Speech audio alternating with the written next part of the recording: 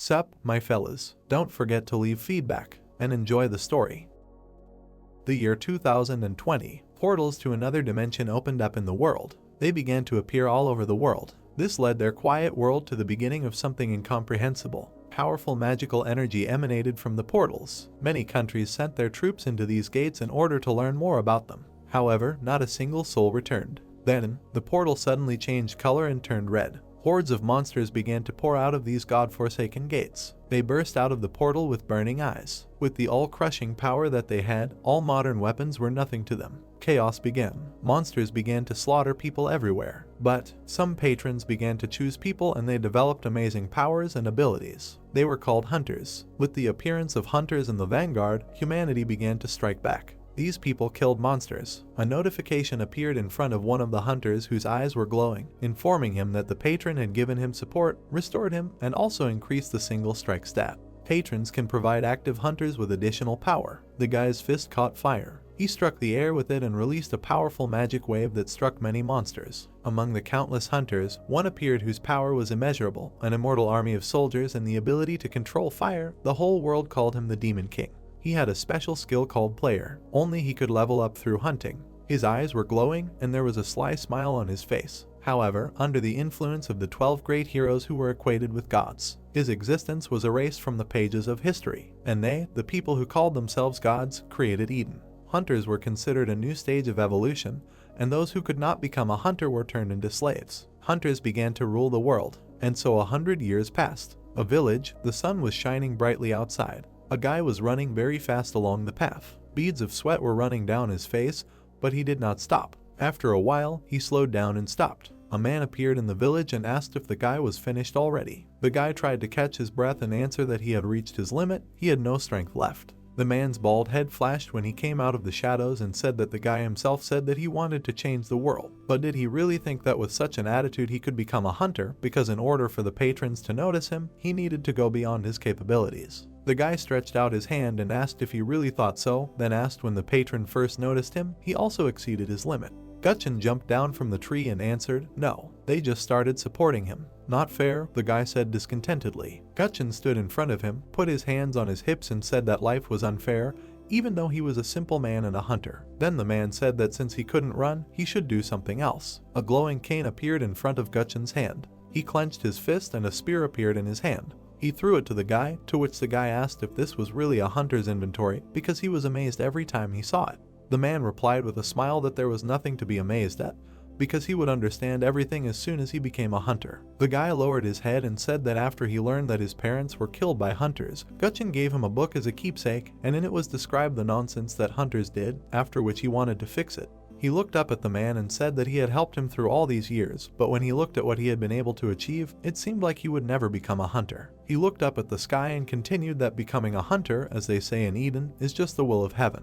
Gutchin slapped him hard and said that it was bullshit. He smiled and told the boy not to worry because he would definitely become a hunter, and then asked if he really still had the book in his hands. Tears welled up on the boy's face and he answered with a smile that of course he did, because it was a memory of his parents, so how could he lose it? He clutched the book in his hands and said that if only he were alive, the world would remain the best place. A girl hung in the air above them, shrouded in mana. She looked down and said that she had found it. She stretched out her hand forward and sent out magic. Gutchin suspected something was wrong behind his back and felt the magic. The girl sent her aura down, straight towards the man. He sharply pushed the boy to the side to protect him from the magic. The boy fell to the ground, hitting his back hard. An explosion occurred on the ground from the magical mana, sending a shock wave to the sides. The girl looked down carefully. The boy immediately jumped up and screamed, asking what happened. In front of him, he saw a girl covered in mana. She turned her cold gaze towards the boy. The boy looked forward in shock and wondered what the hunter had forgotten here. The girl fixed her gaze on him and ordered him to bow down.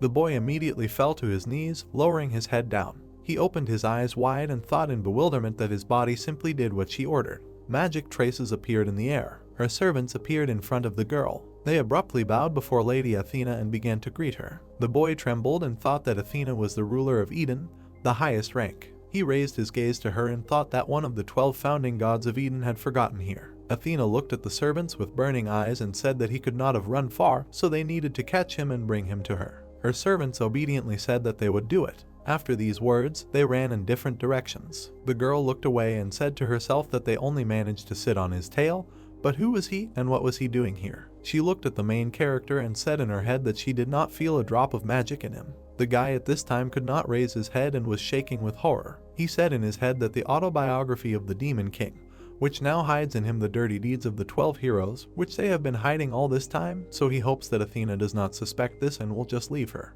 Luckily for him, the girl turned around and began to leave, saying that he was just a worthless slave. Several minutes passed, and the main character still did not raise his head. Shaking with fear, he wondered if they were gone. He thought that he was saved, so he raised his head. Suddenly, he saw Athena, who was radiating crazy energy, right above him. She looked at the guy with disdain in her eyes and said that she almost lost him, adding that she felt magical power emanating from him, although there were almost no traces of it left. The protagonist was horrified, not knowing what to do. Athena saw his reaction and said that his heart began to beat and his breathing quickened. She stared at the guy and said that seeing how frozen he was, she believed that he had something that could not be betrayed to her sight.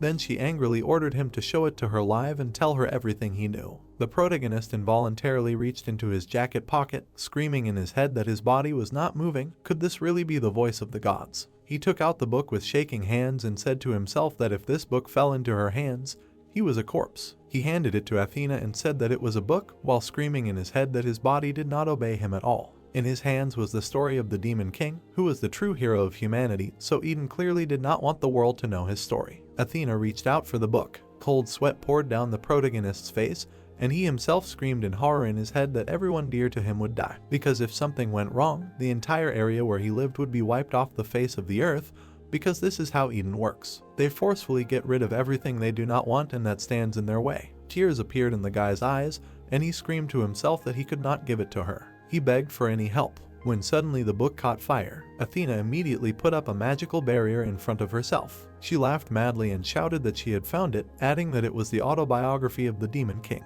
She swung and shouted that she didn't know how such a rabble had gotten it, but she was taking it. Suddenly, she heard a furious scream in which her name sounded. The girl automatically turned around. Suddenly, Gutchen rammed her with all his might. A powerful energy explosion was heard. A hand, enveloped in a powerful magical aura, reached for the book. The protagonist looked at his teacher with tears in his eyes. Gutchen grinned and said that the guy was a man and therefore should not cry, because he held on well and did an excellent job keeping the book with him. The protagonist wiped his tears and asked who his teacher really was and how he was able to stand up to one of the 12 gods, Athena. Gutchen said that he didn't have much time to explain everything to the guy because he didn't think he would be found so quickly. He handed the guy a book and asked if he always said the same thing, that he wanted to change the world. The guy took the book in his hands and Gutchen said that he would bet on someone like the protagonist. He activated the sword and said that the hunters proclaimed themselves gods and ruled over ordinary people, and anyone as weak as the guy was like livestock waiting for someone else to deal with them. He pointed the sword at the protagonist and asked that if he had the power to change the world, would he still want to change the world for the better? The guy looked ahead thoughtfully. A bright sparkle appeared in the air. Athena was approaching them at great speed. Gutchen shouted that Athena was coming, so they didn't have time because he couldn't stand up to her alone. The protagonist's eye turned red and he replied that if he could wield such power, he would definitely change this entire world. The man grinned when he heard his words. His sword was immediately enveloped in mana. He thrust it into the guy's body with all his might, piercing him through. The protagonist's eyes were emitting light and he didn't understand what was happening. Gutchen smiled and said that if the guy met him there, he should be kind. He immediately dissipated into thin air. The protagonist was enveloped in mana and coughed, asking what the man was talking about. His body immediately began to disintegrate into small particles. He emitted a bright light, reminiscent of a star. The panel said that a contract was being fulfilled. According to the contract with the fallen angel, patronage was received. A bright beam appeared among the gray rocks. The protagonist appeared on the ground, emitting light. He clenched his teeth in confusion as to what was happening. He looked at his hand in confusion and said that he was sure that he had been pierced through, but there was not a scratch on him. He clenched his hand into a fist and said that his body felt different, and that strange voice that told him about receiving patronage. He stood up and asked if he had become a hunter now. The guy began to look around and asked where he was. He looked around the cave, which was surrounded by sharp rocks. He exclaimed that the magical power he felt was coming from his body. Someone's footsteps were heard on the ground. The protagonist looked away warily. He jumped behind a rock in fear, thinking that he needed to hide. He opened his eyes wide in surprise. He saw a goblin with a weapon and thought that now he was sure that he was inside the gates of the dungeon. The protagonist stared at the monster and said in his head that goblins, the initial and weakest monsters, but they are much more dangerous than you can imagine. That's why they are also called rookie killers. The goblin looked around with a smile on his face. The guy continued to say in his head that due to their exceptional sense of smell and hearing, as well as their crazy hunting style, for beginners who started everything without a drop of information, meeting them is tantamount to death. He hid behind a stone ledge and said to himself that he hoped that the monster would leave here without noticing him. Suddenly, the goblin sharply looked in his direction. He immediately rushed to the guy, who already realized that he was noticed. He found a small stone on the ground. With a drop of cold sweat on his face, he wondered if what he had learned would work on the goblin, adding that he had no other choice because he could only rely on the skills he had learned in the hopes of becoming a hunter. After thinking these thoughts, he threw a small stone to the side. It landed behind the goblin and made a distinctive sound. The monster heard this and turned around abruptly. While he was distracted, the protagonist grabbed his hand. The next second, he smashed the goblin's head with a powerful blow of his hand. He was very surprised by this. The goblin's head bounced on the ground far ahead. The guy looked at his hand in surprise and wondered what was wrong with his strength because he only wanted to scare him and steal his weapon. But, raising his head, he wondered if he had really become a hunter. Suddenly, a notification appeared, informing him that the fallen angel had turned his gaze on him. Seeing this, the protagonist was shocked because the fallen angel is the Demon King. At this time, goblins were heard from the depths of the cave. 3 goblins ran out of the darkness with bloodlust in their eyes. Seeing them, the protagonist asked himself with displeasure if these monsters could really hear any sound made. A whole army of goblins came out of the darkness with weapons at the ready. Seeing them, the guy was very scared because there were so many of them, and the worst thing was that he turned his attention to the giant goblin and said that this was the goblin chief, the boss of the goblin dungeon. The protagonist sadly lowered his head and said that this was the end, because he had just awakened as a hunter. He said with horror in his eyes that he was not his equal. Then suddenly he remembered his teacher, who said that he was a man and therefore should not cry. He remembered how Gyuhin, before he struck with his sword, asked him that if he had the power to change the world, the power that could stand up to the 12 gods, then would he still want to change this world? The protagonist remembered how his eyes lit up and he firmly answered, yes, if he could wield such power, he would definitely change this entire world. Leaving the memories, he clenched his teeth in rage. He took a stance and released powerful magical energy, screaming in his head that he couldn't die here like this, because he had no right to do so until he changed this damn world. He looked at his opponents with burning eyes and said to himself that the fallen angel himself had set his sights on him, which meant that this was a chance that only came once in a lifetime. A notification appeared, stating that the fallen angel applauded his fighting spirit.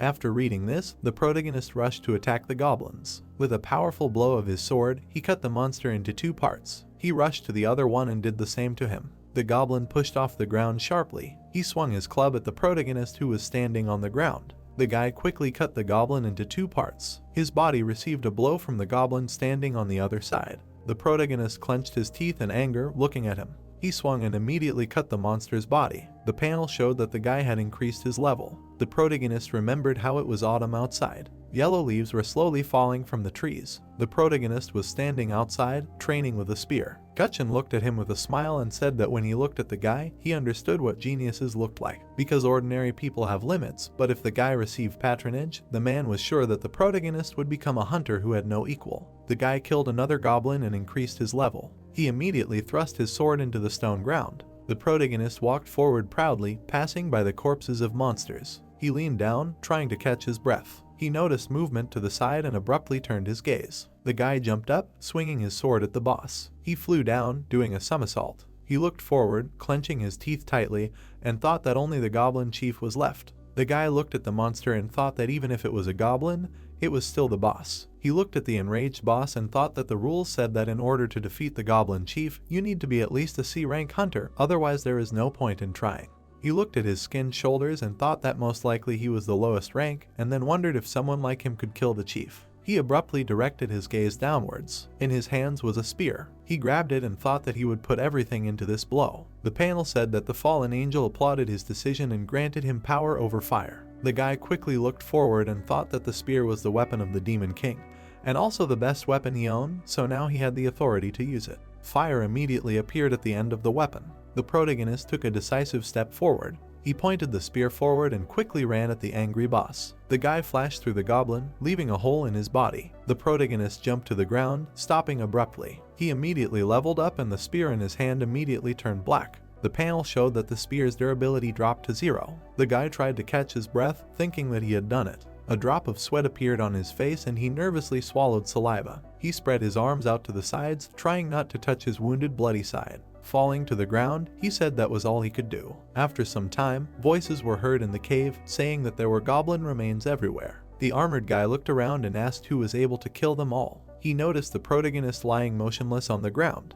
He shouted loudly that there was a survivor. The messages said that the fallen angel turned his gaze on the guy. Some time passed. Hospital. The machine showed that the heartbeat was stable. Blood was being poured through an IV. All this was connected to the protagonist, who was unconscious. Suddenly, he opened his eyes and realized that he was in a hospital. He looked at the ceiling and said to himself that this was not a dream. He remembered that Athena appeared out of nowhere and almost took the Demon King's autobiography from him. After being pierced by Gawain, he woke up inside the gate.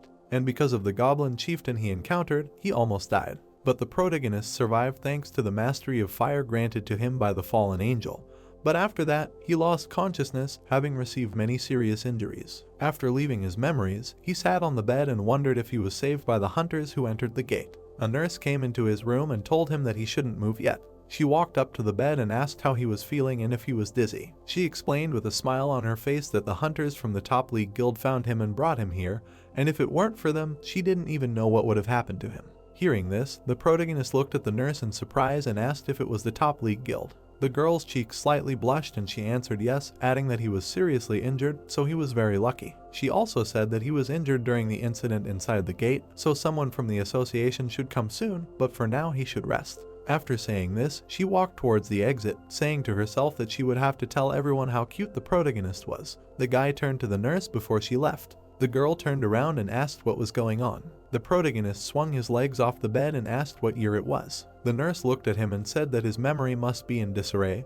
He must be feeling a little dizzy, adding that it was now. With a slight smile on her face, she said, 2022. Hearing this, the guy was shocked. In his head, he screamed that it was 100 years before he was born. The gates began to appear in 2020, and already in 2022, many hunters began to make names for themselves. It was as if the protagonist had been struck by lightning. He understood that now was the age of heroes. He remembered his teacher, who had created a sword in his hand and said that hunters had proclaimed themselves gods and ruled over ordinary people and anyone who was as weak as he was, like livestock, waiting for someone else to deal with them. He remembered when Gahan asked him if he had the power to change the world, the power that could stand up to the 12 gods, would he then continue to change the world? His heartbeat increased. He said to himself with great tension in his body that unlike his time, where one had to be chosen by Eden to become a hunter, this was an era where hunters received patronage directly from patrons, and he had received that opportunity. After thinking about it, he grabbed the IV connected to his arm. The blood bag jerked. The machines beeped, showing only the number 0. The nurse screamed in shock that it was very dangerous to stand up like that.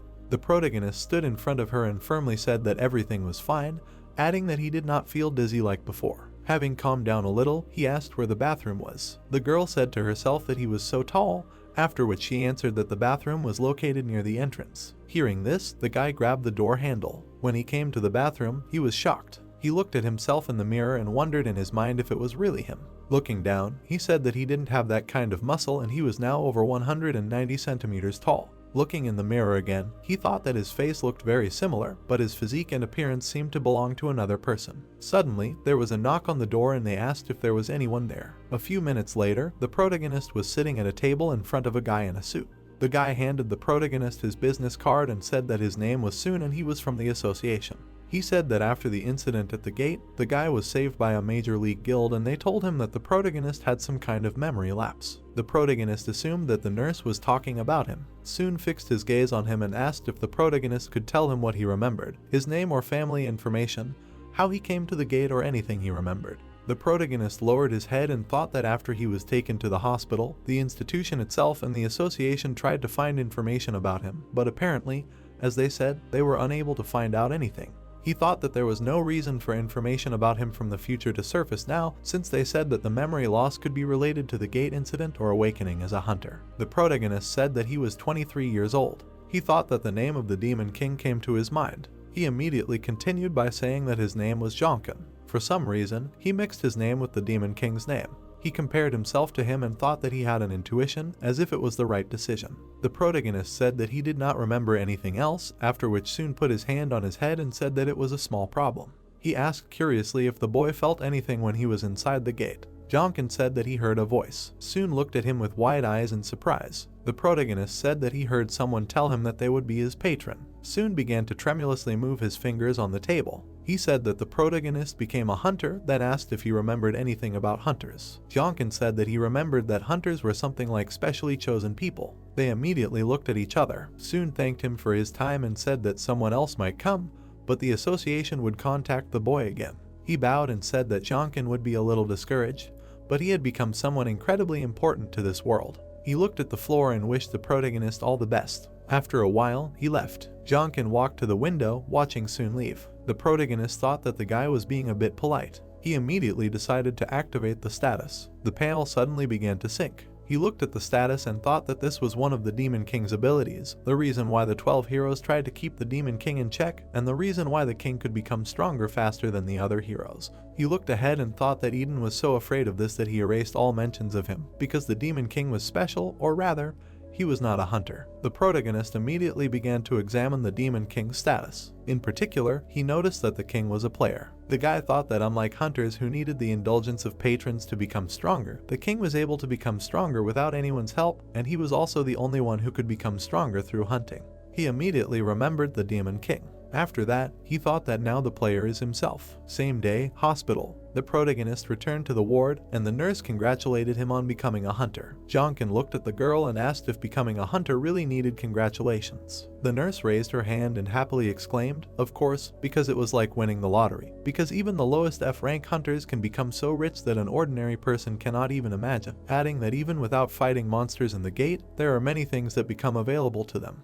Hunters can become a blacksmith who forges magical items by infusing mana. Or you can become a bodyguard for important people, because huge lines of rich people will form in the hope of hiring them. The protagonist listened to the girl with a cold face and said to himself that he already knew all this, due to the fact that those who are not chosen are absolutely powerless. After thinking about it, he chuckled and asked if this was something he should be happy about. The nurse took out a large bag and said that she almost forgot to give it to him, adding that it was from Soon, a man from the association. She explained that these were the things the protagonist was wearing during the portal incident, adding that they said that he probably wouldn't be able to wear them anymore, but they thought it would be better to keep them in case they were needed. The nurse smiled warmly and congratulated him on being discharged from the hospital. The city, people were walking everywhere. The protagonist walked out of the hospital and said in his head that this is the age of heroes. He is in Gangnam now, and before, he couldn't even set foot in this place. Looking around, he said that everything looked so bright and peaceful. Suddenly, someone called out to him. Turning around, he saw Inspector Soon.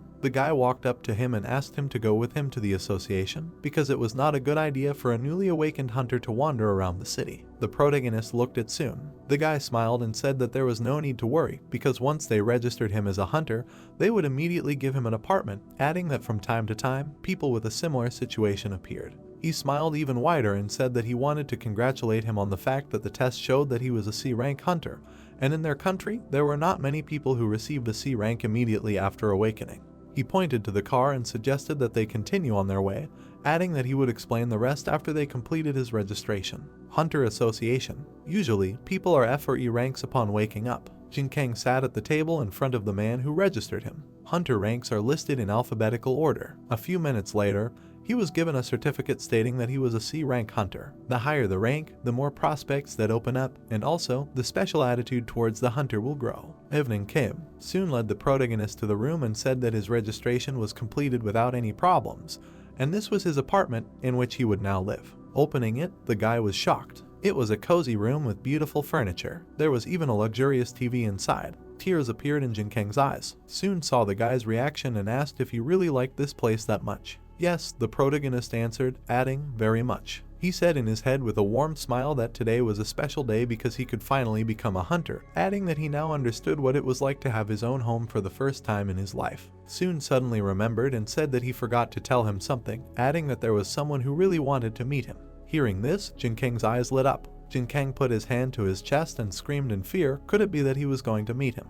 A drop of sweat appeared on his face and he thought that there shouldn't be anyone here who knew that he was from the future. Soon confusedly replied that he was the head of the Major League Guild that saved the guy, since he was interested in him, but the protagonist could decline the request if he was uncomfortable meeting him.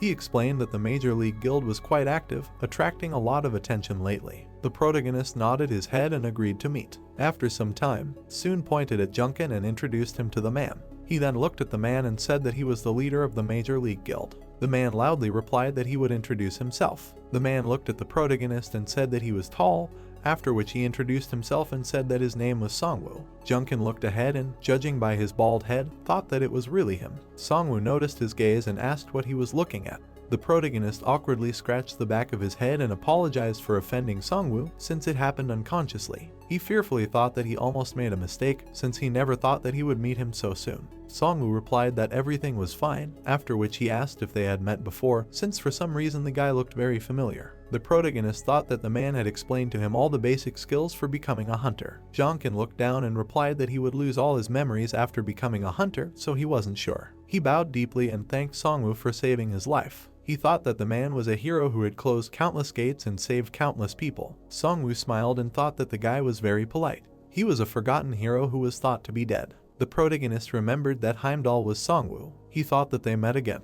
It was a dim dawn outside. Junkin raised his hand up, examining it. He clenched his hand into a fist and thought that everything was real. He thought about what happened to his body because it seemed like someone else's, not belonging to him, but seeing all his moles in the same places, it turned out that it was still his body. The guy immediately activated the status. He noticed that the player was written down in particular, and then he thought that the Demon King, the hunter, was not of this world, because he was also a forgotten hero. Then why did the protagonist have his ability? Junkin thought that he had the ability because the fallen angel became his patron, but then what happened to the Demon King? The guy thoughtfully looked up and thought that he didn't know anything else, so he was unlikely to get any answers now. A panel was opened in front of his face and he said that he returned to the past and received the strongest feature that literally everyone wanted.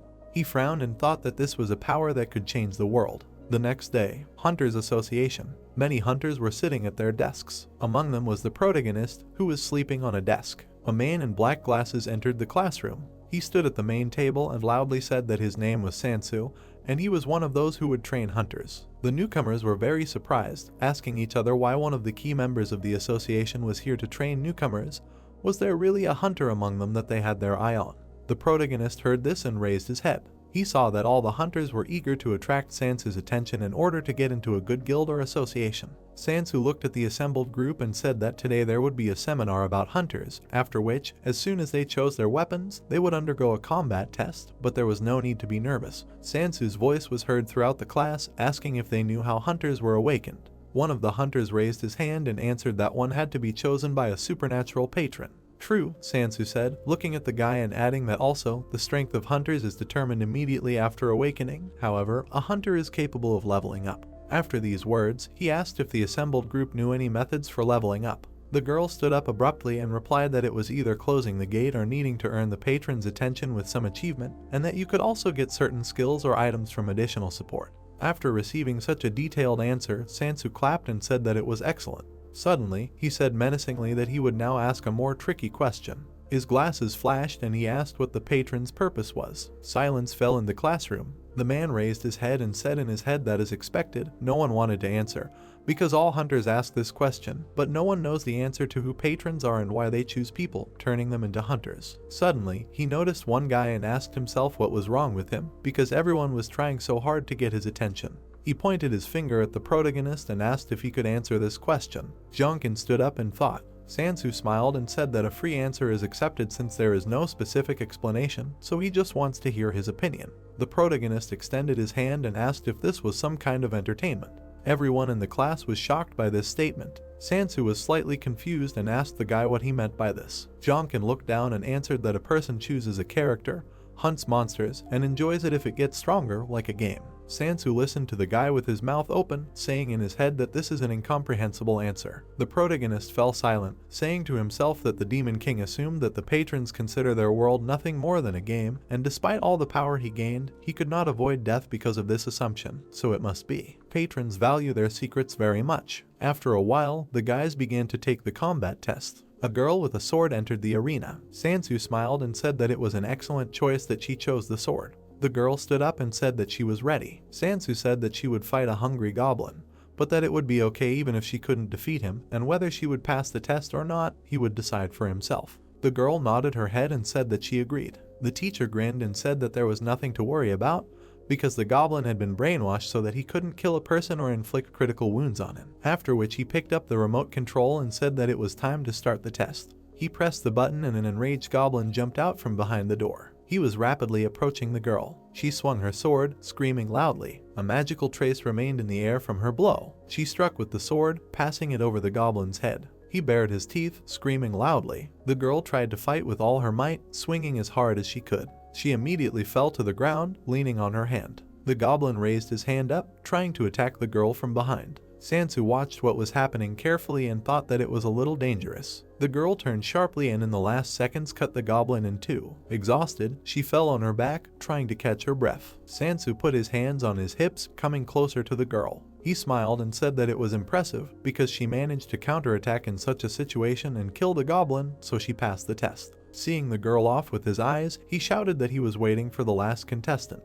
The door opened immediately. Jonkin came out, holding a spear and a shield. He straightened his arms and stood in front of the teacher. Sansu looked at the boy's weapons and thought that this was a rather strange combination. Jonkin thought that he would only be able to continue attending the final courses if he passed the test, and if he proved himself now, he would receive many advantages. The teacher looked at him and said that it was time to begin the first test. He said that unfortunately, all the goblins were killed, so the test would be held with a different monster because since the enemy had changed, the rules would also change. He said that the boy did not need to kill it to pass, but it would be enough to get consent to pass. The protagonist was perplexed, thinking why a different monster. Sansu replied that the monsters had brainwashed him, so he would not be able to inflict a fatal wound, and as long as the B-rank hunter was here, there should be no problems. The teacher looked at the boy and asked if he was ready. The protagonist thought that they would release Cobalt, who was similar in strength to a goblin, and then answered that he was ready. The teacher said that he was impressed by his answer at the seminar, so he should not disappoint the guy, and then pressed the button on the remote. Sansu began to explain what kind of monster Jonkin would fight in the last test.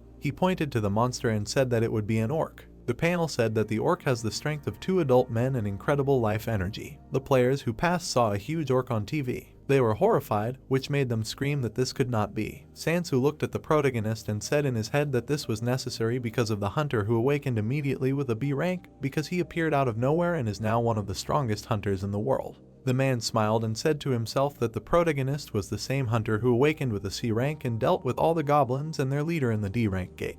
He also asked himself how the hunter could do something incredible since the beginning of his awakening, adding that they could not miss such a diamond in their association. Jonkin stood up and prepared for battle when Sansu asked him to show him everything he could do. A notification appeared in front of the protagonist that the fallen angel was watching him closely. The protagonist concentrated and was enveloped in a strong magical aura. The orc rushed to attack him. Jonkin reacted sharply and squeezed the spear with all his might. Strike. He delivered a clear blow with the spear to the chest of a huge monster. The protagonist with his hand outstretched said in his head that his opponent was a stupid monster who attacked, relying on brute force without any ideas, so everything was easier than he expected. Suddenly, the orc grabbed the spear in his chest with his hand. Jonkin began to tug at the spear, but it got stuck. The orc growled in rage and swung. He dealt a powerful blow to the main character, but he managed to put up a shield for protection. The monster began to deal blow after blow to the guy's shield. Those participants who had already passed the test looked at the fight in fear and asked if it was too dangerous,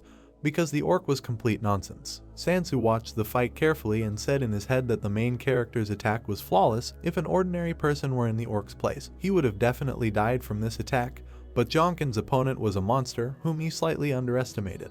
The orc continued to furiously attack the guy's shield. The man took out his blade and thought that if he did not intervene now, everything could end badly, when suddenly the main character let go of the spear. Seeing this, Sansu stopped. Jonkin dodged the monster's blow and nimbly moved behind him. Then he kicked the orc in the head with a roundhouse kick. The blow knocked out the monster's huge fang. The protagonist did not hesitate and jumped on the enemy, swinging his shield. Suddenly, his shield was covered in fire. At that very second, he delivered his strongest blow, smashing the monster's head into pieces. The students who had passed by looked at this in shock and shouted, "Who the hell is he? Is this really a newbie?" They said with cold sweat on their faces that Jonkin squeezed the spear to upset the orc's balance, But what kind of incredible instincts are these? Sansu looked at this in surprise and asked himself in his head, is this really a newbie, a hunter who had just awakened and already had skills because he had not even cast any spells?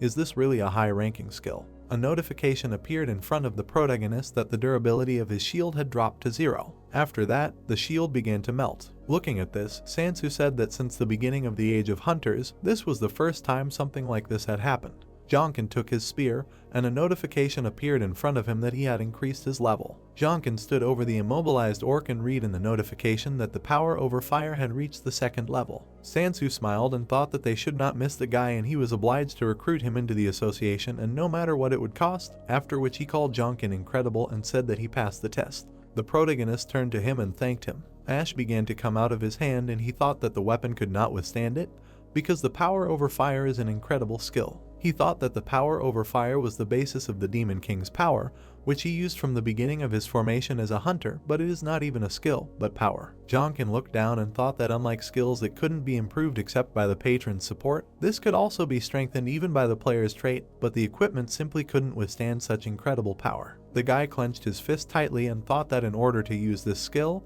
he needed equipment made of at least metal. It was a bright sunset outside. The light was on in the window of the protagonist's apartment. Jonkin pointed his hand forward, letting Cyan and Songwoo into the apartment. Songwoo smiled and said that he wasn't sure if he should be here. The protagonist looked at him and replied that it was a housewarming party, but he wasn't that rich. Over the meal, they talked a little about the seminar and the test he was taking tomorrow, as well as places they wanted to go. They decided that Cyan had been appointed as his mentor. Cyan asked if it was true that the final test of the seminar classes was tomorrow, and then said that as far as he knew, the test would be held at the gate, but he was sure that the protagonist would not have any problems with it. Sungwoo looked at the guy with a smirk and asked what he had decided on his offer, talking about his plans for the future. He quickly looked forward and said that everything inside him was telling him that he should not let Jungkyung go. Cyan looked at them with confusion and thought that the situation had become tense, since one of the best guilds in Korea was trying to recruit him.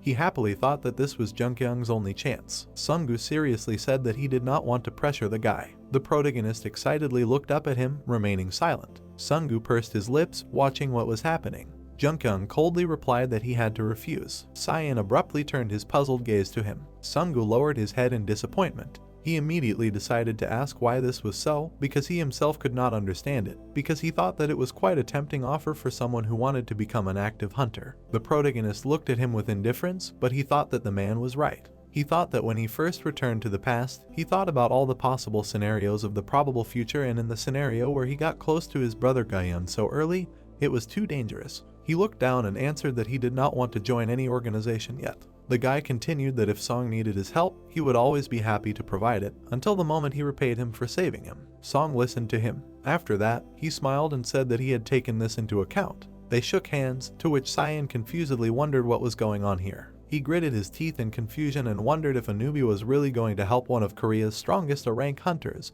and the hunter took it seriously. The boys laughed loudly, and Cyan thought that someday he would begin to understand hunters. The day of the graduation test arrived. Sansu stood in front of the guys and said that before they began, he would say a few words about the exam process. A portal opened behind him, and he said that the test would be held at the gate, but there was no need to worry. He clenched his hand tightly into a fist. A powerful magical aura enveloped him, and the man said that he would accompany them. All the students felt Sansu's power, which surprised them greatly. The protagonist stood among these guys and said to himself that he was a B-rank hunter, and his magical power surpassed everyone standing here. Sansu said with a smile on his face that they would leave the gate as soon as they got all the supplies. Some time passed and Jonkin entered the portal. Looking around, he said to himself that the air here was somehow viscous. Sansu stood forward and, spreading his arms, said that everyone must have already felt some kind of viscous air, explaining that it was all because of the strong magical power in the gate. He looked at the students with a smile on his face and said that if everyone had gathered, then it was time to move out, adding that when they encountered monsters,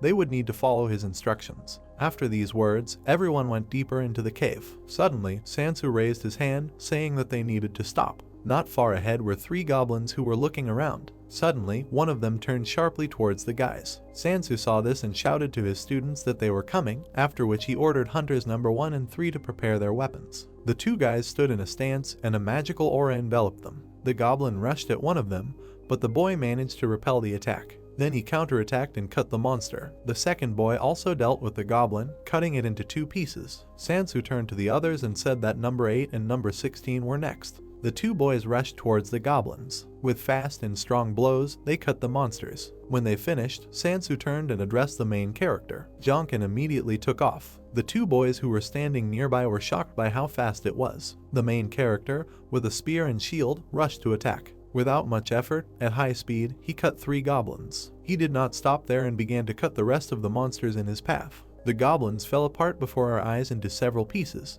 Everyone who watched this was shocked to the point of horror. They were asking each other with beads of cold sweat on their faces if the protagonist had just awakened and what was the point of him training here. Sansu stared at Junkeng with shining eyes and said to himself that he was so good at wielding weapons that he was as good as a B-rank hunter like him, so they couldn't let him go and they had to get the genius. When the protagonist finished, a notification appeared in front of him saying that he had leveled up. The students followed their teacher. They all entered the portal together. Sansu said that they would soon reach a boss that was different from the goblins they had met before, so they had to be careful. He told everyone to drink their potions and check their weapons and equipment. The students immediately began to follow his orders. Junkeng looked down and thought that the Demon King had the strength of a player. The boy thought that the king was killed by the 12 heroes before he could release his power, but this would not have happened if he had not been swinging faster than them. The protagonist stretched his hand forward, activating the fire in it. He looked at the fire and thought that he needed to do everything he could to become stronger than the 12 heroes of Eden or anyone else. After his thoughts, he suddenly clenched his hand into a fist. Sansu looked at everyone and said that it was time to move, following him. Ahead, they noticed a huge rock. They came closer and closer to it.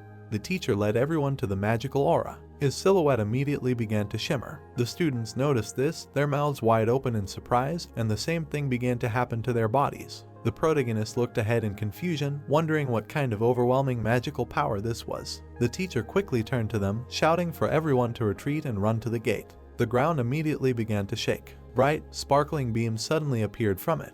He immediately rushed forward. The fireball was flying rapidly towards Sansu's back. The teacher turned around sharply, feeling danger behind him.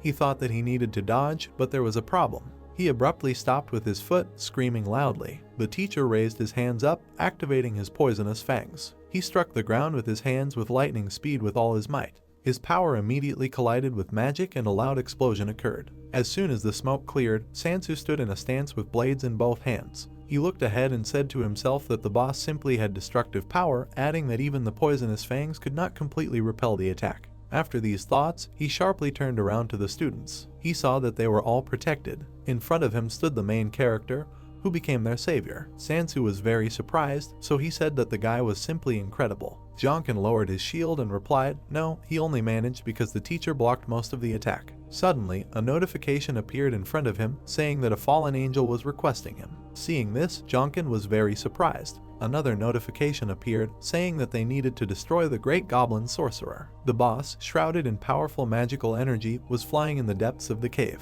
Seeing him, the students screamed in horror that this was a great goblin sorcerer who could easily destroy B-rank hunters, so they needed to run because the only one who could do anything against him was the hunter Sansu. Sansu himself raised his blades and said that even for him, he would be a difficult opponent, so he asked all the hunters to leave the gate and call for reinforcements from the association. The protagonist approached him and said that he wanted to fight him.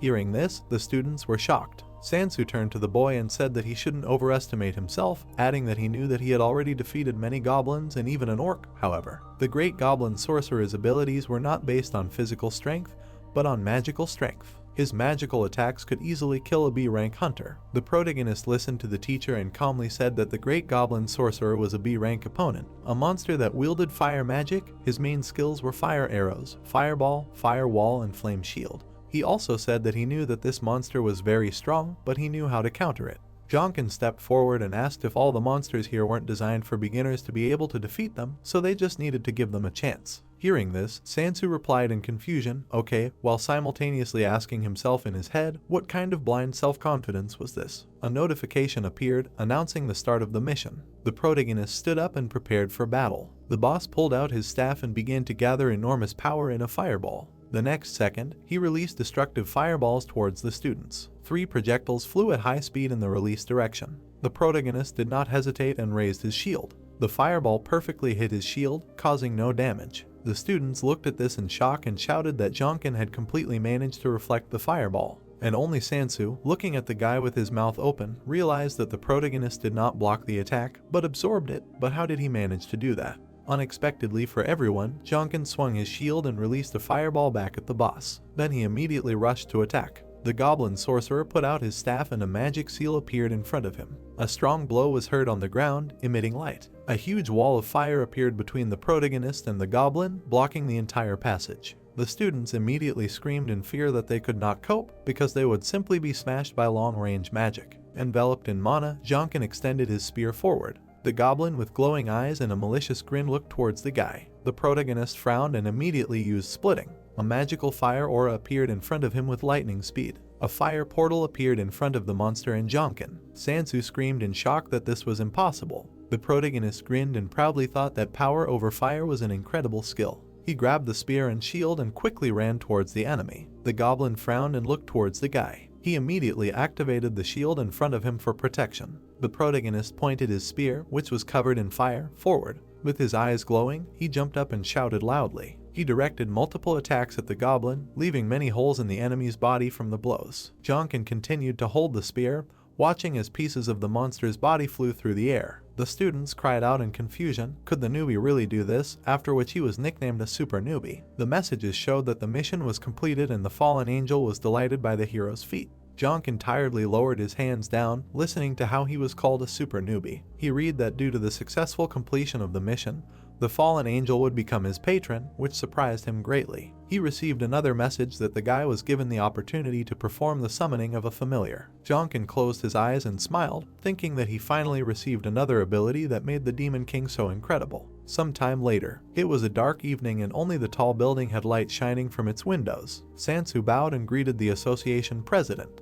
The association president said with a grin that the reason Sansu wanted to meet him so much was during the final test, and then asked if it was because of that hunter. Sansu answered menacingly that he was right. The president asked if the guy's rank was lower. The man answered that it was just the opposite. The president leaned on the arm of his chair. He stood up and said with a smile that since Sansu said so, it must be so. He walked over to the window and asked how much potential the protagonist had. Sansu was silent for a moment and answered that perhaps the goal the association president was striving for was quite achievable. The president raised his head with a smile. He looked out the window and said that he wanted to meet Jinkeng as soon as possible. The evening of the next day, the protagonist went outside and was met by Cyan and Songgu. The first one said with a smile on his face that he was worried when he heard that the rank of the gate he entered suddenly rose from E to C, but it didn't seem to cause any problems. Songgu asked with a smile on his face if he had received an invitation to join the association. Jinkeng nodded silently. Then he remembered being called out. Sansu stood in front of him and asked if he wanted to join the association. All the students shouted in shock, asking if they were trying to recruit him into the association. Jinkeng didn't think long and replied that he didn't have any desire to commit to joining any group yet. Hearing this, Sansu was confused and wondered in his mind if he had just rejected his offer. After a short pause, he slightly lowered his head and said that he understood. The protagonist looked at the teacher and said in his head that if he joined the association, he would advance faster, but if he did, he would not be able to hide anything from them. Then he looked down and said that he was part of the association. He imagined the head of the association in his head and said in his head that he should never get involved with him.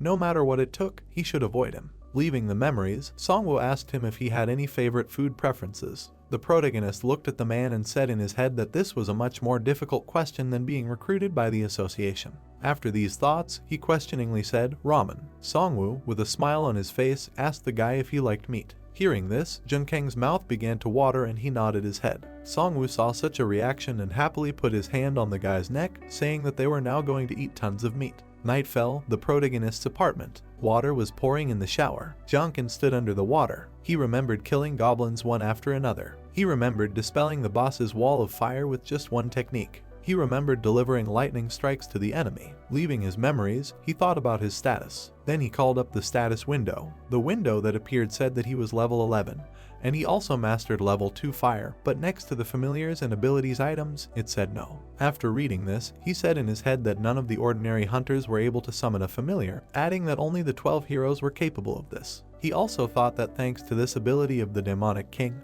he was able to accomplish all these feats, so it was no wonder that he managed to defeat countless monsters like the Bone Dragons, Balrog and Cerberus. Then he said in his head that he had acquired the same powers that the Demon King once had. Could it be that the familiars he summoned would be no worse than the king's? After thinking these thoughts, his eyes lit up and he said loudly, "Summon familiar." A notification appeared in front of him, saying that he had one chance to summon a familiar guaranteed to him by the fallen angel. After reading this, Jonkin firmly said, "Summon." The next second, he stretched out his hand, under which a bright glow appeared, and his entire body was enveloped in a powerful magical aura. Some time passed. Morning came. The protagonist looked away in surprise. The door to his room immediately swung open. Soon ran to him with a phone in his hands and happily asked if they were talking about a hunter in the news. The screen showed the birth of a super rookie who defeated the dungeon boss that only an rank hunter could defeat. Soon said that he heard that the protagonist defeated the great goblin sorcerer, but how did he do it and why didn't he tell about it earlier? Jonkin thought that he was on the front page,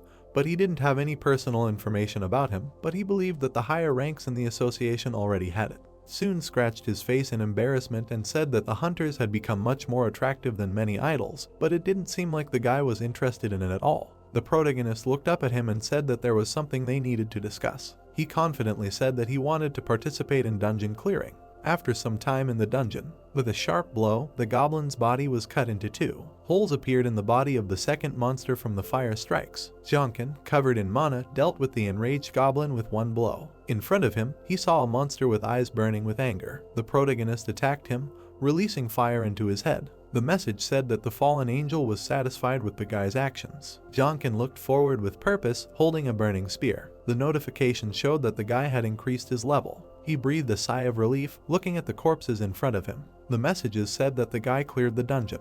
The guy raised his hand with the bracelet to his face and thought that it did not react at all after all the monsters the guy killed, and then asked how to use it at all. The messages showed that the skull is a soul guardian, not a single soul was absorbed, so activation is impossible. Jonkin looked forward and thought that the familiar must be incredibly powerful or endowed with special skills, but he still can't absorb a single soul. He said that he always thought that he needed the souls of monsters. Was he wrong? After some time, the protagonist exited the portal and soon congratulated him. The portal immediately dissipated. Soon smiled and said that Jonkin had completed his 4th dungeon raid, so if he had any items he wanted to auction, he could hand them over to him. The protagonist threw several swords on the ground. Soon extended his hand and said that the guy had apparently gotten the hang of the inventory and that once the item was sold at auction, the funds would immediately be transferred to Jonkin's account. The protagonist coldly asked when he could enter the next gate.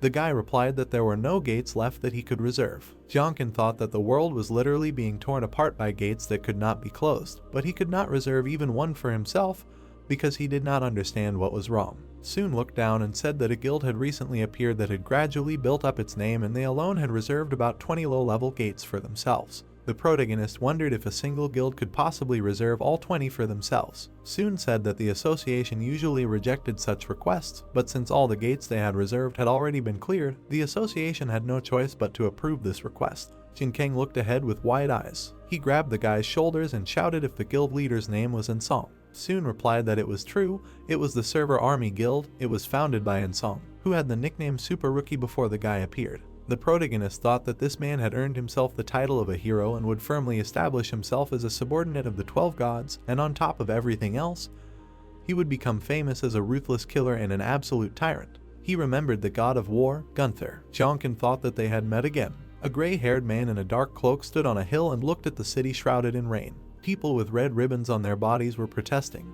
They were holding up signs demanding that the construction be stopped and their lives be protected. A short-haired man in a business-like style approached Yongsen and said that the disorder was getting out of control. Then he asked what they should do. The man's pupils narrowed, and a blue aura began to envelop him. With a disgusted expression on his face, he stated that they were just ants, so they could destroy their homes here and they would just build new ones for themselves somewhere else. He asked if there was any reason to worry about the lives of some ants. He raised his hand and began to envelop his weapon in dense energy. Yongsen coldly stated that they would allow these despicable slaves to live, but it would still not be enough for them. With his eyes glowing, he threw his hand, enveloped in lightning, forward, beginning the attack. Streams of his aura passed along the blade of the blade. A dense rainfall covered the entire city. Bright streams of lightning began to spread through the air. The protagonist calmly walked down the street, holding his hands in his pockets. He exhaled, coldly looking ahead. As he continued to walk, he mentally said that after this incident, half of the inhabitants of the village where he lived died, adding that it was a terrible tragedy. He stopped, hearing a sound to the side.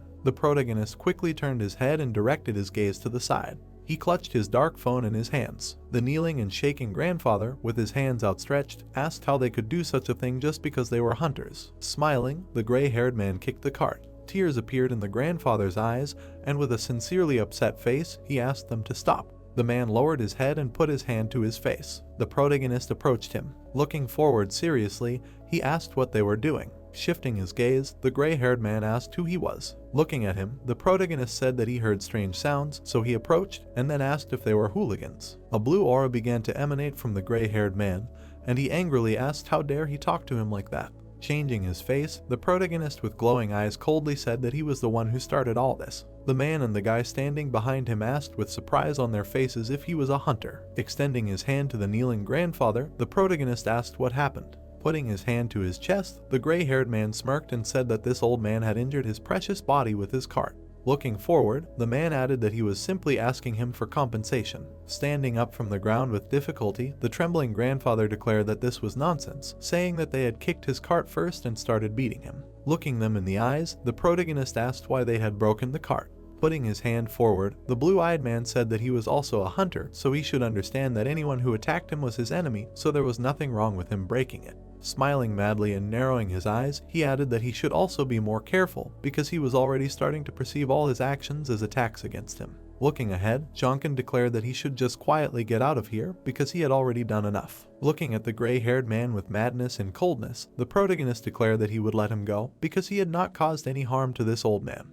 Clenching his fist, the enraged man rushed forward, shouting, how dare he order him. Leaning his body back, the protagonist was able to intercept the hand. He squeezed the opponent's wrist with all his strength. Making a rotating motion with his hand, the protagonist was able to spin the man, throwing him a couple of meters away. The gray-haired man cried out in pain. Jonkin calmly looked forward. The old man lay motionless on the ground. The protagonist twitched slightly, his eyes suddenly opening. The fair-haired guy enveloped himself in an aura and grabbed his sword. Throwing his hands up at the guy, the protagonist said that he never thought he would see a weapon in a place like this, and stated that he was apparently quite confident in what would happen next. Staring at him with a furious expression, the blonde-haired man asked if it was true that he still didn't have a guild. Rushing forward, the guy said that they were on a completely different level than trash like him. The protagonist wrapped himself in magic and began to swing his left hand. Making a quick dash, he dealt a powerful blow to the guy's body. Looking at the hunters lying on the ground, Jonkin said that if he didn't know anything about it, he would have definitely thought that their guild was nothing more than under his mother's skirt. An image of an establishment named Soft Metal appeared. There was also an illuminated sign in Korean on the title. Gritting his teeth, the gray-haired man asked if he knew who they were. He also stated that this old man attacked them first. Looking ahead, Soon thanked Jonkin for taking care of everything. Looking ahead, the protagonist said that anyway, the intentional attack of hunters on a common man was a serious crime. Smiling, the brown-haired guy in the suit said that there was a witness to all of this, then added that it was all the concern of the association and thanked him for his help. He turned his head to look at the protagonist, who was coldly looking ahead. Turning his head towards the slightly crippled grandfather, Soon asked if he was worried that the guild would want to take revenge on this grandfather. Then he said that the association would look after him, so he didn't have to worry. Looking ahead, the protagonist said that the hunter said that he was in a guild, then asked where it was. Looking to the side, Soon said that it just so happened that it was the Northern Army he asked about earlier. Clenching his fist, the protagonist mentally stated that it was impossible to take all the contracts for the low-level gates without help from the inside. An image of Yongsun using his ability appeared. The protagonist mentally said that the Northern Army Guild and the rotten to the core hunters from the association. He mentally added that he hoped that they would act much more quietly, however, it was simply impossible. Looking ahead, the protagonist replied that he understood and confirmed that he was from the Northern Army. An image of several multi-story buildings and small buildings appeared. The protagonist mentally said that 2 days later, as expected, he was summoned to the association as an attacker. An image of a grandfather with pursed lips appeared. After several days, the grandfather who was saved by Jinkeng changed his testimony. An image of a gray-haired man kicking a cart appeared. The attackers became innocent. An image of the protagonist standing next to the kneeling grandfather appeared. In the end, Jonkin, who helped the old man, became the attacker. Looking forward, the protagonist mentally declared that he understood everything, but still felt like shit. Turning his head, Soon told him with a smile not to worry, adding that everything would be fine one way or another because the association was not that rotten yet. Shifting his gaze to the right, the protagonist mentally said that he might not know, but for someone from the future like him, the association was rotten from the very beginning. Smiling at the protagonist, a brown-haired guy standing near the skyscraper invited him to go inside. On the dark ceiling, there was a small cell. The room was painted in light and dark colors. Looking at the protagonist, the dark-haired man asked if he remembered anything from the incident at the gate. The protagonist confirmed it. Looking into his eyes, the man also reminded him of the incident that happened a couple of days ago. He added that the protagonist was the one who reported everything first and detained the members of the Northern Army. Looking at him, the protagonist confirmed. Staring at the protagonist with a serious and slightly angry gaze, the dark-haired man asked if it was true that he had endangered the life of an elderly man, Munsu, and also given a false testimony about the members of the Northern Army regarding who attacked first. Calmly looking forward, the protagonist stated that it was not true. Looking at him, the man asked if he wanted to say that all their testimony was made up. The protagonist confirmed. The dark-haired man said that they would conduct a cross-examination. Looking forward, the dark-haired man asked if it was true that the man sitting in front of him, Jinkang, had attacked him in the incident a few days ago. The man added that he had given a testimony that the members of the Northern Army had attacked both of them. The grandfather silently looked away. Looking ahead, the protagonist mentally asked if he was being blackmailed, adding that everything was rotten, as expected.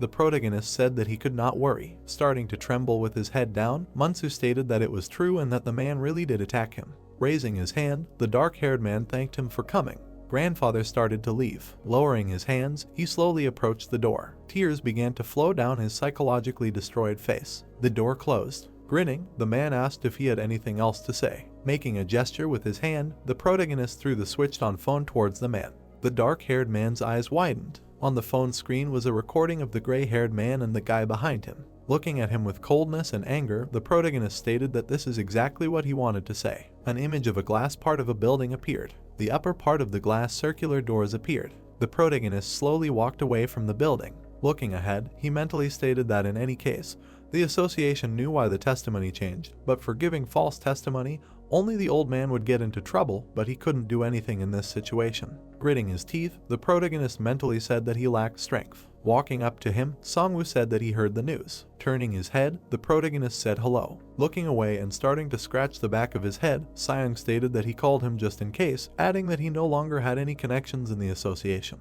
He added that among all the contacts left, he was the most influential among those he could contact. Smiling, the protagonist stated that he must be very busy, after which he thanked the two. Looking into his eyes, the bald man stated that all he could say was that it was good that he was free. The old man walked up to them. The protagonist turned his head towards him. Falling to his knees and lowering his head, Munsu begged for forgiveness. The man was shaking, his face twisted. He said that they would slaughter his granddaughter in the near future. He added that he couldn't let that happen, so instead of helping him, he caused more trouble. Looking at him in shock, Cyan asked if he really wanted to say that the Northern Army was blackmailing him. He asked in shock why he was only saying this now. Raising his head, Munsu said that if he had said this earlier, his granddaughter would have been in danger, and also added that what was done could not be undone, so all he could do now was beg for forgiveness. Looking at the old man, Songwoo said that his granddaughter would be fine, and added that as the head of a major league guild, he would take care of it. He told his grandfather not to worry about them and to go home. The old man turned around and began to walk away. The protagonist mentally said that he had developed a habit of filming everything, since this was not the first time he had been in such a situation. Pursing his lips, he coldly mentally said that from this day on, he must not miss anything. The protagonist shuddered, his eyes suddenly opened. He turned his head to the left. Looking forward, the bald man asked if it was him. The protagonist confirmed. Enveloped in an aura, Ingson approached them. Smiling, he said that he never thought that he would meet the head of one of the largest guilds here. He asked if he was so close to the super rookie who was rumored to be there. Pursing his lips, the brown-haired guy, with sincere shock, mentally asked how he knew about everything, and whether this worm in the association was really his personal informant. The gray-haired man extended his hand with a smile and introduced himself as the head of the Northern Army, Ingson. Songwoo looked down at his hand. They shook hands. Smiling, the bald man stated that he was glad to meet him. His eyes glowed orange. He stated that he should warn him. Enveloping himself in an orange aura, the man said that he shouldn't be arrogant if he didn't want to become an enemy to him and this super rookie. Youngson's eyes instantly widened. He pulled his hand back. Looking back at it, he mentally stated that he had broken it. With a slightly mad expression, the bald man stated that he should rephrase, then said that he wasn't even fit to hold a candle to him, so he should act more carefully if he didn't want to die. An image of a small, bright coffee shop appeared. Hitting the table, the brown-haired guy stated that this was absurd. Looking ahead with disappointment and anger, he asked how they could only be given a fine when they tried to kill a common man.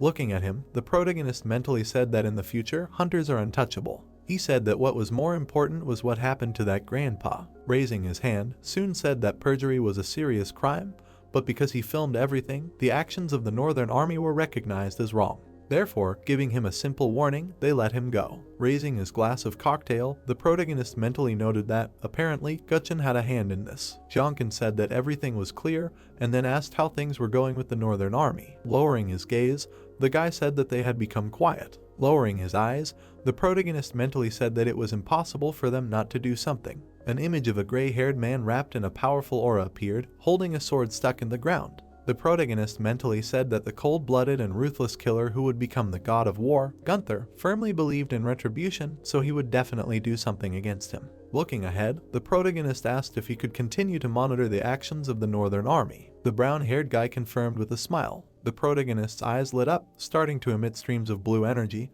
He mentally said that he would not sit idly by either. With confidence on his face, he mentally said that he believed in retribution no less than anyone. An image of a slightly cloudy blue sky above the city appeared. High-rise buildings were surrounded by trees. Jinkang and Songgu, dressed in armor, stood in a crowd of people. Turning his head, the man said with a smile that he didn't think that he would contact him to go to the gate together. Turning and raising his head, the protagonist said that the gate this time was much higher in rank, so he asked for his support. After that, he asked to take care of him. Placing his hands on his hips, the bald man said with a smile that it was an honor to fight alongside him. Walking up to them and gesturing with his hand, the guy asked if this wasn't the famous super rookie. The short-haired guy said with a smile that it was an honor for them to fight alongside him. Throwing his hands up, the gray-haired guy said that after they saved him, he never imagined that they would ever be able to go to the gate together. Looking at the protagonist, Sunggu said that the one on the left was Kaoyong and the one on the right was Hansung, and those two were the ones who saved him. He also added that it was obvious that they were members of his guild.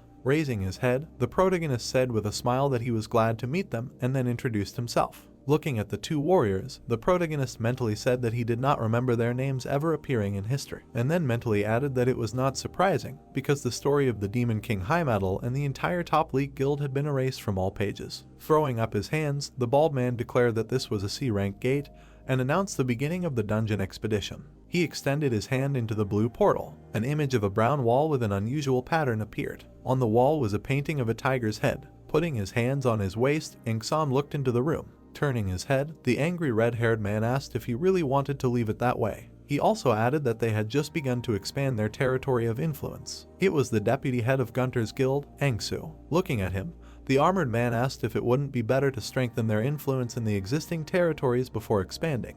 Looking ahead, he asked if after the last incident, it didn't seem like their guild members were slowly getting out of control. It was Gunter's vice guildmaster, Jongen. Opening his mouth wide, the red-haired man impulsively said that this was nonsense and those scoundrels were wrong. He added that ordinary people were nothing more than cockroaches, living only by defending themselves from hunters. He added that he never thought that they would bow their heads and apologize to such insects. The armored man's eye lit up, asking what he said. Yongsu began to squeeze the stone chair until veins appeared. Looking ahead with coldness and malice, he asked if he wanted to go out with him. The two vice guild leaders instantly enveloped themselves in blue magic and silently stared at each other. With a furious expression, Yongsung shouted at them to stop. The gray-haired man gestured with his hand, stating that Yongsung was right. Jongen stared ahead in surprise. The red-haired man grinned slightly madly. Yongsung looked ahead and said that for daring to pick on them, they deserved to be punished to the fullest extent, adding that he was equally interested in it. The fallen man in armor, looking at the leader, addressed him. Raising his hand, the leader of the Northern Army stated that this person said the same thing as him, which most likely meant that he also had an interest in this arrogant creature. Still standing silently, Jongen mentally asked if he was talking about him, mentally adding that this could not be. Smiling, Yongsun stated that he said that the stage would be ready soon, so they only need to wait for his signal, because in the Northern Army, defeat is unacceptable. An image of the sun's rays falling on the treetops appeared. The trees densely filled the forest. The girl put her fingers covered in magic on the ground, creating a red circle. Raising her head, the dark-haired girl noted with a smile that the traps were disarmed, so they could act without any problems. A system notification appeared, saying that the one who sees what should not be seen smiles. Turning around, Songwoo said that they were moving out. An image of green tree leaves appeared. Armed warriors were slowly walking through the forest. Several arrows appeared and quickly approached them. With a sharp wave of his hand, Hansen created a wooden pillar that protected them from the arrows. Putting his hand forward, the gray-haired man created a dense fireball. The fiery explosion from the projectile covered the location. Looking forward, the protagonist mentally said that this was cool, adding that he would be able to study most of them. He also noted that it was really amazing that he saw hunters in a real battle. A bald man with glowing eyes jumped forward, swinging a two-handed sword. He dealt a powerful blow to the ground, the shockwave from which began to demolish the monsters. The goblin tried to stay on his feet, the orc roared with rage. Naked Songwoo, absorbed in the battle, looked at his opponents with rage in his eyes. Looking at his back, the protagonist said that it was incredible. Turning around, the man thanked him with a smile. Looking at him, the protagonist stated that he was the one who asked for help, so he should be the one to thank. Looking at the guy, the bald man told him to be honest with them, and then asked, is the real reason that he wanted to see how strong he and his guild are. Smiling and looking forward, the protagonist stated that a major league guild is very good, and he is the most incredible here. He added that he is so strong, even if he does not show what he is really capable of. Approaching them, Kallian stated that they would also not mind seeing what a super rookie is capable of. Looking forward, Songwoo confirmed. The protagonist began to envelop himself and his weapon with energy, and confirmed with a smile. He mentally said that he does not need to hide his abilities from Songwoo. 3 monsters wrapped in a red aura rushed towards them. The tip of the protagonist's spear began to emit a bright yellow light. The protagonist held out his shield and spear in front of him, watching the enemies approach. The shocked gray-haired man loudly noted that Jonkin could activate his skill without a spell. The short-haired guy said in surprise that he had already learned high-level abilities, adding that he really was a super newbie. The red-eyed protagonist made an instant dash, instantly cutting down several monsters with a blade shrouded in a red aura. Smiling, the bald man mentally said that the flaming spear and shield were not an ability, but power. A system window appeared with information that he had cleared the Goblin Mage dungeon. A notification also appeared about his skill Fallen Angel being strengthened. A notification also appeared about his stats being increased. An image of the white part of a building appeared. Above it was a small park with trees. The protagonist and several warriors were standing on a small platform. Kalliang noted with a smile that he thought he wasn't called a super rookie for nothing. Putting his hands on his hips, Hansung said that even the leader wasn't at that level. Clenching his fist, the dark-haired man turned around indignantly, asking why Songwoo hadn't recruited such a talent. The man smiled, slightly turning his head and looking at the protagonist. The bald man stated that his offer still stood, adding that from what he could see, their guild was strong and was continuing to get stronger. Looking at him, the man stated that from what he could see, the protagonist had been through a lot before this point.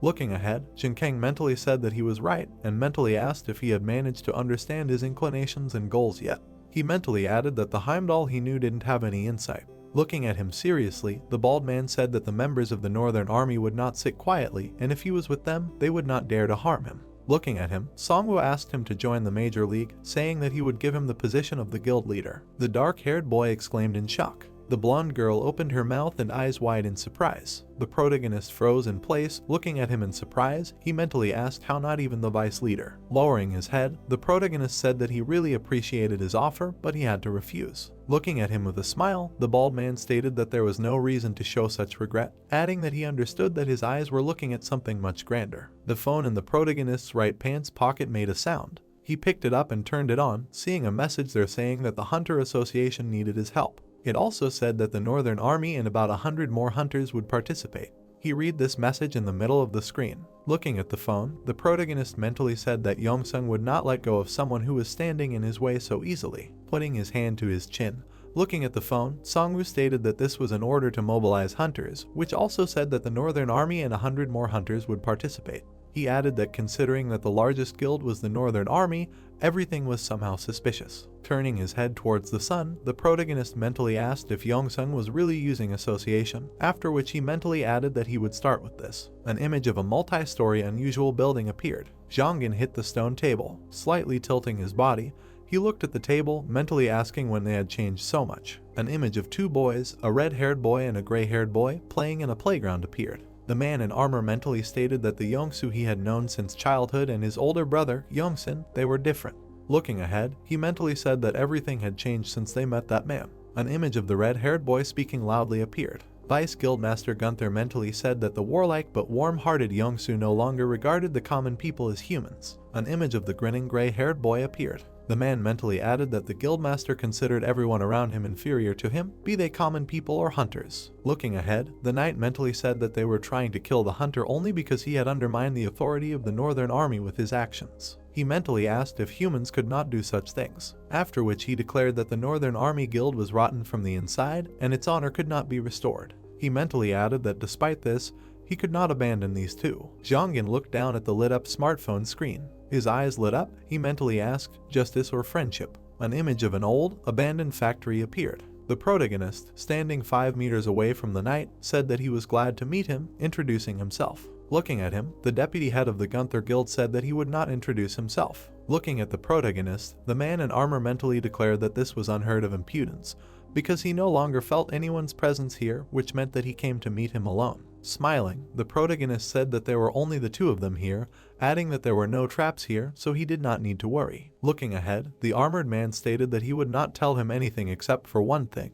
He had to receive a mobilization order from the association, and then stated that he had to reject it. The protagonist asked why. Raising his hand, Zhongin said that he should know that their entire guild was also mobilizing. The protagonist replied that he was aware. Making a hand gesture, the vice guildmaster of Gunther stated that since he had only recently become a hunter, he should not know, but hunters were much more terrifying than he thought, especially their leader. He added that he was not the most remarkable person, and it was quite dangerous to just meet him on the street. He said that if the protagonist went into the gate with him, it might turn into trouble. Looking in his direction, the protagonist asked if he meant that he did not know what he could do. Looking ahead, Zhongin repeated that it was dangerous to meet him on the street, and it was dangerous to enter the gate with him. The protagonist's expression changed, with a little madness on his face.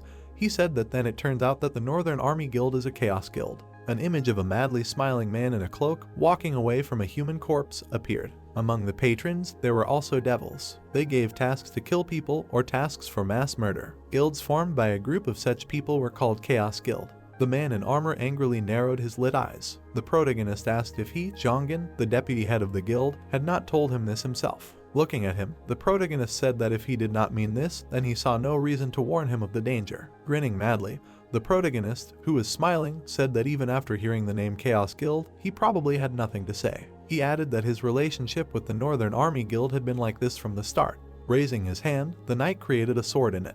He instantly enveloped himself in an aura radiating enormous power. The walls of the old building shook from the power. Zhongin narrowed his eyes and said that he should not dare insult their guild. Raising both his hands and creating weapons, the protagonist said that he himself should already understand. Opening his eyes wide, he stared at the enemy and said that the Northern Army Guild was rotten to the bone. The leader and deputy leader, whom he had trusted all this time, had become different, and it all started from the moment they met that personality that he followed. The man in armor shuddered. An image of the dark sky beneath the factory appeared. Their conversation was taking place on one of the floors of a long-defunct building. Zhongin silently lowered his hands and removed his aura. Lowering his head, he mentally said that he had become a hunter about a month ago, and even though he had leveled up quickly, it was impossible to even think that he was weaker than him on a rank. He mentally added that he thought they had dug up everything they knew about him.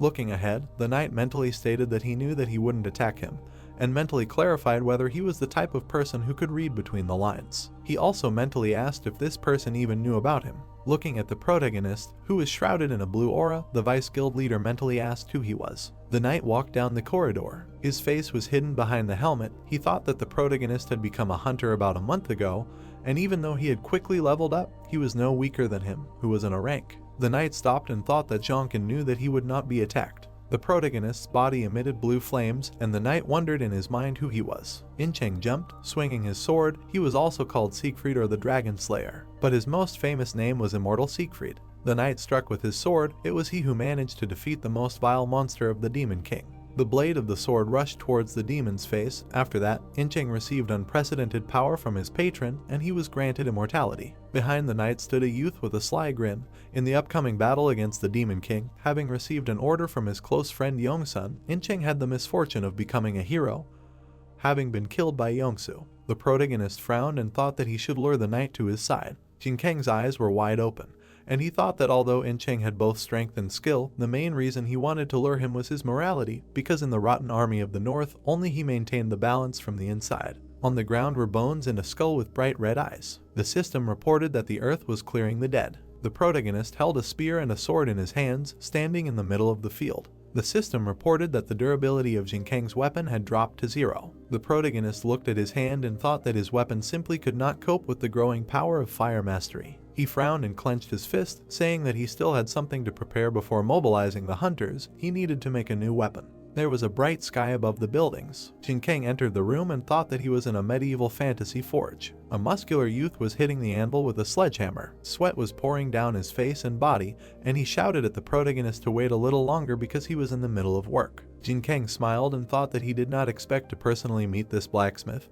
who was one of the hunters who became a dwarf after awakening. Jaehyun's body emitted bright flames, and the protagonist thought that this man would soon become a wandering blacksmith and the hero of all hammermen. 4 hours later, the blacksmith was wiping his sweaty face with a towel. He frowned and looked away. Jaehyun raised his hand and asked Jungkyung who he was. The protagonist thought with a smile that he had to wait for 4 hours for this, and replied that he came to order a weapon and asked if Jaehyun was the only blacksmith. Jaehyun raised one finger, saying that this was as strange as it could be, because the protagonist came to him, a nameless blacksmith, for a weapon, and now he was asking if he was the only one working here. The protagonist explained with a slight smile that he asked this because he saw someone else's blacksmith hammer here. Jaehyun's eyes widened, remembering the hammer hanging on the wall. He turned away and smiled, noting that Jungkyung had a keen eye, and that the hammer belonged to another guy, but it didn't matter. The blacksmith spread his arms out to the sides and said that he had never created equipment before because he only did it for fun. Jin Kang furrowed his brows and explained that his patron told him to come to Jaehyun specifically. The blacksmith's eyes widened in shock.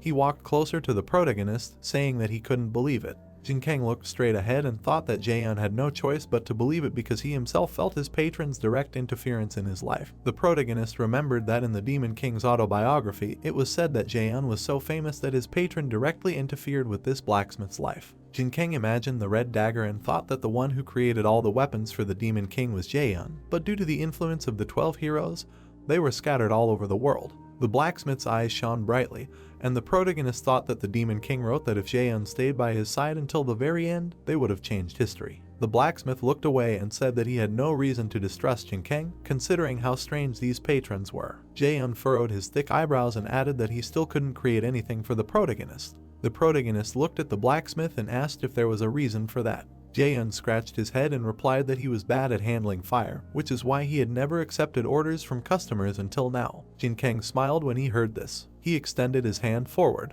The blacksmith's eyes widened in caution, asking why the protagonist did this. Jin Kang smiled and said that he would create a flame that Jaehyun would need. A red fire appeared on his palm. The protagonist smirked and asked if the blacksmith was already familiar with fire control abilities. Jaehyun looked down, surprised that Jin Kang could control this small flame in his palm. Suddenly, his eyes widened and he screamed in shock. The flames in the protagonist's hand turned blue. Jin Kang smirked and the blacksmith asked how he did it. The protagonist's eyes turned red and he said that he had the ability to control fire as he wished, and that was complete submission. Jaehyun smiled in admiration. A week later, Jin Kang held a red spear in his hand. A drop of sweat was running down his face. The blacksmith crossed his arms and said that he could not create the shield that the protagonist asked for because he could not create something like that on his own.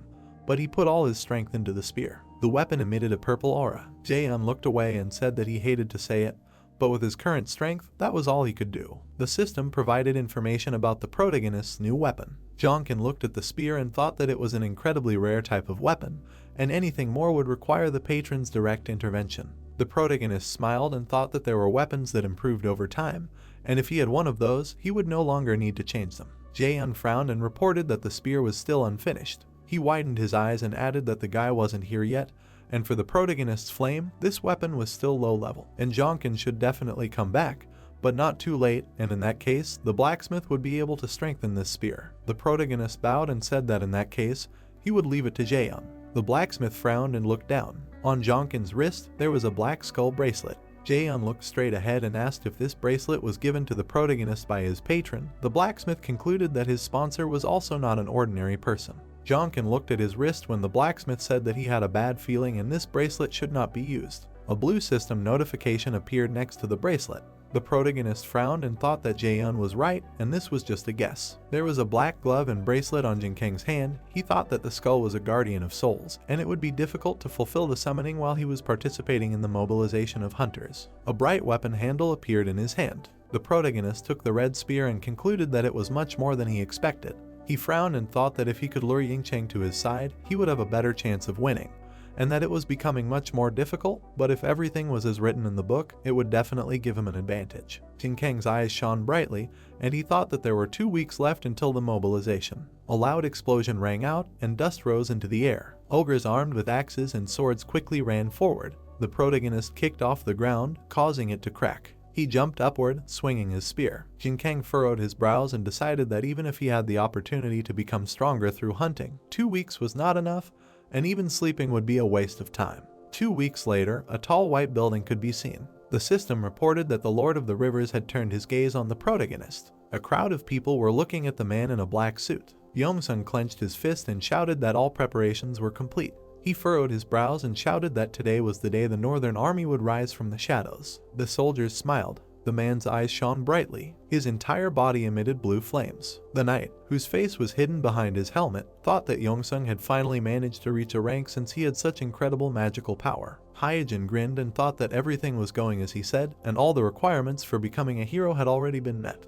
The man opened his mouth wide and shouted that the world would shake today in the name of the Northern Army Guild. Bang-san raised his hand, emitting a blue light. The soldiers followed suit, enveloped in the same aura. Bang-san smirked and thought that he would obtain the title of king. The bus was driving along the highway. There was also a white car. There were 2 young men sitting inside. Soon, who was driving, asked if he had already told the protagonist the ins and outs of the Northern Army scoundrels who were more vicious than they seemed. Jin Kang looked straight ahead when his comrade said that the guild that tried to raid with the Northern Army last time was destroyed. Soon's eyes widened in shock when the protagonist replied that it might be their doing.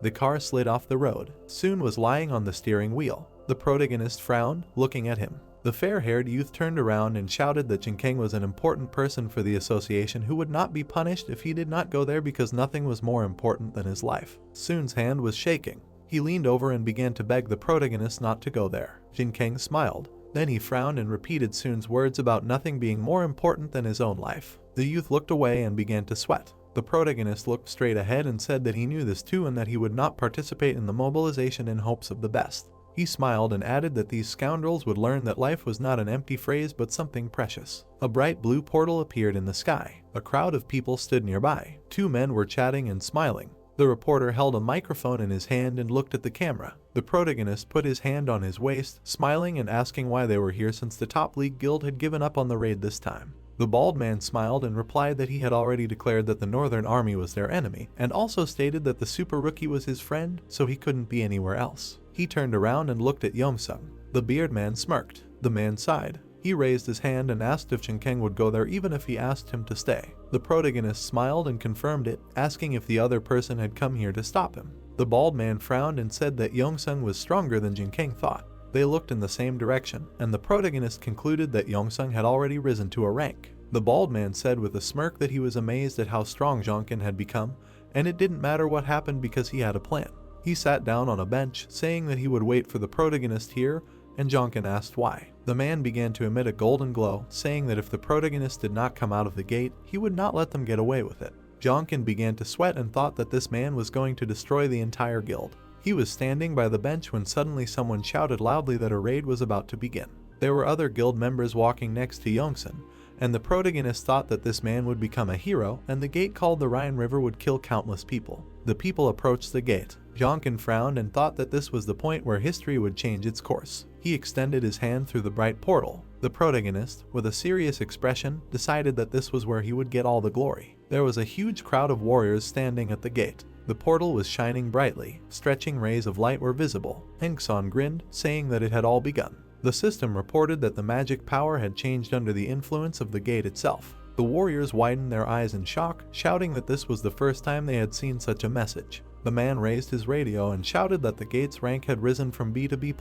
The protagonist was silent, frowning. The system reported that the gate's feature had been activated and that the exit was blocked. The portal turned pink and the warriors panicked. A wind rose around the portal. The warriors sweated in fear, shouting that they were stuck here. The system reported that countless awakened had gathered in one place, and the patrons had turned their gaze to this place, and the density of the magic power would increase. The warriors began to emit a white glow, not understanding what was happening to their bodies. The blue screens showed a message that the awakened had entered a special gate, and the patrons' attention to this place had increased, and the density of the magic power would increase. A huge number was visible on the radio. The man opened his mouth in shock when he saw the rank of the gate. The letter was visible on the screen. He dropped the radio, frozen in shock. The protagonist put his fist on his chest, asking what was going on. The man raised his hand and screamed to be released because this was an A-rank gate.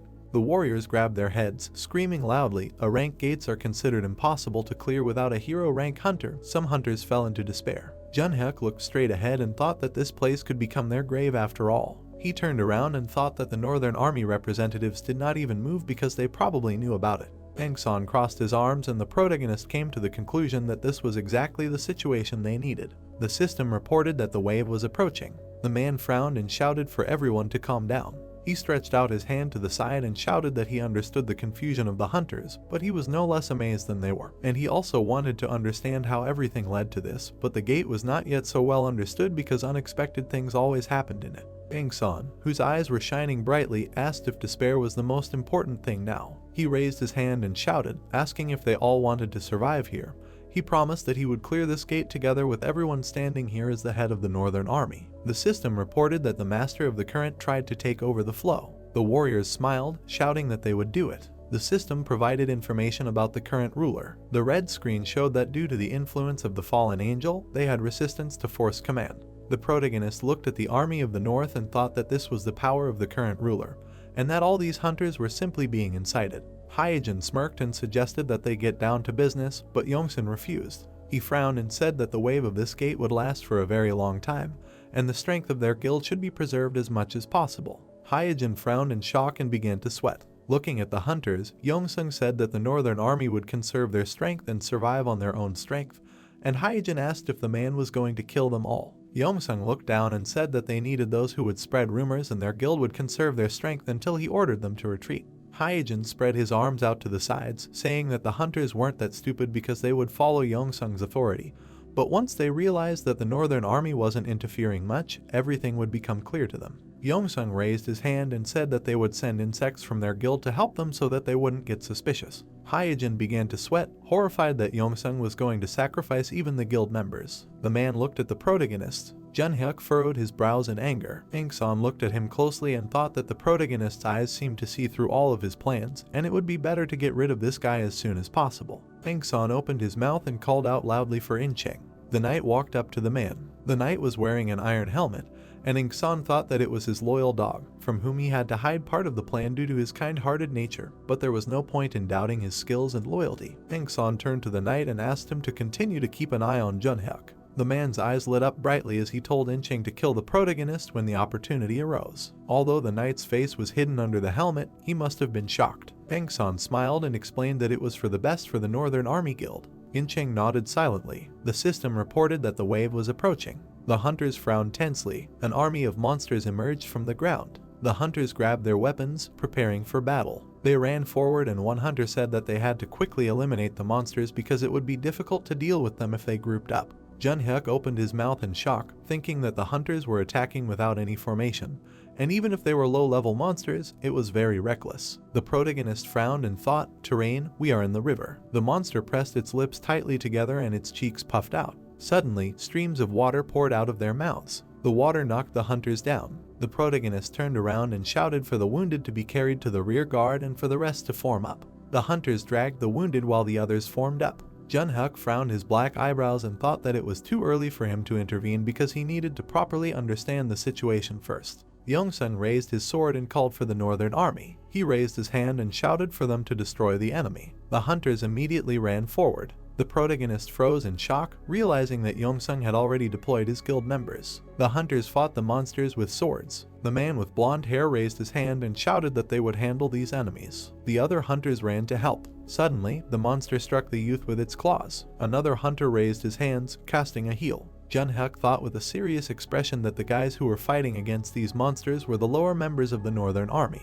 The enemy struck the hunter with a clawed paw. The protagonist frowned and thought that the Northern Army shamelessly used them to encourage the other hunters, and they sacrificed these people like some kind of cattle. Junhyuk grabbed a spear. Taking a fighting stance, he came to the conclusion that everything was much better than he thought. The protagonist's eyes shone brightly as he decided to move out. Incheng watched the hunters. He was silent, looking straight ahead. He remembered how the blonde youth frowned, saying that the guild of the Northern Army was rotten to the bone, and the leader and his deputy, who everyone trusted all this time, had become different. Incheng stood still, thinking that the youth was not wrong, and if this continued, many hunters and their guild members would die. The knight remembered how Yongsung put his hand on his shoulder and said that he believed in his loyalty and righteousness. Incheng was wearing a black cloak. He thought that he was not sure if the leader had a plan. The hunters screamed in surprise, shouting that some guy was incredible. The knight tensed up when he heard this. Fiery streaks could be seen in the air. These attacks pierced the bodies of the monsters. The protagonist ran past them. The hunters froze in shock, asking who he was. Although Incheng's face was hidden under the helmet, he was shocked that Junhyuk had leveled up so much. The protagonist attacked the monsters, and the knight thought that they were on the same level just 10 days ago. Junhyuk's eyes were emitting a red light, and Incheng realized that the protagonist had now surpassed him. The system reported that the wave had been cleared, and the hunters were given time for a short break, and some patrons allowed them to give out a small reward to the awakened ones. There were white clouds in the blue sky. The system reported that the fallen angel was very pleased with this performance. Many identical messages appeared about the increase in the protagonist's stats. Junhyuk was breathing heavily, sweating profusely. The system reported that the guardian of the long spear, the spherical representative, and the lord of all things wet were interested in the protagonist. Junhyuk widened his eyes in surprise, realizing that many sponsors were watching him. He doubted that he could use multiple sponsors like the strongest heroes. The red screen showed that the fallen angel expressed his dissatisfaction. Then the system said that the sponsor who was interested in Junhyuk expressed his dissatisfaction. The protagonist opened his mouth in shock. The hunters ran to Junhyuk, thanking him. They asked with a smile which guild the protagonist was from. Junhyuk frowned and said that this is not the end yet, because there are still many waves to come, and all the hunters had better hurry up and get ready, because the current gate rank should not be lower than. The youth smiled and said that they will begin preparations. The protagonist turned around. A shadow was hiding Yongsung's face. He frowned his brows while his eyes were shining brightly. Junhyuk smiled and thought that Yongsung was definitely going to take over these hunters by interfering at the most important moment, but the protagonist completely ruined his plans, and once everything was over, these hunters would be on his side. A holographic screen appeared in front of Junhyuk. He thought with a smile that he was already level 24, and this gate would be his foundation for growth because he would reach level 30 here. The protagonist put his hand on his waist and thought that these hunters would follow him. Junhyuk raised his shield, defending himself from the ice attacks of the monsters. His body emitted a red aura. The protagonist cut the enemy's body with a spear. The system reported that the fourth wave had been cleared, and now the hunters were given a short break. Junhyuk raised his hand, looking to the side in surprise. The hunters were sitting on the ground. They looked tired, saying that 4 of them had already died. The protagonist furrowed his brows and thought that it was impossible, but he wanted to leave the gate without any casualties. He clenched his hand into a fist. Junhyuk turned to Yongsung and loudly asked why the Northern Army was still not fully participating in the battle. The men sweated and furrowed their brows in anger. The protagonist's eyes turned red as he shouted that he knew their plan, according to which they were going to continue to stand there, preserving the strength of their army. The hunters clenched their hands into fists, shouting that Junhyuk was right because not a single member of the Northern Army died, and they were not even injured. The protagonist furrowed his brows and shouted for them to at least fight properly and not sit back and watch the other hunters sacrifice themselves for them.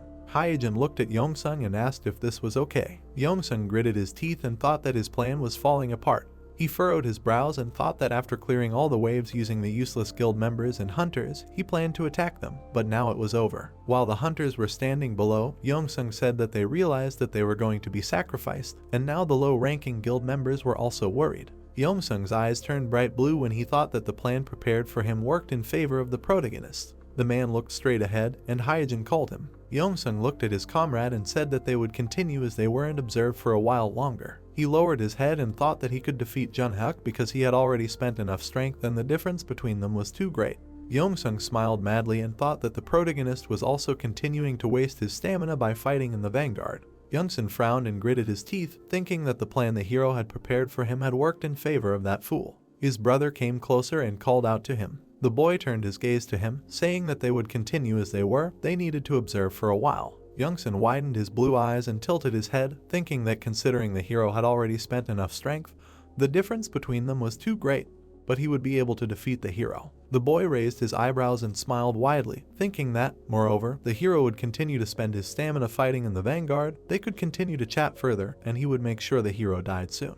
The system reported that the 5th wave had been cleared. Brightly shining pixels appeared in the space. The system reported that the pre-final boss was appearing. The players raised their heads and tightly gripped their swords in their hands, looking at the giant blue creature that emerged from the water. The boy frowned and opened his mouth wide, asking if it was a water golem. The hero standing next to him gritted his teeth and frowned, asking what was with its size. The water golem opened its mouth wide, a bright flash appeared in its chest. A stream of bright energy came out from the monster's chest, directed at the players on the ground. Jonkin frowned and opened his mouth wide, saying that it was approaching, everyone should step aside. The heroes jumped in different directions, the guy opened his mouth wide, falling to the ground. A bright stream of light appeared in the sky above the heroes. The water golem stuck its chest forward, directing a stream of bright energy into the sky. A trace of the attack used by the monster remained on the ground. The guy furrowed his brows and opened his mouth wide, asking what it was, because it was simply an incredibly destructive force. The girls put their bows forward and pulled back their arrows. They began to attack the monster. The water golem opened its eyes wide and opened its mouth. The girls' arrows passed through its body. The guys tightly clutched their weapons, heading towards the monster from the depths of the sea. The water golem clenched his hand into a fist and frowned. The creature's white eyes widened, raising a brightly shining fist to attack. The water golem extended its hand forward. The protagonist appeared next to it, raising a sword above its head. Jonkin swung the weapon, saying that the monster would not succeed. The water golem frowned, asking the guy to move his hand to the side. The hero dropped the sword from his hands. The girl furrowed her brows in fear and pursed her lips, saying that the attacks did not work. The girl standing next to her frowned, asking how they could deal with it. The protagonist moved forward, holding a white shield and a large black weapon in his hand. His body was enveloped in bright red energy. Jonkin frowned and gritted his teeth, moving quickly towards the monster. It disappeared from the spot, leaving behind a bright flash. The protagonist attacked the water golem from above, raising a weapon shining with fiery energy above his head. The monster opened its eyes in fear, looking at him. Blue streams of clear water were bubbling. Jonkin opened his brightly shining eyes wide and gritted his teeth. He struck the jaw of the water golem. The monster disappeared, leaving behind a high splash of water. The guy stood in the sea, not letting go of the shield and weapon in his hands. The hero knitted his eyebrows, saying that it worked. The guy standing behind him opened his mouth in fear, asking who this hunter was and how he did it. Jonkin frowned and opened his red eyes wide. He looked at the people, saying that the gate was full of magical energy. He asked them not to try to use only their powers, but to use it because they needed to fill their weapons with mana. The girl frowned, tightly clutching the bow in her hand. She wondered if only high-ranking hunters were able to fill weapons with mana. She decided to try to do it. The tip of the arrow strung on the bow shone brightly with blue energy. The girl smiled and opened her eyes wide, saying that it worked. The water golem opened its mouth. Arrows fired from bows were approaching its body. This time, they left bright flashes on the blue body of the monster. The guy knitted his eyebrows and smiled, raising his sword in front of him and saying that their attacks were working, which meant they could win. The protagonist opened his shining red eyes wide, wildly thinking that it seemed like the damage to the monster had increased, but attacks of this level would not be able to knock it down. The Jonkin weapon shone with a bright light. The system reported that the Muspelheim spear was absorbing flames. The protagonist frowned and put a white shield in front of him. With his other hand he raised the spear above his head. The guy thought that in order to finish off this creature, he must destroy the core in which all its magical power was stored. The hero knitted his eyebrows together and looked ahead, thinking that it was too early to attack now, so he needed to wait a little longer. The water golem widened its white eyes and opened its mouth. Bright flashes from the attacks received by the hunters remained on its body. The man frowned, saying that the monster was going to use that attack again.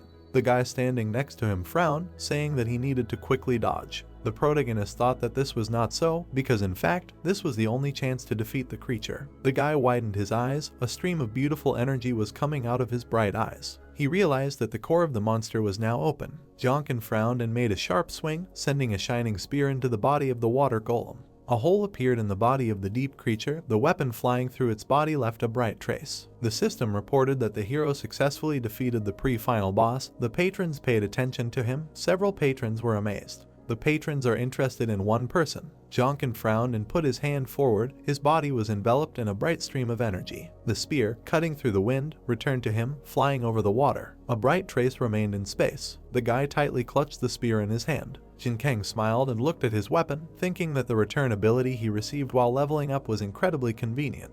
The people in bulletproof vests opened their eyes in surprise, looking at the guy. The hero raised his eyebrows and smiled, saying that now he remembered that there was a rumor about a strange hunter with a long spear and a shield. He turned to the two people behind him and spread his arms out to the sides, saying that this was a super rookie. The guy widened his eyes and clenched his hand into a fist, asking if he was crazy, because he was almost a hero, wasn't he in a rank? The people smiled happily, saying that now they would be able to survive. The guy raised his hand up, offering to trust the super rookie. The system reported that the hero had leveled up. He was given a reward for killing the water golem. The hero received a water gem. The system window showed a blue gem with a pink border. The system reported that the achievement was obtained, one of those who managed to defeat the water golem. The hero's stats increased. The red system window showed that the fallen angel was smiling at the hero. Other patrons expressed their interest in the guy. Jonkin raised his eyebrows and smiled. A blush appeared on his cheeks. He wondered if he could finally get the support of several patrons at once. The red system window showed that the fallen angel expressed his extreme dissatisfaction. The other patrons lost their interest. The protagonist frowned, thinking that the player's skill was also good. The boy looked up, thinking that even a demon king couldn't have multiple patrons. He was incredible. He wasn't supported by many patrons, but he still managed to become strong. Now in his eyes he became even more incredible. The light streams of blue energy turned into black. Youngsun widened his blue eyes and frowned, wondering what the hero did to become so strong in such a short time. He believed that the boy had only recently reached B rank. The man widened his eyes and looked down, a drop of sweat dripping down his face, thinking that what he was seeing now proved that he was close to a rank. Youngsun frowned and gritted his teeth in displeasure, saying the protagonist's name. The hero in knight armor approached the leader from behind, suggesting that they make their move. The man had a knight's helmet on his head. He asked if everything that had just happened was part of his plan. Obviously it wasn't, so they couldn't just stand there and watch. Youngsun furrowed his brows and turned his gaze to him. The knight looked at the man and said that if his plan was completely ruined, then they needed to chart a new course and start over and then take another step. The knight's eyes shone with a bright blue light, asking him to give up. The man gritted his teeth, wondering if he was asking him to stop trying to finish off Jinkang. Youngsun frowned and clenched his hand into a fist, saying that this was nonsense. He asked if the knight really thought he would lose. The man talked about how he had created the Northern Army and raised it to such heights. He was not the type of hunter who ran from everything. He asked if the hero seriously thought he would lose to Jinkang. A sword surrounded by bright pixels began to appear in the man's hand. Youngsun's mouth opened wide, his eyes glowing blue. He called out to the army of the north. The man raised his sword above himself, standing in front of a crowd of people, his body surrounded by bright streams of energy. Youngsun said that now they would take a full-scale part in clearing the gate.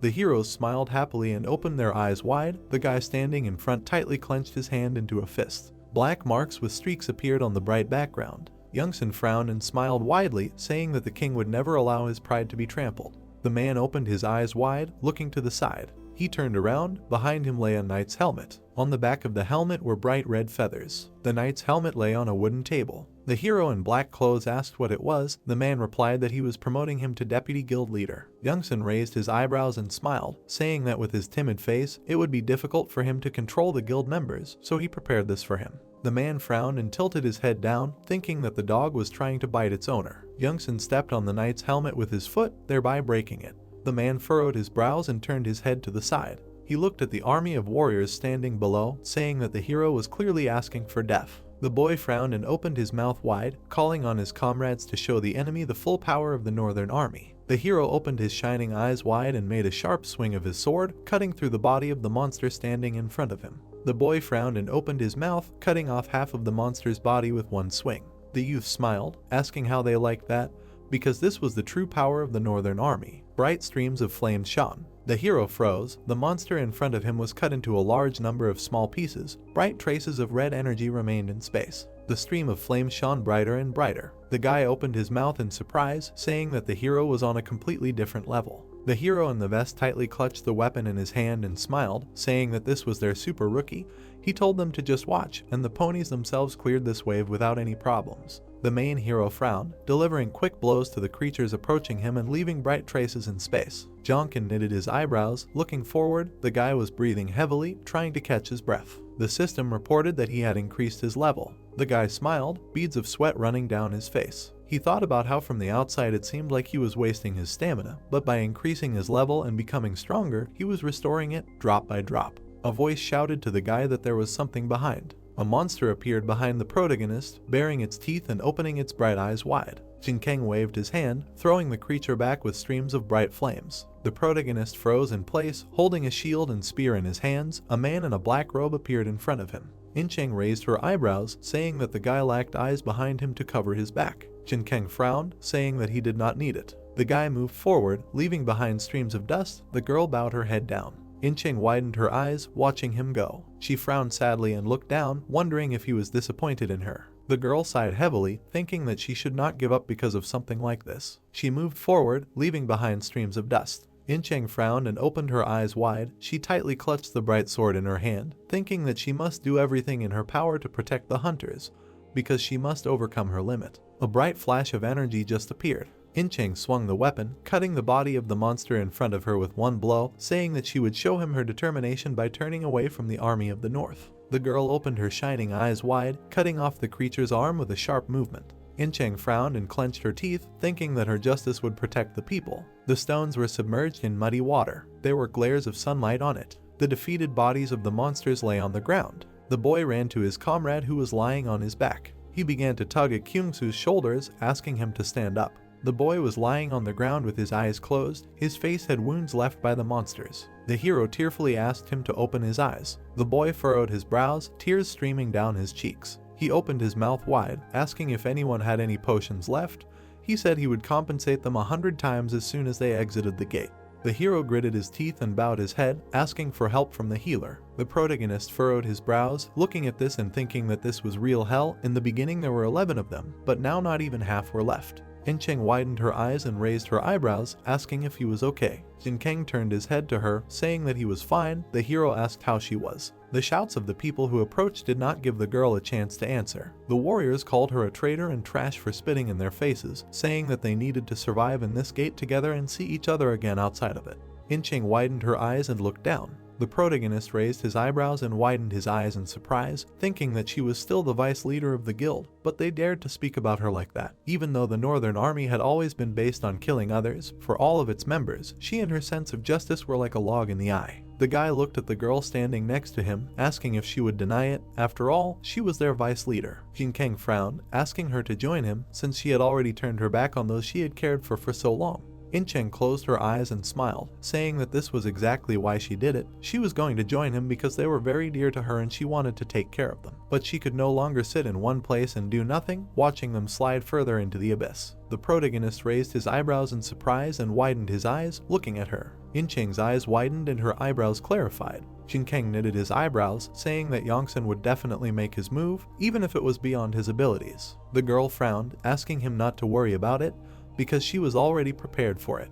The system reported the start of the last wave. The final boss appears. A red danger warning window appeared. The system reported that the boss of the Rhine River Gate, the river worm, had appeared. The ground beneath the warriors' feet shook. The body of a huge monster appeared in the water. The man, his eyes wide with fear, shouted that the river had risen and loudly asked what was going on. A giant worm with sharp fangs rose above the water. Its long body hung over the people. A powerful gust of wind made them tremble. The warriors, their mouths open in shock, tried to figure out what to do in such a situation. The protagonist, his eyebrows knitted in confusion, called it sheer madness. He looked back as Incheng explained that the Northern Army and its leader probably had a plan to kill this river worm. Frowning sternly, the girl added that he had come up with this plan since only he had a method to kill such a huge monster. Looking to the side, she said that before Yongsun began hunting this worm, they first needed to deal with those who would greatly hinder the completion of this raid. In front of the heroes stood members of the Northern Army led by Yongsu. Standing in front of them, the woman asked her comrade to prepare for battle. Surprised, the man raised his eyebrows, asked what was going on here. His comrade wondered if they were really going to fight each other. Taking out a shining sword, the Dragon Slayer asked if they hadn't noticed from the beginning that the Northern Army was using them, and said that they were planning to kill everyone to take all the loot from the gate for themselves. With her eyes shining, Incheng decided to tell them the truth as the vice guild leader and said that the leaders would attack their subordinates and that they would soon see that her words were true. Frowning menacingly, Jinkeng thought that her mood had changed too abruptly, just like the Dragon Slayer. Looking at how his ally's body was covered in a purple aura, he thought that this was a hunter who was becoming stronger as he was driven further and further into a corner. Raising his sword in front of him, the warrior decided to fight back since they were going to die anyway. Smirking, Yongsun asked what kind of pointless resistance this was. The man, shrouded in a blue aura, said that nothing would change and ordered the Northern Army to continue to act according to plan.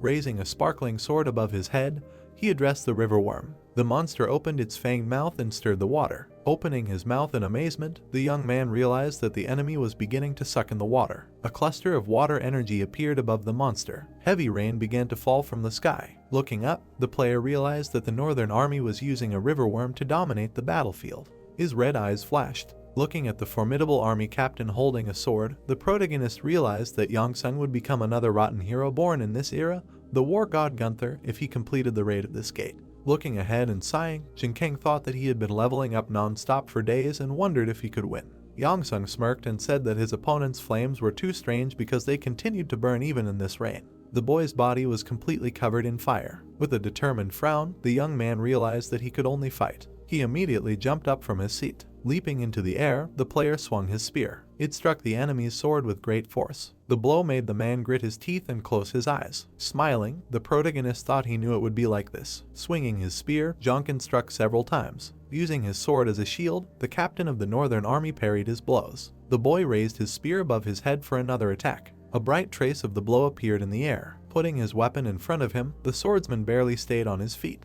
His body trembled from the unbearable load. Surprised, his eyes widened, Yongsung asked what kind of incredible abilities this was, and said that his strength should increase several times on the riverbank. And besides, he had already managed to reach rank of spreading his arms. The young man asked if he knew something. Smiling slyly, he said that he was much weaker at the moment when he entered this gate. Frowning furiously, the man asked if this meant that his patron had granted him incredible support during this time. With a confident frown, the player explained that he had been saving his energy by moving like a beginner and continued to swing while hunting. The opponents stood opposite each other. The captain of the Northern Army asked what this meant. The protagonist was surprised that he had not yet understood. Putting his spear behind his back, Jonkin decided that it did not matter and added that he did not say all this for this reason. Putting the weapon in front of him, the swordsman realized that he would not be able to defeat him at this rate. Opening his mouth wide, Yongsung ordered the river worm to protect him. The monster's eyes flashed. There were sharp spikes on its body. The boy jumped back to dodge its attacks. Smiling, the man said that his enemy had become so insolent after receiving a little support, but it gave him even greater strength, which was on a completely different level. Gritting his teeth, the young man realized that the monster was protecting him like its child, as if some instincts had awakened in it.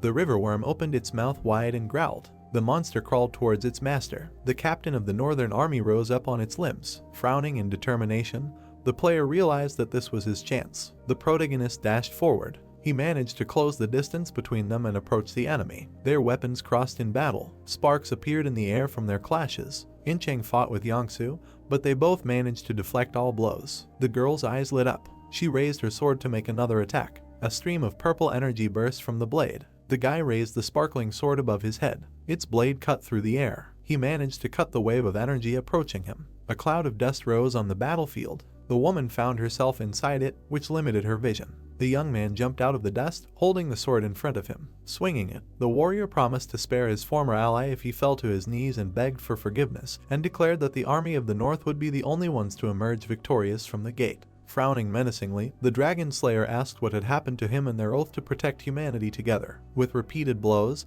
they once again entered into a fierce fight. Incheng intercepted the sword in her hand. The girl, embraced by a bright aura, swung the weapon. Yangsu covered his head with his hand and raised the weapon to strike. Sparks appeared every now and then from the blows of the blades against each other. A huge river worm rose above the ground. Opening its mouth, the monster began to suck in air. The opponents stood opposite each other in its belly. Frowning, Yongsun declared that only a madman would jump into the mouth of the monster. The protagonist smiled and explained that he was waiting for the worm to eat him because these monsters swallow and guard their children inside their bodies when they want to protect them. Jonkin raised his spear and added that no matter what kind of worm it was always dry inside. The tip of the spear pierced the monster's flesh. The spear began to blaze with a bright fire. The guy confidently knit his brows and said that in the dry stomach of the worm, the power of the River Lord's patron would be reduced to 0, and his ability to control the flame would become much stronger. Notifications appeared that the spear had absorbed the flame, received increased resistance and attack power, and fire burst out from the belly of the monster. The frightened people looked around. The flame approached the man. The captain of the Northern Army, his eyes widening in surprise, thought that this was impossible because he was elected king. The veins on his arm stood out from the tension. The swordsman rushed forward furiously. Raising his sword above his opponent, Yongsun asked who he was. With a dash, the young man pierced the enemy's body with a flaming spear. Lowering his weapon, the player tried to catch his breath. The bracelet on his arm pulsed. A notification informed him that the Soul Guardian's skull had absorbed the hero's soul. A light lit up in his eye sockets. Frowning, the protagonist realized that the bracelet did not absorb the souls of monsters and that it needed the souls of strong people who had been leveling up for a long time. The notification announced that the Lord of the Rivers had been overthrown. Jonkin's eyes widened in shock. Looking up, he could not believe that the patron had died at the hands of a fallen angel. A bright fire burned around the sword. The guy was surprised that after the death of the awakened, the patron dies along with him, because the book of the Demon King said that patrons never die. The weapon turned into a cloud of black energy. A crow appeared in his place. The young man looked at it in amazement. Opening its beak, the bird asked what the answer to his question was. A scene of Yongsun swinging his sword appeared in the memory. Opening his mouth in surprise, the player realized that he had killed a man and was following the path of a tyrant, not a peacemaker, that is, the path of the Demon King. Spreading his arms, the protagonist decided that he would take on any dishonor or sin in order to surpass the Demon King and change this world. Flashing his red eyes, Jonkin said the name Agriel. A notification informed him that the fallen angel supported his decision. Flapping his wings, the crow called this answer interesting and promised to see him soon. She evaporated into thin air. Frowning, the boy decided to tell his master every little thing he saw. The notification informed him that the boss of the Rhine River Gate had died. The giant river worm was engulfed in flames. At that moment, the monster fell into the water. The notification said that the user made the biggest contribution, received water essence and several achievements, and leveled up. People opened their mouths in shock. The swordsman's eyes widened in amazement. Smoke was coming out of the burning body of the monster. A young man stood in front of him. The warrior clenched his fist in joy and shouted that the newbie had dealt with the river worm. The player smiled. Frowning, Incheng shouted his name. Yongsu jumped into the air and raised his sword over his head. The protagonist managed to put his shield in front of him in time to block his blow. Furiously knitting his brows, the soldier asked what happened to his brother and accused the enemy of ruining their plan. Gritting his teeth, Jonkin tried to resist his onslaught. The swordsman swung his weapon again. The boy gave him a menacing look. His foot crashed into the sand. The young man hit the enemy with his sturdy shield. A strong blow threw his body back. The man managed to stay on his feet. The warrior cursed his opponent with his mouth wide open. A fiery blade flashed in the air. The player pointed the spear tip at his enemy. Yongsu looked at him in fear. Frowning sternly, the protagonist explained that the reason they had gained such great power was because of the opportunity given to protect humanity from the crisis. And with great power comes great responsibility, so those who mock the weak have no right to call themselves hunters. The soldier looked down in disappointment. Jonkin said that he had seen too much blood spilled in vain. His weapon disappeared into thin air. Looking back, he declared that he had had enough for today. Turning away, the boy asked his enemy to repent and move on. The swordsman's eyes lit up with a blue fire. A sword appeared in his hand. Approaching the enemy from behind, the warrior wished him death. The young man looked back tensely. Blood glinted in the air. Incheng cut her former comrade's body with her sword. Yongsu's eyes widened in shock and he asked how she dared to do that.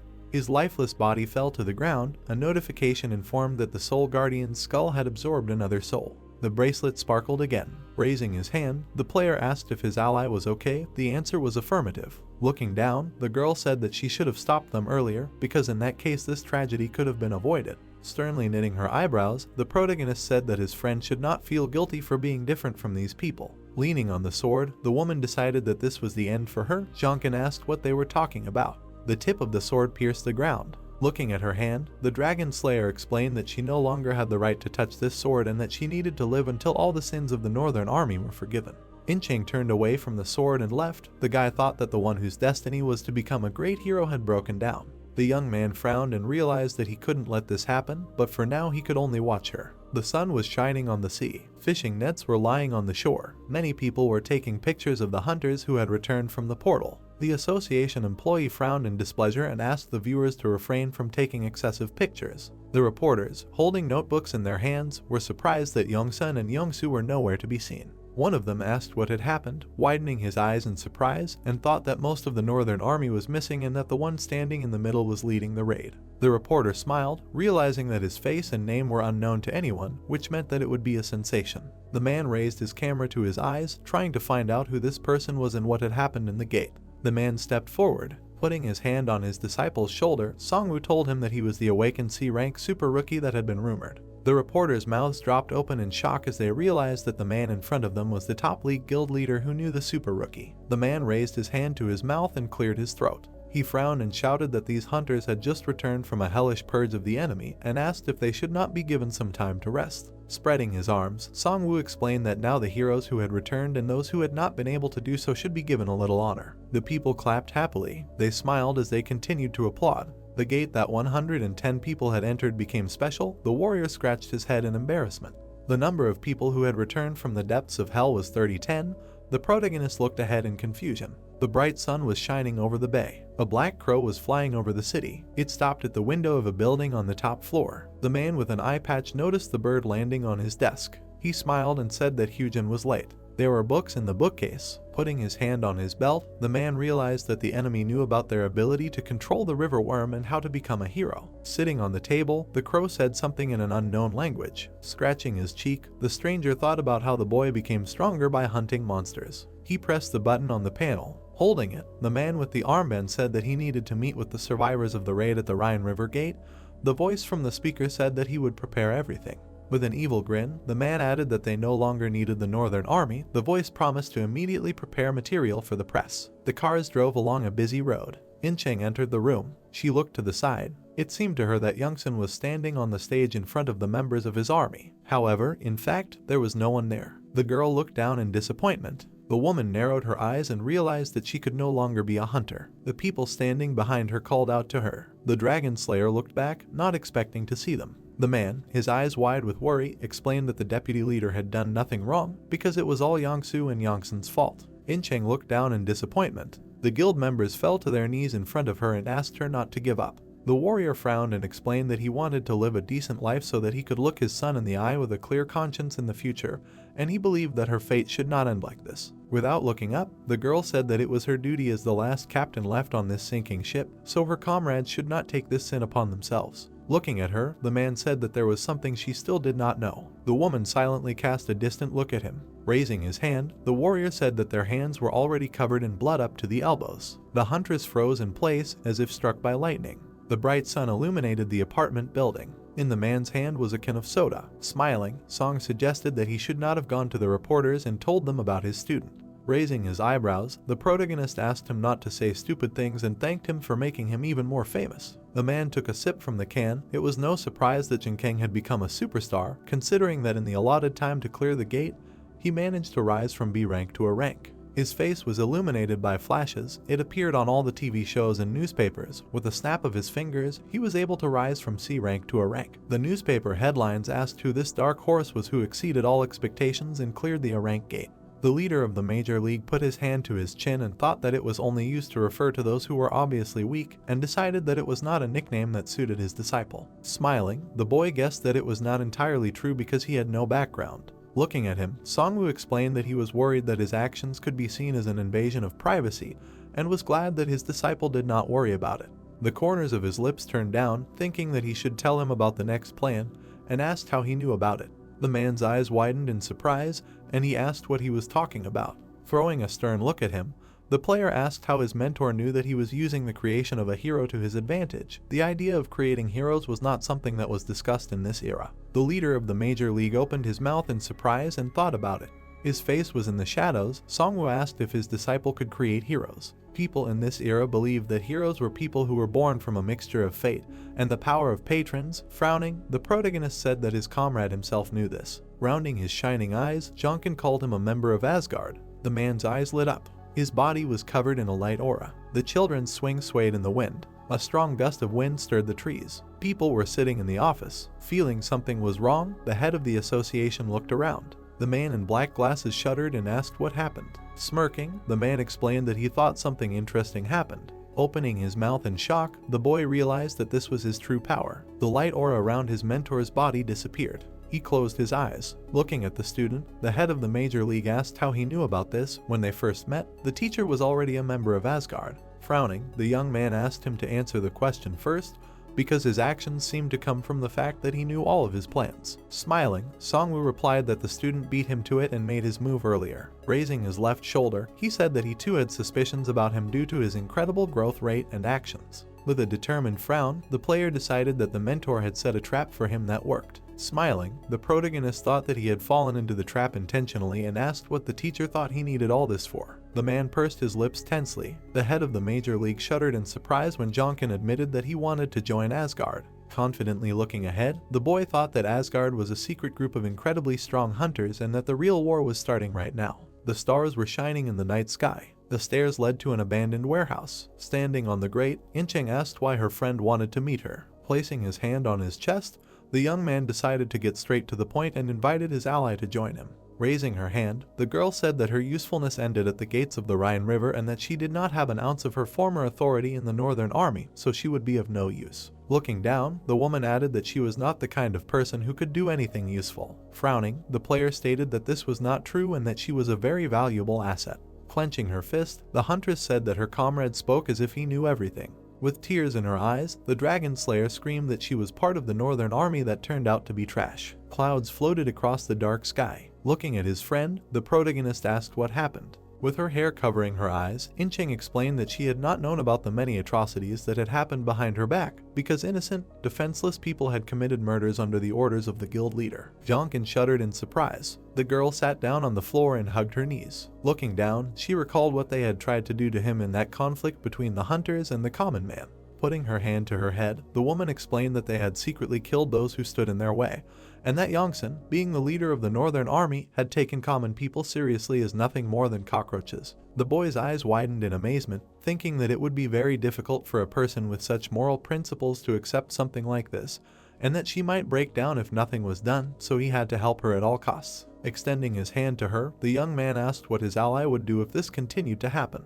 Frowning sternly, the player explained that the gates kept appearing and the hunters were still awakening new powers, so mere humans could not even hope to withstand such unimaginable power. He added that if such things were happening in a small guild of the Northern Army, it was not surprising that the same thing was happening outside of it. The Dragon Slayer's eyes widened when asked if she was just going to turn her back on everyone in need. Incheng rose to her feet. The protagonist explained that he wanted to root it out at the root and get rid of all the evil that was happening around him. Furiously knitting his brows, Jonkin declared that he wanted to destroy everything his friend had seen, heard, and felt. The girl opened her mouth wide and asked if her friend seriously thought he could stop this, because despite his power, they were nothing compared to the strength he possessed. The woman said she couldn't resist him, her eyes flashing with fire, and asked if her friend had any plan to change this world when such people were standing in his way. The guy narrowed his eyes and realized that the time had come. The young man's red eyes widened and he said he came from the future. The huntress looked at him in fear. The player frowned sternly and said that something unimaginable would happen soon, many would die, and the destruction that preceded the slight changes in the foundations of the world would be immeasurable, and when the time came, he would need her power. Turning his sideways to her, the protagonist said that the association would soon call them to itself and asked her to think carefully about everything before they met again. Day had come, and clouds were floating above the house. The news was on TV. The anchor reported that many horrible things that the Northern Army Guild had done, including the murder of innocent civilians, had come to light. Pressing the button on the remote, Jonkin thought that things had gone much further than he had expected. Frowning, he wondered if this had all been planned in advance, since they had been disposed of now that they were useless. The bracelet on his arm began to glow, a notification informing him that the Soul Guardian's skull had awakened and had been reborn as a true familiar. His eyes widened in surprise, realizing that his bracelet had finally recovered after absorbing the souls of Yongsan, Yongsu, the essence of the river worm's water, and the gem of the water golem. The notification informed him of the familiar's name, which he needed to call to summon it. Looking at the bracelet, he asked how strong the familiar was and called out its name. The sparkling skull flew into the air. Turning to its owner, the skull asked why it was summoned. Squinting with displeasure, the protagonist was surprised that he was talking. There was a terrace on the roof of the house. Magic was like air floating around people, so thought countless heroes. Jin Kang sat in the lotus position, a red aura around him. He was worried that the heroes did not use the true potential of magic, even though they were looking for a way to extract the maximum power from it. The guy lowered the corners of his lips, realizing that he had failed. Rising to his feet, he remembered that the method created by the Demon King to use the true potential of magic was described rather superficially, so it was quite difficult to apply. Looking to the side, the young man thought that the moment of no return would soon come. When the time comes, the current A-rank hunters will descend to C-rank hunters, so he needs to become stronger before that moment. But it is not that easy. Picking up the phone, the player read the message that he was expected by the road to accompany him to the association. The protagonist lowered the phone. Looking ahead, he realized that the moment of their meeting had come. Clouds were floating above the tall building. Many cars were driving along the wide road. Sitting behind the wheel, Soon said that it was the first time he saw his friend so nervous. Looking away, Jonkin called himself an ordinary person. Looking back, the boy asked if this was true, because when his friend entered the dungeon and the gate of the Rhine River, he never showed a drop of excitement. The guy pursed his lips. The driver suggested that this meeting with the head of the association might make him nervous, although indeed, this is not the kind of person with whom one can communicate freely. Closing his eyes, Soon added that there was no reason to worry, because he was called not because of a mistake, but to reward him according to his merits. Looking away, the boy stated that more than 50 hunters had died in that gate, including the slain leaders of the Northern Army. Raising his eyebrows, the player added that the president probably didn't call him just to congratulate him on his victory and find out how he was doing, since they would definitely investigate.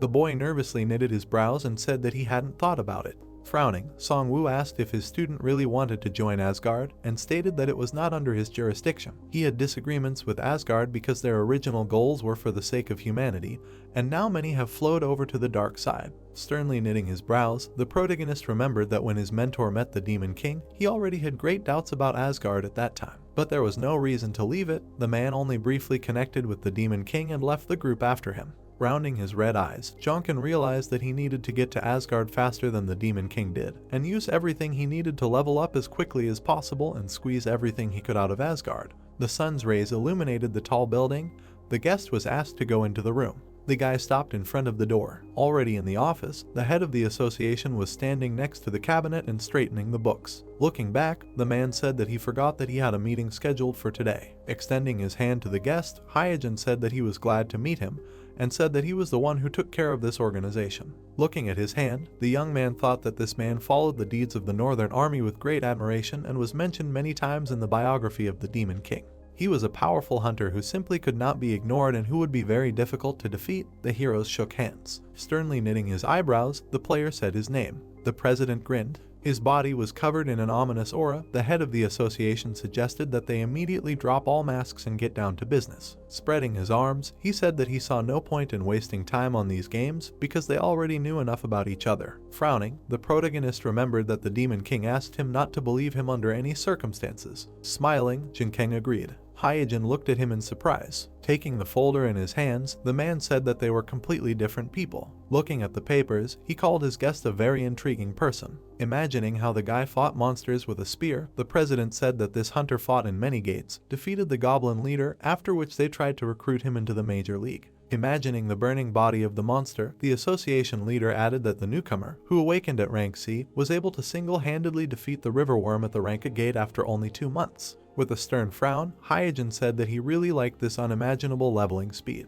The notebook in his hands burst into blue flames. Gritting his teeth menacingly, the man asked why he needed to kill Yongsun. Lowering his hands, the young man said that he himself saw everything clearly through the raven, and said that he killed the one who tried to kill him. With his eyes widened in madness, the president said that the newcomer destroyed the particle he had grown. Frowning, the player asked why they didn't get straight to the point, since this person was just an ordinary pawn. Hearing that he wanted to join Asgard, the association leader shuddered in surprise. Scratching his beard, Hyojin realized that his guest had a talent for surprising people and asked if he really knew what Asgard was. Raising his hand, the protagonist said that it was a group of first-generation hunters formed with the goal of saving humanity. With the corners of his lips down, Jonkin added that this was the king of Asgard and repeated his desire to join. The man frowned menacingly. The Demon King's biography said that this man had never been good, and his eternal benevolence was just a mask, but he also had his weaknesses. Smiling widely, the head of the association asked how he managed to find out about the presence of the crow and that the river worm was under their control, and why the boy decided to provoke him by saying that he was leveling up by hunting in the gate. His curious and inquisitive spirit is like a bottomless pit. If there is a way to satisfy his curiosity, he will not disdain even to sleep with his enemy. Smirking, the guy realized that his plan worked and that they will not be able to refuse him. Raising his hands, the president said that his eye does not work on the guest. The young man asked if they are talking about the eye that pierces the truth. This ability also did not work on the Demon King. Notifications reported that the fallen angel destroyed all traces of mental interference from this patron, covering his face with his hand. Hyojin laughed. Straightening up, the man decided to accept the guest into Asgard if he manages to pass the tests, and assign him to the position that was supposed to take Yongsun. He added that he will impose a ban on discussing everything that happens here with anyone. Yellow lightning flashed around him.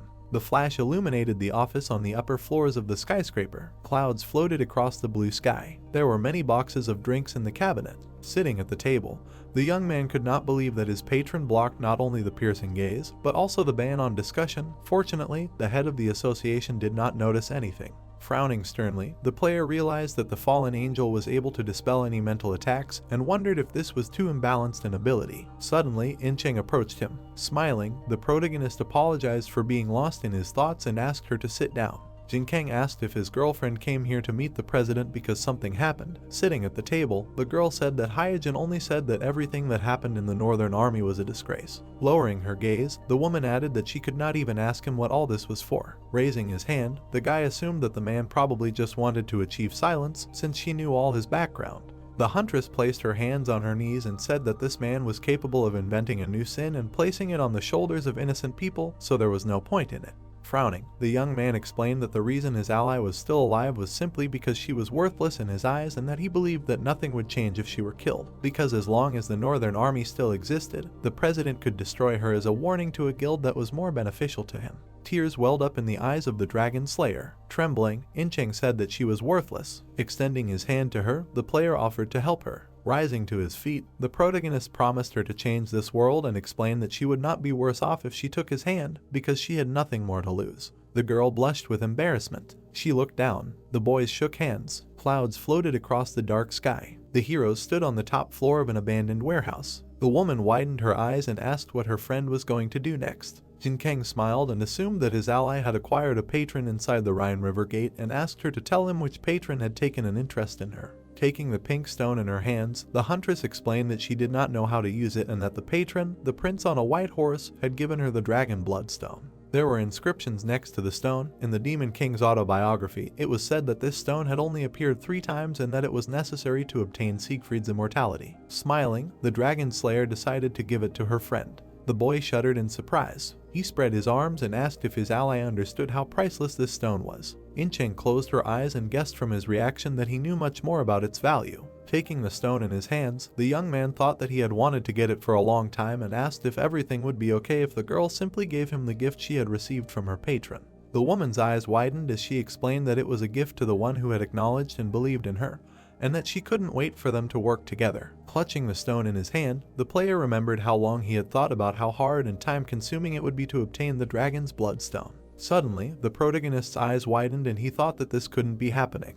Looking at his smiling friend, Jinkang wondered if she was just stupid. A notification informed him that a fallen angel was mocking him. Entering the weapon shop, the guy said that they hadn't seen each other for a long time. The merchant asked what he needed. The young man looked ahead. Various swords were hanging on the wall. Spears were lying by the counter. Raising his eyebrows, the player declared that this was simply unbelievable. Placing his hand on his belt, Ian explained that they were still not finished because there were supply problems, and thanked his comrade for his help with the fire. The protagonist smiled and thought that although skills were key, materials were also important. Everything happened too fast, and the required materials could not have appeared out of nowhere in such a short time. The dragon stone in his hand began to glow. The blacksmith scratched his chin when he saw it. He slammed his hand on the table. The merchant opened his mouth in shock and asked what it was and said that he had never seen such a mineral before. Jonkin smiled and said that it was not a gift. The man clenched his fist and explained that he knew its value and that no one would accept something so valuable and mystical as a gift for nothing.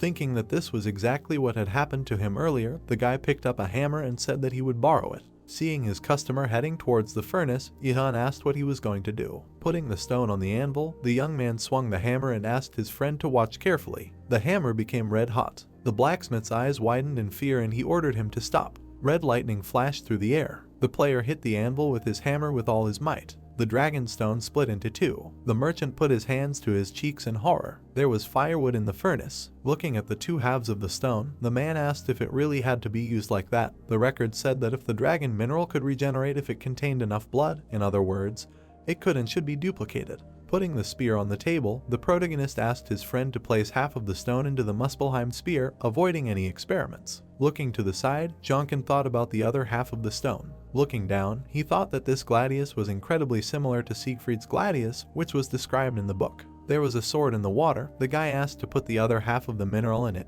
Ian said that he would do it for free because the opportunity to work with such valuable materials is already worth a lot.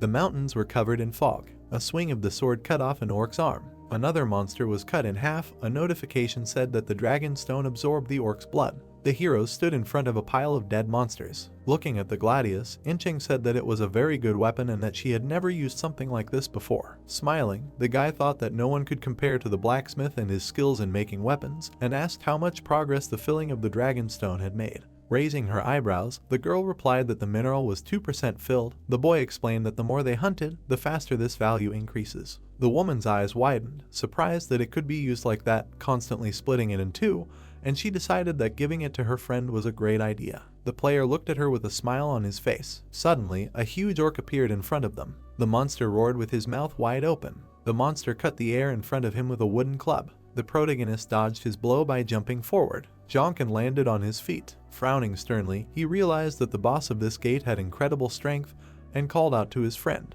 The dragon slayer stopped the club, holding her sword above her head. Gritting her teeth, she tried to resist the enemy's strength. Swinging her sword, Incheng was able to throw the enemy away from herself. The orc bared his teeth and roared. The record said that Siegfried's greatsword was capable of repelling even an infinite number of dragon attacks. The boy smiled, thinking that even the monster was shocked that a human could repel his attack with pure strength. The girl swung the glittering sword. A deep cut was left on the body of the bewildered monster. The woman jumped into the air, raising the sword above her head. She gritted her teeth menacingly. Landing behind the enemy, the huntress cut his body in half. The setting sun painted the sky red. The dragon slayer sat on the ground, trying to catch her breath. Smiling, the boy said that he felt very calm when his girlfriend covered his back. Incheng smiled happily and blushed. Putting his hands on his waist, the player said that they would leave in 2 days. Frowning, he explained that they needed to spend the next 2 days hunting to improve their teamwork, because then their chances of survival in the future would increase a little. The girl nodded. Looking ahead, the protagonist realized that it was time for the test that Hyojin had prepared for him. It was evening, and the lights were on in the windows of the house. Sitting on the sofa, Jinkeng thought that this moment had finally arrived. Raising his eyebrows, the guy decided that they had done everything they could with the little time they had, but it would be nice if his girlfriend earned a name for herself, although this would happen much later. Hearing the doorbell, the young man looked around, not understanding who it could be. There was a lantern burning outside. The player was sitting at a table opposite his teacher. Sternly knitting his eyebrows, Songwoo asked his student not to go to the association tomorrow because it would not be as easy there as it was at the Rhine River Gate. Pursing his lips, the protagonist realized that his words were sincere. Squinting, the man explained that he had been thinking about how his friend found out about Asgard, why he wanted to join it, and what his true intentions were. Smiling, the head of the Major League said that he decided not to worry about such things because he trusted him. Surprised, Jinkeng asked him where he got so much faith in him from, his mouth hanging open. Closing his eyes, the hunter replied that he did not know and that it was most likely just intuition. Standing up from the table, he said that Hyojin was already incredibly interested in him, so his student would join Asgard anyway, even if he did not take any tests. Sternly knitting his brows, Songwoo reminded him that the boy had not yet earned his title, and stated that the student would receive it posthumously if he did decide to go there. Frowning, the boy thanked him for his concern and asked him not to worry so much. The young man grinned and promised to return alive no matter what happened because he still had a lot of things to do. A bright light illuminated the building from the inside. The guys went inside. They stopped at the entrance. Waving his hand, Soon asked them to come with him. Smiling, the player congratulated him on his promotion. Putting his hand to his chest, the boy noted that he was doing well and said that it was even more incredible to be sent on an international expedition because it was a great honor for him to be a hunter representing an entire nation. Bowing, the curator asked the guys to wait a little and hoped for their safe return. Soon headed for the exit. Looking after him, Incheng called him a good person. The protagonist said that he had not changed at all. In the center of the room was a huge portal. Looking at it, the employee said that the gates to London were open and wished his colleagues to return safe and sound. Many blue waves of energy appeared around the magic circle. Raising his hand, the man in the formal suit greeted the guests and said that it was a great honor to meet such a famous dark horse face to face. Jinkeng smiled and answered them in English, saying that they were sent by the Korean Hunters Association. The girl looked at him and was surprised that her friend could speak several languages so well. It was very convenient.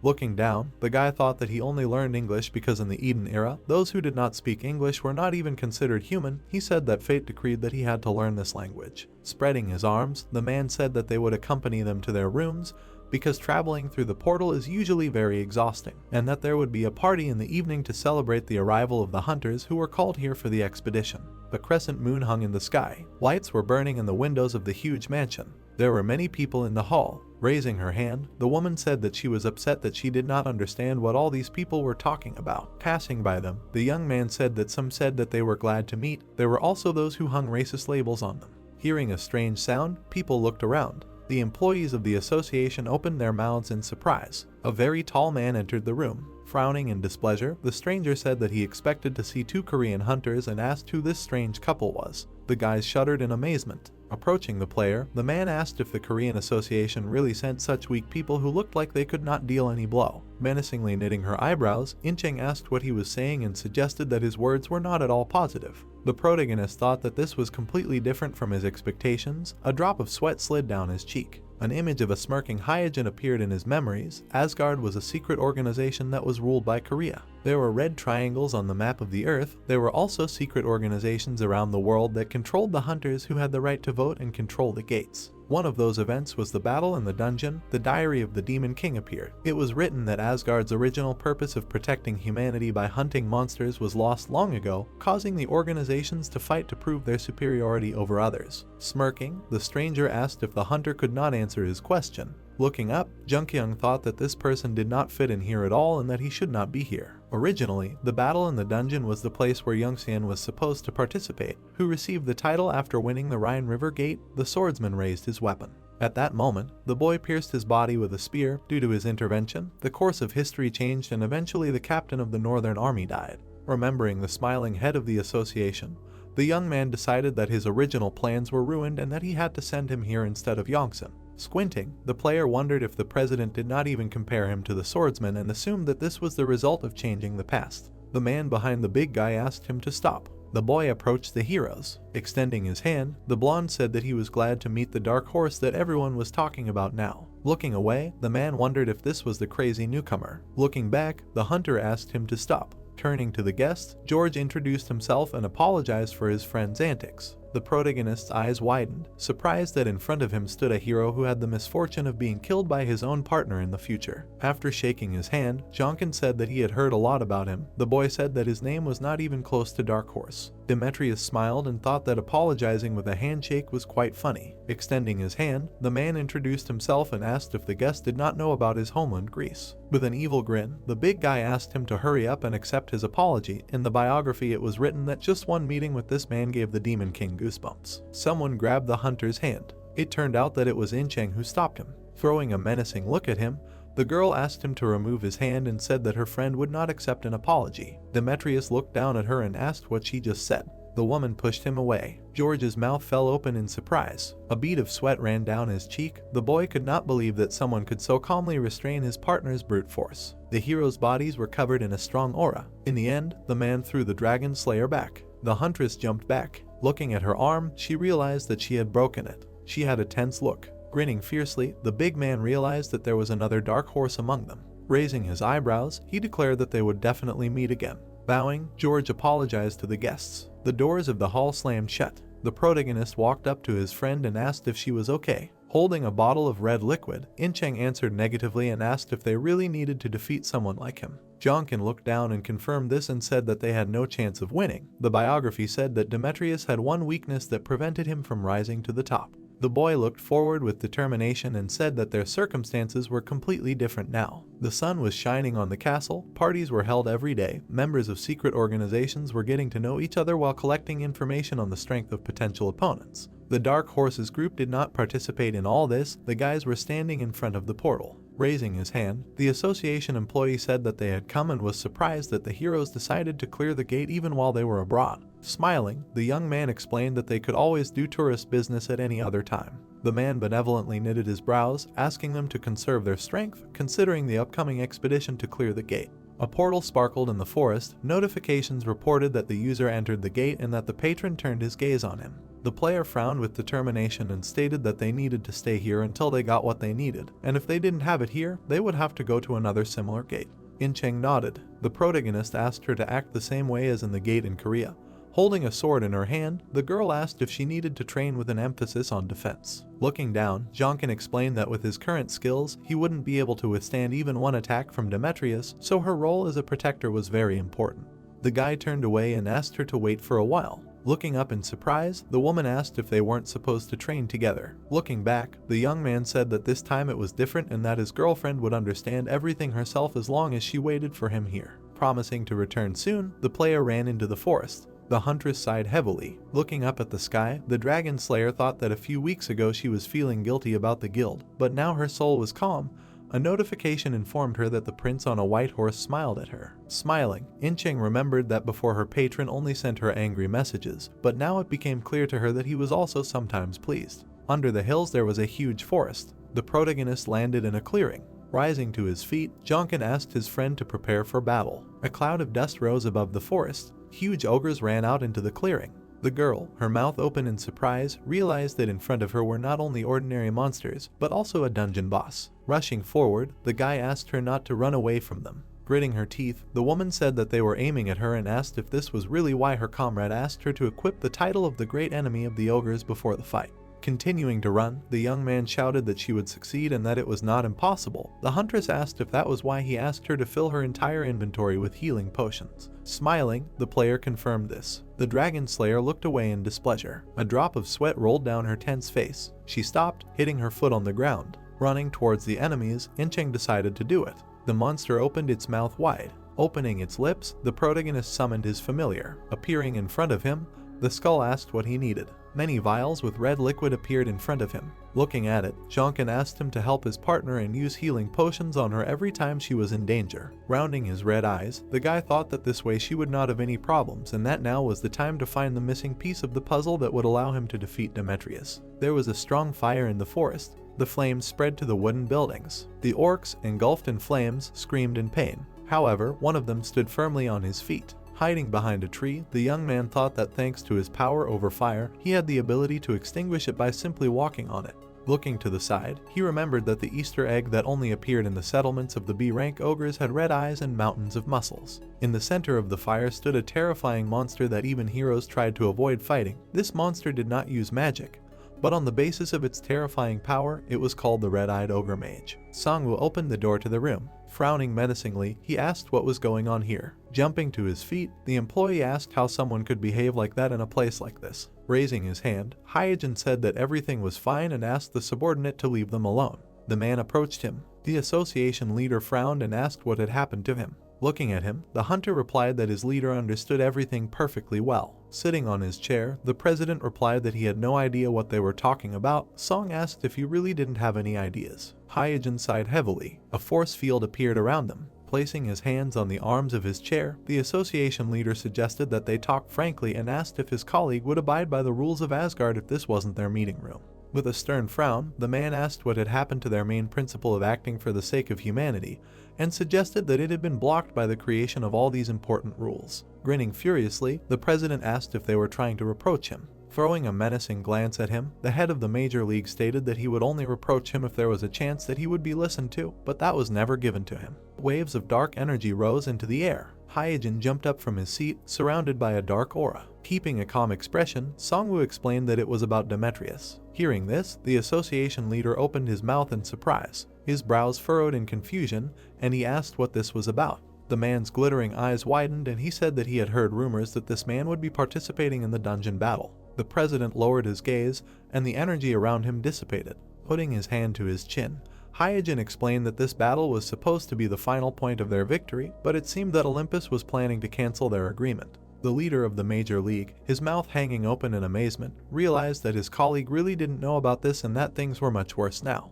Frowning sternly, the hunter asked if the leader was really going to send his student to his death and stated that he would go there himself. The association leader smiled and asked him not to worry too much, as his death was not in his plans, just like everything that had happened. The president looked ahead with determination and explained that they had made a pact to notify him if the boy was in any danger. Smiling widely, Hyojin realized that Olympus breaking their agreement gave him a free hand. Keeping his eyes on him, Sangwoo wondered how treacherous this man was to be able to foresee all of this, and thought that this pact would definitely ease their worries, but he still had a premonition of something bad. Unknown to them, the pact had already been broken by the fallen angel, and there was a skyscraper in the center of the city. Thick smoke was rising into the air. A huge ogre stood in the center of the fire. Hearing the rustling, the red-eyed monster looked back. Picking up a hot stone from the ground, the protagonist thought that luring the enemy out with fire was a good idea. Holding the stone in his hand, Jonkin realized that the reason why such an anomaly was here was the most important piece of the puzzle in the battle with Demetrius. The monster appeared behind him.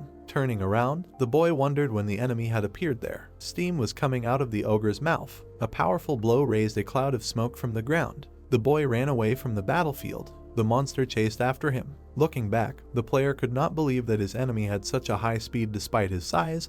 He wondered if he would be able to defeat such an opponent now. The monster jumped into the air. Its huge paws hit the ground with force. The protagonist rushed forward and turned to it. A spear appeared in his hand. Jonkin's fiery eyes widened, thinking that he would like to avoid clashes with it, because he should be preparing for the battle with Demetrius for now, but in this case, there was no point in it. The ogre swung his fist. A moment before the blow, the boy swung his fire spear. A notification appeared that the gate had been cleared. The monster disintegrated into blue particles. The boy opened his mouth in surprise, realizing that he had won. Smiling, he thought that the situation would have been dire if the enemy had managed to wound him, because before the battle in the dungeon it would have been almost impossible to heal with potions, but his girlfriend managed to defeat the boss in time. Birds were flying above the castle. People were walking around the richly decorated hall. Crossing his arms over his chest, Demetrius said that he never saw that man again. George assumed that he was preparing. Looking away, the man decided he was going to die of boredom and wondered if he should even enter the gate.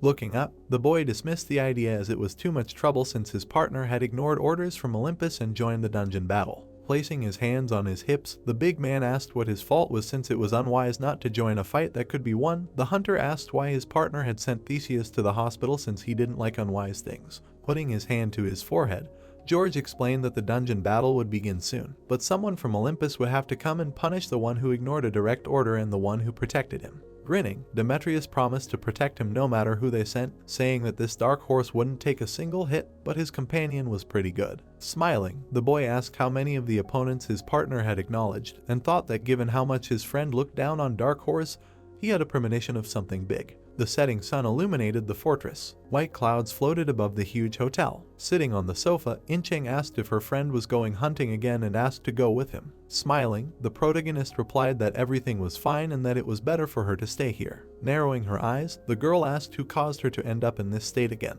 Raising his eyebrows, Jonkin explained that thanks to this, she had acquired a very useful skill that allowed her to further pump up her physical resistance and replenish her stamina. The woman twirled a strand of hair around her finger. The guy asked her to have a good rest and said that he would clear the gate himself. Blushing, the huntress asked him to contact her if something happened. Clouds hung in the blue sky. The sun's rays illuminated the city. Standing on the street, the young man thought that this was the street of alchemy. Walking along the road, he felt that this was a place with great magical power. Having found what he needed, the player smiled. Entering the house, the protagonist apologized for intruding. The girl behind the counter greeted him in the phone booth. Smiling, Jonkin thought that he had come to the right place. Closing her eyes, the girl said that it was very rare to meet a Korean here and asked what brought him here, assuming that he needed a special potion or some item. Raising his hand, the guy said her name. Putting her hand on her belt, Eugen asked how he knew her name and who he was to show up at a time when the store had just opened. Raising his eyebrows, the young man asked if she had lost her skills as a blacksmith. It was the younger sister of the greatest blacksmith and the best alchemist. The girl's eyes widened in surprise and asked if Yihyun had sent her. A week later, placing the spear on the table, the girl said that she had melted down the red ore and coated the weapon with it, but she was still curious about the identity of the mysterious customer. Frowning, Eugene added that it was the first time she had seen such an object inserted into the spear, and realized that her customer had abandoned her brother and traveled all the way to England to find this mineral that not even the people of Olympus possessed. Standing on the other side of the counter, the player asked her to return to Korea. Smiling, the protagonist explained that if she was interested in minerals or rare materials, it would be better for her to be in Korea rather than stay here. Tilting her head, the alchemist asked what that meant. Frowning, Jonkin said that he himself was in Korea and thought that if the two were to reunite, they could become even stronger with their support. Frowning in displeasure, the girl asked if he could really get minerals that even Olympus didn't have all the time. Smiling, the girl said that it sounded fun and that she liked it.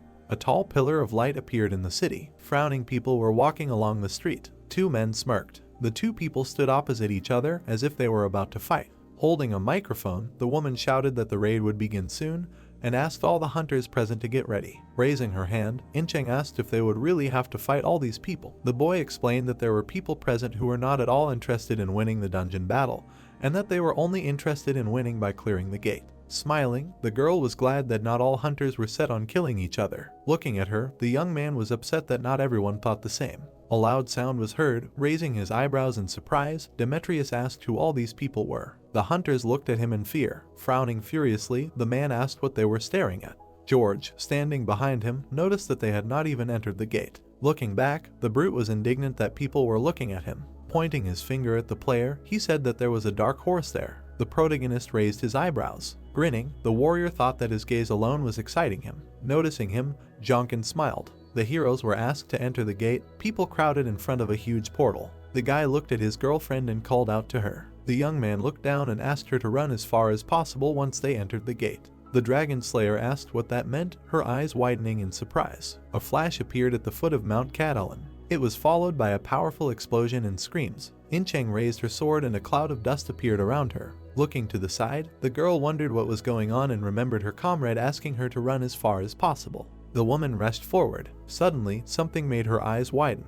The man's torn body lay on the ground. Opening his eyes, the man asked her to save him. In the memory, the player looked down and asked his partner to run. The Dragon Slayer closed her eyes. Crouching down next to the wounded man, she gave him a healing potion and asked what happened. The knight laid his head on the side and died. Gritting her teeth, Incheng tried to understand what was happening. Hearing a strange sound, the girl looked back. The woman stood up and blocked someone's sword strike. A powerful explosion of energy was heard. Standing in a cloud of dust, Demetrius was surprised that she managed to block his attack. The huntress lowered her sword. Her hands trembled. Frowning menacingly, she thought that his attack was much stronger than the one of the ogre boss. The man, engulfed in a red aura, was glad that he decided to take part in the battle and realized that in front of him was the same girl who was hanging around next to the dark horse. Here is a phrase that Hercules is glad that he decided to take part. The next moment, a cloud of dust is depicted. Suddenly, a powerful blow occurs. Meanwhile, Hercules swings his fist. The girl skillfully dodges. It is noticeable that she has a sword at the ready. Suddenly, she tenses up, thinking about the destructive power. Hercules, in turn, again tries to attack.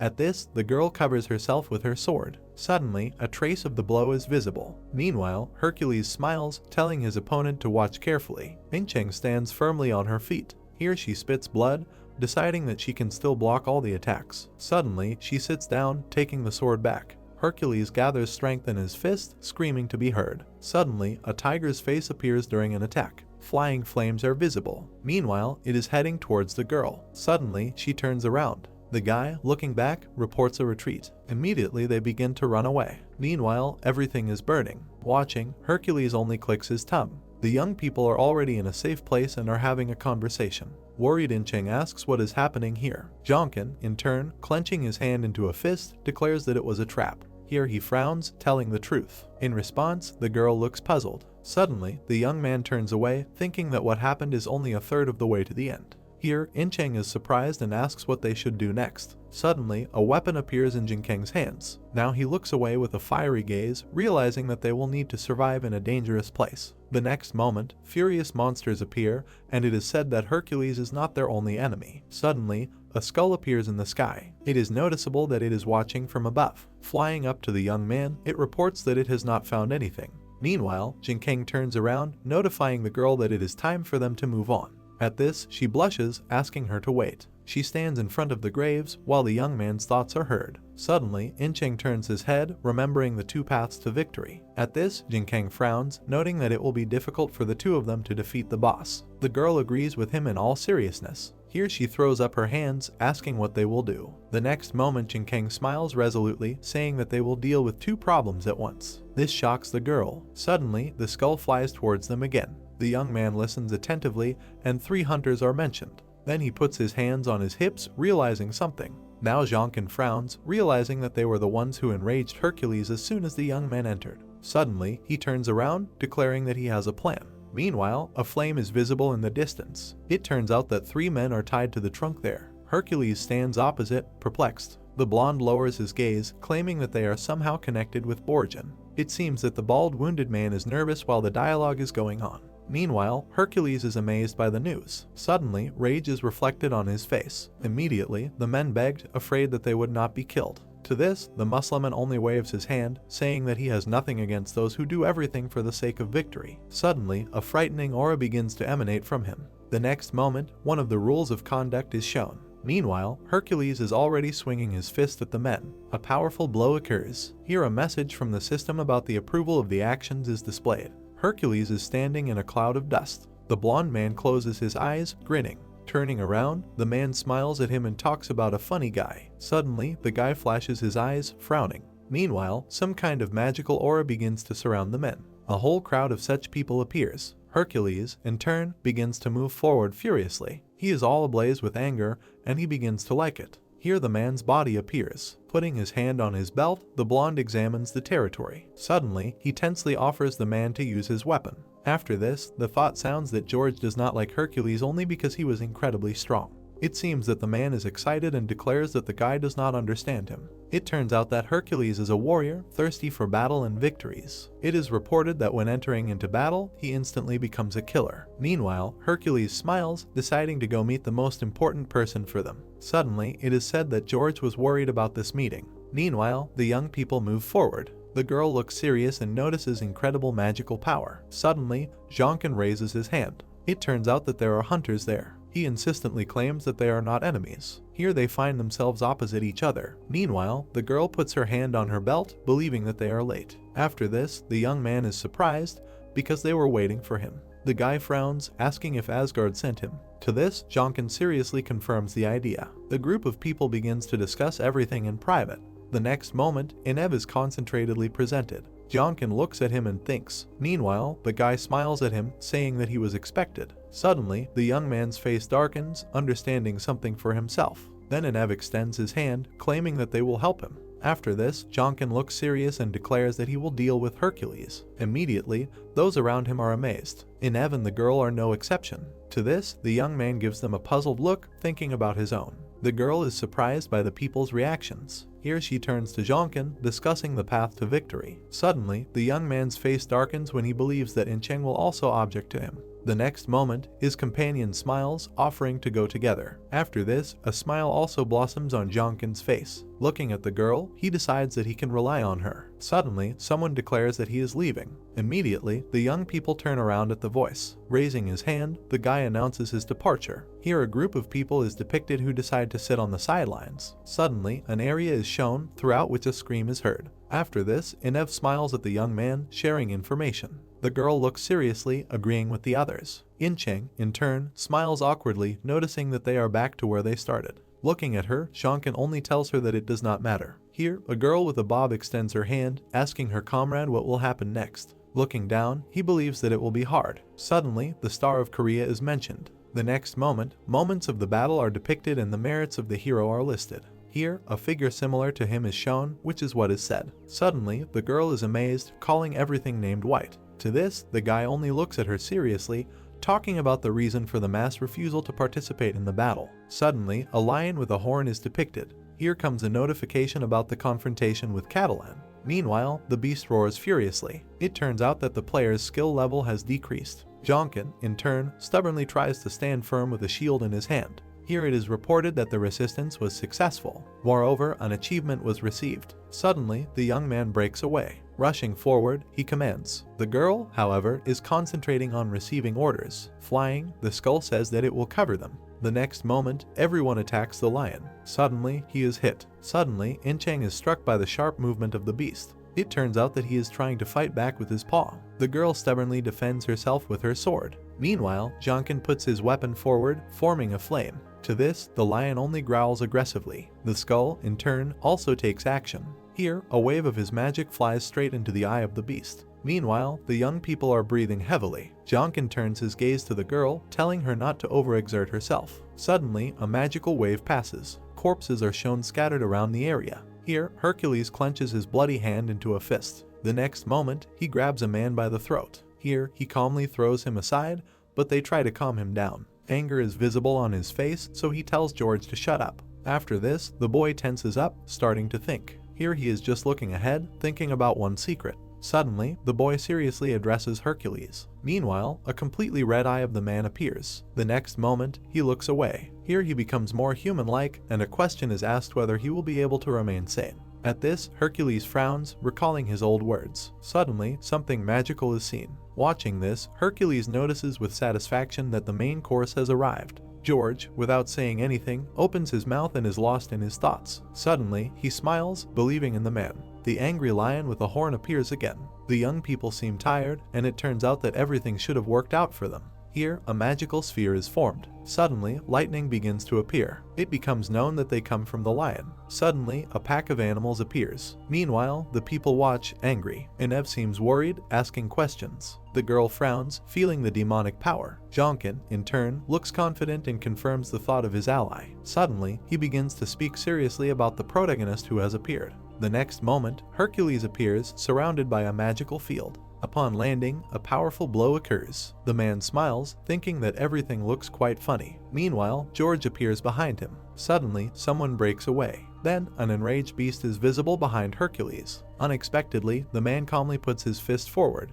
The next second, the creature is torn apart. Meanwhile, Jonkin watches something in amazement. Here appears a black lion with a red mane. Suddenly, Hercules smiles, turning to him. The next moment, he looks away in bewilderment. It turns out that the young man began to run away. The girl runs after him. Meanwhile, the man clenches his fist in rage. Immediately, he begins to rush after him. The lion appears behind him. Incheng seems worried and questions. Jinkang, in turn, frowns, realizing that they just need to buy some time. Suddenly, the men look ahead in surprise. The others are also amazed. A picture of people and a beast running appears. Suddenly, the lion jumps, roaring. It lands with a crash. The shockwave throws the boys back. Meanwhile, the lion seems focused. Suddenly, it opens its mouth in rage. Kappas appear around it, and they run. The people, in turn, tense up, screaming. Suddenly, the beast attacks. His paw takes a blow. Here, Hercules stands boldly against him. The next moment, he strikes the lion. Then the man swings his fist. The young men watch from afar,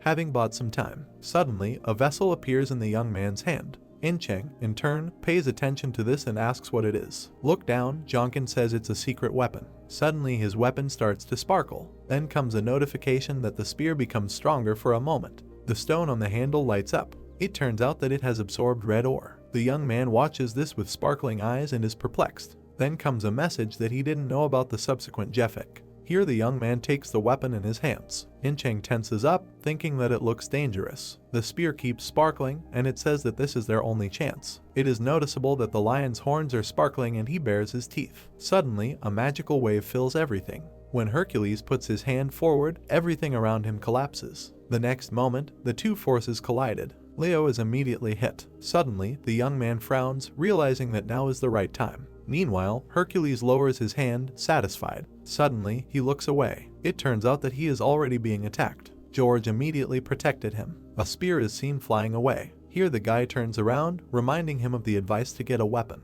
Hercules, in turn, awkwardly scratches his cheek. At this, the blonde only grins. While the man looks at him, he notices the unusual appearance of the spear. After this, Hercules frowns, declaring that this attack is nothing to him. Suddenly, he smiles decisively, asking the guy to deal with the rivals. The man immediately breaks away. At this, George grins sadly. Here he turns around, noticing that he is being looked down upon. Here, Incheng appears with a sword in his hands. Suddenly she frowns, asking what the blonde is saying. Suddenly she takes off. Then she takes the sword to the side. The next moment there is a swing of the weapon. Now they are trying to hit the girl, but she dodges. Suddenly George swings his sword hard. Many attacks fall on Incheng. Suddenly her eyes begin to sparkle decisively while she holds the sword above her head. It is all sparkling. Suddenly the blonde frowns, analyzing the situation. Then he smirks, realizing that this is the end. Suddenly a skull appears, spewing magic. The blow falls right on the guy. The next moment the girl is preparing to attack, screaming. After that, a powerful explosion occurs. The cloud of dust gradually dissipates. Meanwhile, George is perplexed. Now he looks at his hand, asking why his opponent hit the ground and why he was shot with this. Suddenly his gaze becomes focused.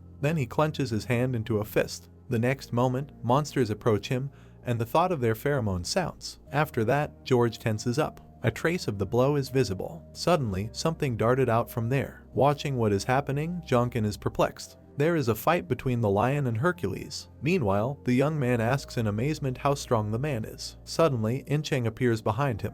The next moment, he turns around and notices that she has dealt with Odysseus. At this, the girl smiles, talking about the help of the skull. Suddenly, Jonkin seriously says that they need to finish everything before Odysseus returns. Meanwhile, the blows continue. Hercules smiles widely, exclaiming joyfully. Suddenly, something begins to happen to his eyes. Frowning, the young man realizes that everything has begun. It turns out that the man is in berserker mode. Here Jonkin turns to the girl, asking her to stop Catalan. Here he says with a determined look that he only needs to strike. Meanwhile, Hercules hits the lion again. Here he swings again. Smiling, he embodies whether these are all the abilities of the opponent. Suddenly, there is a blow to the ground. Hercules rushes forward. Suddenly, a small explosion is visible. The next moment, the man notices something. Then a flame appears in front of him. After that, he looks away, turning to the young man. Jonkin, in turn, confidently stands in front of him armed. Grinning, he offers to play with him. To this, Hercules rubs his neck, agreeing. Suddenly, he smiles menacingly,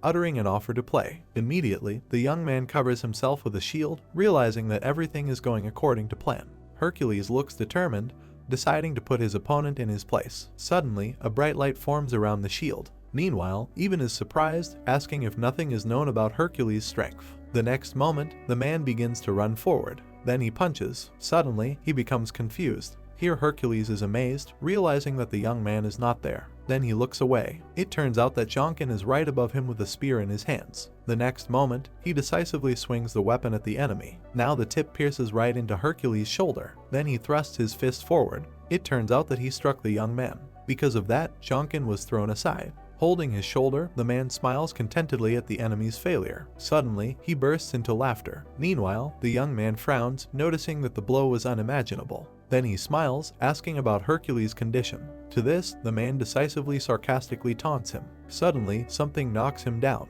The next moment, the blonde pays attention to his shoulder, which has changed its appearance, realizing that there is poison there. It is said that red ore gives life to ogre magicians. Meanwhile, Jonkin smiles, answering negatively. Suddenly, two names of ore are mentioned. Suddenly the man throws his head back, screaming in pain.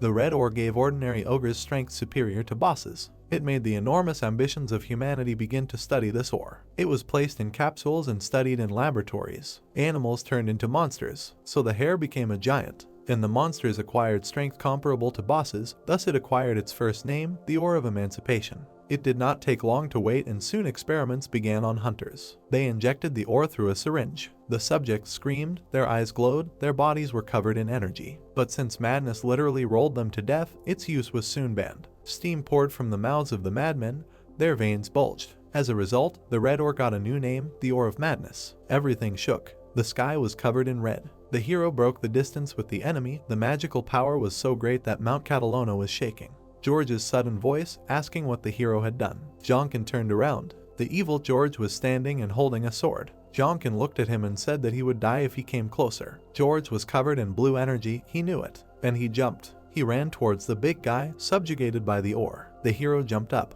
He took the spear, he knew that it would happen again. After all, the same thing happened in the future as now. Demetrius lost his mind in his madness and killed George, who had hope of stopping him. Flash, George dodged the hero's blow, and threw his own, but Jonkin parried. The guy screamed and told him to move away. He said that since Demetrius had just descended into madness, he could still bring him to his senses. Jonkin looked at him with concern and said that even if it was him, it was impossible and he could not let him die like this. He blocked the guy's blow, looked at him and said that he had a plan. George asked again in surprise. He broke the distance, stopping attacking. He looked at the hero and said that he could not trust him, but he would still listen to what his plan was. Jonkin said that he would only need 5 minutes.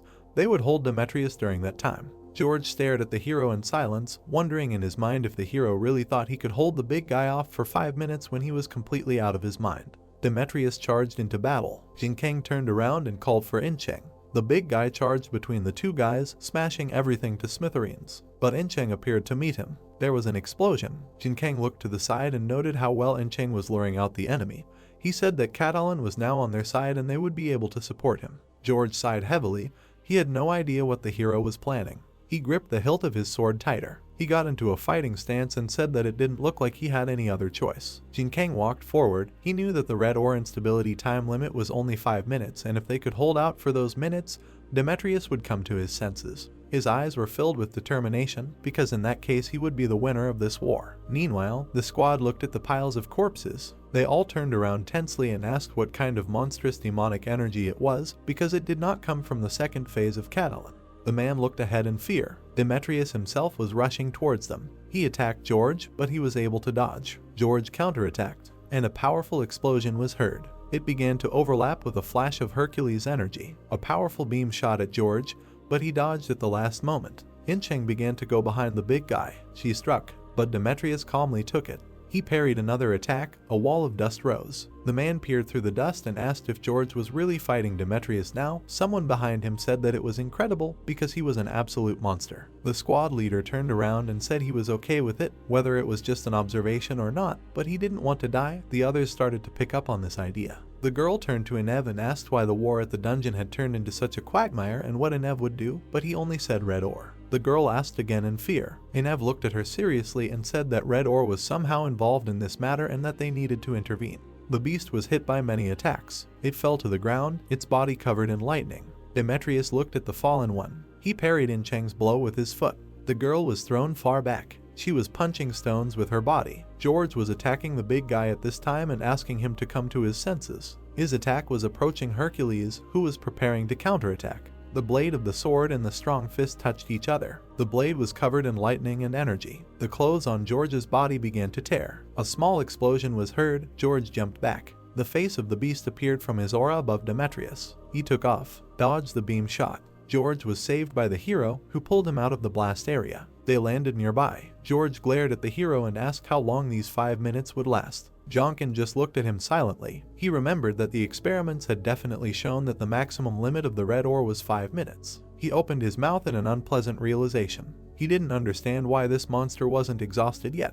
His eyes widened. Demetrius had reached them. Inev used water rampage. The stream of water pushed the savage aside. Inev and her partner were approaching the heroes. The guy said that they would help them. Meanwhile, Jonkin reached Incheng and asked if she was okay. The girl looked at him tensely. Steam was coming off her, but she said that she was fine. Jonkin frowned and thought that Incheng would not last long. The veins on his arm bulged. He knew he had to be a little stronger. The system reported the blood absorbed by the stone, which reversed its flow. Jinkeng looked forward in surprise. He began to cough up blood. Incheng looked at the trembling hero in fear and asked if he was okay. The system reported that the blood continued to reverse. The regeneration percentage began to increase. Spikes came out of the hero's hand. His eyes were filled with blood. He screamed. Electricity poured out of his eyes. Incheng ran to the hero in fear. A sphere formed around the hero. Even and his partner looked at this sight in horror because the hero began to enter the same condition as Demetrius. The blood continued to reverse. The hero looked forward with a beastly gaze.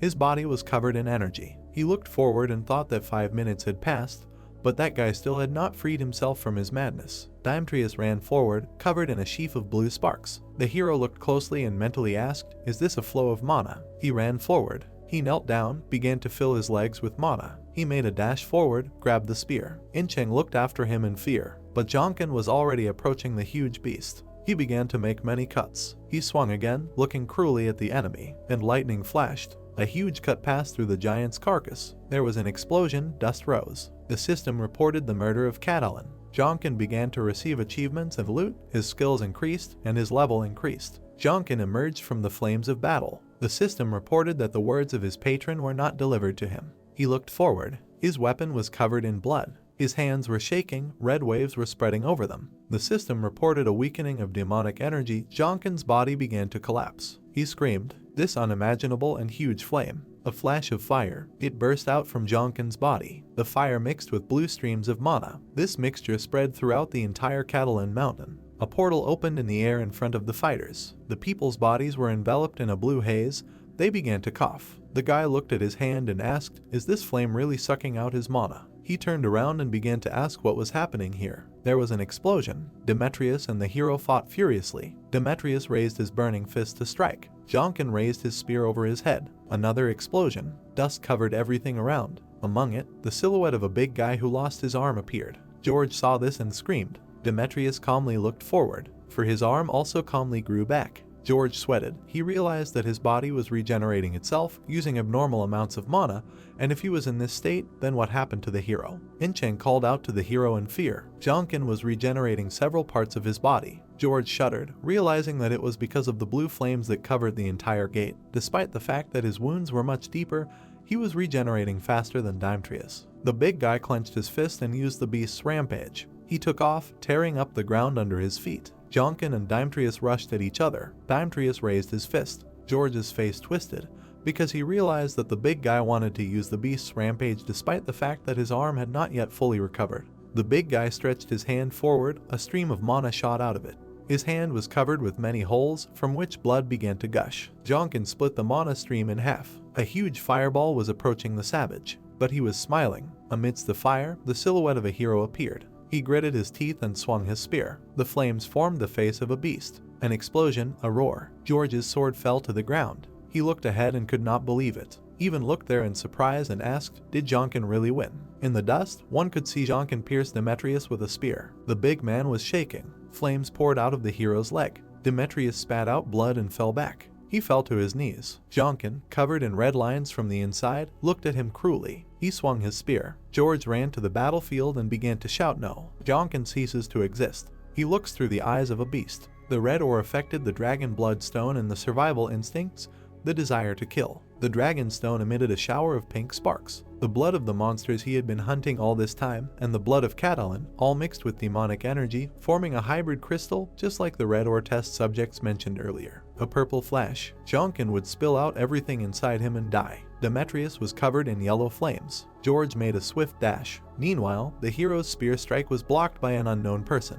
Lady Athena looked at the hero. His spear could not penetrate her barrier. Her eyes flashed purple, and in an alien voice, she ordered him to prostrate himself. A terrible shock struck the hero, and he fell to his knees. Incheng shuddered. The others watched in shock. George hit himself in the chest and said that it was an honor for him to see Athena. She looked around and asked who the bard was, because she was now in debt to Zeus because of them, but more importantly, her eyes flashed purple. She looked at Jonkin and asked who it was. George looked at him and said that this person. The hero was trembling. George said his name. After a while, Athena changed her clothes and said that the power that Jonkin wielded was dangerous. He covered the entire area inside the gate with blue flames and absorbed the mana of other hunters. They had never encountered such a thing before. She gritted her teeth and said that this is why they are requesting the transfer of Jonkin. Otherwise, Olympus is ready to go to war against Asgard. Songwoo was sullenly silent. He looked at Athena and said that he understood that absorbing the mana of other hunters with flames was dangerous. It was an ability that they did not know about before. However, did they think that the hunters themselves are dangerous? The hunters looked away. Everyone in the hall was thoughtfully silent. Songwoo looked at them and everyone and said that until all this appeared, they were unknown people to anyone, and the abilities of hunters to this day inspire horror and danger to everyone and everything. Therefore, Olympus, trying to unleash a war over such a matter, are degenerate hunters who deserve to be held accountable. Athena angrily clenched her teeth. She was told that this was all because of her. She looked at Songwoo and mentally did not understand what he was doing here, because every time she encountered him, she was bursting with anger and her mind was clouded. Songwoo calmly looked at her. He was silent. Athena looked away. She hoped that as soon as this was all over, they would not meet again. Songwoo lowered his eyes. The system reported the activation of the mana influx. The hero was meditating. Blue lights were flying around him. He could feel the flows of mana and use them. He was able to understand all this while observing the movements of mana inside Demetrius. In order to achieve such power, he used all the mana around him. He sat with his eyes closed and thought if he used it for attack, the blow would be many times stronger, and if he used it for defense, it would be much stronger. This is the power of the mana flow, and now he needed to use the mana flows for recovery. The system reported a synergy with regeneration at a high level, reported that the recovery speed was increasing geometrically. Jonkin continued to meditate. He was covered in sweat, and he vomited blood. He looked tiredly at the floor, understood that these were all the impurities of the dragon bloodstone that his body rejected. He realized that now he could heal the places that were previously blocked by impurities with the mana flow. He looked forward, closed his eyes and thought that something was blocking the mana flow. He imagined a black ball. He looked down sullenly and mentally said that the black ball was blocking the flows of his mana from his back. He said that this would not work and he needed to change the flow of mana and redirect it. The day had come. The battle was going on. Flashes of power. George ran forward and attacked. Incheng blocked his attacks. George looked at her sternly and said that it was too slow. Incheng looked at him in surprise and asked, was it really slow? She began to strike quickly.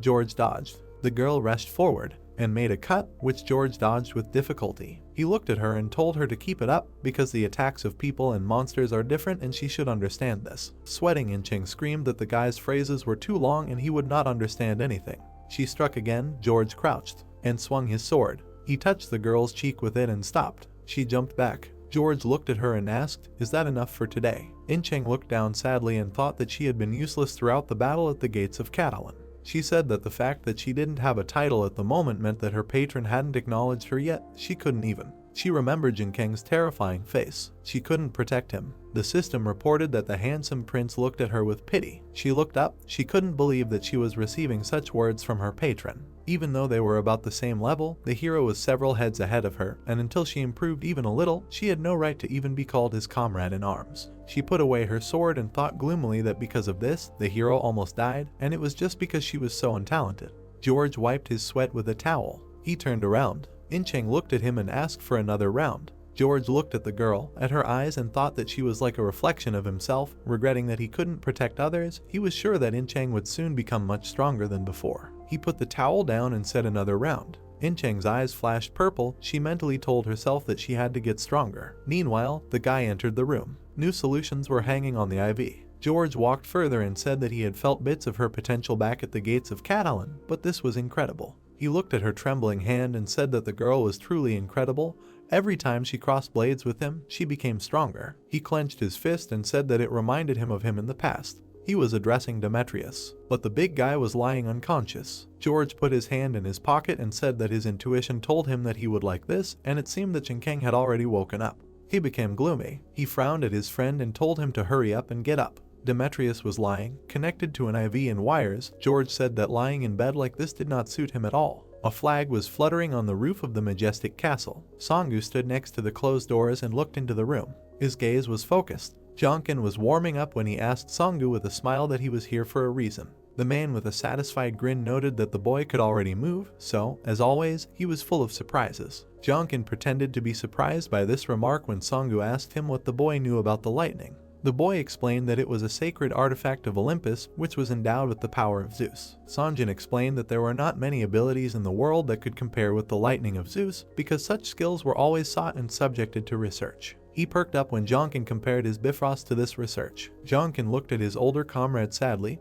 because he had a lot to tell. Song Woo turned away from him and said that he understood, but this room was not the best place to have such a conversation, so he asked him to follow him. A rainbow flashed in the sky, shimmering with delicate colors. The weather seemed to sparkle. A portal opened in the garden, releasing two men. The castle was beautiful in the shimmering rainbow. The drops that flew from the spray of the fountain sparkled in the sun. Jonkin admired the beautiful view, to which Songwoo explained that this was his sphere of influence and was Bifrost. The man looked closely at Jonkin and asked if he was a prophet, but the second assumption about the regressor hung in the air. Jonkin frowned and said that he looked like a prophet since he read a book about Songwoo and his friend. The guy thought about what he could say about this book. Songwoo was very surprised when he heard that this book was about the one known as the Demon King. The rainbow was still as bright. It could be seen from different sides of the castle. Songwoo was indignant, saying that Jin Kang asked him to believe him that he killed the guy. Jin Kang tried to explain that he did not kill him, since he knew that after this action, everything that was happening now would follow. Songwoo's face became sad, since Jin Kang even knew that he and Athena were once together, so he had no choice but to believe him.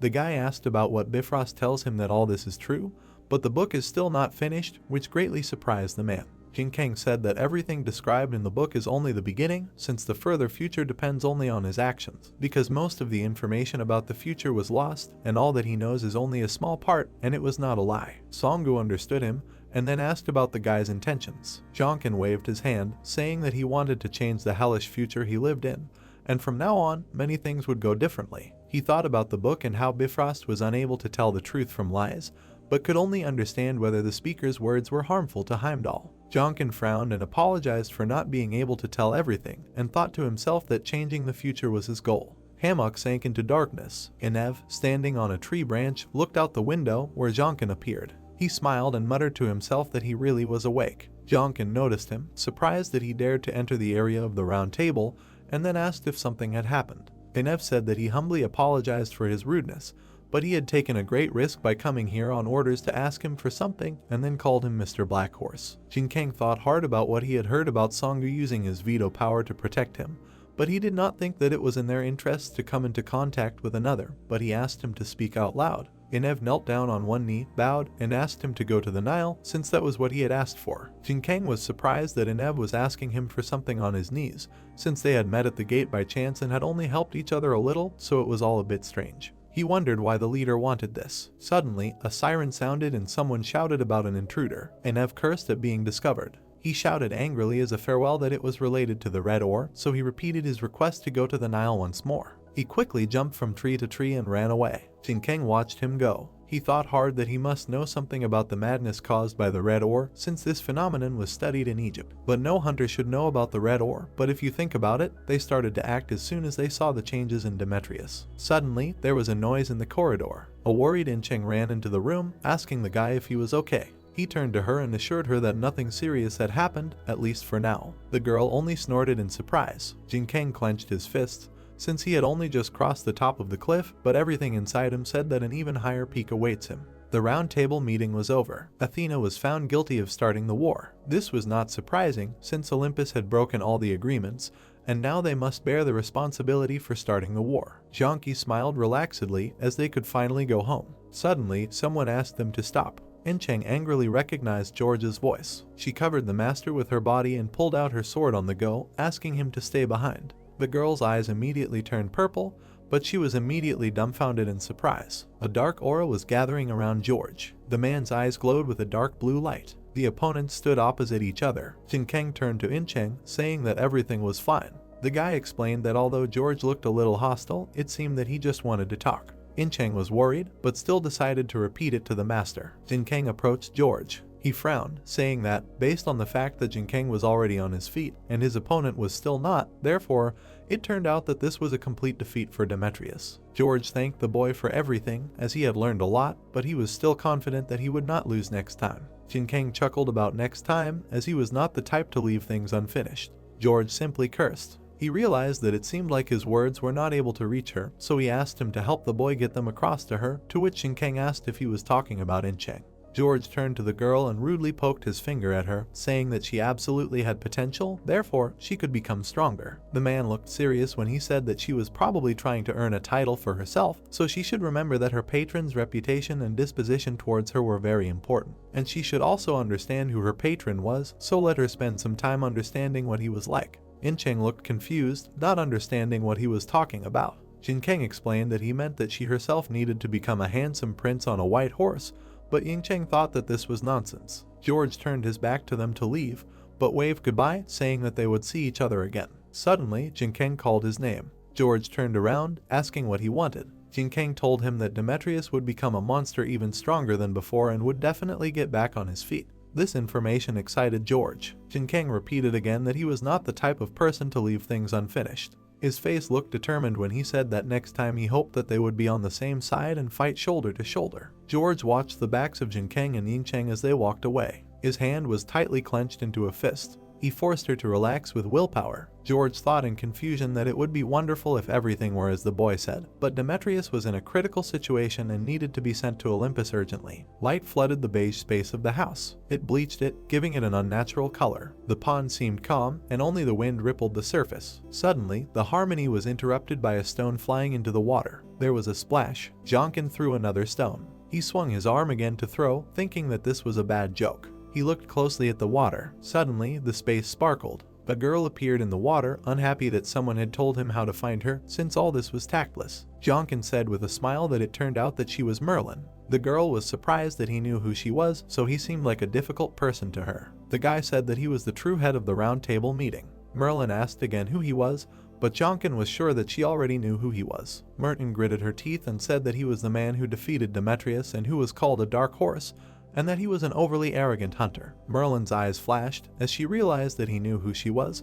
but she did not understand what he was trying to achieve by deliberately provoking her. The girl flushed. In her place, a golden-haired youth immediately appeared. He glared at the boy, saying that he was sure that all the members of the round table knew that he was not someone to anger, so he asked again who Jonkin was. The boy hesitated for a moment. His eyes flashed scarlet when he said that he was the one who knew where Excalibur was now. Merlin's expression was greedy. Several trailers were parked in the closed area. Jun Kang looked at Incheng from behind the pillar. The girl immediately turned her attention to him, asking where he had been. The guy simply explained that there was someone he needed to meet there. The girl was irritated by such secrecy. The crystal on the guy's neck sparkled, attracting attention. Incheng jumped up, asking what kind of necklace he had and whether he was meeting with a girl. Jun Kang did not know how to respond to this outburst. Incheng rudely poked her finger at him, furiously saying that she knew that this was true, and it seemed that he was hiding a bunch of girls in England. The girl hugged herself, immediately becoming sad, and then said that she hoped that this was not the case, but she could not imagine that he was amorous, so she was disappointed in him. A smiling Sangwoo approached, asking if all the preparations were complete. Jonkin was glad that the unpleasant conversation was hushed up, so he asked if the man had taken care of everything. The man realized that Jonkin was very happy to see him, but he said out loud that it was time to go back. They were heading for the exit when someone called out to them. Jonkin turned around. The man looked at the boy with a smirk, saying that Merlin said that he would definitely be waiting for him here and asked him to pass on a message. The man informed her that she said that Jonkin had to pay back the debt for the necklace. The plane was ready to take off. Sangwoo was surprised to ask how the boy knew about Merlin. Jonkin pointed to the necklace and explained that they had made a deal. The man was surprised to see Merlin's necklace, to which Jonkin explained that he almost died because of it. He remembered how Merlin had rushed at him, ordering him to speak. At that time, he had concentrated a powerful energy around himself. Jin Kang awkwardly scratched the back of his head, saying that it was still too much for him to face them all, but he needed this necklace, so he had to overcome himself a little. Sangwoo chuckled awkwardly. The plane took off into the sky among the clouds. It flew over a city that looked like a toy from above. There were not many passengers in the cabin. In-chang turned to the master, saying that there was something she still did not understand.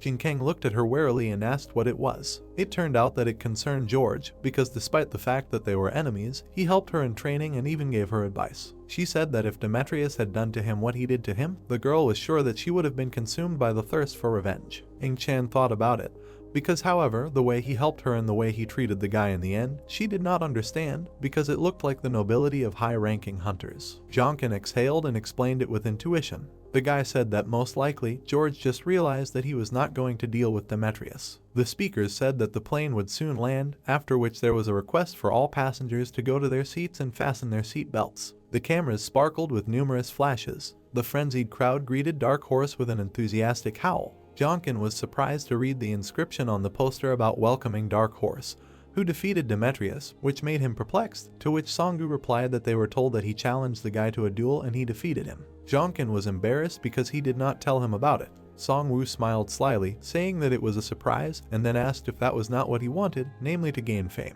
Jin Kang grinned. He waved to the reporters with a smile as he walked towards the exit. The photographers clicked their cameras incessantly. The flashes hurt his eyes. People were texting each other that Demetrius was an incredible monster, and all of Europe was shaking just from his name, but not even a year had passed since Jin Kang became a hunter, and some said that it had not even been 6 months, so the fact that he defeated Demetrius was even more amazing. So when the eyes of the whole world were focused on the current era of heroes, the hunter who attracted almost all the attention was definitely the Dark Horse. Night fell over the factory. In-chang and Jin Kang stood next to each other, leaning on the railing. The girl asked the guy with a slight smile about what he would do now. He was focused, but he replied that he had too many things to do. He needed to repair his inventory. The spear was almost useless due to the dragon bloodstone and the side effects of the red ore. Henmu still hadn't recovered. He remembered Inev, since he had business in Nil among other things. The boy exhaled, saying that there was a priority. He smiled, since he needed to move, since he had dreamed of having his own home since he was little, to which In-chang was surprised to think that moving was the most urgent matter. She smiled and said that it was good, since it did not seem like he would need her help anytime soon, since she had something to tell him. Jin Kang looked at the girl curiously. In-chang said that from now on, she would act on her own. This greatly upset the boy. In-chang continued to say that protecting the gate with him was a fun and very valuable experience for her. However, after the words spoken by George, she needed to find something that she could do on her own. Silence spread throughout the factory. It became sad. Jin Kang looked at his feet. Then he turned his gaze to In-chang's retreating figure. He thought with a smile that apparently she had finally begun to reveal herself, so very soon she would become stronger. Suddenly someone called him and Jonkin answered the call. It turned out that it was Suneng calling and said that the head of the association was calling him, so tomorrow morning he would pick up the guy to accompany him. Jonkin suddenly became collected. He frowned, because he had completely forgotten about the main thing. The guy thought about Odin. The spire of the tower was drowning in the sun's rays. George was rushing somewhere, thinking about what he could not forget. The guy ran with all his might. Blows were heard on the training ground. A fist rushed in a lunge. Demetrius was training. Waves of power emanated from his blows. George ran up, drenched in sweat, and quietly called Demetrius. He smiled at his friend. George asked what happened when Demetrius came to his senses, to which the man asked why the man was acting guilty, since this was the first time he had seen a hunter defeated. George was confused, since his friend had never lost before. Demetrius smiled, since this was how it had been. George sadly thought that something had changed, since Demetrius had always been on edge and aggressive all the time, but now his soul seemed to have found peace. Demetrius stood in front of his friend, clenching his fists. George excitedly asked if something had happened, to which the man replied that it seemed like Jonkin had not originally planned to be their enemy. Finally, George realized what was wrong with the man and exclaimed, pointing to his eyes. Demetrius told him not to be surprised since he had completely subdued his madness, and now he could use this power without any side effects, and then summoned lightning. The man smirked, saying that it seemed like Jonkin had handed him this gift on a silver platter. George remembered how the boy had told him that Hercules would become a monster much stronger than before. At that time, he had mentioned that he would definitely stand up, after which he hoped that they would be on the same side and fight shoulder to shoulder. George smiled happily. The ground exploded into small pieces. Inching flew up to attack from above. Suddenly, the princess fell off her shoulder. The two-headed ogre didn't understand what was happening when the girl's attack was suddenly interrupted. A deafening crack was heard as the princess struck. The system window immediately reported that the girl had defeated the dungeon boss, the two-headed ogre. Jinkang said in surprise that he didn't think the princess needed her prince at all, to which Inching laughed. The system windows reported that the gate had been cleared. The charming prince was looking at them all with a smile. The fallen angel was shaking his head. Inching smiled and asked the boy again what brought him here. Jinkang explained that he needed to go to China and then offered to accompany her. Incheng was greatly discouraged by this offer. Hyojin realized that test 1 had been successfully passed. He looked at the crystal and thought about how he wondered if their taboo would work, but they managed to bypass it with Merlin's pendant. Jukin was welcomed to Asgard. Hyojin was unable to infiltrate the shadow organization that pulls the strings of the entire world. Humu grew up and formed a solid body. He has not yet reached the level of the evil king of the undead army, but now he can control up to 7 skeletons, and an additional skull appeared on the bracelet. The soul of the skeletons was currently inactive. The Muspelheim spear was restored thanks to Jaehyun, but now it has the characteristic of a demonic spear that absorbs its user. Therefore, Jukin needs to go to China, one of the most dangerous regions in the world due to the fact that they were unable to contain the huge number of gates opening everywhere. China has turned into a kingdom of monsters because that is where the person who can purify the black marble is, in a place that is about to become the center of the impending disaster. There were hordes of undead on the northern front. The orcs were rushing forward in a huge army. The humans prepared to fight the horde of snow orcs and had been there for more than 3 hours. Suddenly, a golden beam struck the ground. A wall of flame of the same color flared up, separating the humans and the orcs. The snow orcs, who did not manage to stop in time, were burned in it. The humans looked around in surprise. They saw Jonkin standing with his hand outstretched. An aura of strength emanated from the guy. He calmly approached the humans. One of the men thanked him for his help, then asked if he was really going there. Jonkin replied with a smile that he should thank them for protecting their country, and yes, there was something he needed to do there. The man had heard that he had defeated Hercules, but there was something else, as there was some sort of barrier that humans could not pass through, so he would not pass through there anyway. Jinkang asked them not to worry about it, as he had already found a solution. The surrounding reality was gray. However, the ice shimmered with blue hues. Songgu, Jinkang, and Incheng looked at the barrier. Songgu wondered how the boy wanted to travel without the help of Bifrost. Incheng asked in surprise what it was. Jinkang explained that it was a gate, and literally the entire territory of China was one solid gate. Incheng asked again about the gate, to which the boy replied that she would understand once she saw it with her own eyes. Songgu touched the wall. He asked the others to step back first. He asked his comrades to remember that no matter what happened, he would not be able to help them in any way. The man touched the wall again, saying that he would wait for them here once a month. The wall sparkled with a rainbow as Songgu said that if they could not get out again in a month by then, he would come like this month after month. Jinkang hurried to reassure him that if everything went well inside, he would be able to get out himself. Songgu smiled, because he hoped that this would be the case. Jinkang and Incheng disappeared behind the wall. Songgu thought deeply about how, as the man had said, he was doing his best to save everyone he could. He took a step to the side. Songgu walked away and thought about how he would go and try to lessen his burden as much as possible. The forest was quiet. Incheng hugged herself, wondering if it was true that someone lived here. Jonkin said that it was colder than he expected, and he thought to himself that the fact that it was colder than he expected meant that everything was happening faster than in the original timeline. Suddenly, snow orcs stood in their way. Incheng took out her sword and said that she would deal with them since she wanted to warm up somehow anyway. She cut down the attacking orc with one blow. Incheng cut down one enemy after another. She was not afraid even when they attacked in pairs. The girl only encouraged them to attack. Suddenly, the next orcs ran past her. Jonkin turned around and said that they looked like they were running away from something. Suddenly, more enemies were revealed. The system reported ice trolls that were immune to cold and had high regeneration, similar in general to orcs, so one troll was enough to defeat a B-rank hunter. Jonkin asked the girl to be careful because of this. Jonkin cut the monster in half with one blow. Inching kept up with him, cutting her opponents in half. The monster's blood splashed everywhere. Soon, there was not a single living monster left on the battlefield. Trying to catch her breath, the girl asked what was going on here. Then she looked at the protagonist and said that it was quite strange, because monsters of such a high level could not be here.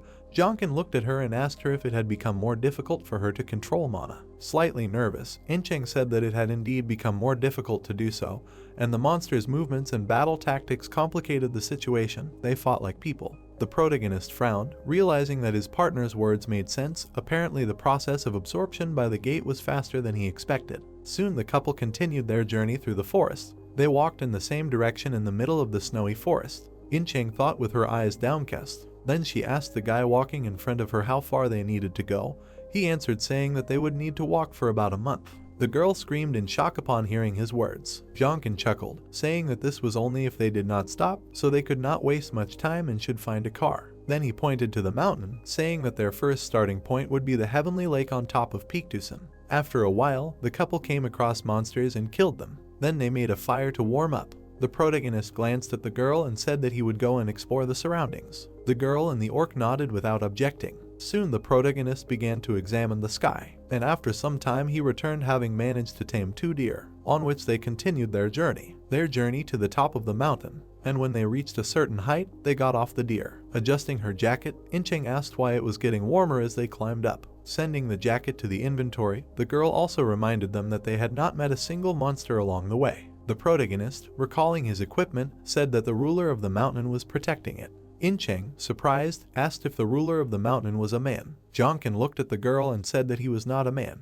Then he turned to her and said that he did not even know what would be the correct way to call him. Then looking at the mountain, he told the girl that she would see everything for herself, and now they should leave the moose and break through the barrier. The protagonist's eyes lit up when he said this. Now he could see the lightning that enveloped the area. The events take us to the city, where Hyojin stood on top of a skyscraper. Looking at the city, he thought about the change in people's lives that had changed after the gate appeared. Looking down, the man mentally said that after he began to use his powers for the sake of humanity, he realized that those who could not use magic were left behind because they were unable to survive in disasters. Frowning, the man thought about Jonkin, who went to a country that did not live up to his expectations. The climate conditions had changed greatly, monsters were raging throughout the country. Looking into the distance, Hyojin decided that a guy who did not possess the magical power of a hero and defeated Hercules was destined to find what he had once failed to do. Then he laughed. This world was becoming more interesting to her. He involuntarily licked his lips in anticipation. But a moment later, he cursed, immediately covering his mouth. The man's pupil sparkled brightly when he thought that he couldn't absorb it so early. After releasing his mana, the man decided to slowly enjoy it, because it was the best snack to satisfy his overwhelming hunger. The events take us to the mountains, where the sky was unusually beautiful.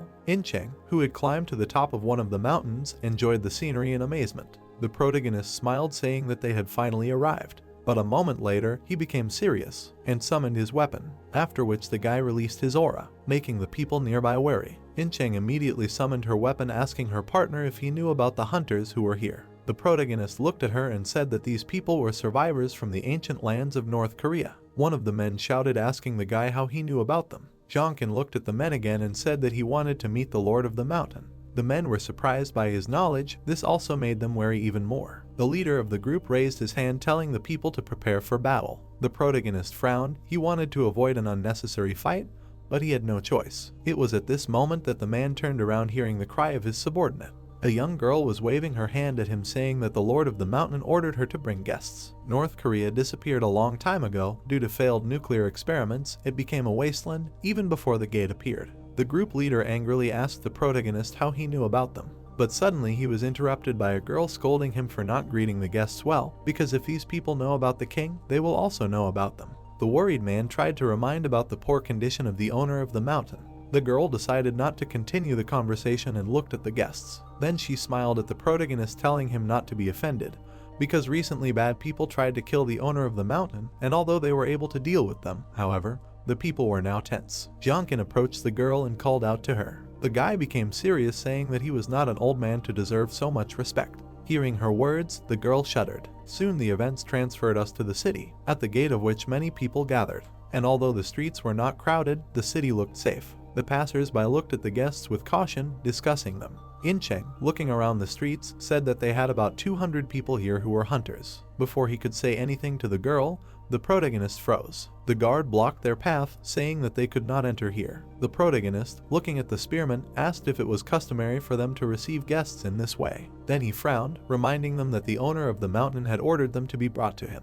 The man, feeling anger, said that even if it was so, he would not let them near him. It was at that moment that a little girl ran out to the man. Realizing her intentions, the man frowned, saying that she herself knew perfectly well what state her master was in. Jonkin released his aura, telling the guy that his opinion meant nothing to him. The man took a fighting stance, deciding to teach the boy a lesson. It was at that moment that Anne screamed, forcing the protagonist to look at her, as well as his opponent. Anne released her aura and ordered the man to get out of the way in the name of the village chief, Chenji. The man bowed his head in obedience. Anne glanced at the protagonist and said that they needed to go to the master of the mountain. They soon entered a tunnel. Walking ahead, the protagonist asked Incheng if she had heard about the myth of Tangun. Looking into the distance, Jonkin said that there was a forgotten folk myth called the myth of Tangun, about how Hwanan came down from the mountains and discovered Korea, founding their people there. Incheng raised her eyebrows and asked why he suddenly remembered this. Looking at Anne, the protagonist said that the locals obviously knew something about this. Anne smiled widely and called out to the master. At that moment, Mana appeared in the tunnel. This Mana belonged to the tiger. The protagonist walked forward,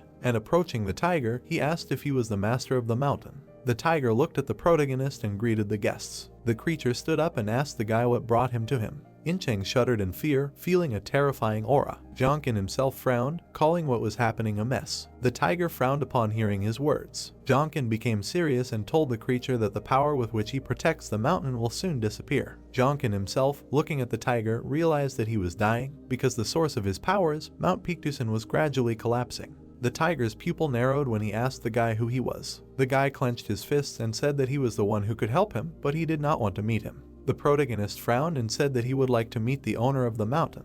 The tiger screamed in anger, calling the guy impudent. Raising his hand, the guy said that he was able to detain the intruder, but it is not normal for the owner of the mountain to be dying, so he must take him to the intruder, and then he will save the village and him. Tiger frowned upon hearing his words. The events take us to another part of the mountain, where Incheng and the protagonist were standing in the middle of the road. Incheng looked at the guy and asked him who the owner of the mountain was. Jonkin smiled and said that it was just a deer harnessed to their sleigh, but he was a much more advanced creature. Simply put, deer, after absorbing the magical energy emanating from the gate, their personality and appearance changed. Incheng was surprised and said that this did not explain his ability to communicate with people and the ability to absorb such huge amounts of magic, as well as his behavior. Jonkin smiled and said that she was right, and even before absorbing magical power, he was different from other animals. It was Alf. The body of such creatures is larger, they are stronger and smarter than other animals. Over time they can become the main characters of legends and fairy tales, but the owner of the mountain was even more special because he has a patron. Incheng heard him and was very surprised. Raising his hand, the protagonist said that his patron was the same hunter, but now he was wounded by an intruder who penetrated the mountain.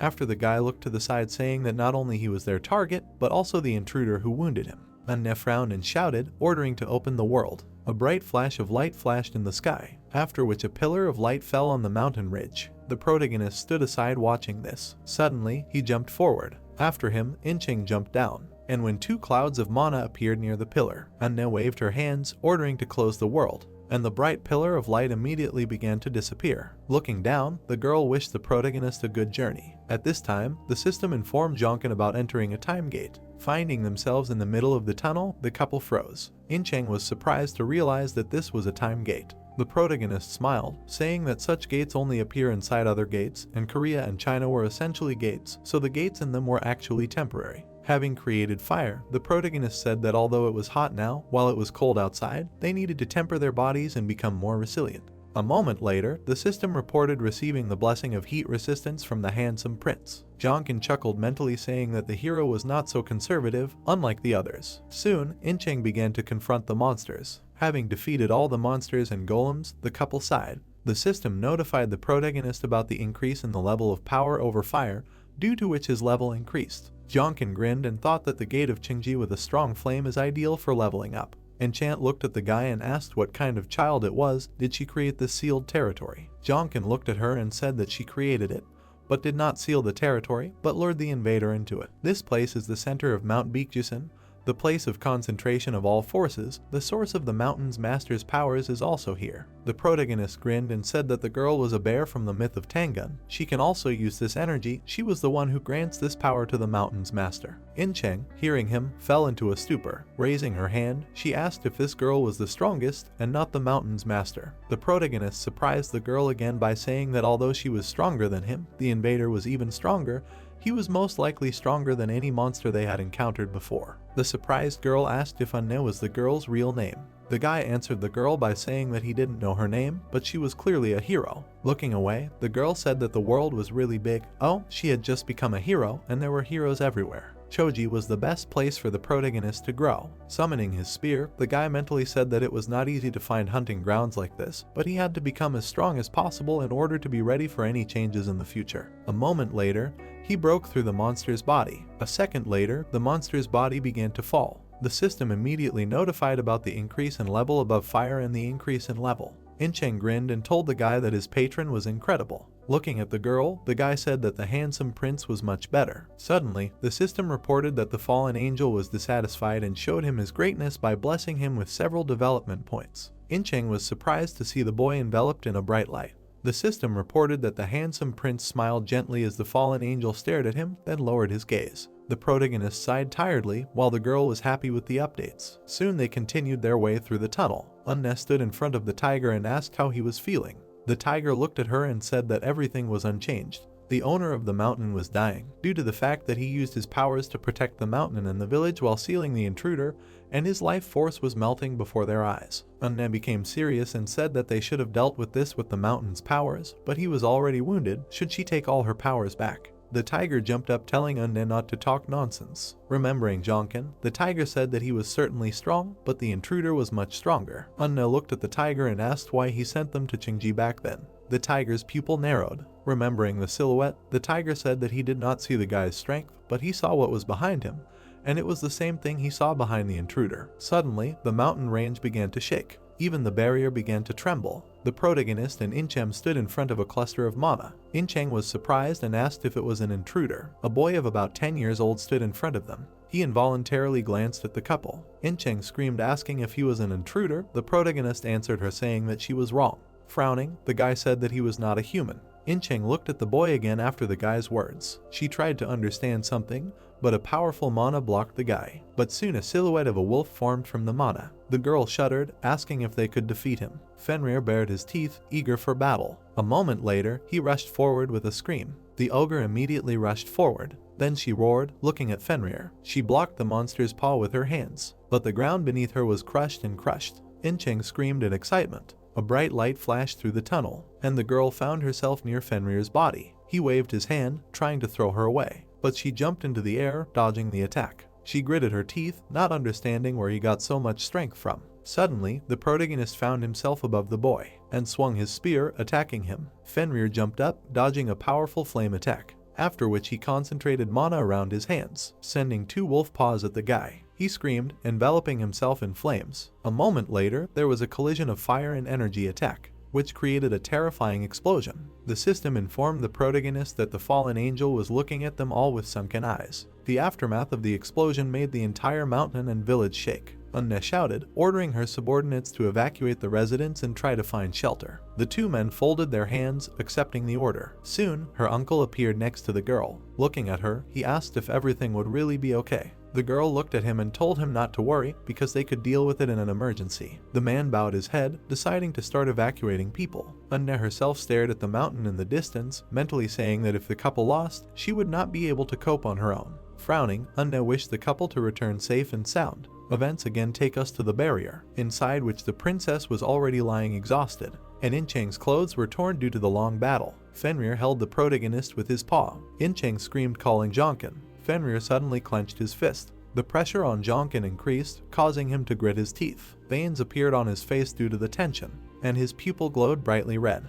He called up the status window, remembering how he looked at it recently, thinking about blocking the growth of magical powers. The protagonist raised one eyebrow, thinking that his mana flow was still at level 1, and his power over fire had also stopped growing. But now, the system suddenly reported an increase in the mana flow level. Jonkin took advantage of this and was able to push back the monster's claws and completely destroy them. Fenrir was very surprised by this. Jonkin landed in front of him. Then he stroked his chest, admitting that death was near. The mana flow was activated in a situation on the verge of death, but it was quite difficult to feel it with those the guy had met before. Jonkin summoned his spear mentally, saying that as he expected, it was different with Fenrir. A smile appeared on the protagonist's face as mana began to envelop his cells inside his body. The tip of his spear concentrated flames, while Fenrir stood silently waiting for the attack. Suddenly, he fell to all fours. Jonkin swung his spear, telling the boy that it would hurt a little. Flames and lightning concentrated on the spear. A second later, the system reported a new achievement due to the fact that he obtained the skill without any help. It also reported receiving a huge amount of experience points. Incheng, who was watching from the side, was surprised to see how the skill absorbed mana from the air. A moment later, the boy threw his spear, and Fenrir roared, releasing a stream of mana. The two attacks almost caught up with each other in a split second.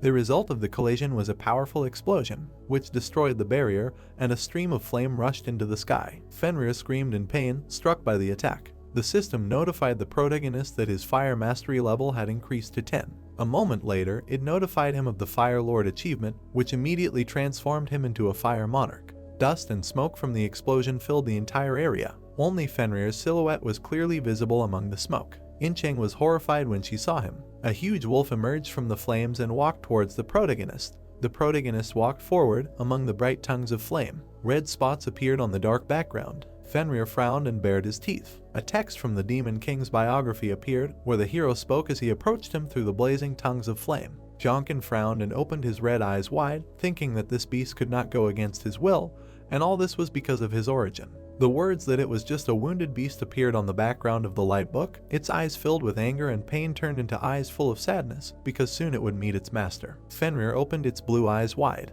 The white wolf stood still, looking at the guy. Jonkin frowned, not taking his eyes off the beast. The red system window showed that the fallen angel was closely watching the hero. Fenrir came closer. The main character's body was enveloped in streams of red energy. The red system window showed that the fallen angel blessed them with bonds. Jonkin put his hand forward and stroked the forehead of the giant white wolf. The system reported that the fallen angel was looking at its lost child. The protagonist did not remove his hand from Fenrir's forehead, saying that despite his current pliability, he was once a demon who turned the world into chaos together with the Demon King.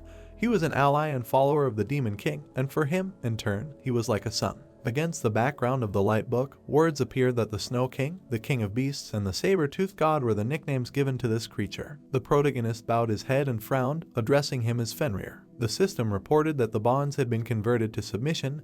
Access to submission was open. A question appeared whether the hero wanted to activate submission. Rays of bright sun fell on the roof of the building. There were several more buildings nearby. The hero put his hand to the ground. The girl frowned, thinking that the vibrations had stopped. She wondered if it was all over. Unna looked at the girl and boy approaching, saying that they had returned safely. Incheng smiled. Jonkin frowned, carrying Fenrir in his arms. The girl opened her eyes wide, realizing that it was an intruder. Unna frowned. Blue streams of energy appeared around her body. She screamed loudly, calling for the master of the mountain. The heroes opened their eyes in surprise, looking at her. A large white tiger appeared behind Unna, its eyes shining brightly blue. She tilted her head and frowned, asking what all this meant. The protagonist raised his eyebrows, saying that he kept his promise. The tiger frowned, opening his mouth and baring sharp teeth. Unna cried out in displeasure, saying that they deceived her because they said they would kill the intruder. Jonkin frowned and, holding the sleeping Fenrir in his arms, said that there was no talk of killing anyone. He only said that he would save her in the village. The hero opened his eyes wide, saying that this boy was no longer dangerous. Fenrir opened his eyes and raised his eyebrows in surprise. He quickly jumped off the protagonist's arms and clenched his hands into fists. Bright streams of energy appeared around Fenrir's body, and his wide-open eyes glowed blue. Unna frowned. The tiger behind her back came closer. Fenrir raised his head, looking at Jonkin. The boy clenched his hands into fists and bowed deeply to Unna. The protagonist smiled and put his hand on his head, asking if she was convinced of his words. Sunlight fell on the light roofs of the houses. Fenrir raised his eyebrows, saying, "Jubit." The protagonist sat on the steps of the building opposite him, saying that it would be correct to say, "Jonkin." Fenrir repeated his word again.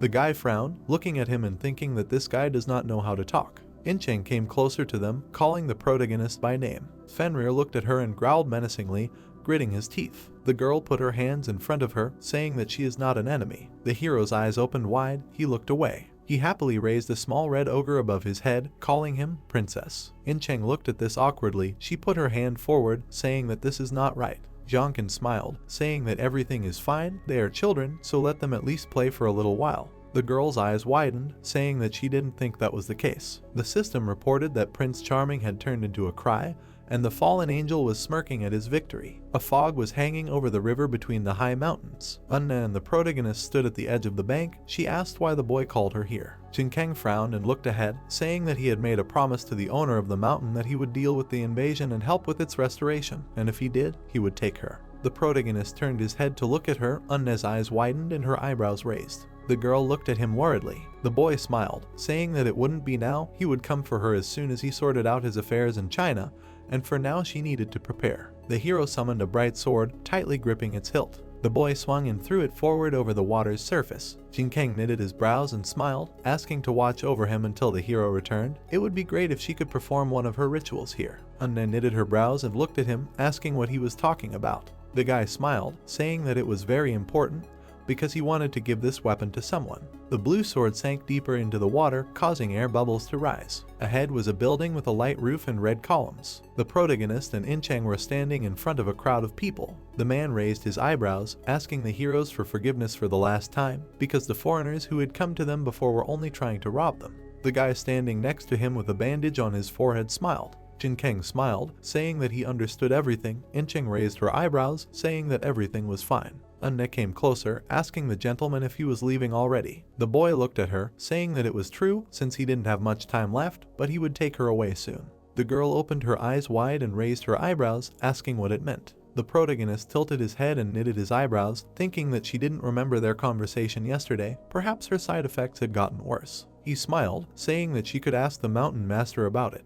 In-cheng looked at Jinkeng and smiled, saying that it was time for them to go. The protagonist knitted his eyebrows and smiled, asking the mountain master to take care of his health. A torch flame was burning brightly in the mine passage. The creature opened its bright blue eyes wide, asking him to hurry. There was snow on the tree trunks and branches. The heroes moved forward along the snow-covered road. The girl stopped. The boy raised his eyebrows in surprise and turned around. In-cheng looked down, saying that she felt very sad to leave them there like that. The protagonist smiled, saying that they would return to them. He thought that she was really very compassionate. The girl cried out in surprise, asking what he was talking about. Jinkeng looked at her and smiled, saying that once they finished with his business in China, they would visit their village again. The girl raised her eyebrows, asking if he was here to sort out the problems of the gate, since it would be much easier for them to return back by plane or ship. The guy opened his eyes in surprise and pointed at himself, asking if she was talking about him. In-cheng put her hand forward, saying that he always did incredible things. The girl closed her eyes and smiled, saying that he defeated Hercules and tamed Fenrir. She asked again if he was in China to deal with the gate. The hero looked down, saying that he couldn't do it. The girl cried out in surprise, asking what he was talking about. Jinkeng raised his eyebrows, saying that he couldn't stop the gate on his own. No one in this world could deal with the gate in China. In-cheng bent her leg, looking at him, saying that she understood everything. She raised her eyebrows and widened her eyes, asking why they came back then. The girl thought about how she really liked Mount Pictou until it got so cold. Jinkeng smiled, saying that he had already told her that they needed to find something to ride back on. In-cheng widened her eyes in surprise and raised her hand, saying that those deer had long since left. The protagonist put his hands in his jacket pockets and turned to Fenrir. The young man immediately responded. The boy looked at him and smiled, asking him to do them a favor. Fenrir raised his eyebrows and widened his eyes, looking at the hero. He took the form of a giant white wolf. Jonkin said that it was time to go. The creature quickly moved forward, passing between the snow-covered trees. Fenrir put his paws forward, moving through the snow, cutting through the streams of strong wind. In-cheng put up her hood and lowered her head. The boy looked ahead intently. The tops of the trees were covered in snow. Fenrir stood on the edge of a rocky slope above the snow-covered trees. Below, the heroes saw a battle between two races of monsters. In their hands were spears and axes. The boy and girl looked at the bright flashes from the clash of weapons below. The hero noticed that these were orcs fighting trolls. Jonkin opened his mouth, turning to Fenrir. He thought about how he did not understand the reason why they stopped before. Fenrir took the form of a giant white wolf. The protagonist opened his red eyes wide and clenched his hand into a fist, telling him to deal with it. The wolf quickly moved forward, leaving a bright trail in space. Large green spots appeared. In-cheng awkwardly knitted her eyebrows, saying that this was incredible. The guy put his hands in his jacket pockets and looked at the girl, saying that Fenrir must be hungry. The hero said that he had to teach her something. The girl asked in surprise what he was talking about. Incheng opened her eyes wide and raised her eyebrows, assuming that this was what she thought. She imagined a guy with a bright spear in his hands, moving quickly among bright streams of energy. The girl thought about him having unusual strength and increasing speed. She always wondered how it worked, but she did not ask, since she figured that he would tell her when the time came. Jin Kang opened his red eyes wide and smiled. The protagonist raised his fist, saying that he would teach her the mana flow. Thanks to this, she would be able to become a hunter who could level up on her own. Incheng's eyes widened and her mouth slightly opened, repeating in her head the words about a hunter being able to level up without blessings. She wondered if this was even possible, if this was the guy's secret. The girl clenched her hand into a fist, thinking that then she too would be able to become stronger. Jonkin put his hand forward, saying that there was already a part of the mana flow in it. He frowned. A small stream of bright energy appeared above his palm. The protagonist asked if she could see it. Incheng frowned, her eyes shining brightly pink. She said that it looked like mana was concentrating. The guy clenched his hand into a fist and smiled, thinking that she was definitely a genius. The girl looked at him, saying that she could see mana if she focused. She asked if that was why he meditated from time to time. Jin Kang raised his eyebrows, saying that to be more precise, they could see and feel the flow of mana, so they tried to accumulate it within themselves. Incheng raised her eyebrows and held her hand out in front of her, saying that it was hard for her to understand. The hero pointed out that she didn't need to, since it wasn't something she could understand with her mind. The protagonist frowned, saying that he would forcefully seal the flow of mana within her. He had warned her in advance that it would hurt like hell. The girl furrowed her eyebrows, saying that it was okay since she wanted to become stronger. Incheng widened her eyes, thinking that she didn't want to be a burden to him anymore. Snowflakes could be seen falling down in the dark sky. Incheng was sleeping in a sleeping bag by the fire. The protagonist was sitting next to her. Jonkin frowned as he looked down. The girl was lying in a sleeping bag, her eyes closed. The hero placed his hands on the shoulders of the girl sitting on the ground, thinking that she was truly incredible for being able to endure this painful process. Jonkin looked forward in surprise, seeing Fenrir in front of him. The youth frowned, looking down. The protagonist walked closer to him and stood next to him, asking what he was staring at. Below, among the blue-swept trees, they saw a monster with shining armor on its back and head. The boy frowned, wondering if it was a drake. Fenrir raised his eyebrows and licked his lips. The protagonist put his hands in his jacket pockets, asking if he wanted to hunt him. The boy turned his head, saying that he did. Against the background of the light book, words appeared stating that Fenrir's favorite food was drakes. Jonkin frowned, thinking that the boy was not in the best condition in Peaktusen, and besides, he subdued him, so he was weak, and now he was even weaker. The hero wondered if Fenrir could handle it. The boy opened his mouth, thinking that this was bound to happen, so he needed to understand the boy's current level of strength. Jonkin stood next to Fenrir, saying that they would hunt the drakes. The boy rushed forward. His body was enveloped in a bright stream of blue energy. He pushed off the ground, rising upward. There were bright white streams of energy around Fenrir. His eyes were wide open. The boy took the form of a giant white wolf. He opened his mouth and bared his sharp teeth. The drake opened his mouth. A stream of bright blue energy was concentrated in his mouth. He released it forward, cutting through the streams of raging wind. Fenrir raised his head and clenched his teeth. The giant white wolf rushed forward. In front of him were bright streams of lightning surrounded by blue energy. The drake's body and head were blinded by the light of bright white lightning. A stream of powerful energy rushed through the snowy forest. Fenrir stood over the body of the fallen drake. The protagonist stood behind him. The boy smiled, wondering if the boy had really become weaker since he had undressed the drake so easily. Jin Kang furrowed his brows and looked away, thinking that all the preparations were complete. A snowstorm rose above the forest and snow-capped mountains. The faces of the people were frozen in horror, their bodies were immersed in thick ice. The heroes stood at the edge of the bridge with a wooden boat moored. The girl turned to Jin Kang with concern.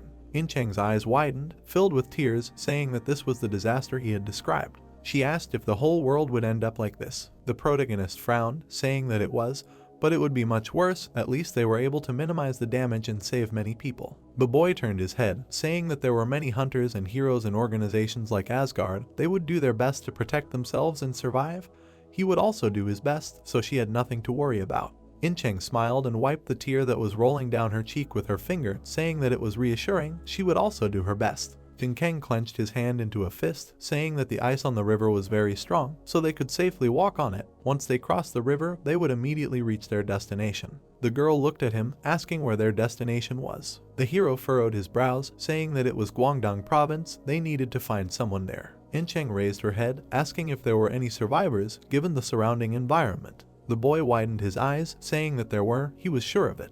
The hero looked away, thinking that he was holding back the black marble with a flow of mana, but at the same time he felt the black marble's powers growing stronger. Jonkin frowned and clenched his hand into a fist, wondering if this was his limit. He couldn't hold it back anymore. The guy looked at the frozen river, suggesting to cross it quickly. He thought about finding them as soon as possible. Snow continued to fall from the sky above the snow-capped mountains. Incheng jumped off the back of Fenrir, who had taken the form of a giant white wolf. Jonkin raised his eyebrows, saying that they couldn't ride him any further because they shouldn't attract unnecessary attention. Incheng tilted her head and smiled, saying that it was warmer here and there were no monsters. The protagonist smiled, saying that this only meant that they would move in the right direction. Fenrir frowned and pointed his index finger. The heroes turned around. Among the raised streams of wind and snow, they saw the silhouette of a man in front of them. Incheng opened her eyes wide, saying that there was someone there. The boy frowned and clenched his teeth, telling her to prepare his weapon. The girl raised her eyebrows in surprise and looked at him, asking what he was talking about. The protagonist frowned, his eyes shining brightly red. He said that in such a place, people cannot catch their eye. It is a giant. The hero froze, standing in front of a giant man with a sword. The boy tightly clutched the spear in his hand. Bright blood splashed onto the white snow. A giant bandaged hand lay behind the girl in a pool of blood. Incheng frowned, tightly clutching the bright sword in her hand. She raised her eyebrows, saying that it was strange because he appeared on the horizon like an ordinary person, but acted like a starving beast. Incheng stood at the shoulder of the fallen giant. The boy walked up to his head, saying that he might have gotten separated from the group. Jonkin put his hand out, saying that those who are usually expelled from the group due to weakness or illness often end up like this. This giant must be one of those. That's why he is weaker than the others. The girl looked at the hero, saying that she was scared to even think about it. Behind the boy, there was the body of another fallen giant in a pool of blood. Incheng's eyes widened. She looked at the snowstorm that had risen up ahead. The protagonist frowned, saying that there was clearly more than one of them. The girl looked at him, saying that they weren't even given time to rest. A giant riding a drake appeared in front of the heroes, holding a sharp axe in his hand. Incheng's eyes widened, thinking that these giants riding ice drakes, this performance was incredible. The man with the symbol on his forehead furrowed his brows, asking who they were and why he was hunting these small fry. The giant looked at the protagonist, shouting that it was him, calling him special. Jinkang smiled awkwardly and looked at Fenrir, who licked his lips, wondering if he really wanted to taste the drake in this situation. A red net flew at the heroes. Incheng opened her shining eyes wide, not understanding what it was. The girl raised a bright sword above her and rushed forward, thinking that she should first cut the neck. The guy put his hand on her shoulder, stopping the girl. Jinkang furrowed his brows, saying that he did not feel any bloodlust. The giant raised the net with the heroes next to his face. The man with the symbol on his forehead furrowed his brows and opened his bright eyes wide, saying that the guy would go with them. A group of 5 drakes, with giants sitting on them, walked through the snow. On one of these drakes stood a cage with guys. The giant turned to the cage and asked the captives if they were locals, to which the main character replied that they were from distant lands. True, the giant asked in surprise, adding that they had captured him with something special, so there was no need to worry. Jonkin looked at the man and said in his head that they were different from the giants from history, because unlike the records where they were described as simple monsters from legends, they were very smart. After these thoughts, he asked if he was right that they were taking them to Utgard. Hearing this, the giant smiled and said in surprise that the guy knew about their city, adding that they were going there, but there was no need to be afraid because they did not intend to harm them. He hit himself in the chest and said that his name was Shachai. Spreading his arms, he showed his mighty strength and said that he was a proud warrior of the great tribe of ice giants. The protagonist smiled and said that his name was Jonkin. After a while, they were attacked by wild giants, who immediately received a rebuff. They were killed one by one. Their killer was Shachai, from whom incredibly strong magical energy emanated. The protagonist silently looked at the giant. Shachai, with his eyes burning in his peripheral vision, looked at the guy. The next second, he calmed down and turned to the guys with a smile on his face. Jonkin looked at the giant, saying nothing. Shachai stepped towards the cage. Stopping, he said that he would ask them a few questions, and if they wanted, he would let them go themselves. The protagonist did not take his eyes off the giant and said in his head that he seemed to be hiding something. However, in the city of giants itself, there should still be survivors. Shachai put his fist to his forehead and said that he swears on the honor of his name, they are free to make a choice, and he will not do anything to them regardless of their decision, so he swears on the honor of Shachai. Jonkin clenched his fist. He looked down with a smile on his face and said to himself that it looked like they would get to their destination much easier than they had planned, since they were heading there. The silence was broken by Incheng. She looked around and was very surprised. Shachai, with a smile on his face, told the boys that they had arrived and that this was their city. He looked at the huge city in the forest and said, "Welcome to Utgard." The huge city was well camouflaged by the blizzard and snow. Shachai entered the gate on a drake. The giants greeted him happily, saying that he had finally returned. The protagonist and Incheng looked around. There were giants everywhere with smiles on their faces. Some were doing housework and drawing water from a well. Incheng smiled in confusion and said that it felt like they were in the Middle Ages, and then asked if they had really traveled through space and time. Suddenly, she looked away. The man was looking at the cage and asking why the humans were locked in the cage, to which the girl standing next to him asked if they had really done something wrong. Fenrir heard this and became very angry, gritting his teeth. The humans opened their eyes wide, asking how Shachai had managed to capture the special one. Shachai looked around and replied that everything was fine, because they just wanted to visit the chief. The protagonist stroked his pet's head and said that everything was fine and asked him to be calm. Fenrir looked ahead and said menacingly that there was an enemy. Jonkin looked ahead carefully, trying to see the enemy. They slowly approached the castle shrouded in mana. There were 2 guards on duty and Shachai asked to tell them that he had arrived. The door to the castle swung open after a while. With a cage in his hand, he went inside. In front of him on the throne sat their leader. He frowned and asked if the warrior really had brought another named guest. The protagonist looked at the leader and wondered if Fenrir had really called him an enemy. He must have fought with him before he got to Mount Beekdu. Shachai knelt down and said that he had brought the werewolf and his companions. He turned to the cage and said that he wanted to stay with them. The leader opened his eyes wide, staring ahead. He asked if the warrior really meant that they had managed to tame the werewolf, to which he nodded his head and replied that he had.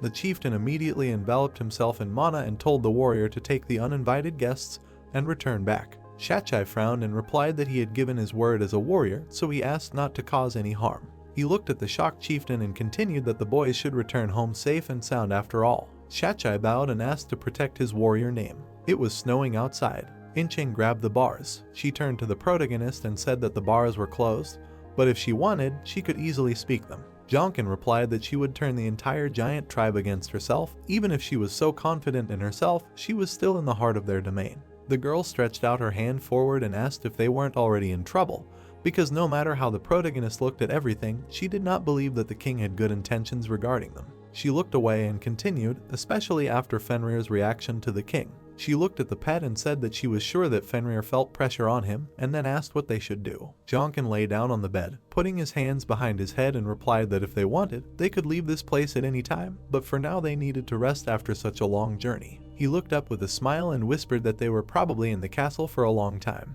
Devastation, fires, and explosions everywhere. Houses were destroyed and destroyed. The burning eyes of angry giants were visible in the smoke. The protagonist stood by the window and said in his head that in the records of the Demon King, the war with the giants was described as one of the most terrible wars. He did not understand. He stared into the distance and said to himself that he was sure that their king was incredibly strong, but individually, the giants were inferior to humans in strength. But how did they manage to drive humanity into a corner then? Suddenly, there was a knock on the door. Jonkin looked in her direction in surprise. The door opened and a small girl walked in with a tray in her hands, saying that she brought tea. She slowly poured the tea into the cup. Then she looked at the protagonist and asked in a trembling voice if this was enough. Jonkin looked at the girl and asked if they treated everyone like this, to which she quietly answered no. Hearing this, the protagonist asked with a smile on his face what they did to deserve this then. The girl moved away from the table and was very afraid to answer. The protagonist stared at her and said that everything was fine, because no one was watching them anymore. The girl immediately understood that the guy was talking about the object on the wall. It was a small hourglass, which she said that no one had noticed before. The protagonist had an amulet glowing on his chest, and he said to himself that it was a magical tool for observing the room. So if he were alone here, he would not be able to notice it, but he had a necklace that belonged to Merlin, and he was the strongest magician. He knelt down in front of the girl and said that she could speak freely here, but once she left this place, they were to keep their conversation a secret.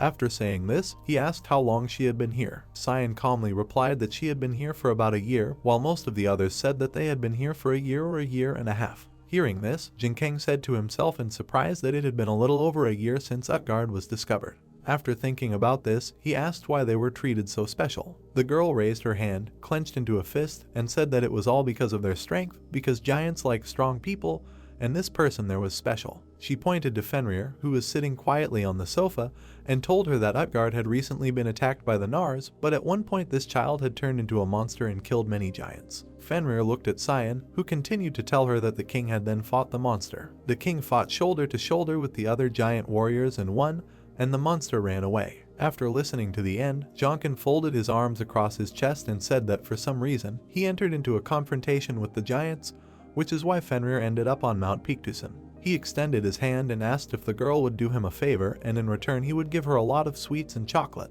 Cyan firmly replied that she did not need it. She slightly lowered her head and said that if the guy had some iron, then she asked him to give it to her, because if she sold the iron, she would be able to buy medicine for her mother. Okay, the hero answered, after which he asked with a serious face if the girl could find him someone in return, adding that he heard that his name was Manhwa. What? The girl asked in shock, specifying Wada. The protagonist smiled broadly and said, yes, that's right. Several days had passed since his arrival at Utgard Castle. Snow fell constantly on the city. During this time, Jinkeng's group did nothing. Every time, at the same time, they were brought food, and from time to time they were allowed to leave the castle for a walk. And that was all. Incheng asked discontentedly what kind of joke this was, asking later if they did not need anything from them, then why did not they just let them go? The protagonist turned around and answered that thanks to this they were able to train a little. The girl folded her arms over her chest and said that this was true, but she would rather die than be in a cage for the rest of her life. Jinkeng looked at her friend and said that there was no need to worry,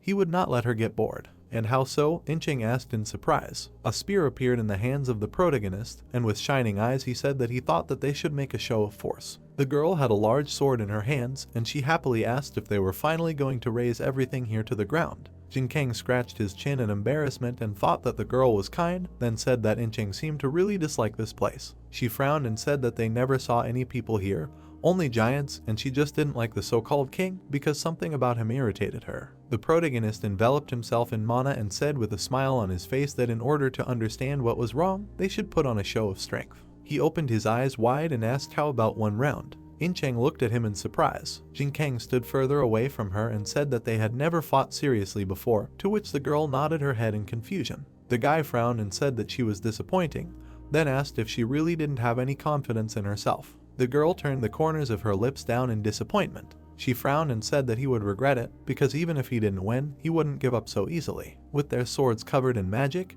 they rushed towards each other, leaving marks in the air. Jonkin jumped up and said with a sly smile that if he won, the girl would have to pay. He immediately ran forward. Incheng swung at him with all her might. With wild eyes, she screamed that this also applies to the guy. Light snow was falling outside. A few seconds later, a loud explosion was heard, breaking everything in its path. After some time, Shachai laughed loudly at the fact that the castle was in ruins. All the glass of the castle was cracked and scratched. The protagonist and Incheng looked at him in bewilderment. The boy thought that Shachai was laughing when he heard that the people he had brought had destroyed half the castle gardens. The warrior looked ahead and said with a grin that it would be nice to see the face of the chief. By uniting the tribes, he began to change. The chief carefully chose his tribe. After a while, he began to demand to be called not chief, but king, and as soon as he began to mine iron, he immediately began to gather an army. However, none of the people knew who the chief was going to wage war against, because Shachai, who fought with noble intentions, could not understand his motives. Shachai stood in front of the castle and thought that he hoped that the chief chose his enemies wisely. The boy standing next to him shouted loudly that the way was closing. Shachai looked ahead and confidently said that it was time to attack. Some time passed. The city, in one of the rooms sat a giant,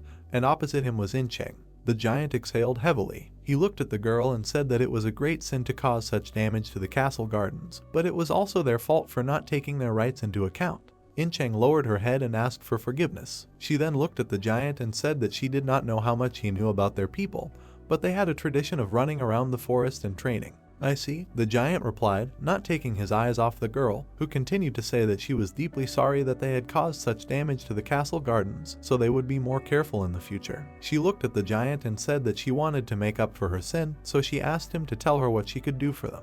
The man rubbed his beard and thought about compensation. After thinking for a while, he asked her to tell him about her people. He looked at Incheng again and said that given what had happened, they did not know too much about them, so they needed more information.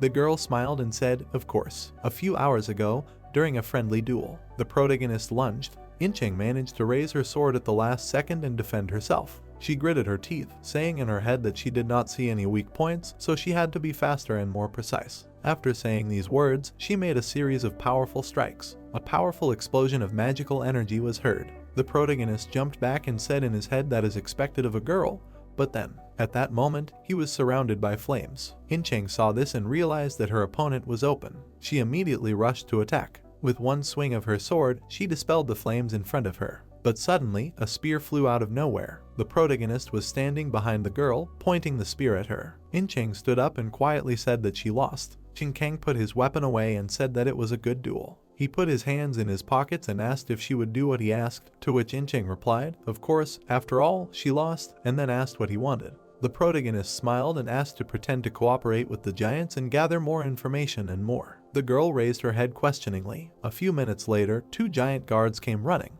What they saw made them very confused. Among the smoke, they saw the protagonist, who was covered in blood, and In-cheng was standing next to him. The guards shouted loudly that they needed to call a doctor immediately. After some time, Jonkin was lying on the bed, looking at the thoughtful man in front of him. The doctor replied that there were no serious injuries, only small wounds. The protagonist grinned and thought that the man did not fall for this whole show, but the giants most likely did, after which he said that he needed to be patched up. The doctor brought his hand, enveloped in mana, to his wounded body. The protagonist's body immediately glowed. He sat on the edge of the bed and thought that it not only stopped the bleeding, but also completely healed his wounds, after which he thanked the doctor. The man stroked his beard and said no. The boy smiled and said it was an honor to meet him, and after a moment of silence, he called him K.H. Wada. The doctor opened his eyes wide and looked at him in shock. He adjusted his glasses and asked if the boy knew about him. Jin-kang put his hands on his legs and said he didn't know, to which the man suggested that the protagonist had heard about him from Sun.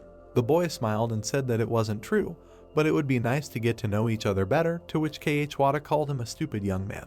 He turned around and told Sen that they should go. Jin-kang grinned maliciously and said that he was still sick. He got out of bed and asked if the doctor really wanted to abandon a patient he hadn't cured properly. K.H. Wada stroked his beard and replied incredulously that it didn't look like the boy was still sick. Jonkin smiled and replied that the wound was not external, then extended his palm forward and asked why the man was putting up such a dialogue without even examining his organs. K.H. Wada was silent for a moment and awkwardly replied that it was his fault.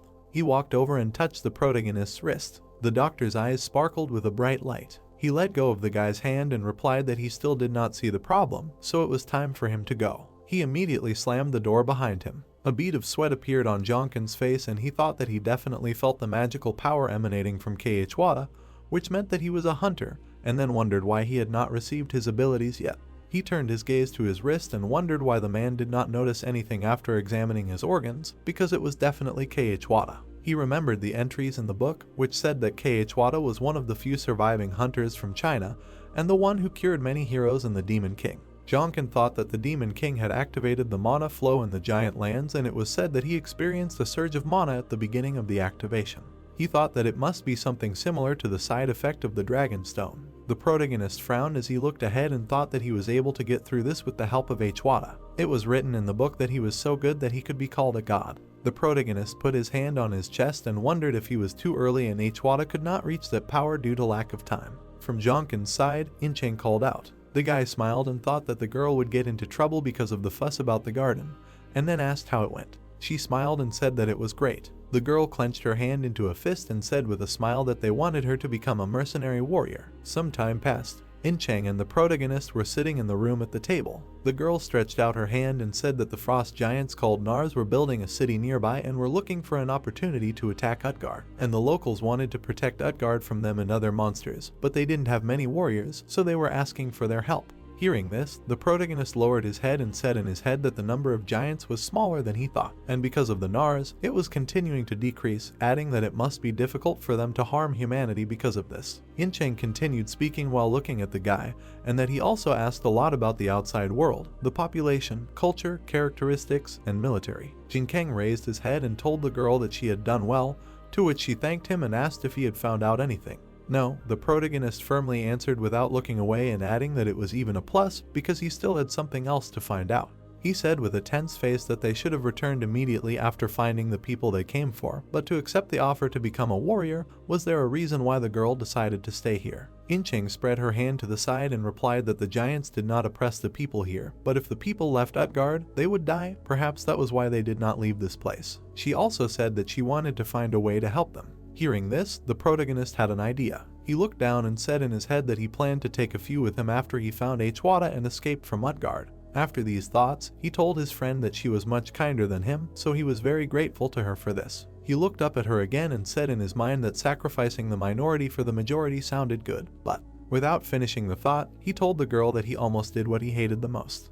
By signing the contract of a mercenary warrior, he was able to stay here with the other people. The ordinary people looked at him with distrust, asking each other if he had forgotten something here. Other people tried to look at him unnoticed, saying that he looked dangerous. The protagonist, along with Enchanga, looked around and said in his head that they clearly did not like strangers. The girl also said that it seemed that they were not welcome here. Suddenly, Cyan ran out to them. She put her hands to her chest and thanked the protagonist for helping her, because now her mother was better, to which the guy replied that he was glad to hear it. Then he looked forward and was surprised. Wada came out to him. He stroked his head and asked how he was feeling. Jinkeng extended his hand and said that he was already much better, and all thanks to him. Wada shook the guy's hand. He looked at him with a smile on his face and said that if he felt bad, he could find him and he would see what was going on. After these words, he and the girl left. The protagonist clenched his hand into a fist. After a few seconds, he relaxed it. He looked after the man and said in his head that he had intentionally redirected the flow of his mana in his presence, but he did not notice again.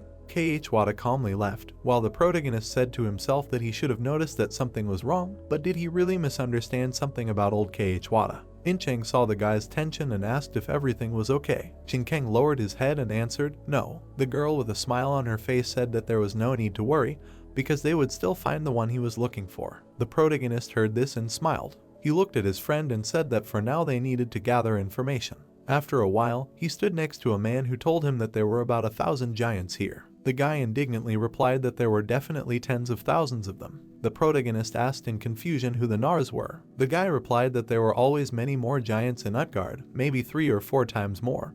But at one point, clashes began between the giants and one of the leaders took a group of giants and left, and they called themselves Nars. Jonkin asked what happened to those who remained and did not become Nars. The man said that they died fighting each other, and some were struck down by some disease, after which the guy added that they could not adapt to their lands and died of diseases. The protagonist lowered his head and thought that this was a new piece of information for him. He asked if there were strangers besides them, to which the man nodded his head. Jonkin pursed his lips and thought about who it could be. He wondered if it was the Demon King, since the diary said that he visited China and came to the City of Giants, so maybe now the guy can find some traces of his existence since he is now in the past. The guy replied that there were a couple of them, but they left, after which the man continued that they did not see them with their own eyes, and these are just the words of the giants. Jonkin lowered his head and thought that he should ask the giants about this, after which he said that he can share what is happening outside. He walked forward and thought that this was quite fruitful. The guy looked ahead and thought that there was definitely someone who was able to stop the spread of infection among the giants, someone who was often called to the castle, and the Wada he was looking for must be that person.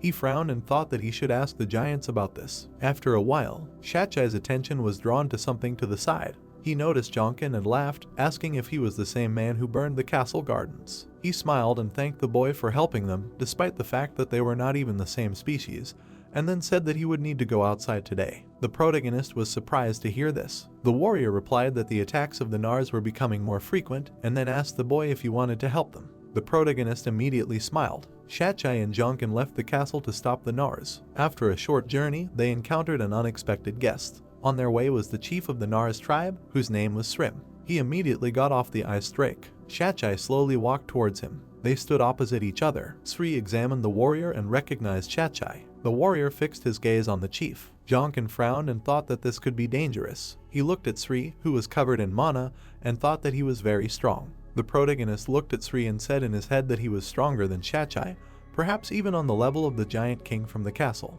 He also asked himself in his head if he should learn their language, since he could not understand what they were talking about. After these thoughts, a notification appeared in front of him, which said that the fallen angel blessed Jonkin with the knowledge of the Atom language. Shachai was standing in front of Sri. The second looked at the first and asked why he did not change his mind. Shachai angrily replied that he saw no reason to listen to a traitor. Sri extended his hand and asked if he was really going to continue listening to this stupid king, adding that he was sorry that his tribe had fallen so low since they were a disgrace to the name of warrior. He also said that they were not traitors, they just did not consider themselves the masters of Utgard. Suddenly, Shachai shouted in rage that this was enough. An axe appeared in his hand. That's right, Esriam said, adding that they do things differently. After saying this, his hand glowed yellow. Suddenly, he stopped and looked to the side. He saw the protagonist with Fenrir and wondered if this was the special one that obeyed humans. He raised his hand to his chin and said that it was interesting, adding that they would see each other next time. Shachai delivered a powerful punch, shouting that there was enough chatter. Esriam dodged it easily. A powerful magic wave passed tens of centimeters from Esriam. He did not wait long and rushed to attack. SRM saw this and tensed up greatly. SRM's glowing fist stopped right in front of his opponent's face. A powerful shockwave from his fist pierced through Shachai and spread far ahead. Lowering his fist, SRM said that they would see each other again with Shachai as well. He looked at the protagonist and added, with the special one in his special person. After these words he left. The giant approached Shachai, who was standing there, and asked if they were not going to pursue them all. Shachai, with his mouth open, looked at the backs of the giants as they left. Turning around, he replied that Srima was with them, so they would only lose warriors if they started a battle with them now, adding that all this was sad, but the leader had directly told them to avoid clashes with him. All the giants went back to the city. They were all very upset. There were minor abrasions on their bodies. The protagonist looked at this and said to himself that the giants looked broken, but Shachai was right, because maybe the giants were hostile and enjoyed fighting, but the difference in their strength was too great. He remembered how Shachai and Srima stood opposite each other, and said in his head that the leader of the Nars and Shachai looked as if they were close, like close friends or brothers. Suddenly he saw something strange in the distance and he asked himself if it was really a man. The boy in the robe was kneeling in front of the grass. Looking at him, Jonkin said in his head that the giants must have noticed him, but it seemed they didn't care, but what was he doing there? Then he pointed his hand at the boy and asked Shachai who it was. The giant looked at the boy and replied that he was a hired warrior like them, adding that he was in the service of Utgard. After these words, he turned to the man and asked if he was really prowling around in search of medicinal herbs again. Medicinal herbs? The protagonist asked himself in surprise in his head. The boy stood up and answered, yes. Shachai rode up to him and said that there were Nars wandering around here and it was dangerous, after which he asked the boy if he wanted to go back with them. The boy smiled and said that he was just about to go back, but who was with him? Shachai smiled and held out Jonkin to him, then turned his gaze to the protagonist and said that the guy's name was K.H. Wada, he was a doctor and also a hired warrior. The protagonist smiled and thought that he had finally been found. After some time, they returned to the castle. Incheng greeted Jonkin with a smile. The guy looked at her and said that she looked pleased, to which the girl replied that she had achieved something. During the hunt she was ambushed by Nars, but they ran away from her. The protagonist coldly said that he had a different picture, that they did not fight, but he met an enemy leader who was very strong. The girl excitedly replied that the guy was clearly tired, after which she added that among the Nars who attacked her were people. Jonkin looked at her in surprise, his eyes wide open. Incheng replied that there was a Chinese among them who was able to block her sword, protecting everyone as if it were a feather rather than a heavy two-handed sword. She said that he also used a spear, but it was longer and of a strange shape. The protagonist wondered if some Chinese hunter could easily block Incheng's strike, since he didn't even think that any other people here could survive. After some thought, he replied that he had also encountered a hunter. The girl folded her hands together and said that Jinkeng looked unhappy, after which she asked if something was wrong. The guy replied that he wanted to go and talk to the leader, but was worried that something would go wrong again, so he invited the girl to go with him. Incheng excitedly replied that even if she went, she would still not understand anything in their language. The guy handed her a stone and asked if she would do him a favor. He gave her the necklace and said that with its help the girl would be able to understand the enemy language. After some time, a large line of people stood at the threshold of the house. Someone screamed loudly for K.H. Wada to help him. The doctor frowned and asked the boy to hold on a little longer. The young doctor looked at the injured boy and replied that he would recover soon. Jonkin folded his arms and thought that in China, successful doctors were called K.H. Wada, and then wondered why there were so many patients here. He walked up to the young doctor and called out to him. K.H. Wada turned around and replied indifferently that he was busy right now. The protagonist opened the bag, which was filled to the brim with a regeneration potion. He smiled and said that it should help, so let the doctor use it as he saw fit. K.H. Wada took the bag and replied that it was too much, after which he sincerely thanked the boy. Thanks to the potions brought by Jonkin, K.H. Wada was able to cure the patients. After all the treatment, the protagonist was able to communicate with K.H. Wada. The doctor extended his hand and asked if he could check the boy's pulse, to which Jinkeng asked why. K.H. Wada replied that he might be overexciting himself, but he couldn't shake the thought that he felt something strange after they shook hands. Jinkeng was finally able to find it. The protagonist extended his hand to him, and the boy took it. He then thoughtfully placed his hand on his chin. After a short pause, he raised his head and asked if he could check something, but it might be a little uncomfortable. Okay, Jinkeng replied with a smile on his face. The boy's eyes lit up. He channeled his energy through the protagonist's hand. Jinkeng remembered how he helped Incheng become stronger, and said that even if K.H. Wada did it consciously, the flow of another person's mana passing through you is not an easy process. He looked at his hand and said to himself that using mana he checks his pulse and condition in general, but he does not feel any discomfort, everything is different, as if it is his mana. Suddenly, the guy K.H. Wada pulled his hand back. He looked at the protagonist in shock and asked, "Is it really him?" "I see," Jonkin answered, without taking his eyes off the doctor and adding that he too. The next second, they said different things in sync. K.H. Wada spread his hands and asked, was he studying Kai cultivation?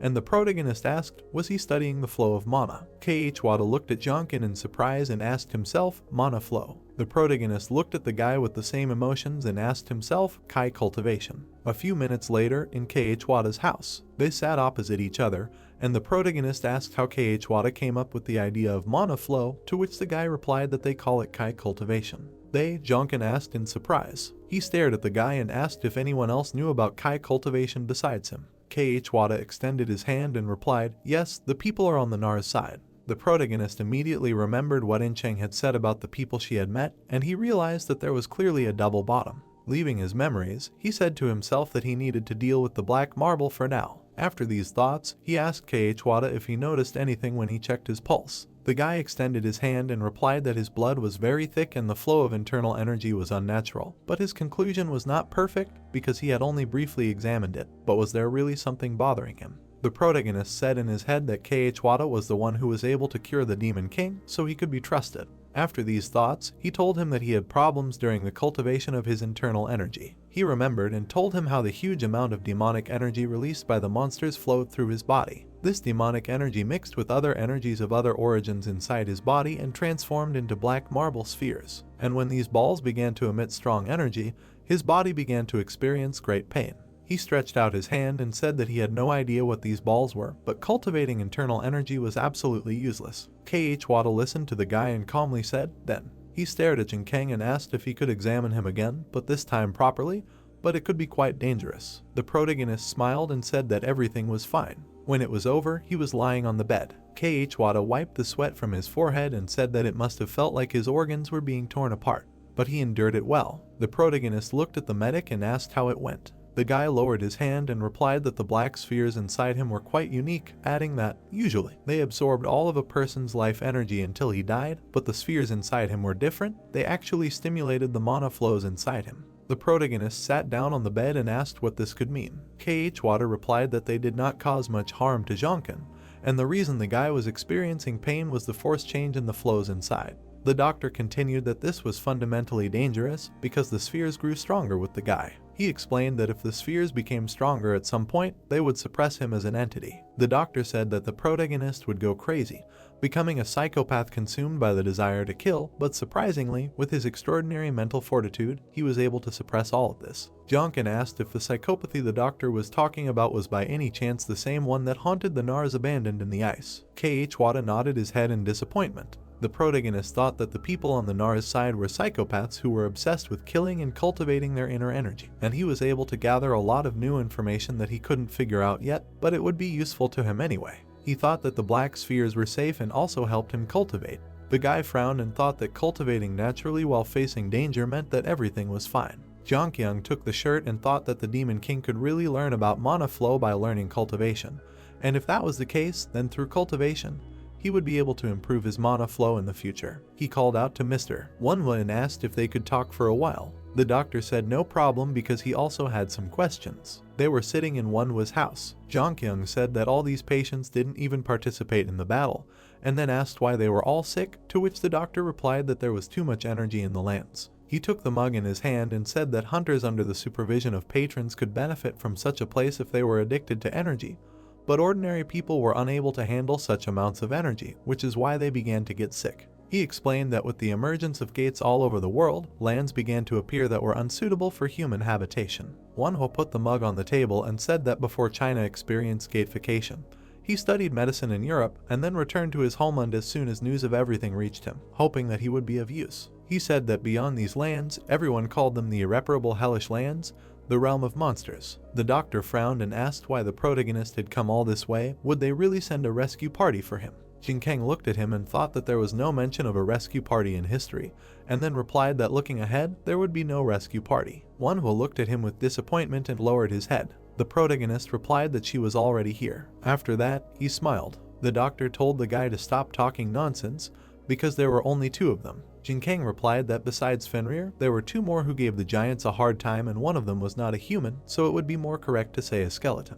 Manhwa asked what difference this made, because the problem was that they had to save everyone. Jinkang replied that it didn't matter how, but he couldn't do it alone. The doctor looked ahead in confusion. The protagonist put his hand forward and asked him to tell him about the people on the Nara's side because he would need their help. The doctor angrily slammed the table and shouted that this was absurd because the guy didn't know anything about them. Jinkang took a sip of tea and replied that that was why he was asking, because the number of surviving hunters living in Utgard was too small, which meant that most of them were on the Nara's side. Manhwa looked away and said that when he went out to collect medicinal herbs and while he was gone, when he returned, he found out that many hunters had left Utgard. The protagonist thought about a person who could lead all these hunters and no one came to mind. He thought that Manhwa's gaze reminded him of the past, because in that gaze he felt despair from his powerlessness in wanting to save people. The doctor said that he wanted to help. Jongkyung thought that in order to take all the people and escape, they needed the help of these hunters and they should prepare for the coming cataclysm by becoming even stronger. He said that he had a request and wanted to learn cultivation.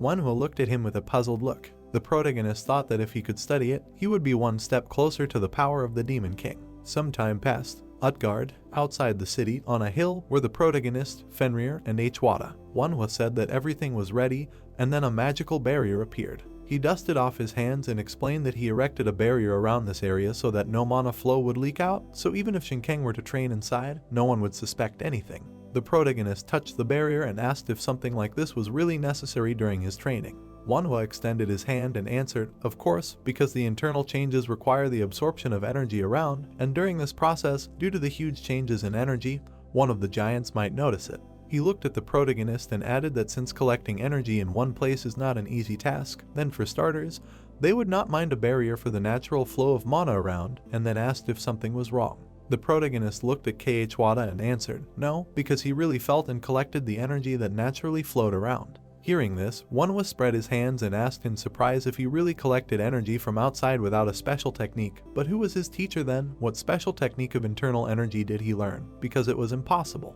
Jinkang asked what was so incredible about it. Hwada extended his hand and said that it seemed like the protagonist had an incredible predisposition to control internal energy, adding that he had exceeded all his expectations. A satisfied smile appeared on his face, and he said that it was pleasing. Pleasing what? The protagonist asked in surprise, looking at Hwada. Manhwa raised his fist and said that although his technique was impressive, he thought that after listening to him, he knew it was possible, so he was confident that they could handle their problem. At this time, there were 3 people in the small base. One of them put his hand on his hip and asked if he was saying that there were no strong hunters among them. The man with a thick beard answered, that's right. The guy slightly lowered his head and thoughtfully asked if they had finally said that they were making progress, and that they had also gathered good supplies after joining their side. Hearing this, the boy looked at his comrades and asked what about the 2 of them, to which they replied that it concerned them too. The boy, without taking his eyes off them, said menacingly that they must become stronger. Then he raised his sword up and shouted that they could do it. The red-skinned man shouted loudly that they could do it. The man with a lush beard also shouted loudly that they could do it. After these shouts, they crossed their weapons. At this time, the protagonist was sitting in the lotus position, and Hwada was sitting behind him. A strong magical aura enveloped Jonkin, and he said in his head that he never thought that the flow of mana could radiate such a pleasant warmth, because when he creates a flow of mana, it feels like a storm of mana is being created inside him, tearing apart from within. Manhwa kept his hands on the boy's back and told him to focus on his rhythm, adding that they were almost there, so it would hurt. The black ball inside the protagonist absorbed all the magical power. A powerful stream of magical energy hit the sky. After a few minutes, it began to subside. Fenrir sat by the barrier and looked ahead. Suddenly, armies of giants came from both sides. On one side was an army of giants under the command of Shachai. On the other side were giants under the command of Sri. Shachai gritted his teeth and asked Sri if this was really his doing, and then asked what was going on. Sri stared at his former comrade and said, so this is all his doing, asking afterward if the chief was there.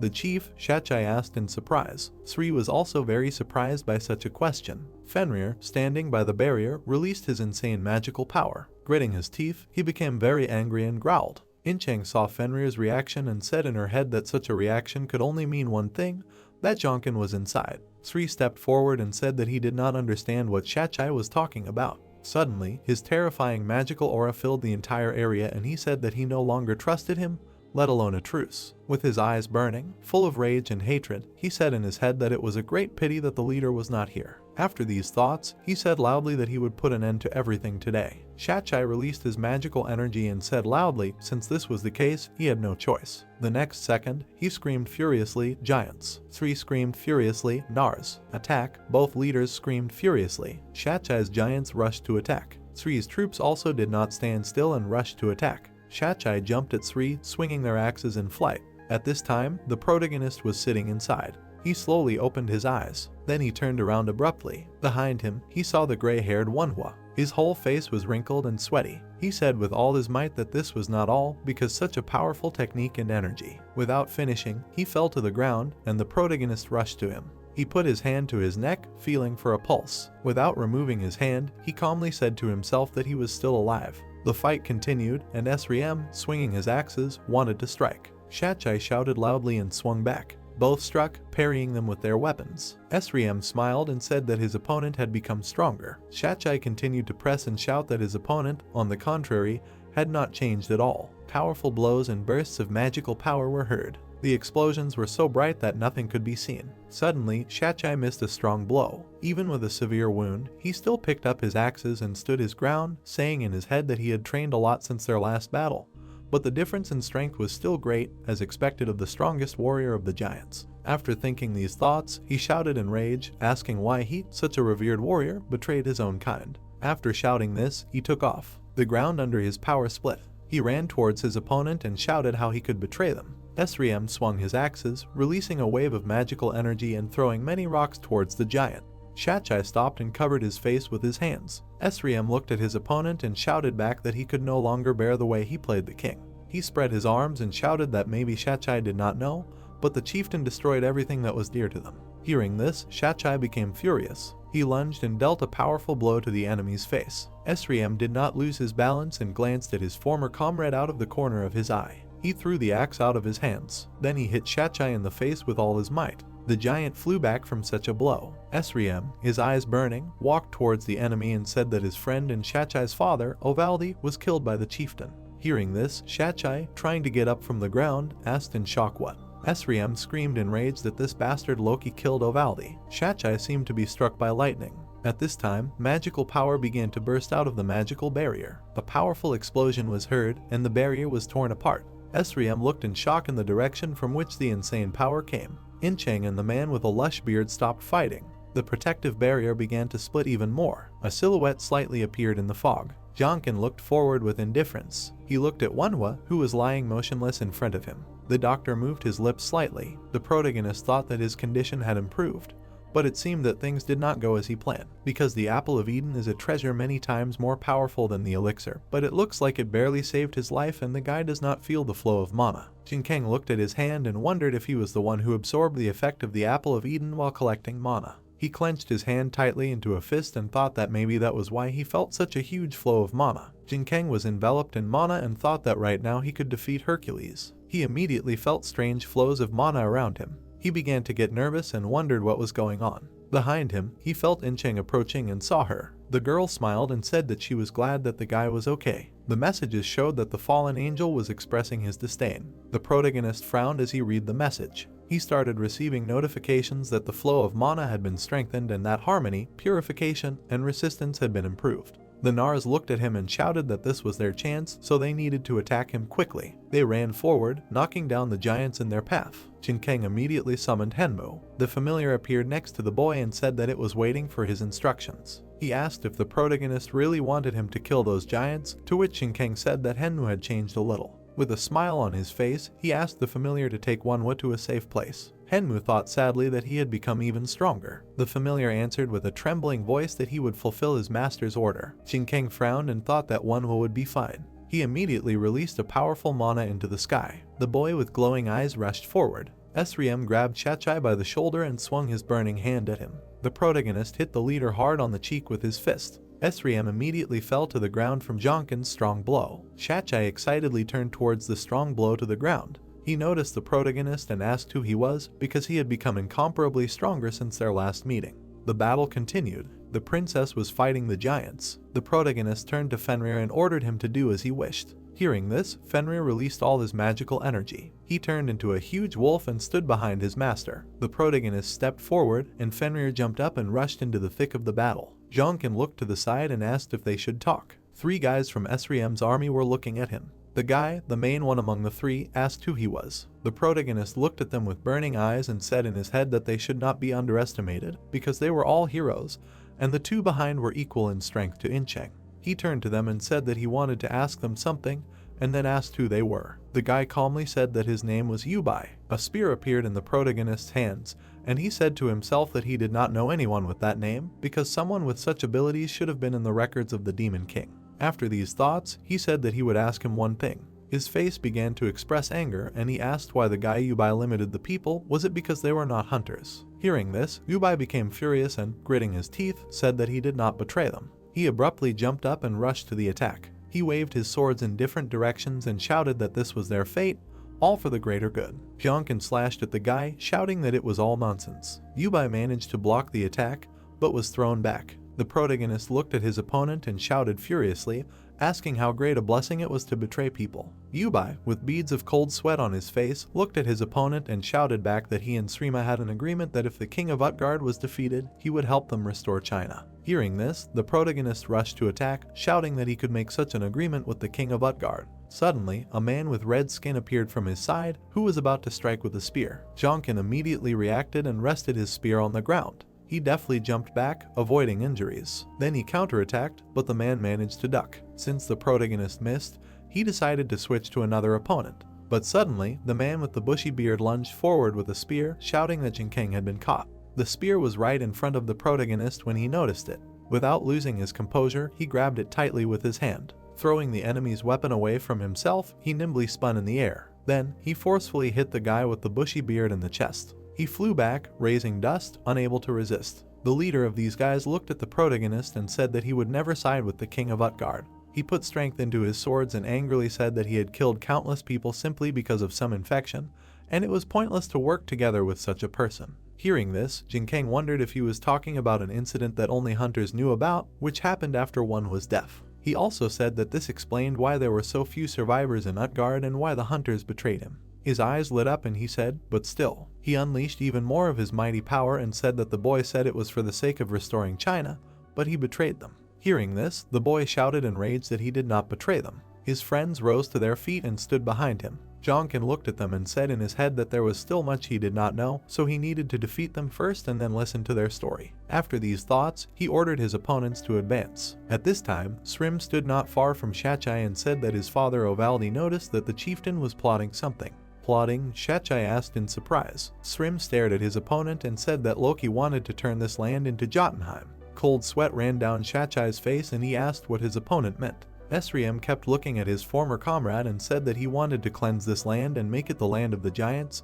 He wanted to destroy all creatures except the giants, and Ovaldi tried to stop him. Hearing this, Shachai clenched his teeth in rage and asked why he was telling him this only now. After this question, he used a technique and rushed to attack. Esriam folded his arms over his chest and used a technique to increase stability. Shachai hit his opponent in the chest with all his might. A powerful wave of magical energy spread for many meters. Shachai, with tears in his eyes, asked why the giant did not tell him this earlier. Esriam held back his blow and said that he could not lose him too, because he was too loyal a warrior of the giants, but could he betray the leader even knowing that he killed his father? He threw his former comrade away with a sharp movement and shouted that despite the fact that he learned the truth, his body is still. He used a technique and rushed to attack, shouting, "Speaks for itself." He dealt a powerful blow to the giant's chest. Blood spurted out of Shachai's mouth. He lost consciousness and fell into Sri's arms. Sri looked at him and calmly told him to sleep until it was over. Suddenly, an order to stop was heard from behind. The giant turned around in surprise. On one side, a guy with red skin was lying in the snow. On the other side, the rest of the people under his command were lying. The protagonist came out to Sri. The giant proudly raised his head and said loudly, "How curious." Sri looked at the protagonist and said in his head that he was a special person. Jiangkan looked at the giant with a smile on his face, who continued to say in his head that he was now as dangerous as Shachai. Sri, with a tense face, did not take his eyes off his opponent, adding that now he was even at the level of Loki. Suddenly, he became very tense. He used the determination skill, after which he was enveloped in powerful magical energy. The veins on his face stood out and he said in his head that he was saving this for the battle with the king, but in order to stand up to the protagonist, he needed this. Suddenly, Jiangkan raised his hand. His magic power subsided and he said loudly that he surrendered. Srima heard this and was shocked. Incheng also heard this and was extremely surprised. All the giants, hearing this, were very surprised. While everyone was shocked by his words, the protagonist handed Yubai several bags of healing potion. He asked her to take it with a smile on his face. Yubai looked at his opponent in surprise and asked why. The protagonist put his hand on his hip and said that he no longer had a reason to fight. He looked at Shachai, who was lying on the ground, and said that the commander of Utgard had lost consciousness. Then he turned his gaze to the people and added that he now understood why they sided with the Nars. Jonkin, with a smile on his face, said that he was a simple mercenary and was not going to participate in the battle. SSS-Rank looked at him, releasing his magic power. Suddenly, it died down, and he said, "Okay," with a smile on his face. He looked at the guy and said that he accepted his surrender. The next second, the giants under his command began to rejoice. The giants under Shachai were fearfully retreating back. SSS-Rank turned around and shouted to his soldiers, ordering them not to kill him because there was enough frost giant blood in this war. The protagonist looked away and offered to watch them in action because he relied on them. Yubai stood up and looked at his recent opponent in surprise. His comrades also stood up. The man with red skin said his name was Guanwu, and the man with a lush beard said his name was Jangbai.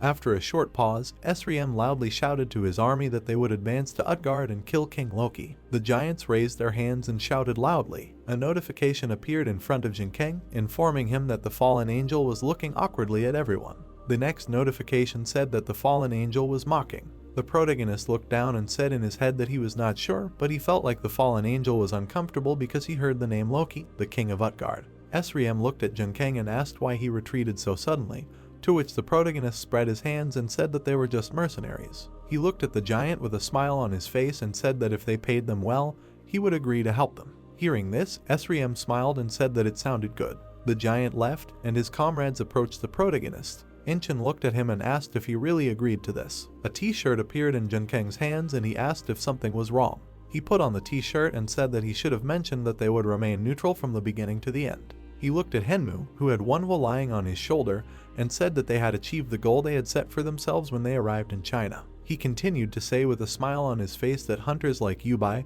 Guanwu, and Jangbai would help the remaining people of Utgard. Wasn't that the best outcome? Incheng nodded and said that she agreed. The Nars attack went smoothly. Most of the people lost the battle to the giants, so it was easy for the rest to get inside. The protagonist asked Wanhwa if he was okay. The guy slowly opened his eyes. In front of him, he saw Jinkeng, who happily said that he had finally woken up. He heard screams and quickly looked to the side. He saw fire and destruction. In the other direction, he saw giants under Srima's control. Wanhwa became furious and gritted his teeth. He could not hold back and shouted in rage that the protagonist had been the traitor all this time, and he did not even suspect him. Hearing this, Jonkyung put his hand on his hip and asked what he was talking about since he had already told him. He smiled and said that it might be a little late, but the rescue team had arrived. As soon as Wanhwa heard this, he was very surprised and asked what. He stood up and Yubai, Guangwu, and Jangbai came up to them. The protagonist asked the former to accompany Utgard's people, and if they found a way out, they could leave the fortress. Yubai nodded with a smile on his face. Jonkyung turned to Wanhwa and asked if he would help out since he relied on him a lot and thought that everything would go smoothly if he was there. The guy looked at the protagonist with a puzzled expression and said to himself that his goal was to help people. After these thoughts, he replied that he did not quite understand what was happening, but he understood his task. Jonkyung turned to him and said with a smile on his face, "Okay, then he will return to his duties." Before leaving, Wanhwa approached his comrade and asked how he was feeling. The protagonist clenched his hand into a fist, showing his incredible power. His eyes lit up and a fire appeared behind him, after which he replied, "Excellent." Then notifications appeared in front of him, informing him that he had received a new mission, the task of which was to get rid of the imposter. The time for the task was 15 minutes. After some time, all the people were led out of the city. They were accompanied by a team of people from the Nars and Wanhwa. The latter looked at the castle and asked the protagonist in his head to be careful, because the king was very strong. At this time, Loki was sitting on the throne in the throne room, and giants were standing in front of him. The king emitted an insanely powerful energy, and he asked how SSS-Rank, a pathetic renegade, dared to set foot in the palace. SSS-Rank stood in front of everyone and menacingly said that his turn had come. Loki put his hand to his chin and said that he should have killed him when he had the chance. The protagonist looked at the king and said to himself that he was calm despite the fact that there were 1,000 giants in front of him and his aura was impressive. He also asked himself if he had an ace up his sleeve. Why was he so calm?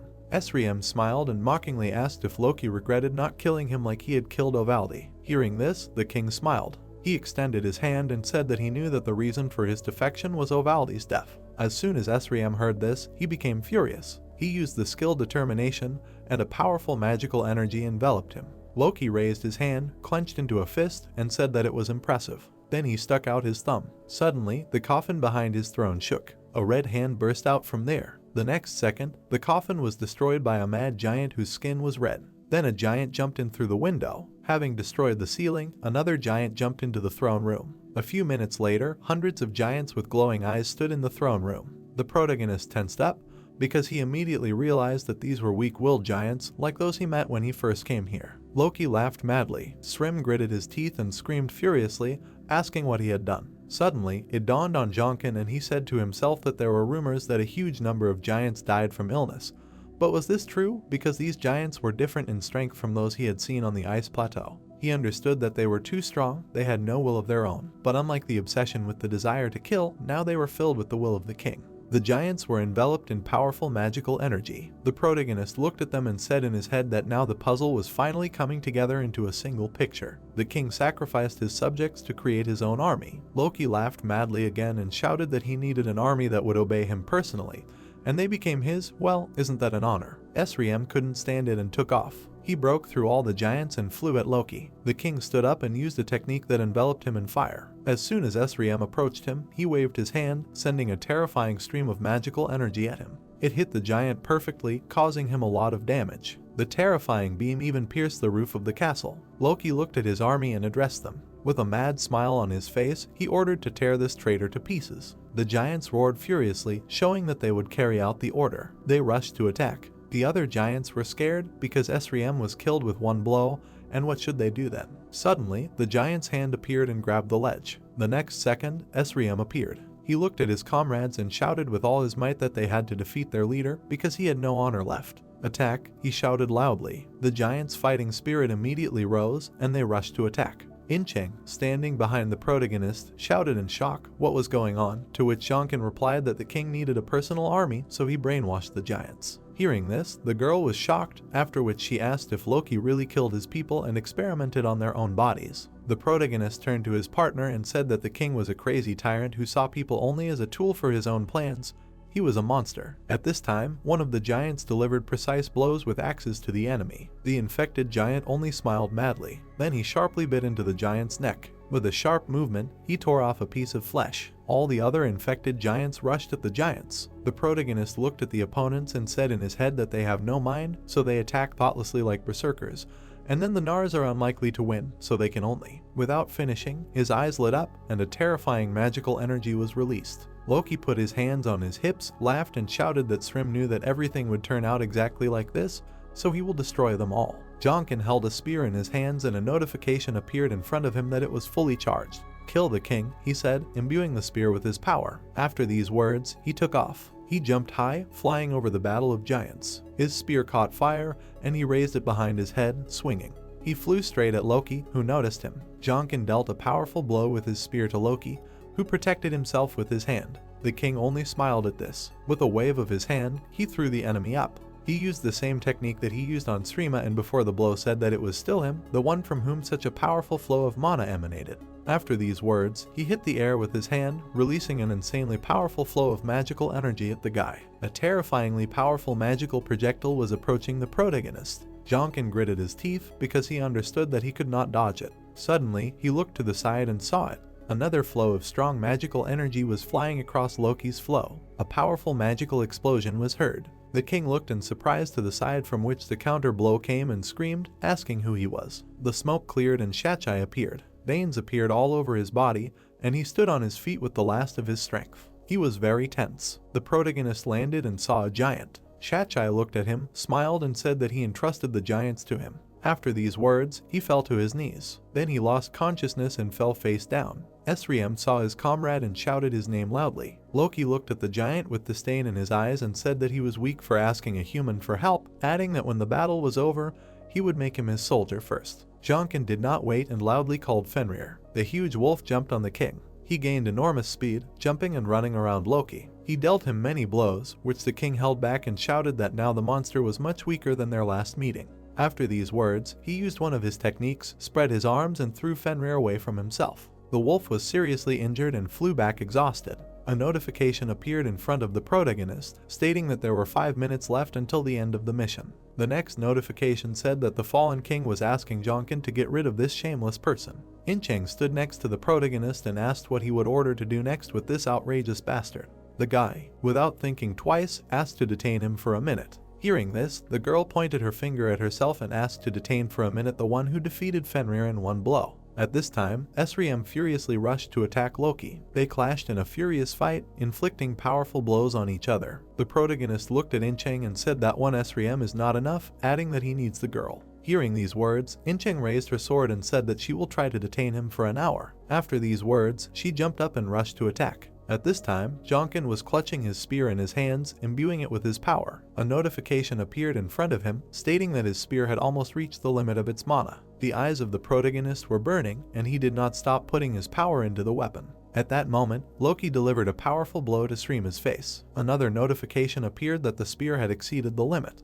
Incheng swung her sword, sending many magical attacks at the king. Loki raised his hand and protected himself from the wounds. Then he released a powerful magical flow at the girl. A powerful explosion was heard from the precise hit. The next notification said that due to the high temperature, the spear's level was increased. After reading this, the protagonist swung his sword, saying to himself that this was still not enough. Flames were burning around him, and he screamed in his head that he only had one try, so he needed a little more. A notification appeared, saying that the spear had reached the maximum achieved flame level. The destruction of the spear began. The blade of the weapon began to disintegrate. At that very second, the protagonist was about to throw it with a scream. He launched the burning spear at the king. The weapon pierced the building and flew far away, leaving a trail of fire behind it. The spear even pierced the sky, destroying the dark snow clouds. A notification appeared in front of the protagonist, informing that the mission was completed. Loki stood without emotion on his face. The fallen angel was satisfied. There was a large hole in the king's chest. Another notification said that this was an incredible outcome.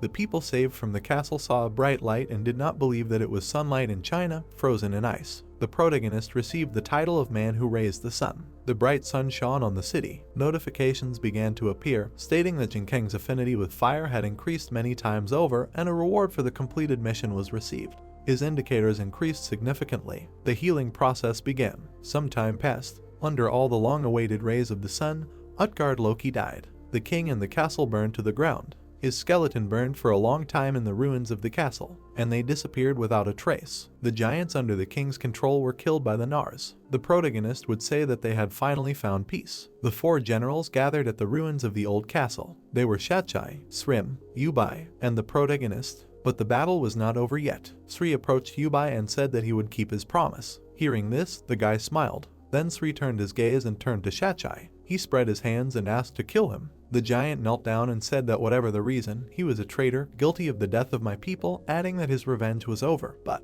he looked up at his former friend and said that he hoped that he would spare the Nars who followed him. Shachai listened to the giant in silence. An axe appeared in his hands. He approached his former comrade and said, "Okay." Some time passed. Shachai and the protagonist stood on the top of the wall. Jonkin looked at the giant and asked if he did not despise him. Shachai heard this and turned around. He leaned towards the boy and said with a smile on his face, "Of course not," because he was grateful to him because he made the right choice thanks to him. He also said that for him, he was one of their warriors. Hearing this, Jinkeng smiled. At this time, in another part of the city, Jiangbai was dragging a huge tree trunk on his own. Wang Wu was pointing with his hand where to put it. The protagonist was standing next to Yubai and said that the reconstruction was going according to plan, to which the boy replied that it was all thanks to him. Jinkeng looked at the interlocutor and asked if they needed help. Yubai looked back at the protagonist and replied that they were doing their best, but normal people would not be able to live long in such a barren and uninhabited land, so he put his hands on his hips and said that they were thinking about leaving the walls. Then he asked if the boy would help them. The protagonist firmly answered, of course, adding that he still did not think that would be the right decision since many things would change soon.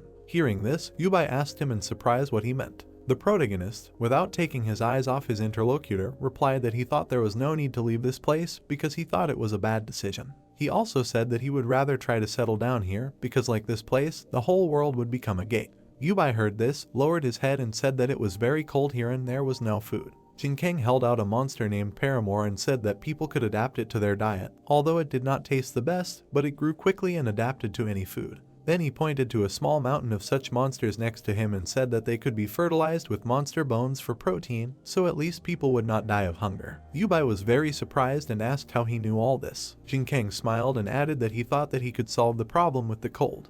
Hearing this, Yubai raised his fist and exclaimed that they would not remain in debt. After some time in the tent, inside was a healthy Sri, who turned around and greeted the protagonist and then asked how the new leader of the giants was doing. Jonkin approached him and said that if he was so interested, then he should meet him in person. Sri, hearing this, asked if he would be glad to meet an enemy. The protagonist replied that he was his enemy to the same extent as a friend, so what was the matter? Sri said that someone who shed the blood of his own people cannot be a leader. That's why he refused his offer to become a leader and decided to lead the Nars. Because for the ice giants, aggressive and warlike by nature, it is important for them to have enemies in order to grow and develop further. He frowned and said that monsters are just prey for them, the only ones who can be their enemies. Looking down, he replied that they were humans. The protagonist looked at him with confusion. He replied that both sides would suffer too many casualties in this battle. The chief replied that this was true, and no less important, because this was how they would show their respect for those who had helped them. Jonkin extended his hand forward and said that he was here to learn from Srima.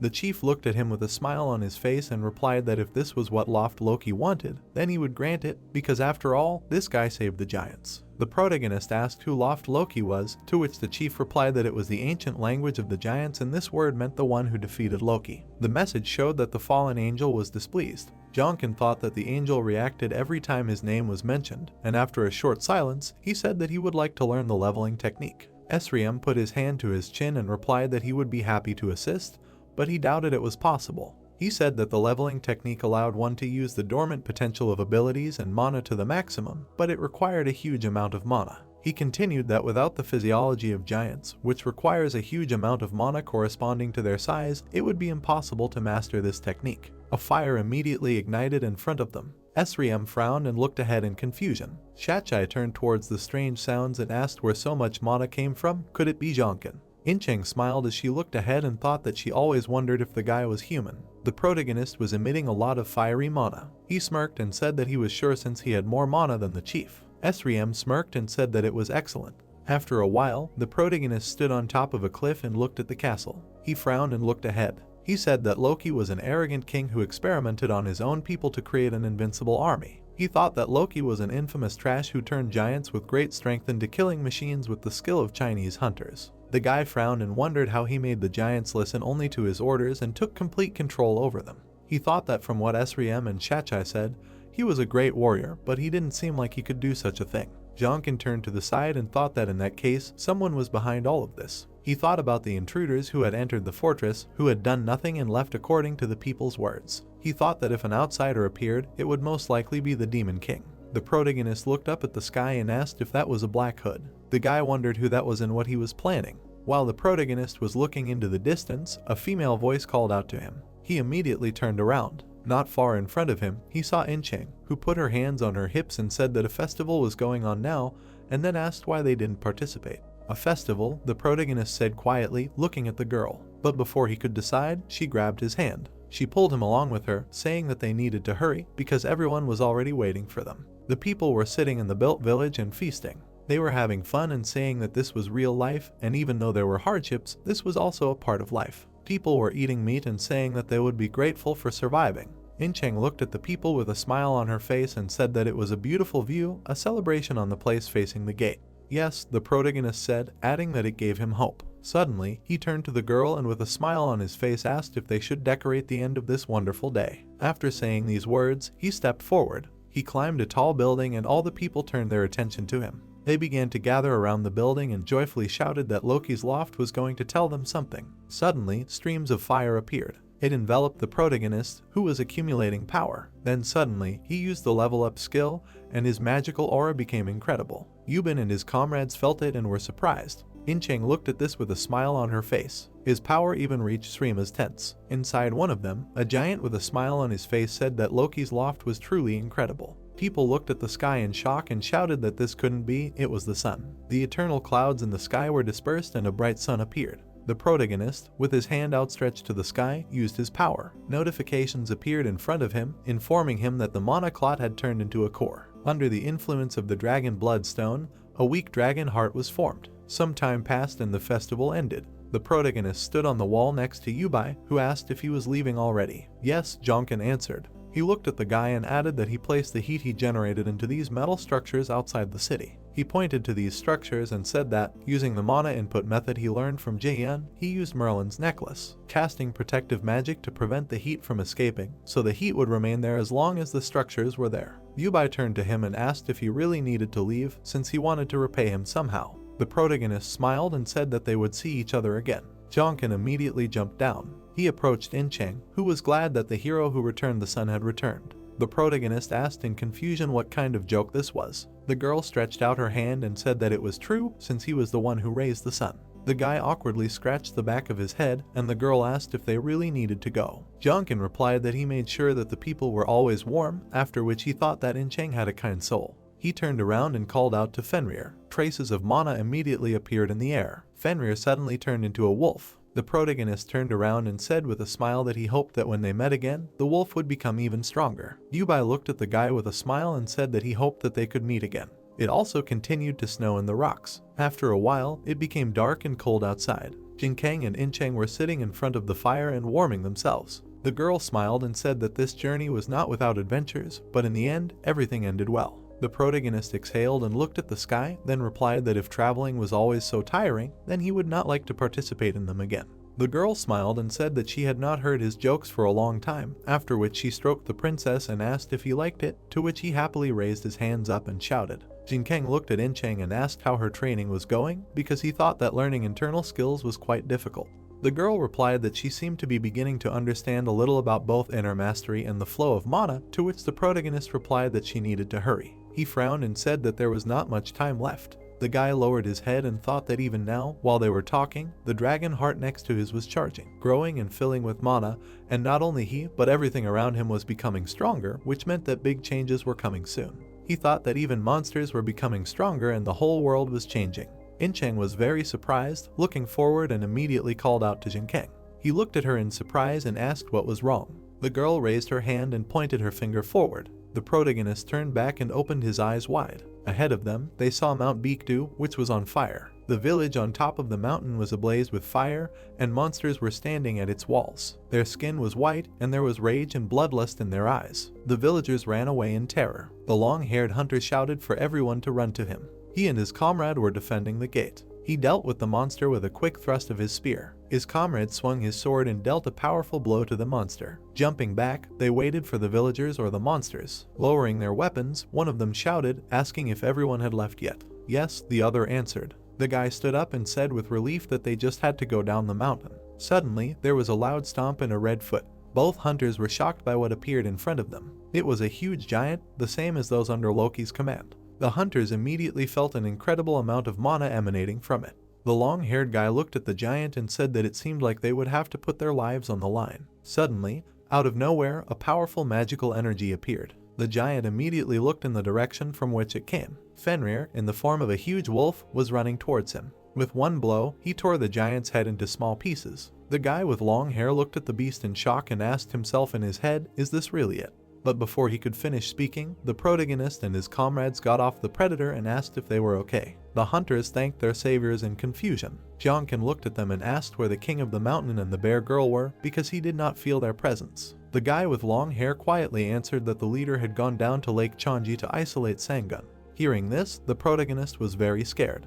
He immediately spread his arms and asked In-cheng to sort this out with Manhwa. At this time, by the lake, Sangun, enveloped in powerful magical energy, stood in front of the girl. He growled furiously, not holding back his strength. Unna looked at him and did not know what to do. Suddenly, he rushed at her, swinging his paw. The girl deftly parried the blow with her blade. The tiger did not stop and began to furiously attack Unna, who continued to parry the attacks and defend herself. With tears in her eyes, she screamed that she would not last that long. After these words, she jumped from her place. She jumped towards Sangun, swinging. Having closed the distance, she directed a powerful blow at the tiger. The owner of the mountain looked at her angrily with burning eyes. Tears flowed from the girl's eyes because she could not do this. Unexpectedly, the tiger dealt a powerful blow, throwing Unna away from itself. The girl fell to the ground and rolled backwards. There was a strong impact against the wall. Shards flew in all directions and dust rose. When it dissipated, Unna still could not get to her feet. She looked at her opponent and blood spurted from her mouth. She stood up and wiped away the blood and tears, then said that Sangun was like a father to her, who had taken in an orphan, so how could she kill him? The huge tiger stood up, preparing to attack the girl. Unna spread her arms and said that she would rather die by his hand. Tears began to flow from her eyes again, and she said that she was ready to die, so it was better to end it because she was so tired. After these words, Sangun roared furiously and swung his arm. The next second, he hit the girl with all his might. Anne stood with her eyes closed. A few seconds later, she opened them. In front of her stood the protagonist, who easily withstood the tiger's blow. He looked at her and asked with a smile on his face if she was okay. The girl looked at the guy, not knowing what to answer, when suddenly Sangun decided to attack with his second paw. There was a powerful explosion of magical energy, from under which Sangun pulled Anne out. He climbed out of the cave, holding the girl in his arms. Putting her down, he noticed Anne's strength, and then asked what happened here. The girl said quietly, "A man in black robes." She looked at the protagonist and said that he came to Sangun, and then this happened. Hearing this, Jonkin immediately understood that she was talking about the Black Hood. Worriedly knitting his brows, the protagonist asked what happened to that guy. Lowering his hands, Anne said that several days had passed since he disappeared, and that the changes in the King of the Mountain were most likely related to this. Looking around, Jonkin decided to deal with the King of the Mountain first. Clenching his fist, the girl said that this was impossible. Spreading her arms, the girl explained that they had already tried everything they could, sealing and even constantly exposing his internal Kai to demonic energy. But his energy was too strong, and all attempts to fix it were useless. The boy turned around and asked if they would have to kill him, and the answer was yes. A spear appeared in his hand. He took a fighting stance and asked the child to rest, suggesting that he could do something. A mark from his jump remained on the ground. The boy pointed the spear forward and attacked the tiger with fire projectiles. Jumping up, the player cut the air with his weapon. A powerful explosion of fire energy was heard. Dust rose in front of Sangun, and red lightning flashed around. Anne, her mouth open in surprise, could not believe that her ally had become so strong in just a few days, because such changes were typical of several years of training. Landing on his feet, the protagonist rushed forward. The tiger opened its mouth wide. The spear pierced its chest. With tears in her eyes, the girl called out to her friend. Looking back, Jonkin asked her not to worry and explained that he was not going to kill him. The spear shaft sparkled. The dragon's heart, woven from the dragon's bloodstone, was at its peak, allowing the boy not to feel the power of the King of the Mountain and the power in Mount Beekdu. Red lightning wrapped his hand. Thanks to this magical power, he has the opportunity to absorb the madness that defeated Sangun with his own body. But not everything went according to plan. Gritting his teeth, the young man noticed that the Muspelheim spear had completely transformed into a demonic one and began to absorb the life force of the King of the Mountain.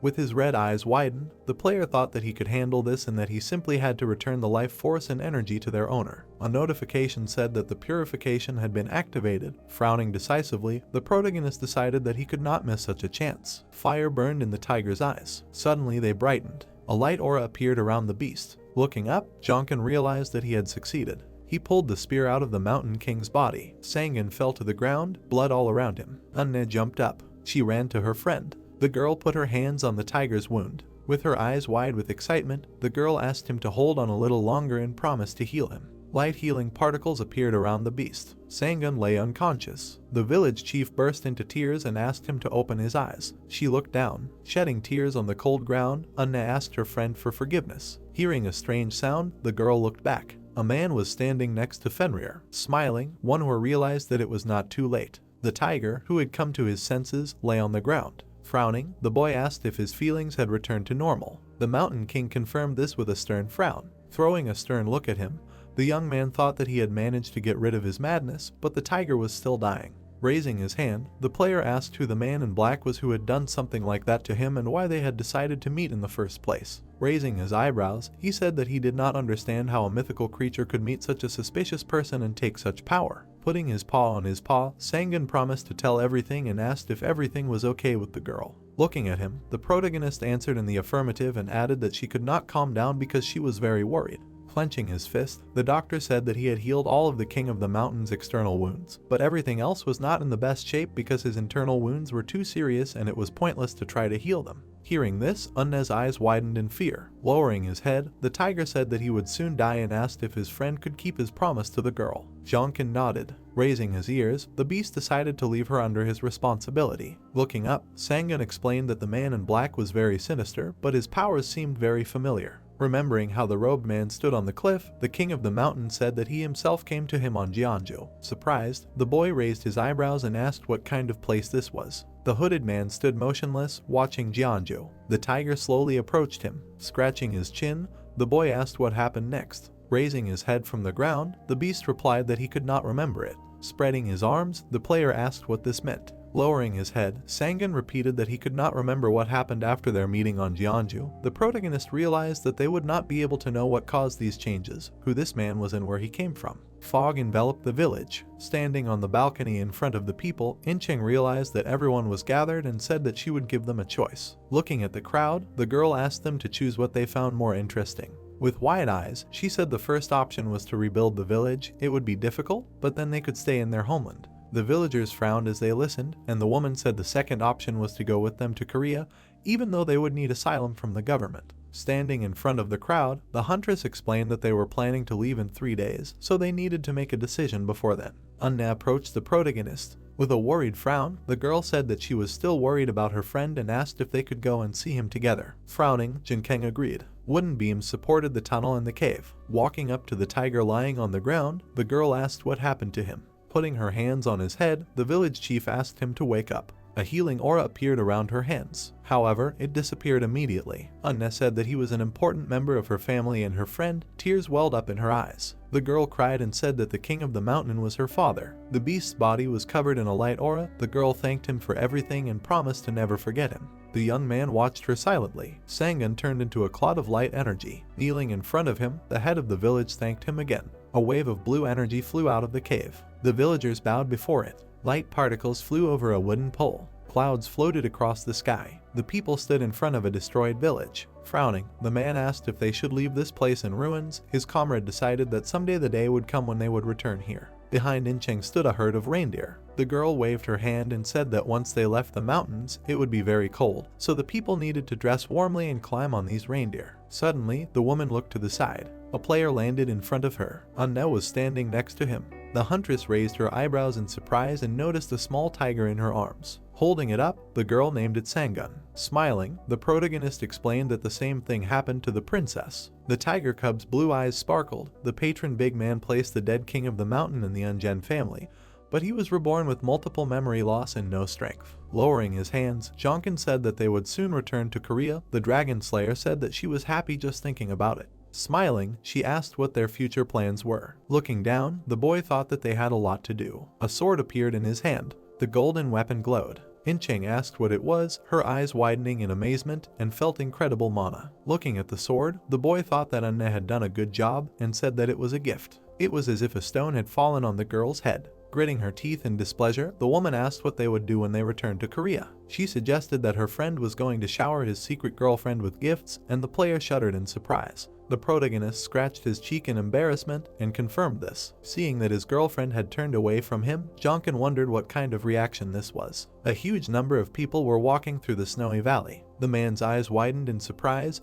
and he saw a wall in front of him. The man was walking through the snow. There was a high force barrier ahead. Frowning, the boy remembered that he was going to open this wall in a month, but more time had passed. Putting his hand on the barrier, the young man decided that it would be a waste of time to wait for them, and thought that his progress had become even faster. Resolutely knitting his brows, the player realized that he could handle this wall without external help, and asked everyone to step back. A powerful energy burst out of his hands. Blue streams of mana enveloped his body. There was a strong explosion, but the wall did not collapse. Gritting his teeth, the protagonist realized that this was not enough, and decided to use the dragon heart that absorbed the powers of the king of the mountain. The blue shard was covered in bright flames. The northern front, people were standing on the watchtower. Frowning, the man said that this was a rare thing lately. Looking at him, the boy asked what he was talking about. The guard replied that after that man went to the front, monsters rarely appeared here. Putting his hand on his chest, the boy decided that it was just a coincidence. The man looked up. The protagonist raised his flaming hand. Smiling, the warrior reminded him that this man had managed to get rid of all the monsters in the North Korean region. Putting his hand on his waist, the young man decided that this was impossible because other heroes had tried to do something similar in the past. Looking ahead in fear, the guard asked him to look at it. The boy asked what was going on there. The man frowned tensely and said that the barrier began to change. Fire energy covered the force field. Eventually, the barrier began to collapse. Light particles flew in the air. There were houses on the river bank. On the table was a mug of hot coffee. Taking it in her hand, Incheng asked if coffee had always been this delicious. Sitting opposite her, the protagonist confirmed it. Frowning, the man asked who the people sitting in the audience were. Smiling, Jinkeng said that they were surviving North Korean citizens who were trustworthy. The guard looked down and thought about it. Looking away, the boy explained that all these people were hunters. Hearing this, the warrior's eyes widened in shock. There were several trucks parked in front of the building. People gathered in the hall in front of the stage. Smiling, Unne asked them to be a little patient, because from now on it would be quite comfortable here. Raising his eyebrows, the villager agreed. Sternly knitting his eyebrows, the young man decided that the curse had not yet reached the final stage, judging by her appearance. The girl raised her hand. There was no longer any energy from the curse that gave her strength, but turned her into a child. Approaching her, the player asked if she had an extra minute. The girl blushed. Taking her hand, the protagonist said that he would steal her for a few minutes. The people said that he could do whatever he wanted and might not even return her. The man with long hair turned the corners of his lips down in displeasure. The sun illuminated the bright building. Standing in the hallway, the village chief said that the curse had been cleansed. Jonkin thoughtfully put his hand to his chin. The guy took her hand and said that it might hurt a little. Surprised, her eyes widened. Unne asked what that meant. The young man, covered in a red aura, decided to check the condition of her body with a mana flow. A bright energy appeared around the heroes. Brushing her friend aside, the girl asked what was going on.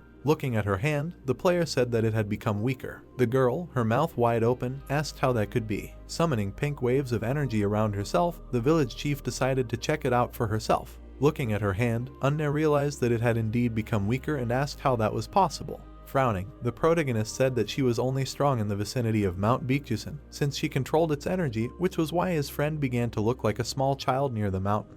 The girl looked down in disappointment. Jonkin smiled and asked her not to worry about it and promised to help her. Hearing this, the girl blushed in embarrassment. Raising her hand, she asked what they wanted to talk about. The boy frowned sternly and said that the people from the government and the association would find her soon and that they would have many questions for her and the people of Chinji. In his memories, the man killed an orc. The strength of their people was much stronger than one could imagine. The warrior cut the monster with a sword. If all these people were accepted into the association, then everyone would be happy.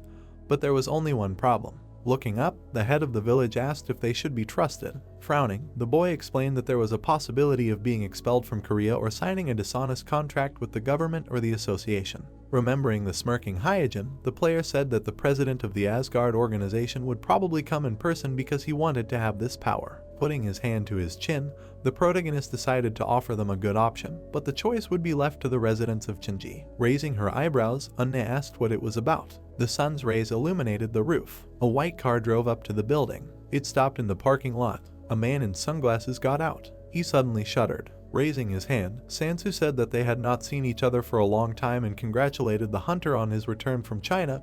Jonkin said that they had not seen each other since the beginning of their training. Smiling, the man said that the impression of him was high, because the hunter successfully completed a dangerous mission, returned safe and sound, and even brought with him survivors from North Korea, who also turned out to be hunters. Smiling, the guy realized that the association had contacted them first. Lowering the corners of his lips, the employee said that there was one problem, because the president wanted to offer them something, but did not know whether they could be trusted. Frowning, the young man realized that Asgard was making its move. The man in dark glasses turned away. Looking at the building, he reported that they knew that all the survivors were hunters from North Korea, and that the president wanted to make contracts with them. Putting his hand on his belt, the player asked if they were talking about mana contracts.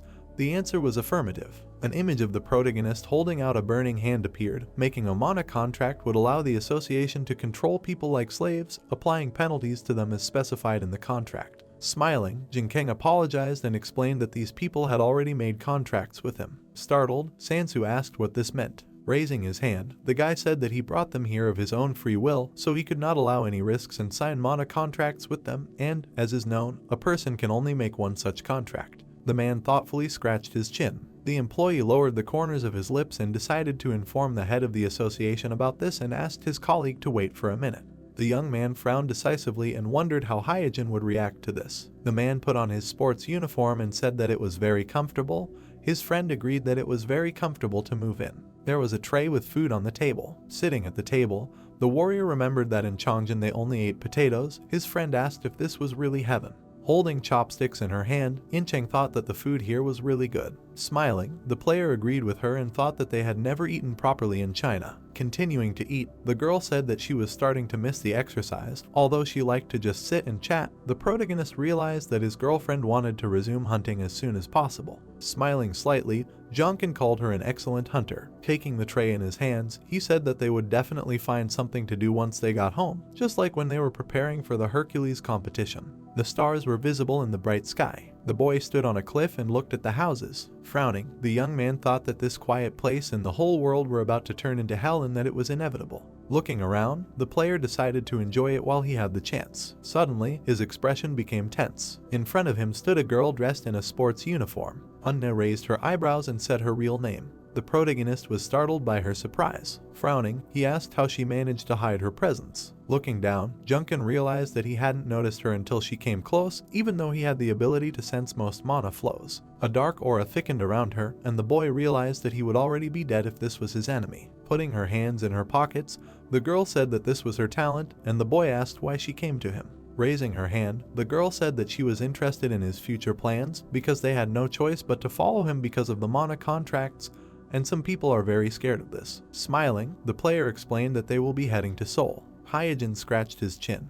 The association must have already known that the people of Chongjin had made contracts on mana. However, as long as the protagonist was connected to Asgard, the association would not interfere with him. Unna widened her eyes and asked what would happen after that. Jinkang raised his eyebrows and told them that he wanted to entrust them with something. The girl frowned in displeasure and asked what he wanted. The boy smirked and asked her not to worry because with such power came responsibility, and explained that he wanted the people of the village to fulfill their duties as hunters. The girl agreed with her eyebrows raised. She went downstairs and headed towards the building. The notification informed her that the weak dragon heart had stabilized. Opening his mouth and sighing, the boy realized that this ability was finally ready to be used. Clenching his fist, he asked how strong it was now. Remembering how the flaming Demetrius jumped forward, the player guessed that he could defeat him even in his berserker form. Grinning, the protagonist thought that he was getting stronger every day. Landing next to him, the man called out to his comrade. Straightening up, he said that an employee of the association wanted to meet him. White clouds floated above the building. Light reflected off someone's bald head. Smiling, Jinkang asked how he was doing. Smiling back, Songwoo said that everything was fine. Putting his hands on his waist, the guy called him bald. Scratching the back of his head, he explained that he wanted to say this if he could come back, and said that the work was hard, so this could be considered a reward. The man knitted his brows in irritation, saying that he would not tolerate this anymore. Raising his hand, the youth asked what the association decided. The head of the major league nervously pursed his lips. The mentor lowered his gaze and sighed heavily, saying that almost all of the association members had returned to Korea. The player's eyes widened in shock. Spreading his arms, Songwoo told him something that was far more shocking, because opening a special gate was a sign of rebellion. The huge orcs flashed with fiery eyes. Special gates spawned powerful monsters, so opening them led to terrible consequences. Such gates appeared not only in Korea, but all over the world. The plane was flying in the sky. Because of the gate, most of the hunters returned to their countries after raids. Even Hyojin, not knowing what a special gate was, called the heroes. Frowning, the man said that the meeting lasted for several days and that they were talking about his student, among other things. Putting his hand on the fence, the head of the major league explained that they expected the boy to return, but not with such a treasure. There were people in sportswear in the hall. Looking at them, the protagonist thought that the hunters from Chongjin really deserved to be called a treasure, because now the number of hunters at his disposal is incredibly large. Looking away, Songwoo said that the problem is that his disciple is the one who has this treasure. Raising his hand, the man explained that the purpose of a mana contract is to force a person to serve someone, and the boy brought many hunters, who now belong to him. Clenching his fist, the head of the major league added that now he will have many enemies because of this, and everyone will see him as a rival, because a mana contract and a guild are two diametrically opposed things. Jinkang frowned. Closing his eyes, the boy said that everything is fine, because he is a member of Asgard. Smiling, the mentor replied that this is true. Hugging his student, Songwoo said that he is very glad that he was able to return safe and sound. The sun was shining brightly in the sky. People were standing next to the buses. The young man spread his arms in front of the villagers and said that this trip would be their last. The warrior smiled and became upset and said that he wouldn't mind 100 such trips because they just ate, slept, and did whatever they wanted. His comrade said that he had rested too well. The player frowned decisively and said that they would all be very busy soon, so they needed to rest while they could. The man in the tracksuit raised his hand and agreed. Pointing his finger at the audience, the head of the major league asked who she was. Unne smiled. The mentor remembered that the hunters called her a goddess and assumed that the student had gone to China just for her sake. Smiling, the protagonist said that this was true. Seeing the teacher's surprised face, Jonkin said that it was just a joke. Putting her hand on her waist, Inching confirmed this and added that her friend had not gone to Chongjin for her sake. Looking away, the girl explained that he already had a lot of women, even if this girl was his secret girlfriend. Looking down, the Dragon Slayer wondered if her friend had a girlfriend abroad and how many rivals there were. The guy raised his eyebrows in confusion. Not understanding what was happening to her, Songwoo thought he could literally hear her thoughts. There was a wind turbine in the clearing. Buses drove along the road one after another. Soon they found themselves in the city. The cars stopped at the building. The villagers' eyes widened in surprise. In front of them was a huge skyscraper. Many people walked along the streets. Cars drove along the road in an endless stream. The hunters from North Korea watched everything in amazement. The young man smiled, thinking that they were simply speechless. Confidently knitting his eyebrows, the player asked his ally to take care of her people. Unne's mouth opened in shock. Looking at her back, the protagonist realized that she was as shocked as the others because they grew up in the mountains and this was their first time seeing a modern city. Turning to his partner, he asked her to see the people out of Chongjin and follow the people from the association.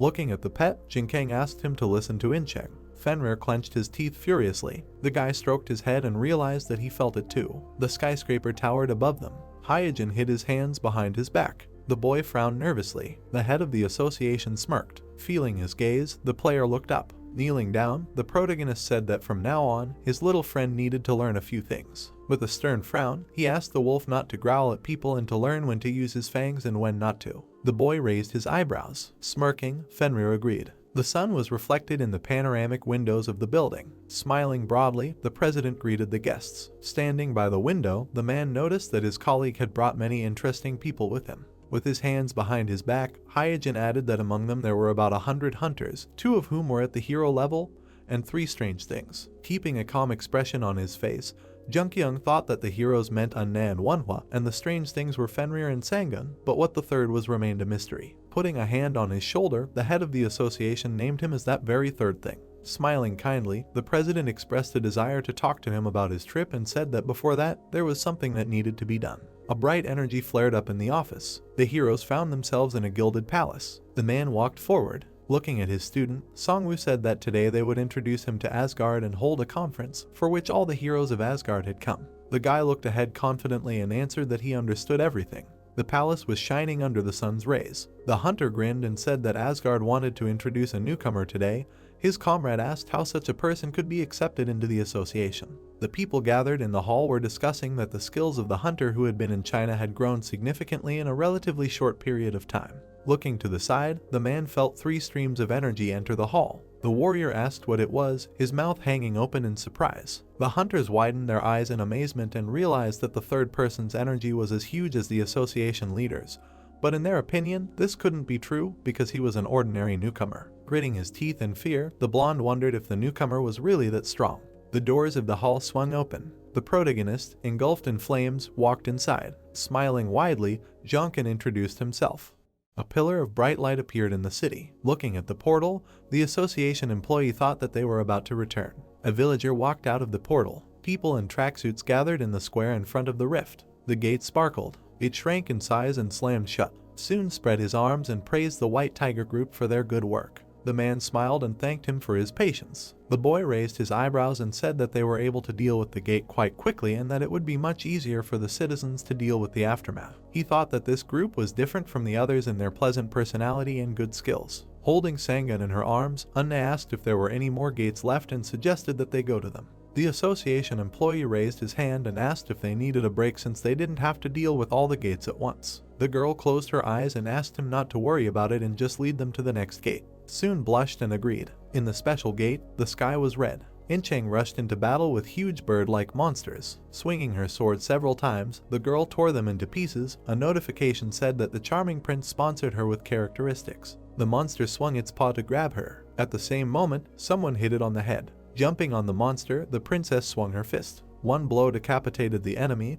Hyunmu used magic. A powerful wave of energy hit the enemy in the chest. A thin thread enveloped the body of one of the monsters. Squeezing it in his hand, Manhwa destroyed the enemy. A notification said that the Great Doctor of the East sponsored him with increased growth of abilities. The guy jumped up. Jumping into the air above the crowd of monsters, the protagonist swung his spear. One powerful blow destroyed several opponents at once. A notification said that the fallen angel yawned. Jinkang narrowed his eyes in displeasure and wondered why this was happening. A level up message appeared, and the boy thought that he couldn't hate his patron. The sky turned orange. The heroes gathered in the clearing.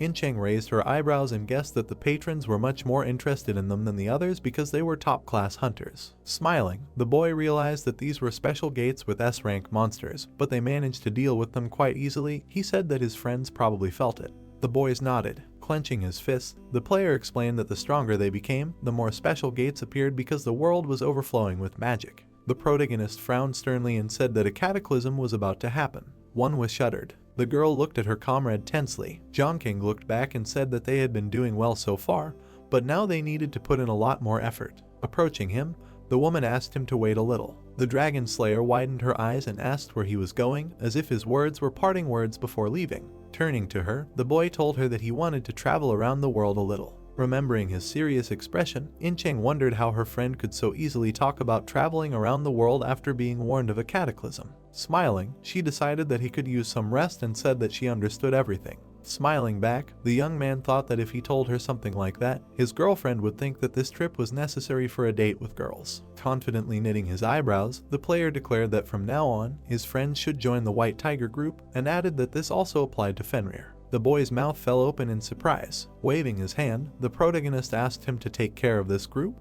because they would be of great help to them in the future. Lowering his hand, Jinkang thought that this trip was his duty. Looking to the side, the boy firmly decided that he had to do this as a person who came from the future and meet Hyojin.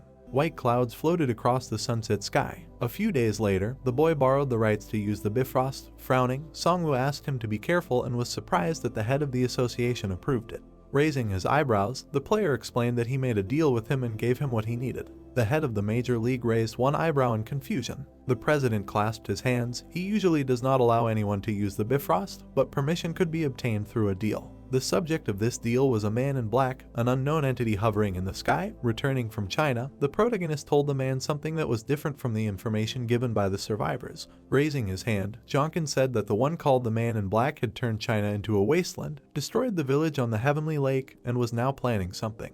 This information was enough to stir up interest in his search. Grinning maliciously, Hyojin ordered his colleague to find out who it was and promised to provide all the necessary support, which meant that all of Asgard would cooperate with the newcomer. A rainbow appeared above the city. A bright beam of light flashed through the clouds. The guy landed in the middle of the street. The man standing in front of him said that he had been waiting for him. Smiling, the young man said that it was a great honor for him to meet him, and thought that this went beyond all expectations because the association could send a simple manager from the council. Putting his hand to his chest, Lancelot said that he was also very happy to meet them. The player could not even imagine that he would meet him here. In front of the castle, there was a shield and swords. The Round Table Council is a secret British organization that has a different view of the world from other organizations. Behind Hyojin stood Demetrius. While some organizations manipulate humanity, saying that people's lives depend on them, the Round Table Council stands aside and watches. The eyes of both Merlin personalities lit up. This organization has power, but does nothing and remains neutral. The main source of the council's strength was Merlin, who was at the epicenter of the organization. But even without him, the Round Table Council is strong enough because they have an order of knights at their disposal. There were many people behind Lancelot. The order consists of people who are much stronger than heroes and have always played an important role in overcoming crises in England's history. The bright sun illuminated the castle. Smiling, the man said that Merlin herself was interested in visiting, so everyone was curious about who he really was. Frowning, the protagonist felt that his gaze was full of hostility. The knight opened his mouth furiously. He was known to be in love with Merlin, but she did not reciprocate his feelings and their relationship was destroyed because his addiction went too far. Jinkang looked down in displeasure, thinking that most of the questions raised in the Round Table Council were about this man. Sitting at the table, the boy explained that he wanted to keep the promise he made to Merlin. Lancelot interrupted him and asked what kind of promise it was. Sighing heavily, the young man asked what the problem was. Frowning sternly, the player stated that he was here on an official visit and that the man was overstepping his bounds. Placing his hand on his knee, the blonde repeated his question. The protagonist asked if the knight did not realize that he was rude. How could he be called a knight? Lancelot slammed his fist on the table. Jumping up from the couch, he asked if that was really an insult.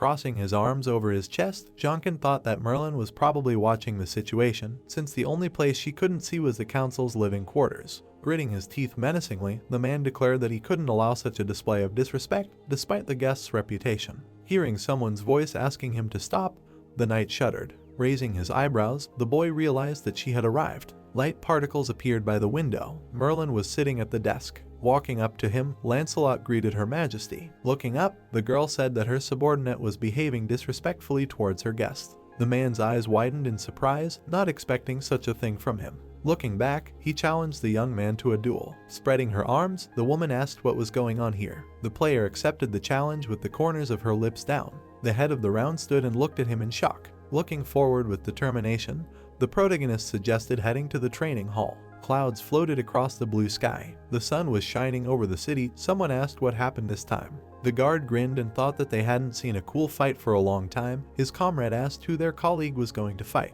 Hearing that his opponent would be a member of Asgard, the people standing on the street decided that it would be a glorious fight. Two knights approached them. Looking at them, the guards realized that even the leaders of the order had come. The man in armor saluted the knight. Placing his hand on his shoulder, Gawain praised him for his excellent work. Placing his hand on his belt, a member of the round table called him cool. The opponents stood opposite each other on the training ground. Raising his spear in front of him, Lancelot thought that his opponent, who also fought with a spear, must have inferior technique. Frowning, Gawain decided that a spear duel between the east and the west would be interesting. Bowing, the knight thanked the audience for their attention to his duel. His comrades smiled. A smile appeared on the man's face as well. With a stern frown, the protagonist declared that his actions were more like those of a comedian and asked if it was appropriate to call him sir. The warrior looked away, pretending not to have heard. Jonkin's eyes flashed as he told the rumors that in local duels, even taking the opponent's life was allowed, and asked if it was true. Lancelot confirmed it, lightning flashing in his eyes. He brandished his glowing spear, explaining that his life was at stake in this duel, and said that he had intended to show mercy, but decided that there was no good reason. Raising one eyebrow, the boy concluded that he was a very self-centered and arrogant nobleman. The young man smirked and called him a false knight. The insulted man rushed forward. The player remained motionless. His eyes widened. The protagonist thought that his opponent was known as a loner who could pierce an opponent with one blow, and his attack was rumored to be incredibly powerful. The tip of the spear rushed forward. The tip of the fiery spear stopped it. The weapons of the opponents met, raising dust around them. The audience gaped in shock, not understanding how he managed to block their comrade's attack, because this had never happened before. The warrior frowned in fear. Trembling, he realized that he could not move. The protagonist looked at him with disdain. Gawain lowered the corners of his lips, asking them to stop the fight. Jonkin looked back. Frowning, the man introduced himself as a member of the Round Table. Relaxing his facial muscles, the guy thought that this was indeed the Green Knight in front of him, judging by his elegant speech and gestures. The body of the dead orc lay in a pool of blood. After awakening his powers, this hunter began to clear the gate with terrifying force. His entire body was covered in the blood of monsters. The knight swung his sword. He was called the Green Knight. The spears came apart. Raising his weapon above his head, the young man thought that he had no reason to be hostile to him. The man fell to one knee. Lancelot lowered his gaze. Approaching him, Gawain asked him to learn to soberly assess his strength and the strength of the enemy. The warrior replied that this man dared to neglect him. Looking around, the leader of the Round Table asked his friend to help the duelist restore order here. Frowning, Galahad agreed. Bowing, the knight admitted defeat. Looking at him, the player thought that the man who from the very beginning assessed his abilities should not be taken lightly. Looking away, the man thought that another star had lit up in Asgard, since he managed to repel Lancelot's magical attack with one blow. Cumulus clouds hung in the sky. Next to the palace was a pond with lotuses. The protagonist stood with Merlin on the bridge. Frowning, Jonkin said that he agreed to the duel only because he wanted to, and that there would be no second time. A memory of Lancelot swinging his spear appeared in his mind. The leader of the Round Table had complete control over the council and the knightly order, therefore they obeyed her orders. Lightning flashed around the boy. If the girl did not want this duel, then they would not have clashed at all, and the hunter, despite his own goals, agreed to this fight only because she gave his silent consent. Pointing his finger forward, the young man said that he agreed in order to pay off his debt. Frowning, Merlin called him quite straightforward and asked if he did not do it because he wanted to fight. Scratching his cheek, the player replied that he agreed because he had pride. In fact, he wanted to see in practice how much his skills had grown since the trip to China. The spears of the opponents clashed with each other during the battle. Raising his hand, the protagonist declared that his debt was paid off and that this situation would definitely teach Lancelot something useful. Remembering how his opponent trembled during the fight, Jonkin thought that the girl knew about his progress and therefore allowed the duel to take place, knowing that the knight would lose, which meant that she wanted it. Raising her eyebrows, the woman confirmed this and said that her guest was much smarter than she thought. Imagining how the man opened his mouth menacingly, the head of the council explained that he had incredible potential, but at the same time, he was rich in arrogance and obsessed with her, so he needed to be given a reason for personal growth. Merlin decided to accept this duel as payment for the debt.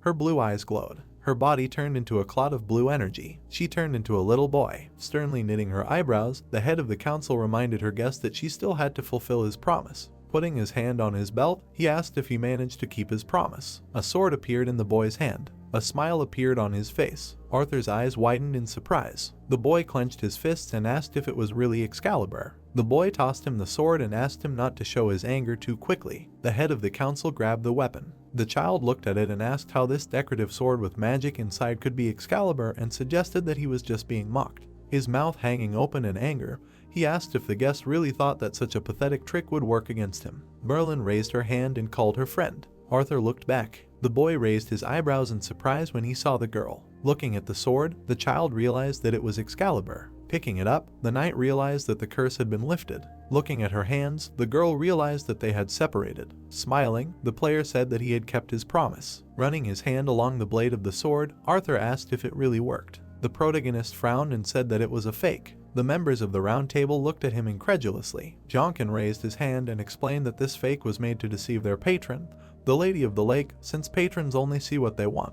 Putting his hand on his waist, the boy asked what they were talking about. Looking down, the head of the council explained that the Lady of the Lake had tasked them with taking possession of Excalibur, but they knew nothing about it except that it was a sword. On the black sword was a red seal with a question mark. Looking at the guest, Merlin realized that he had created something like this to deceive his patron. Raising his eyebrows, the boy thought that this was true. A school of fish swam underwater. Excalibur had been at the bottom of the lake for centuries, absorbing its magical powers. Knowing this fact, it was possible to partially recreate this sword. Looking at his friend, the child asked why they were separated if it was a fake. The girl replied that it was a temporary effect. Frowning, the woman decided that the curse would return again when the Lady of the Lake realized that it was a fake. The knight gritted his teeth in displeasure. The head of the council held out her hand in front of him to stop him. He looked at his friend in surprise. Merlin said that they had some time, even if it was a fake. Raising his hand, the player explained that he was able to deceive their patron and that even if this fact came to light, there was some value in the sword, so the curse would not work until they left the Round Table Council. Confidently looking forward, the protagonist explained that their patron cast the curse in the hopes that they would find the real Excalibur. Standing on the bridge, Jonkin declared that his job was done anyway. Arthur covered his mouth with his hand. His yellow eyes widened and he said that it wasn't enough. The boy frowned and thought that the boy was suffering from the curse much more than Merlin, since he was forced into a child's body, which is why he had such a bad temper. The boy's lips turned down. He clenched his fist and decided to tell them about the location of the real Excalibur. There was a flash in the forest. A wave of fire crashed into the trees. Demetrius swung his flaming hand. His fiery attack missed its target. A powerful explosion destroyed the ground. The man swung his fist again. The impact sent debris flying into the air. His opponent swung his sword and said that it was too slow. The brute jumped to avoid the blow. A huge cloud of energy appeared under his feet. The hunter frowned tensely. The blade of the sword flashed in the air. It pierced the warrior's back. Demetrius' mouth opened wide and he screamed in pain. His eyes rolled up. The red veil fell from them. The man dropped to one knee. His opponent lowered his weapon. Pointing at it, the big guy asked what kind of sword it was. Looking at the hilt, the stranger said that he had picked it up not long ago. The hunter's eyes widened in amazement, thinking that he had lost control of his magical power when he was wounded by this sword. Standing in front of him,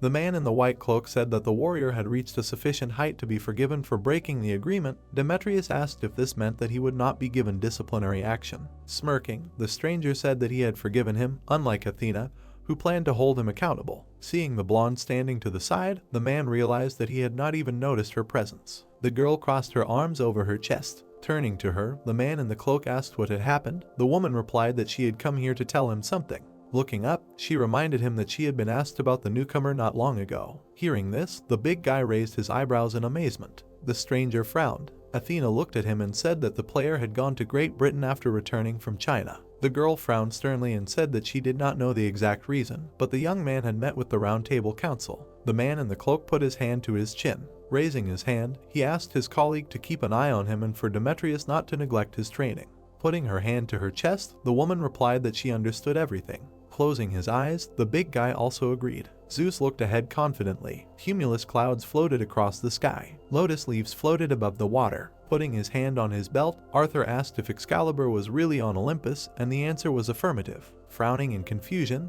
the boy asked why the Thunderer needed a sword. Smiling sheepishly, the protagonist wondered where people got such an idea of Zeus from and replied that he did not know. The child squinted in disbelief and asked why he was being addressed informally. Jonkin stated that he was doing the same. Raising his eyebrows, the boy asked if that was really a problem. A bead of sweat rolled down Arthur's tense face. The boy sighed heavily. Looking ahead, he asked what they would do with Excalibur. Clenching his fist, the youth asked why he was being asked such a thing, since they now knew where the sword was and could take it themselves. The child reminded him of his promise. Frowning, the player stated that he was asked to find Excalibur, which could dispel the curse. This wish had been granted, and it was time to repay it. Looking down, the knight doubted that Zeus would agree to negotiate the transfer of the sword. Grinning, the protagonist decided that Merlin could handle this since she was very smart. Smiling, Arthur said that it was true. Looking up, the boy asked what payment would be acceptable. Jonkin narrowed his eyes, thinking that the head of the council was currently in a meeting about retrieving Excalibur, and said that he would tell her about it when she returned, deciding that there was no point in discussing it with a person who knew nothing but power. The woman walked up the stairs. Merlin looked ahead and said that they were ready to listen to the guest's wishes. The boy frowned and said that this was fine.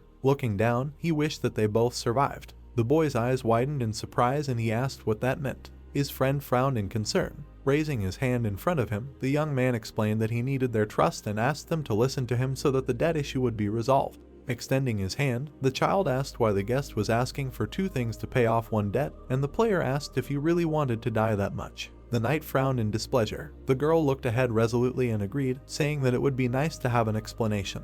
The protagonist lowered the corners of his lips and said that something really important was about to happen. Arthur looked at him tensely and asked what it was about. Jonkin gave him a stern look and said that they must have sensed it because of the special gates and the strange mana, because that was why they had called the Knights Order of the Round Table Council. The woman's eyes widened and she realized that her guess was correct, because the density of magic power was increasing at an incredible rate throughout Great Britain due to the appearance of the special gates. The boy added with a threatening frown that more gates like this would appear in the future. The head of the council frowned and asked if this was the important event and what about the wish for them to survive. The boy answered with an open mouth that it was not. The player looked sternly ahead and explained that the important event was the disappearance of all the special gates and that they needed to prepare for that moment. The members of the round table stared at him in amazement. Tall fir trees grew in the forest. The heroes stood in a pond. The air was filled with traces of sword swings. Holding the weapon in his hand, Arthur said that he often trained here alone because only a few of the council knew of his existence. Looking away, the boy suggested that they begin because his guest had become stronger since their last meeting. Smiling, the protagonist confirmed this and added that he was different from who he had been before. Lightning flashed around him. Jonkin asked if his opponent had ever fought Zeus. The child looked up in amazement. Lowering his weapon, he was surprised that his guest was saying such things so easily. The boy called him to account. Grinning, the knight confirmed this. Resolutely knitting his eyebrows, the young man said that this was good. Looking at the enemy from under his brows, the player decided to make a preemptive strike. A splash was heard over the water. Putting his spear forward, the protagonist ran forward. After parrying his blow, Arthur said that it was too slow. The water in the pond began to swirl. Raising his weapon, Jonkin looked around. Frowning, he realized that this duel was not just a test of his abilities and that he needed to use everything he had. The tip of the spear caught fire. Amid the waves of fire, notifications appeared that the spear's stats had been increased and the flames would be on the user's side under the influence of the Fire Monarch. Thick streams of fire appeared around the boy. The boy smiled and said that it looked impressive. The heroes entered into a fierce battle, while in the pond, blows were heard every now and then. Putting the shaft of the spear in front of him, the young man was able to parry his opponent's blow. The child put his hand forward and used magic. The shockwave threw the player back. He managed to stop himself and not fall into the water. Looking at him with burning eyes, the knight asked if that was all. Pursing his broken lips, the protagonist thought that he could not give up so easily. Resolutely knitting his eyebrows, he decided to strike at least once. Waves of light energy shone in the air. A bright fire enveloped the spear. Arthur's eyes widened in amazement, realizing that his opponent was absorbing magical power. A notification said that the dragon's heart was releasing magical energy. A powerful explosion was heard on the battlefield. A huge amount of smoke and steam rose into the air. The water that rose from the ground due to the explosion turned into real rain. A cut appeared on the boy's face. Lowering his weapon, the child asked what it was. Throwing a menacing look at him, Jonkin replied that it was a solar flare. Grinning, the knight said that this was a magnificent technique. Suddenly, the boy's body was enveloped in blue chains. It fell to the ground. Arthur apologized and explained that he could not control his power because he had not been so excited for a long time. Dissolving his weapon into thin air, the boy declared that his opponent had no chance of winning a fight with white lightning. The young man lay unconscious on the ground. The child assumed that he would be able to defeat him one day. There were white clouds in the sky. Birds were flying around the castle. The player was sitting on his bed. The bracelet on his hand asked if he was okay. Looking at his hands, the protagonist replied that everything was fine and thought that his strength had quickly recovered thanks to Merlin's abilities. Closing his eyes, he realized that he had lost, but he still managed to strike his opponent. Raising his hand above his head, Jonkin realized that his spear had reached the head of a huge organization, which meant that he now had more power. There was a knock on the door of the room. Frowning, Gawain asked if their guest was here. Birds flew past the clock tower. Standing outside, the man told him that he had heard from Merlin that the guest had come to warn them of a catastrophe that would affect all of Great Britain. Closing his eyes and nodding, the knight apologized for the rudeness of one of his subordinates and thanked him for his trustworthiness and righteousness. The boy frowned sternly and said that everything was fine, deciding that this was not really what he had come for. The warrior lowered the corners of his lips and said Arthur's name. The young man shuddered in surprise. Frowning, Gawain said that he knew that they had fought yesterday and that dueling this man was a dream of his that had not yet been destined to come true. The sword in his hand sparkled. The knight, covered in bright lightning, asked if the guest would agree to fight him in his stead. Closing his eyes, the player thought he knew about it. He smirked and agreed because he was curious about what the Knight of the Round Table was capable of. Clouds floated across the blue sky. Perhaps this was a characteristic feature of the English. During his stay in England, the protagonist had to fight several knights. Galahad swung his sword. Lancelot held a burning spear in front of him. Perhaps the head of the order realized everything, and therefore made an official apology and offered to have a duel. Sighing tensely, Jonkin thought that he came here because of Excalibur, but instead he had to constantly fight. Merlin handed him a pendant. Smiling, the girl said that this necklace would raise his skills a little, and expressed confidence that one day it would come in handy. The boy thanked her, clutching the gift in his hand, and thought that he had received good help in China as well. The woman asked him to go to the Nile if he had the chance, and with his hands behind his head, the boy asked what she was talking about. With a stern frown, the head of the council told her that the hunter who came from the Nile had caused a great commotion. Frowning, the player asked why she had suddenly remembered him. Last year, after the protagonist had been injured during the English Battle of the Great Warriors, Ineb had climbed a tree and offered him a ride to the Nile, after which he had been punished. Looking confidently at her ally, Merlin realized that the guest really did remember this man,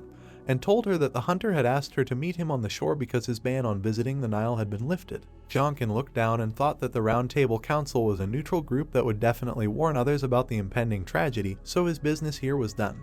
But there was still something he needed to take care of in England. The boy lowered his hands and promised to think about it, and the girl thanked him. A huge cloud floated across the blue sky. The sun was shining on the city. Hearing someone's voice, the young man looked back. The top of the clock tower was reaching into the sky. Arthur was standing on it. Smiling, the player hoped that the knight would give it his all during the cataclysm. There were low houses on the street. Opening the door, the protagonist called out to Eugene. His eyes widened in surprise. The girl standing behind the counter asked who it was. Jonkin approached her and asked where the store owner was. Scratching her chin, the girl thought that the customer did not look like a moneylender, nor a hunter who bought a faulty potion, nor the guy Eugene. Clapping her hands, the stranger realized that she was a customer. Raising one eyebrow in confusion, the guy denied this assumption and asked who she was. Putting her hands on the counter, the blonde explained that she was looking after the store at the request of a friend who would not appear here anymore. The young man said that he came here at the request of her older brother and asked where she could be found. Smiling, the girl remembered that Eugene had spoken about him and asked to tell him that she had joined Olympus. Hearing this, the player's eyes widened in shock.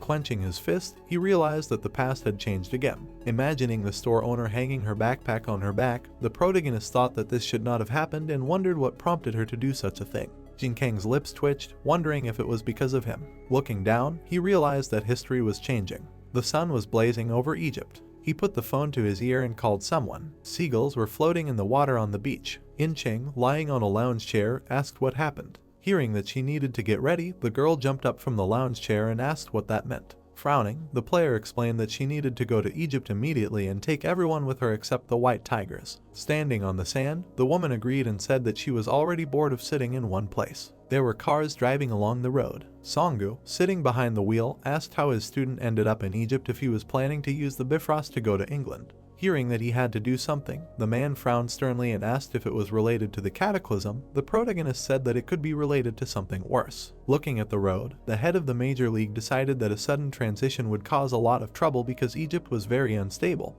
and the arrival of a foreign hunter there would only worsen the existing diplomatic problems. Hearing that difficulties had already arisen, the mentor's eyes widened in fear. Jonkin raised his hands in front of a squad of Egyptian warriors. The sun was shining on a huge palace. Looking at the guy, the man asked how the dark horse ended up in Egypt. Looking away, he decided that they needed the help of a translator. The people with black marks on their eyes asked to leave the hunter to them. They entered the room. Frowning tensely, the brunette said that Nile was making his move. Looking at the guest, the Egyptian asked if this was really the dark horse. Looking at them, the young man guessed who they were. It was sunset. Clouds were floating above the palace tower. Standing up from the table, Kent introduced himself as an employee of the Egyptian branch of the Korean Association and said that it was a great honor for him to meet the hero from Asgard. Looking at him, the player replied that he was pleased to meet him and thought that this was a rather unexpected move. Closing his eyes, the man said that he had been contacted from headquarters and asked to wait for his arrival. Smiling, the protagonist realized that Incheng and the others had promptly warned him and asked what was the reason for the unstable situation in Egypt.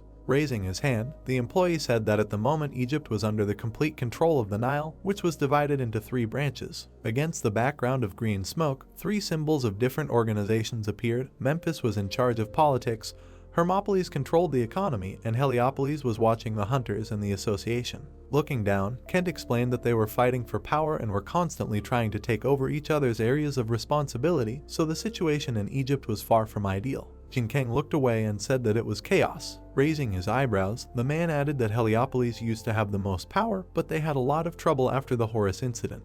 Looking up, the boy remembered that Eneb had said that he was in Heliopolis and asked what incident he was talking about. Frowning, the association employee explained that even their sources had not been able to get to the bottom of what had happened, but that it had happened during an attack on the gate and had led to a tragedy. Eneb's mouth dropped open in anger and said that it was all because of the red ore, and asked his comrade to go to the Nile. Looking down, the boy remembered this. Standing up, he said that he wanted to meet one of the hunters, and Kent asked who he was talking about. Smiling, the player said the name of the Egyptian captain of heroic rank. Clouds floated above the ground. There was a plane at the airport. Incheng entered the building. A smile appeared on her face. Spreading his arms, the protagonist said that they had not seen each other for a long time. The girl said that she had brought everyone here. Manhwa and Fenrir with the princess stood to the side. Turning to them, Jinkang thanked them for their help. Closing his eyes, the stranger asked if his friend was not happy to see him. Shocked, his eyes widened. The guy recognized him as one of the strongest heroes of Asgard. Waving his hand, Baldur said that he had not been to the resort for a long time. Frowning, the young man asked why he had come. Narrowing his eyes in displeasure, the hunter asked if his colleague had really been showing his true face from the very beginning. Fenrir bared his teeth menacingly. The guys shuddered tensely. The player tried to maintain a calm expression on his face and remained silent. With a wide smile, the Asgardian explained that the president had sent him here to help Dark Horse successfully complete an expedition abroad, as they had dealt with the special gate that had appeared in Korea rather quickly. Baldur narrowed his eyes slyly and said that he was looking forward to working with him before returning to Korea. Kent extended his hand. The protagonist's lips tightened at the corners. He looked ahead with displeasure, realizing that this trip would not be pleasant. Night fell and the sky darkened. The next morning, the sun rose above the palace. Sitting on the sofa, the association employee reported that his guest had been denied a meeting with the Nile hunter. Jinkang asked what had gone wrong. Raising his eyebrows, the man said that, like other countries, Egypt was recalling its hunters back to the country. Frowning, he added that the second in command of Heliopolis had recently returned. Casting a stern glance at him, the boy realized that if Horus could not regain his status, which had been damaged by the incident, then Seth would take over his power. Looking up, Kent confirmed this and declared that he was currently the strongest hunter on the Nile. A drop of sweat ran down the boy's cheek. Looking down, the player thought that Nile was the strongest organization behind Egypt.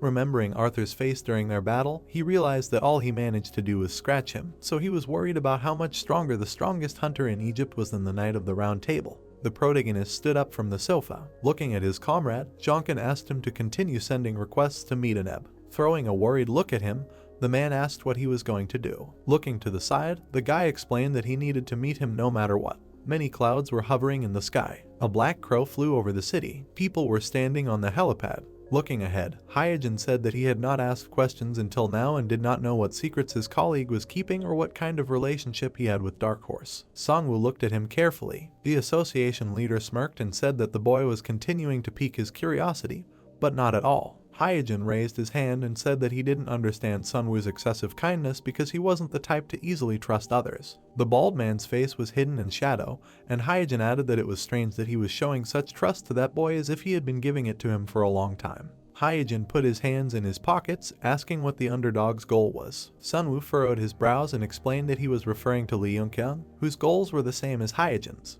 Hyojin, who had an eye patch over one eye, thought that this hunter could help him achieve his goals once he got stronger. He put his hand in his pants pocket, and Sunwoo thought that Yongkyung had told him what to say to Odin in a situation like this. Sunwoo furrowed his brows and repeated that they both wanted to kill the sponsors. Hyojin's eyes widened in shock. He imagined an army of hunters who had lost all their powers, and this was the first time they had lost all their powers due to a reason other than their own death. Sungu looked straight ahead and said that it was after Underdog killed Punter. Hyojin laughed and said that it was not bad. The blue sky could be seen above the tall building. There were two people sitting at the table. Baldur smiled while holding a cup of tea and asked what the protagonist wanted to talk about. Junhyuk smiled and asked which hero of the Nile was associated with Asgard. The youth stiffened in shock. He brought the cup to his mouth and said that he did not understand what the protagonist was talking about. Junhyuk smiled and asked how the association president judged the need for cooperation when the association president ordered Baldur to appear here. Baldur placed the cup on the table. He frowned and explained that the president ordered him to cooperate and help the protagonist to the best of his ability. Jinkeng crossed his arms and asked which Nile hero was related to Asgard.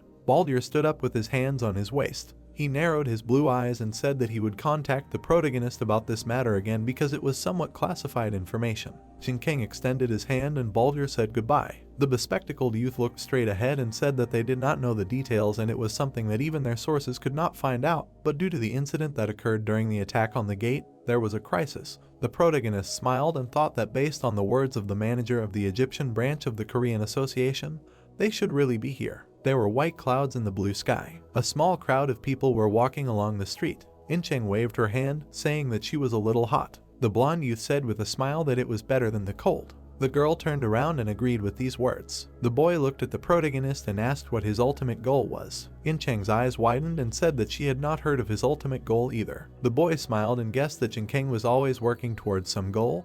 He hoped that the protagonist did not dream of world domination. Jinkeng stopped. He looked straight ahead. Then he turned around and said that it might be world domination after all. Incheng and the boy smiled, and the girl said that she did not know whether he was joking or not. Suddenly, Incheng turned around. In the distance, a crowd of people could be seen, with a black fog above them. The protagonist raised his hand and told his comrades to retreat.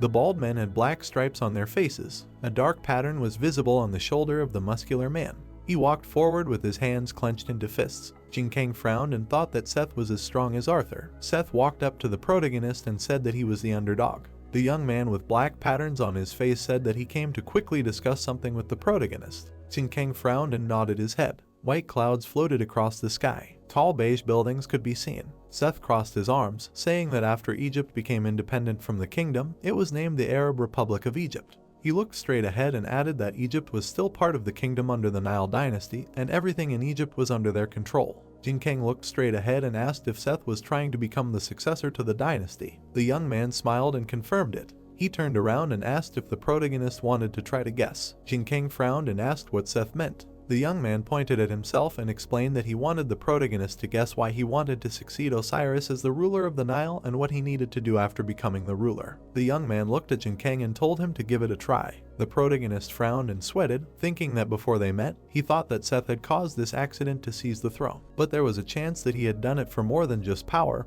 and the protagonist guessed that the young man was trying to become the king. A city in Egypt was visible. There were many people walking along the street. Incheng looked straight ahead and asked how the protagonist's conversation with Seth had gone. Jinkeng turned around and replied that the young man had asked him to guess his goals. The protagonist lowered his head and thought that he had never imagined what his goal was. Jinkeng imagined a smiling Seth and thought that he was dangerous but not evil. The protagonist put his hand in his pocket and said that he was unable to give Seth an answer. Suddenly, Jinkeng and Incheng turned around at the same time. Baldur put his hands on his waist and asked where they had been. Incheng narrowed her eyes in annoyance and asked if the youth had anything else to do. Baldur raised his hand and said that he had finished everything that needed to be done. He narrowed his eyes and added that this was a bit strange and the protagonist's team was quite unusual. The blonde youth and Incheng frowned in displeasure when Baldur said that everyone in Jinkang's team was a Duke-level hunter, but none of them had joined Asgard. Baldur said with a sly smile that nothing could be more dangerous than hunters who were not part of Asgard who knew the secrets of the organization. Ingrid's eyes shone brightly with anger and she assumed that Baldur wanted to test them. The protagonist raised his hand and said to stop this. He frowned and asked what the answer was to the question he had asked Baldur a while ago. The red-haired youth closed his eyes and smiled, saying that Odin had told him to cooperate with Jonkin to the best of his ability. Suddenly, they turned around at the same time. A powerful explosion was heard in the air. A bright flash was visible. Blue lightning flashed through the clouds. The flash of light blinded everything around. Incheng's eyes widened in shock when she saw a special gate right in the center of the city. A red flash appeared in the sky. The girl sweated and thought that the gate had just appeared, but its magical power was already growing, and at this rate, the gate would open in the center of the city, which could be dangerous for other people. Incheng loudly called out to the protagonist and shouted that they needed to close this portal. Jonkin frowned and asked the girl to calm down. Incheng furiously shouted that she couldn't calm down because many people would die and they had to do something. The protagonist looked at the girl sternly and said that this was not Korea, and Incheng screamed that in that case she would go alone.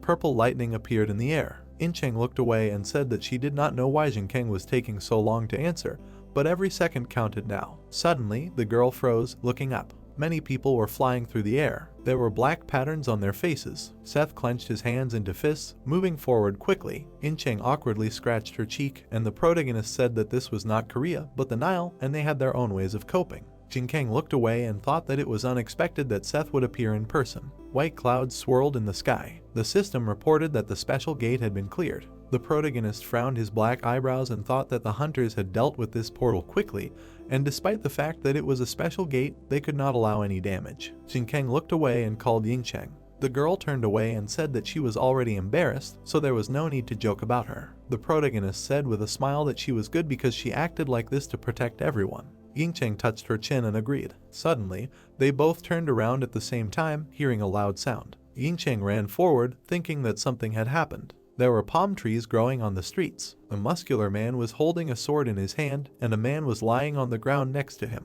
The girl frowned and asked what he was doing. The man looked at Yingcheng with disdain. They turned around when Jinkang asked what was going on. He frowned and thought that Merlin's necklace was quite useful. He asked what had happened, that they had captured someone by force. The man raised his hand and said with a smile that this was not a matter that a foreign hunter should interfere with. There was a man lying on the ground and the protagonist said that he could not ignore such an attack. Jinkang raised his hand holding the phone and said that if they did not tell him what was going on, he would have to contact the association because a hunter had no right to attack an ordinary person like that. The man smiled and replied that in Egypt, the difference in strength between an ordinary person and a hunter was completely different.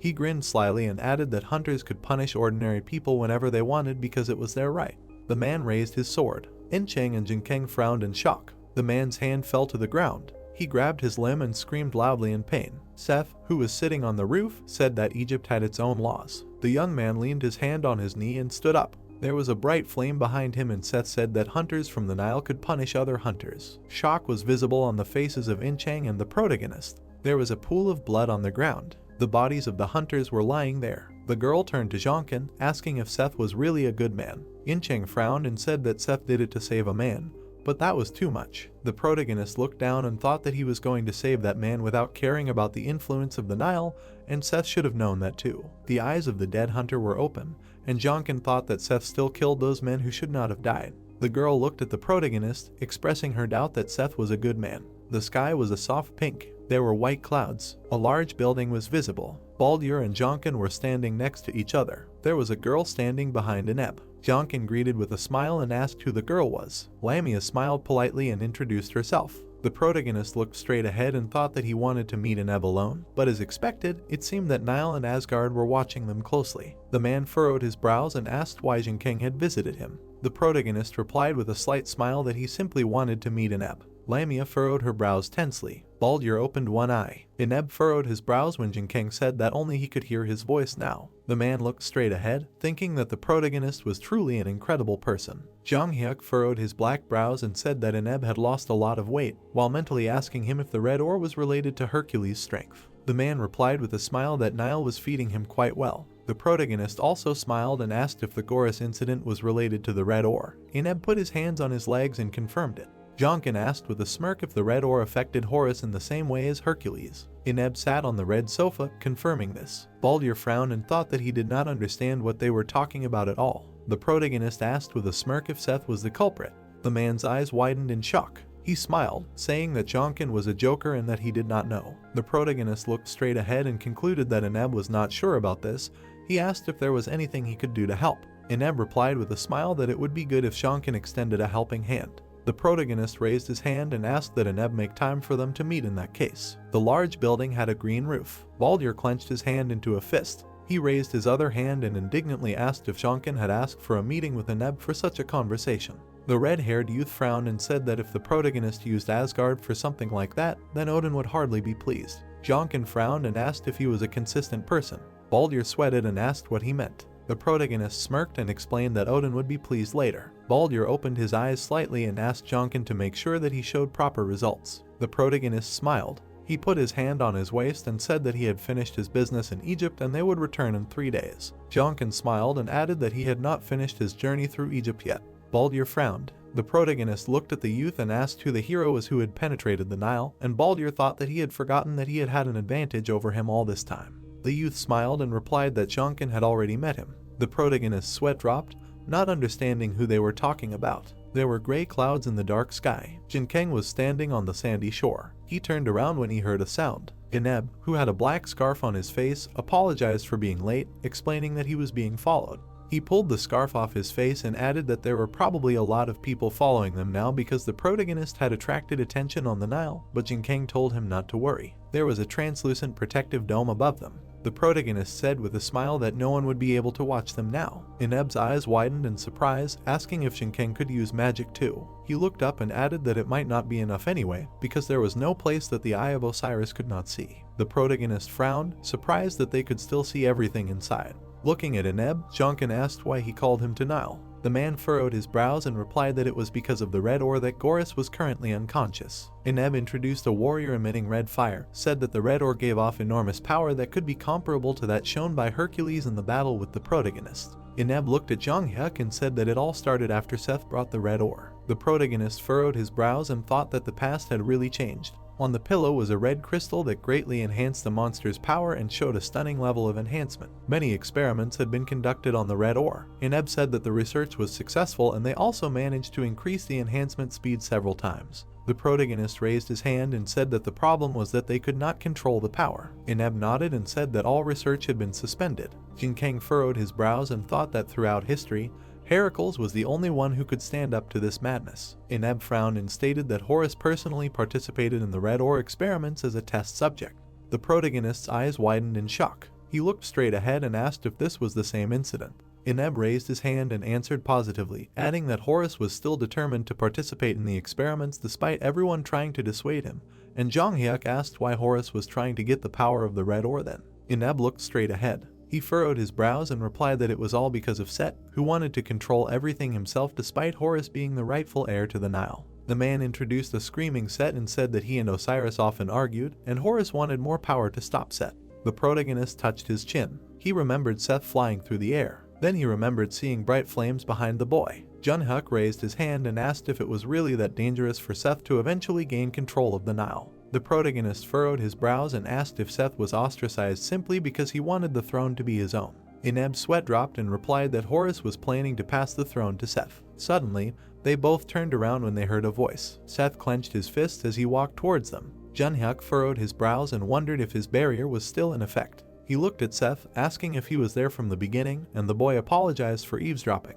Seth widened his eyes and said that he too knew that Horus was trying to pass the throne to him, but for some reason, he was still trying to wield this dangerous power to control it. Eneb closed his eyes and began to sweat. He furrowed his brows and replied that Goris said that someone was controlling Seth. The protagonist furrowed his brows in shock. Seth's eyes widened. He had a black mask on his face and asked how many people had heard that. Eneb put his hand on his chest, saying that he was the only one, and Seth replied that he would not believe that. Eneb looked down and said that just before Goris was experimented on with the red ore, He had told about it, and perhaps he had already told about it to someone else. The protagonist furrowed his brows and thought that Eneb was acting worried now, and it seemed that Goris was right. Junhyuk looked at the man and said that it would be better if he went back now. With a serious expression, the protagonist said that he would think about treating Goris, but he could not guarantee anything.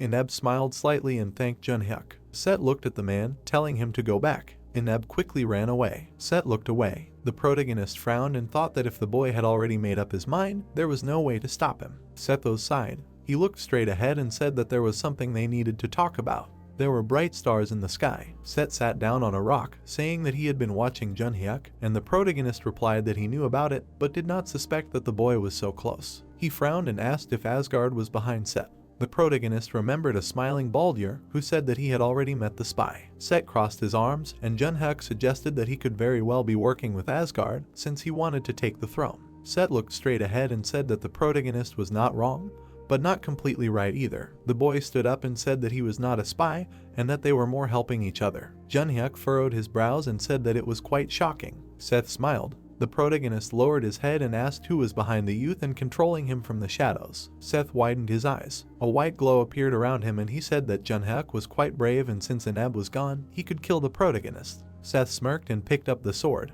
The blade of the weapon emitted a golden aura. Junhyuk, whose eyes turned red, thought that Seth was simply working with Asgard. He did not understand who was able to control the leader of an entire organization. The protagonist furrowed his brows and thought that he had no chance to win, but he would have to risk his life. Seth smirked slyly, saying that it would be fun. The youth's eyes turned yellow and he stated that the red ore was not obtained by chance. Golden lightning appeared in the air. Junhyuk's sweat dropped in shock when he realized that Seth had disappeared. The youth smirked as he leaped into the air. Jonkin dodged. The enemy looked away. He swung his sword. The hero stood in front of him. Sweat was pouring down the hero's face. It was only for a moment, but he managed to notice it.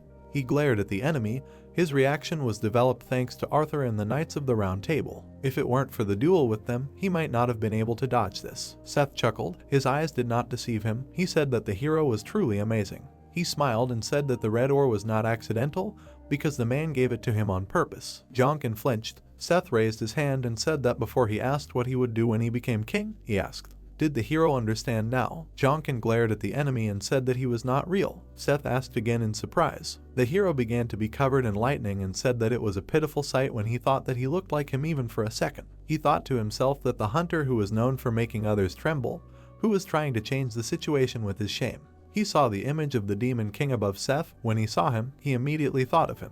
He drew his eyebrows together and said that the reason he wants to gain control of the Nile, the reason he wants to become king, is because he wants to become a dictator. Seth was silently silent, but he smiled and began to laugh. Jinkang silently watched his enemy amuse himself. Seth looked at the hero and said the truth. The clouds floated across the sky. They had come. Jinkang sat gloomily at the table and tried to understand if Asgard knew that there was someone else behind Seth. He looked at the table and thought that if Asgard shouldn't know about this, he wouldn't have let him go so easily, or did he think he wouldn't tell? Incheng came to his room and asked him why he wasn't sleeping.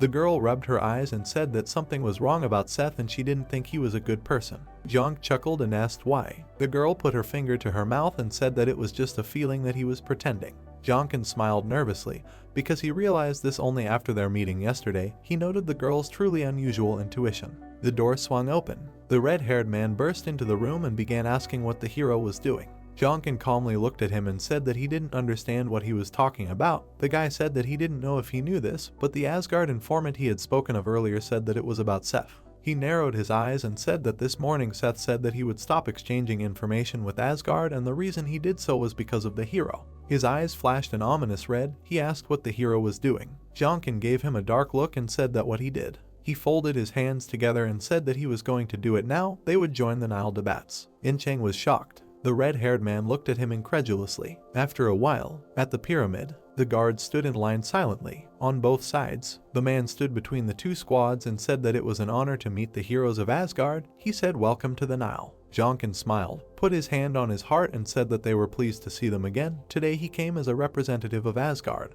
Bastet smiled and pointed to the side. She said that they had already been notified in advance and asked them to follow here. Jonk walked forward and thought that the idea of using Odin was really good and everything was going as it should. They were approaching the central part of the Nile with such ease. They began to walk through the carved passages. Bastet noticed something ahead. At the end of the passage stood Seth. He smiled. Jonkin frowned, not understanding what was wrong with his expression. He decided that he had to carry out his plan before it was too late. He called out to Bastet. She turned around and asked what was wrong. Jonkin looked at her and asked where Horace was. The girl turned around. Jonkin said that he would try to cure Horace, but the girl did not understand what he was talking about. She was addressed again. Ivan appeared behind her. Bastet looked at him incredulously and asked what had happened. Ivan knelt down and said that he was asking her with a request from the leader of Egypt as one of his favorite assistants. He looked at her and asked to let the hero heal Horace. Pyramid, Bastet and Ivan ran forward. The boy smiled and thanked the girl. Bastet looked forward and hoped that their decision was not wrong. The heroes ran after them silently. The red-haired man frowned and thought that if they could not save Horace, then everyone would die. He looked at the hero's back and thought that if necessary, he would have to use the hero and restore the relationship between Asgard and Nile. Incheng looked at Bastet and asked what were the chances of them being discovered. Bastet looked at her and said that they had already been discovered, but more importantly, she asked if the hero could save Horace. Jinkeng looked at her and said that it was a little late to ask that since he could not say for sure, but he would do his best. He looked ahead thoughtfully and thought that he could not guarantee anything, but if he failed, they would not be able to stop Seth. Guards with sparkling swords appeared in front of them.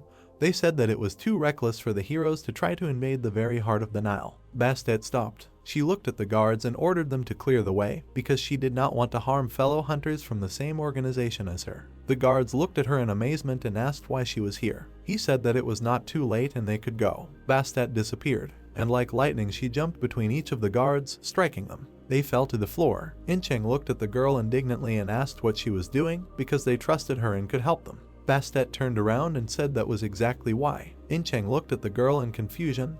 The hero put his hand on her shoulder. She turned to him and he said that Bastet was caring for them. He said that if they failed to save Goris, they too would be in danger. Incheng scratched her cheek in embarrassment and said that she was short-sighted. The hero thought that Merlin's necklace was really useful not only for him but for his comrades as well. They found themselves in front of a huge door. Bastet looked ahead and said that Goris was right behind these doors. She turned to Numek. She pointed to the door and asked if she would help protect this place with her. Numek was silent. Even approached her and thanked her for believing in them, but if she did not want to go further, she could return right now. Numek was irritated. She smiled and said that it was an honor to fight side by side with Bastet, who noted that the girl was determined. The room was filled with couples. The squad moved forward. Numek looked at Inev's back and called him. The boy turned around. The girl looked down shyly and said that if they succeeded, then let her be with him. Inev smiled, asked not to worry and said that everything would definitely work out. Numek nodded sadly. Incheng smiled and said that now they really could not fail and the hero agreed.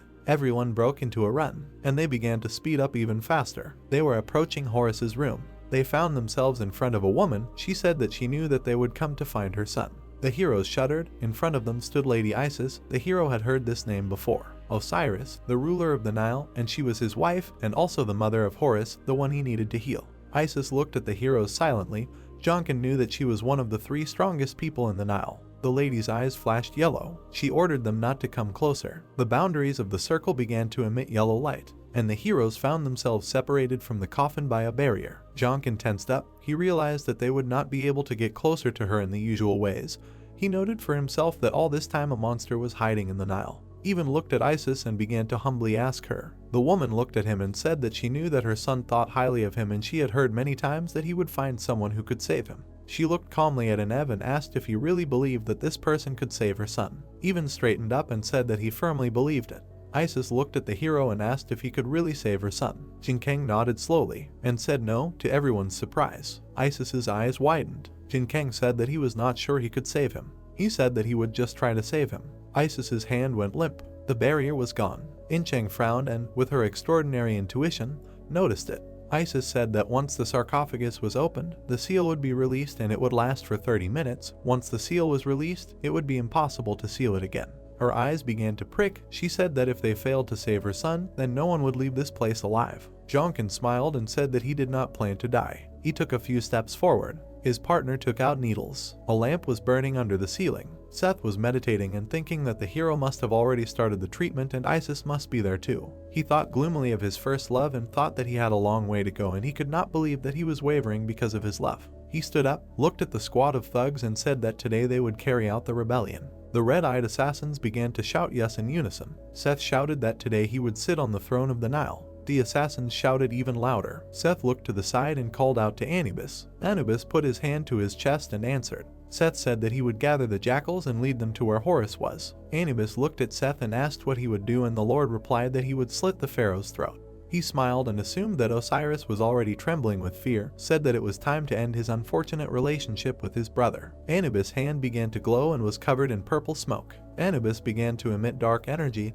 He was going to reap the harvest of death. Meanwhile, Jinkang turned to Mr. Manhwa and said that he needed him to control this guy's power as much as possible. Manhwa nodded tensely. He took out a needle, blue energy emanating from it. He stuck the needles into Horus and began to cast control. Waves of energy spread throughout the hall. Even turned around abruptly and addressed Numek and Bastet. Jinkang, meanwhile, looked at the body and addressed Mr. Balder. The red-haired man looked at him and asked if he could really save him. The hero suggested that they could. Balder nodded warily. He turned and ran. Jinkang straightened his tie. He turned to Inchang, Fenrir and Henbu, said that he trusted them with everything else. The three looked at the hero and responded well, asking the hero not to worry. Manhwa wiped the sweat from his face and said that all the preparations were finished. Jinkang took off his jacket and thought about leaving Balder to deal with Seth, and once he started healing Horus, he would be completely defenseless. He jumped up. He walked to the body in the coffin and thought about how he would have to let his team take care of the rest. He smiled, looked at the team. Isis looked at him expectantly,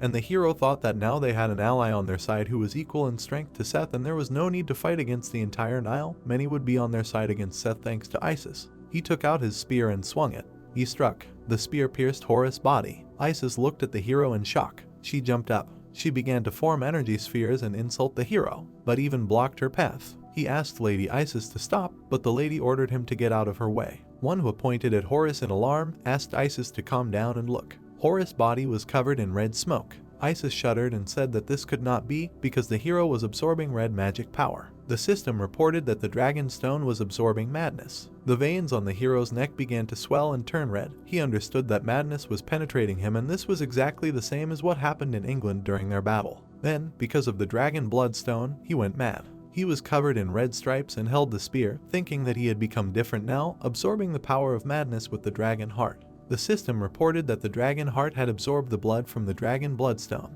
Incheng watched tensely and hoped that everything would be fine. She looked at Horus's bandage. The madness that was painted red returned to its original color, but the hero's eyes turned red, his hair stood up, and he began to exhale steam. He gritted his teeth and thought that it was not enough to just heal Horus to defeat Seth.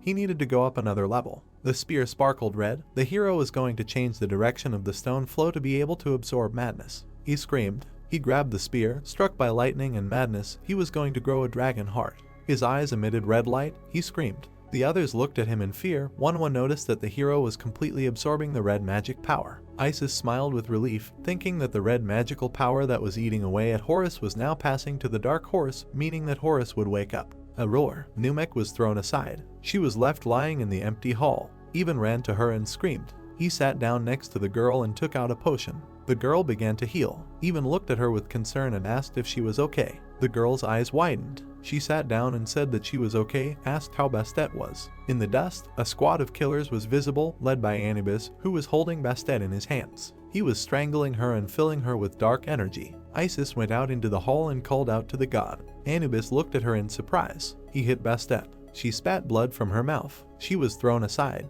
The girl lay unconscious on the floor. Anubis looked ahead and addressed the jackals. The assassins responded. Anubis' eyes flashed and he commanded to go and reap the harvest of death. All the jackals rushed forward. Isis screamed and ordered to protect Horus and the dark horse. Even and Numek ran to attack. Manhwa ran to heal Bastet. Incheng joined the attack. Meanwhile, in another part of the Nile, the guards angrily attacked Seth. The warrior calmly looked at the three attackers. His eyes flashed and he called them idiots. He struck the first fighter. He cut the second, calmly swung and cut the third. The warriors turned to sand and scattered. The system reported that the wolf of the ruined desert supported his resolve. Sand rained down on Seth. He said shame on them for not recognizing their new ruler even when he stood before them. He smiled and told his brother to wait for him, for he was the one most suitable to rule the Nile. He walked forward, leaving the corpses behind. Odin's realm, Asgard. The people sat in council. Odin announced the start of the meeting. He frowned and said that Seth had started a rebellion, and even if it seemed like the Nile was overflowing, everything should be fine. He said that was the topic of their meeting today. Balder appeared on the holographic screen and addressed Odin. He smiled and said that they would soon begin the battle with Seth. Odin smiled and said that he gave him permission. Seth appeared in front of Balder. He looked at the guy and was surprised because he never thought that he would stand in his way. Balder began to release energy and said that he also never thought that they would fight like this. He took out knives. Seth smiled because he understood what Asgard's intentions were. He said that it was wonderful that before starting the main meal, he would practice a little. He began to release energy and attacked Balder with his flexible sword. He blocked the blow. The blade curved. He smiled. Seth smiled and said that the red-haired one was strong. Balder grinned with narrowed eyes and said that Seth was too. Seth jumped. The pyramid. The jackals ran forward. Inchang ran towards them. She began to fend off their attacks. The jackals fended off her attacks and looked at their opponent in amazement. Inchang swung her sword, but the jackal closed the distance. She smiled and said that he would be the first. Another jackal attacked. The third attacked from the other side. Inchang held the sword above her head. Two jackals attacked from the left and right sides. She swung her sword and cursed. Purple explosions were heard. Inchang jumped back. She looked at Manhwa. He turned to her and said that each of them was a heroic class hunter. He said that Inchang's skills turned around and said that looking at them, she did not think that now was the right time to admire. 4 jackals attacked Isis. She fought off all of them with difficulty. Black smoke enveloped her legs. Anubis approached her and told the others to step aside. He jumped up and started to attack Isis. He put his hands together. There was an explosion of darkness and light. Anubis swung. He laughed and said that Isis thought she could hold this barrier while she fought him. Isis fought off all the attacks and realized that she could not maintain the barrier. The jackals were advancing. They said that the barrier had fallen and this was their chance. Inchang turned around and said that they had made a mistake because the place where they were all running to. Everyone was attacking Fenrir, and Inchang said that this place was hell. There was a flash. A wolf of energy appeared. His lightning began to hit the jackals. Even and Numek ran forward. They shouted that this was their chance to get rid of their enemies. Meanwhile, Balder continued to fight Seth. The rivals cheerfully exchanged blows. Seth smiled and said that even now he still hides his power. He said it was impressive. Balder smiled and said that Seth was also quite strong. Seth squeezed the hilt of the sword. He looked darkly at his opponent and said that it was a waste of time. He was saving it for his brother, but he opened his red eyes and said that nothing could be done. Black and red lightning began to emanate from him. Balder immediately became wary and said that it was dangerous. His goal was to gain time, but sweat was running down his face. He knew that if he made a mistake, he would die, so he called Odin and told him to fight him. He became calm, thought about the fact that Asgard's orders are absolute. He smiled and again got into a fighting stance, said let's fight. Seth said it perfectly in a demonic voice. He jumped up, and in an instant he was right next to the red-haired man. Balder put up a block and said that Seth's only weakness was that he had no control over the territory.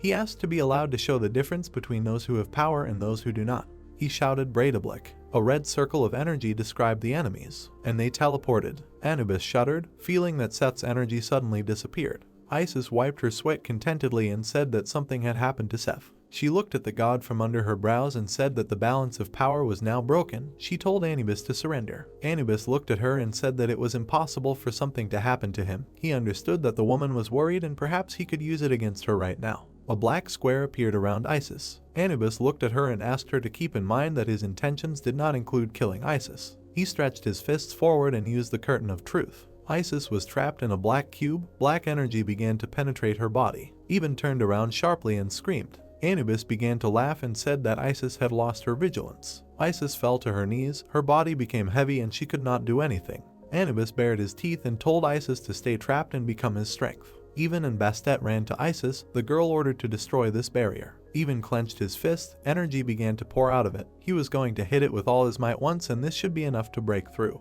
He struck the cube. He looked at it in shock. It was like if he had hit a sponge. His attack did not work. He clenched his teeth and began to strike blow after blow. After a while, steam poured out of his mouth. The guy did not understand anything. The cube became even bigger. Black clots of energy flew around the hall. Anubis walked forward menacingly, covered in lightning and dark energy. Bastet looked at him in fear and said that it was impossible. She felt the power of Lady Isis and an Ev coming from Anubis. Anubis laughed and spoke of the incredible amount of power that was flowing into him. He turned around. Someone called him a dog. Inchang smiled and asked what he was going to do because all of his subordinates. She pointed to the corpses torn apart by the white dog. The girl said that only Anubis remained. Anubis raised his paw. Black smoke poured out of his hands. He spoke of death and souls. He began to harvest from all of them. Black souls began to be sucked out of the bodies, from torn body parts and eye sockets. The dead began to stand up. Incheng shuddered because everyone who died came back to life. Anubis flashed his eyes and ordered to destroy all of his enemies. Bastet screamed and told Incheng to be careful. It was Anubis' forbidden magic that was turning them into his fighting toys. Incheng and Manhwa frowned. They were ready. Incheng remembered that it was just like in China with the giants, monsters born from the greed of the ruler. She grabbed the sword, began to emit energy. She understood that Seth and Anubis were the same as the king of the giants. She said that it was okay because they had fought something like this once before. Meanwhile, Balder was breathing heavily and said that there was no point in this because his Breidablik was shattered. Territory control is a space that grants its owner absolute power. Although his control was still in effect, Seth managed to break free. The distorted space showed a hole in another world, destroying the rules of the territory that bound him and breaking out of the space. Seth was breathing hard, letting off steam. He looked ahead with stunned eyes. Balder looked at the enemy, pulling his hands to his chest. He assumed that Seth was scaring him. He twisted his mouth and thought about how his control over the territory had failed and he had one remaining means. He shouted and told Odin that he would continue and use this, but asked for permission. Odin told him to retreat because it would lead to their losses. He told him to abandon the Nile. Odin ordered to take the hero and leave. Balder was wary. Sweat poured down his face. Mentally he said that he would obey his order. His knives disappeared. The dark energy dissipated. Seth smiled and asked if this was Asgard's decision to take him back. Balder looked down, said that it was humiliating, but nothing could be done about it because orders were absolute. Seth smiled and said that there was no need to humiliate himself, for Asgard had made the right decision. He put his hand on his hip and Balder galloped away. The throne room. In one corner stood a flower bed. Seth came to Osiris. The ruler frowned at him and said that his younger brother was here. Seth looked at his brother and said that he did not look well. Considering his appearance, was this his decision? He screamed and asked why it had to end this way. He screamed and asked simply why. Osiris calmly turned to his brother and said that he did not regret his decision. Seth looked at him and asked if it was because of him. The reason he became obsessed with this power that almost cost Horus his life, was it because he was determined to take the throne? Osiris looked at his brother sternly and told him not to be so arrogant, for there were many powerful men in this world, but not all of their goals were for the good of mankind. Seth was surprised and asked if he had seen him. Osiris asked again, and Seth said that he was talking about the one wearing black clothes. Osiris shuddered in horror. Seth began to laugh and said that now everything was clear, for when he met him, he felt defeated. So in order to defeat him, he became possessed by the power that he could not obtain.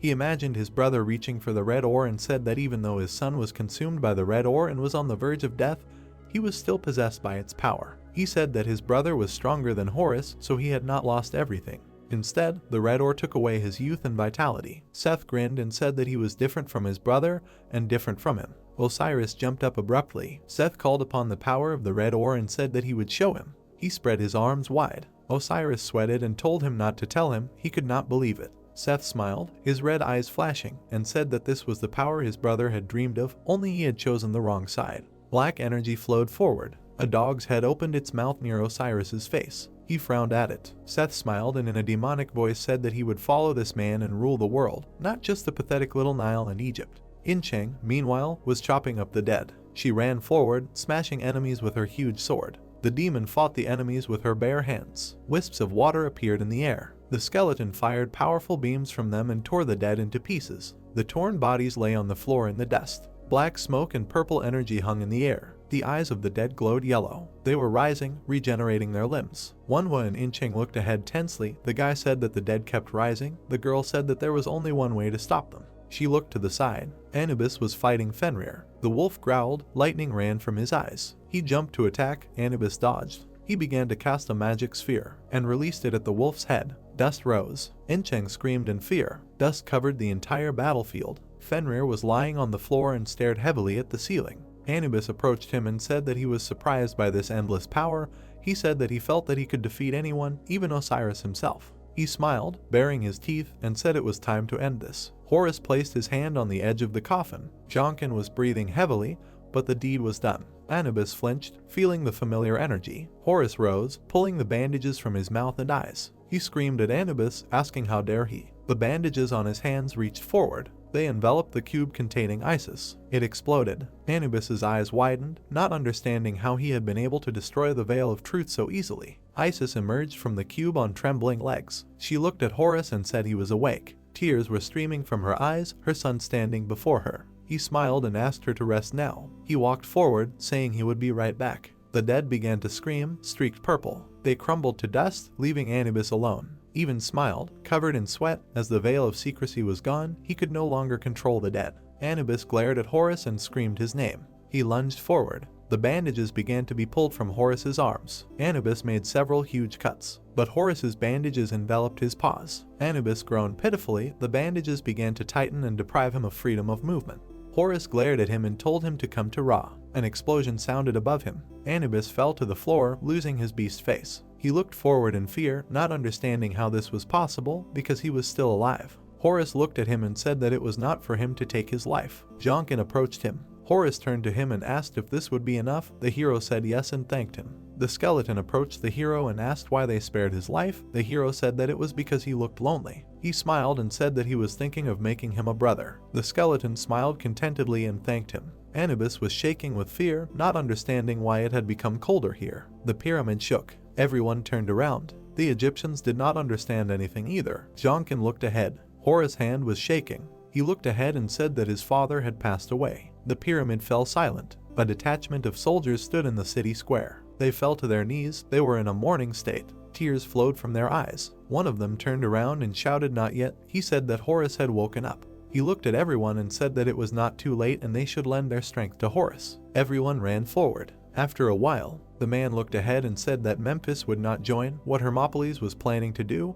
His name was Thoth. Sekhmet clenched his fist and said that they would fight Seth because they were not cowards. He walked forward and said that he would not watch the Nile collapse. Thoth looked at his back and asked him to wait. He approached him and said that he was going with him to the temple of Ra, not to side with Set or Horus, but he clenched his jaw and said that he was going to see the birth of a new king of the Nile. Sekhmet frowned and thought that Thoth was a fox-like guy who planned to join the side that would win. Evening was approaching. Set and Horus stood opposite each other. Set smiled and said that Horus looked terrible. Horus looked at him and said that he looked like he was having fun. Set became serious and said to choose a new king of the Nile for the glory of Ra, to decide who he would choose and who would rule the Nile. Sekhmet shouted and the others repeated. Thoth and the others continued to shout the phrase, Isis, evening, and the others repeated. Set smiled and said that everyone was gathered to see the birth of a new king. He smiled and said that the dark horse was amazing. He never thought that he could awaken Horus, but it was just as that man predicted. Jonkin looked at him and thought that he was not sure that he could cure Horus.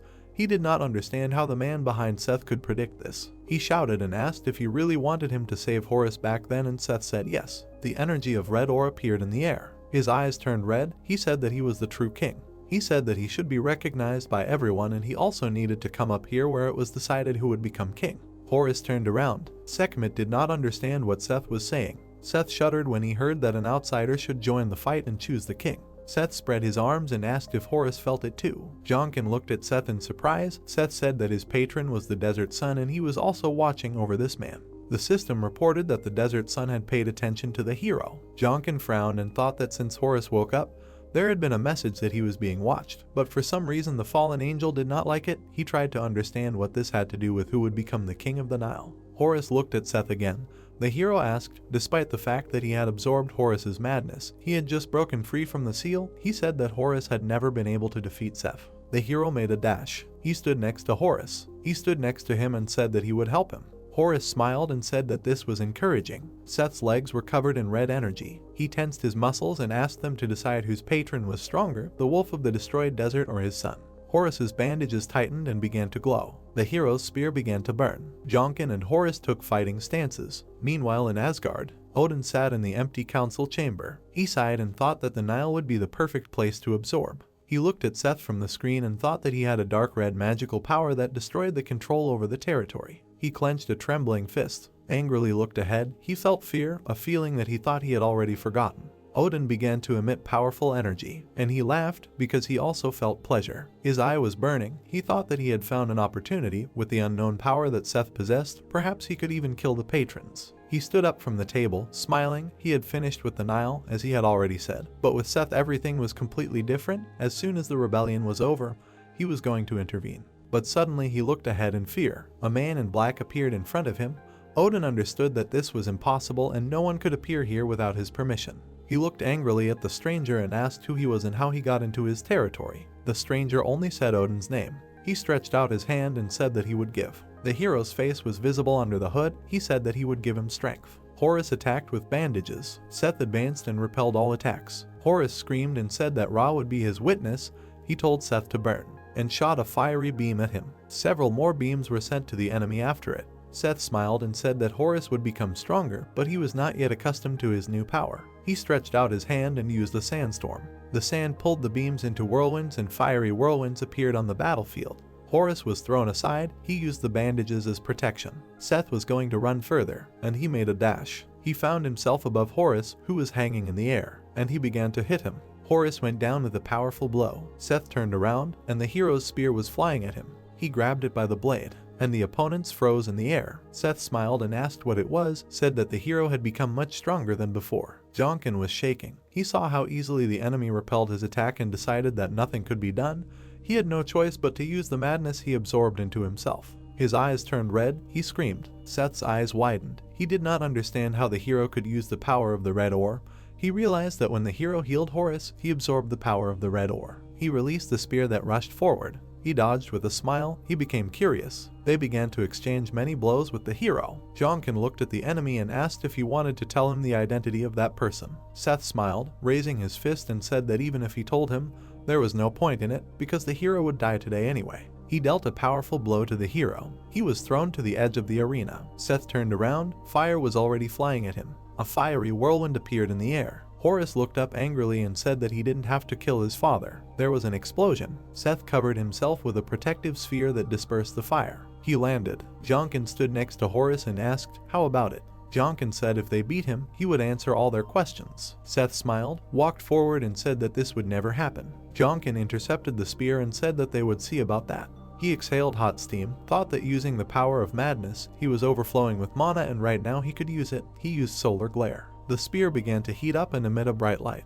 He screamed and said whirlwind. Destroying the entire arena, a fiery whirlwind rushed towards the enemy. Seth looked at the attack in surprise and said that he understood why he was so confident, but said that it was not enough. He spread his arms and used sandstorm. The arena turned into a fiery cloud. Explosions thundered. The Egyptians looked in shock at the flying pieces of the arena. Incheng jumped up and began to beat back the boulders. She chopped them into pieces. She turned around and told everyone to retreat while she would protect them. The Egyptians began to run to the side. They said that this was not a battle between ordinary hunters. Horus and Jonkin looked forward. Horus asked if they had really defeated him. The hero said that although his attack had hit its target, it was not enough. His magic power had not diminished at all. Seth's threatening silhouette appeared in the dust. Red energy dispersed the dust. The black dog grabbed Horus. He clenched his teeth. His blood splashed everywhere. Jonkin chopped off the energy dog's head. Seth emerged from the dust and said that the hero's attacks were beyond his imagination.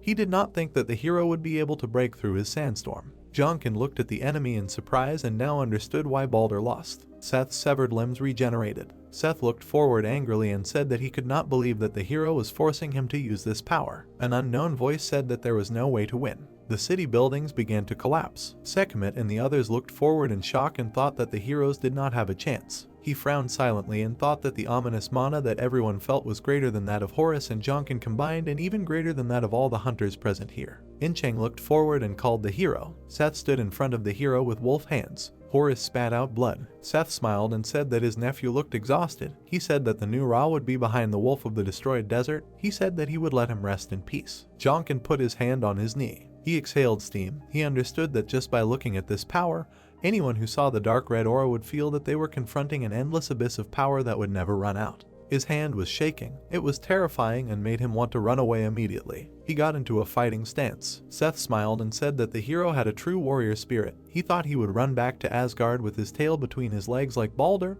He asked if the assumption that Asgard had retreated was wrong. He came closer and said that it didn't matter, even Odin couldn't win. Then without further hesitation, he would go forward and take his life. Jonkin was breathing heavily.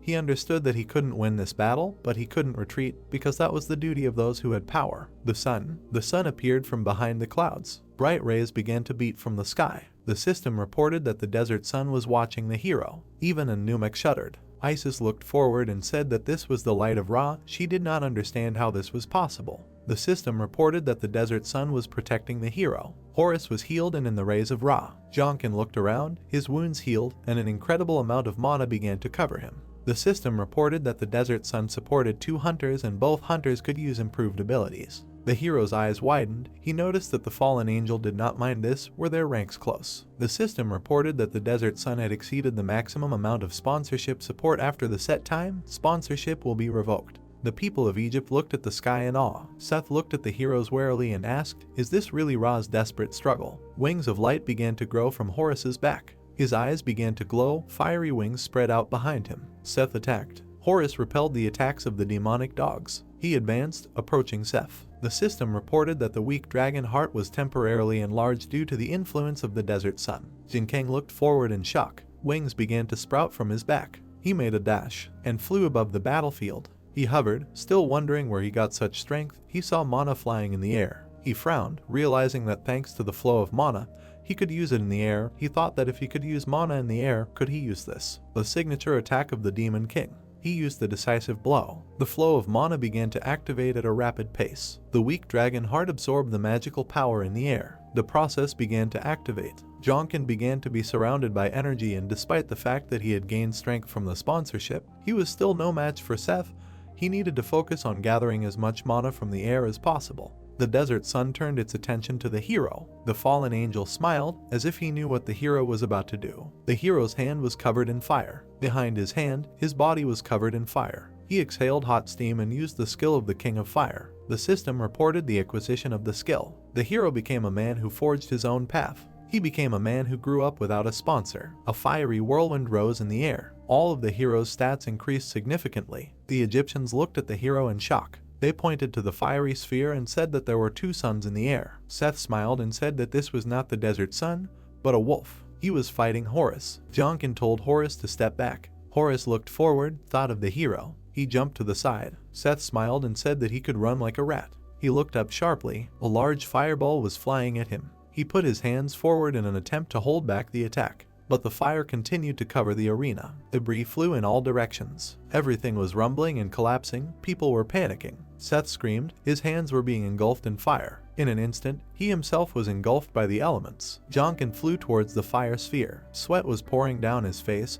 He managed to break free before he lost control of his body. He said that this was the end for Seth. The system reported the manifestation of the wrath of the desert sun. The dark sun appeared on the battlefield. The fire was enveloped in darkness and began to extinguish it. Jonkin looked around. He was sucked in, and he had already used all his strength on this skill. He looked away in fear. He did not have the strength to escape. He lost consciousness and the darkness swallowed him. He woke up in the void. He looked ahead, noticed that nothing existed here. No sky, no sun, no heat, no light, no people. He began to fall and asked, is he really going to die like this? He shuddered. Someone told him to pull himself together. Balder grabbed the hero. The hero turned to him in surprise. Balder jumped into the hole in the darkness. With the hero in his arms, he jumped out of the dark sphere. He looked angrily at the hero and told him to use the Bivrest because everything here was about to explode. Jonkin looked ahead, asking himself, is there really going to be an explosion? The black sphere was shrinking to a smaller size, shrank to a flash, and there was an explosion.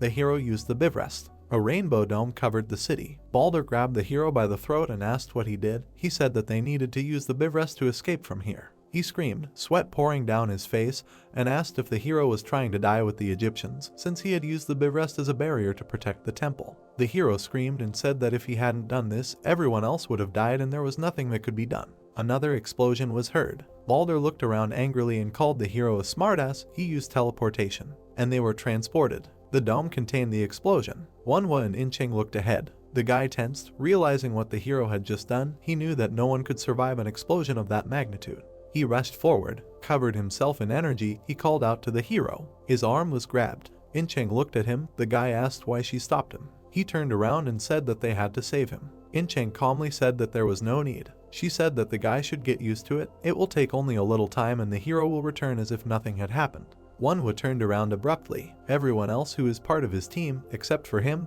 the last one to join him, just wait calmly. Incheng smiled and said that the hero was just that kind of person. Manhwa sighed. Incheng noticed that the barrier was still intact, which meant that the hero was still alive. The explosion continued to press on the dome. Horus and Isinda watched the explosion silently and thought about the hero. The Egyptians waited patiently. He remembered Seth's words inviting the hero to fight. He frowned and thought that Jinkeng was now another candidate for the throne. The dark sun that briefly appeared on the battlefield and the explosive energy emitted by the explosion collided with the Bifrost barrier and came under the control of Baldur's territory. The red-haired man screamed. This turned Baldur's once beautiful territory into ruins. He and the hero stood by the burnt forest. Jin Kang smiled and said that at least Baldur was able to block the explosion. He knew that it was not him who did it, but Baldur, who was unconditionally loyal to Odin. Baldur looked ahead with a frown. This turned into an opportunity to weaken his power. He looked ahead with an angry look and said that he saved the hero on a whim, but he will never forgive him and will make sure that the hero repays him. He turned around and said that they were going back. They found themselves in the center of the crater. Jonkin looked ahead in shock and asked if this place was like this because of him and the dark sun. He thought that it looked like a meteorite fell. Baldur looked at the hero and suggested that they look for Seth. They began to scatter around the quarry, while Jonkin thought that it was unlikely that anything could have survived here, but you never know. The mana flow began to activate. Jonkin looked at the lights and began to use them to find Seth. He shuddered. He looked at the stone under which lay a piece of cloth. He decided that he should put it in his inventory. Baldur approached the hero and said that there really was nothing left. The hero turned around and said that he had to remove the barrier. The Egyptians looked ahead with concern. The Bifrost began to crack. Jin Kang came forward. He looked at the people of the Nile with satisfaction. Manhwa smiled with relief and said that everything happened as Incheng said. She cried and said that this is exactly what she said, that she said that he would return. Manhwa smiled sheepishly, realizing that she was the one who was most worried. Incheng ran up to the hero and hugged him tightly. After the disaster that happened in Egypt, was everything really alright? The number of hunters was steadily increasing. Ordinary people were afraid that they would soon be replaced by hunters, but who was the man who stopped Seth? The Dark Horse. He appeared again. Near the Cairo Hotel, Manhwa stood next to the hero and asked how he was feeling. The hero said that he was fine, but asked to check. A drop of excitement ran down the guy's face. He thought that it was impossible for the hero to be completely fine. He was going to check his pulse. He took his hand. He smiled awkwardly and said that the hero was even much healthier than before. It was incredible. Jang Kyung smiled. He was not sure, but he thought that this was true. He was glad that he could rely on Manhwa. The door opened. The hero was called. Incheng entered the room with a folder of papers. She had important news. She smiled and said that everyone was talking about a dark horse. Jang Kyung put his hand on a stack of newspapers and noticed that there was not a single line about hunters in the newspapers now. He frowned at the lists. Everyone was talking about him now. He asked, was someone trying to attract attention? The system reported that the fallen angel was pleased with the high reputation of the hero. Jonkin looked at Incheng. She said that ordinary people were amazed by this incident. The hero guessed that this was the first time they saw the power of hunters. Incheng said that it was not just the power of a hunter. Jonkin smiled and said that it worked well, and now people will have to worry about hunters, because in the future, hunters will rule over ordinary people, and ordinary people will become no better than livestock. There was a knock on the door. Ivan entered the room. Jonkin greeted him. The boy smiled and said that Horus asked to be brought to him. The hero agreed. After the battle with Seth, Jonkin was unable to meet Horus. Because Horus was sealed for so long and received countless wounds during the battle with Seth, he needed treatment, so for the past few days he had been receiving medical care. This is what the new king of the Nile was doing.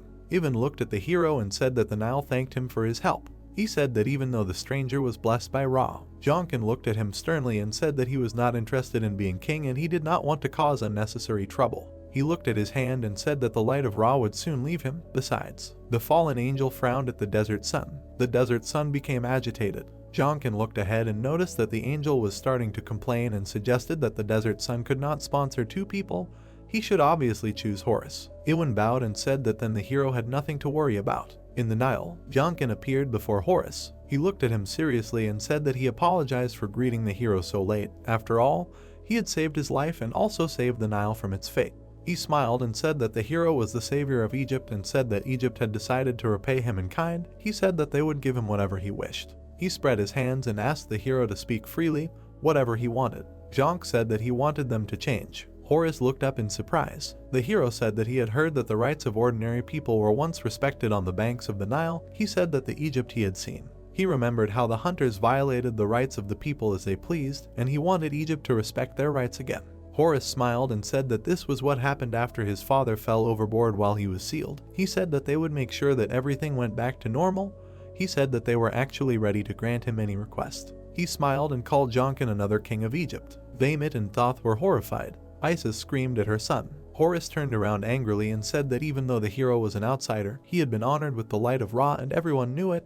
Were they really going to deny it? The men lowered their eyes in shame. Isis fell silent. Jin Kang looked at Horus and said that the light of Ra in him would soon disappear. Horus said that he knew this, but he smiled and said that this did not change the fact that he was the one who blessed him, and even if the light of Ra left him, a piece of that light would remain in him forever. Jin Kang shuddered. Horus's voice in his head asked, weren't they connected in this way? Horus turned and shouted that Jin Kang had once been an outsider and was now the hidden king of the Nile, and he now wanted the hero to take the title of Amun, and with him, the bearer of the title of Ra, they would lead the Nile into the new Amun-Ra system. He shouted and said that as Amun had told him, they would change the course of the Nile and they would no longer tolerate discrimination between hunters and ordinary people. He said that he would abolish the law that allowed hunters to kill ordinary people whenever they wanted.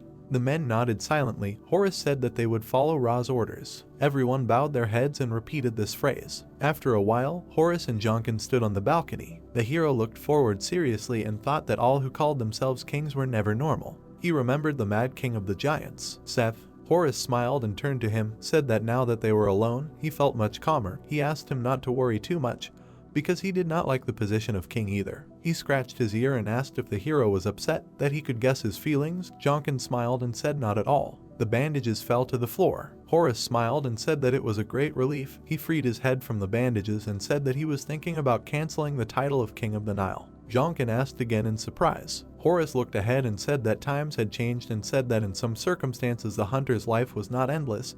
He said that it was too dangerous to give hunters absolute power. He smiled and said that it was unknown whether he would ever change that much. Jin Kang smiled and thought that right now Horus was a good man who had power and agreed with him. Horus said sullenly that Seth was still alive. He smiled and asked if the hero would chase him, since he could not leave Egypt at the moment. Jin Kang nodded and said that he was curious about the person behind Seth, and if he found him, he would contact him. Horus thanked him. Time passed. Reporters rushed to the airport. Everyone was preparing for the landing of the star. A hunter with katanas on his belt came out of the plane under the flashes of cameras. They began to ask him, how much international aid does he plan to send to Egypt? The blonde frowned at the reporters. A group of people in black suits walked through the airport. The reporters looked at the guy with confusion. He didn't say a word. They weren't used to this. Suddenly they turned around. Someone shouted that the Korean Association had arrived, of which Dark Horse was a member. Songwoo looked ahead with a frown. He was called the president of the Korean Association and the head of the guild. The cameramen went crazy and started pointing their cameras. Flashes appeared one after another. Jongkyung came out into the crowd. He looked at Songwoo and greeted him. The president approached the student and smiled. The report said that they met at the airport to discuss the support that the Korean Hunters Association would provide to Egypt. The car drove through deserted streets.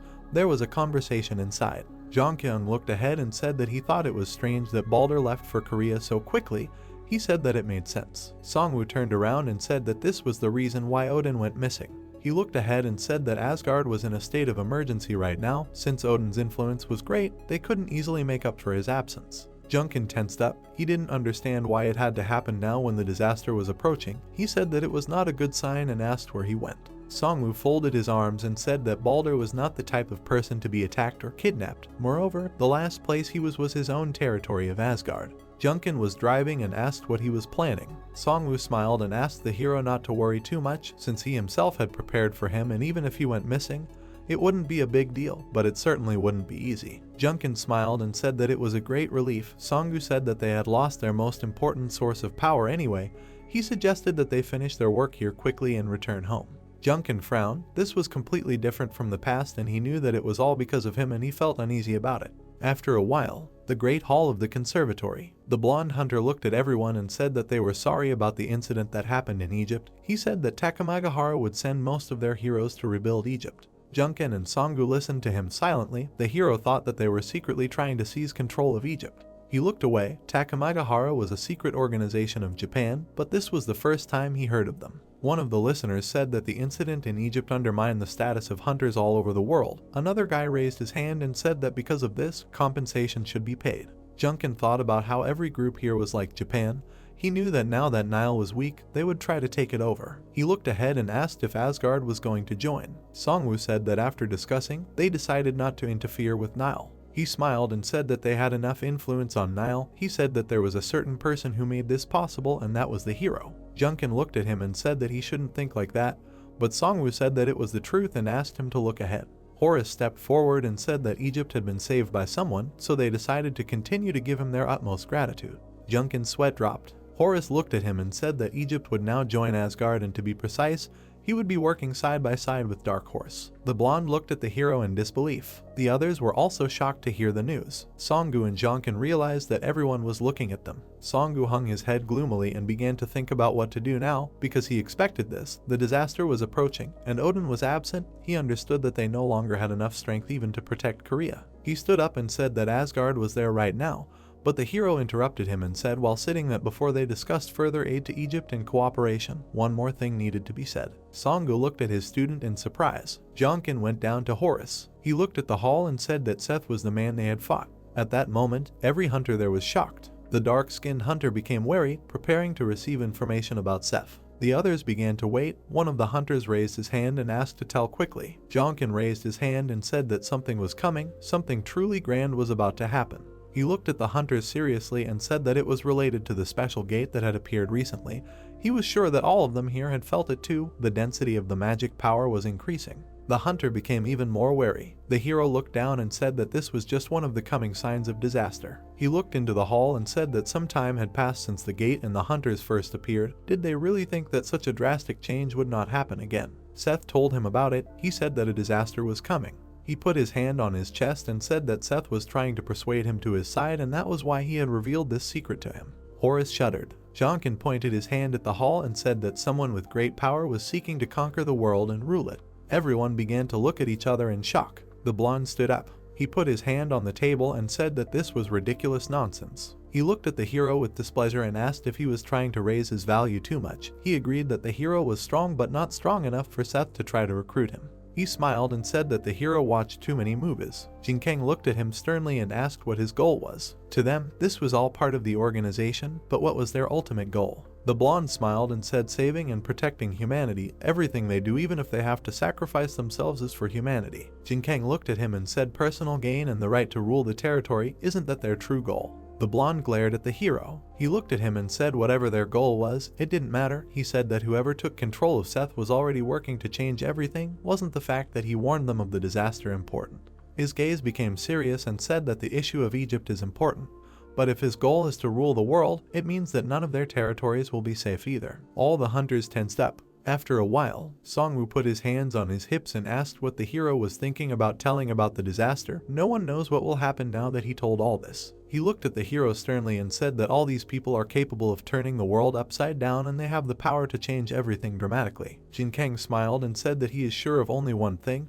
If they tell about the disaster, they will save many lives. Songwoo was surprised. The hero looked at him and said that after hearing about the disaster, they will definitely try to do something. This alone will definitely help them protect their countries. Compared to the past, many people will be able to survive the disaster this time. Songwoo smiled and said since Odin is currently absent, the hero gathered new people to deal with the disaster. He called the hero a smart guy. Jonkin smiled and suggested that they just pray for everything to work out. After a while, the blonde man looked into the distance near the pool. He said the word disaster. He turned around and thought about how he came here to help Egypt regain its strength, but he heard about the disaster. He remembered the hero's words about leaning towards Seth. The guy frowned and thought about how the hero's words did not seem like a lie. He turned around and asked what the man behind him thought. The girl in the kimono and blindfold was silent. The blonde man looked at her and asked if she hadn't already predicted the impending danger. The girl slowly said that the disaster was coming.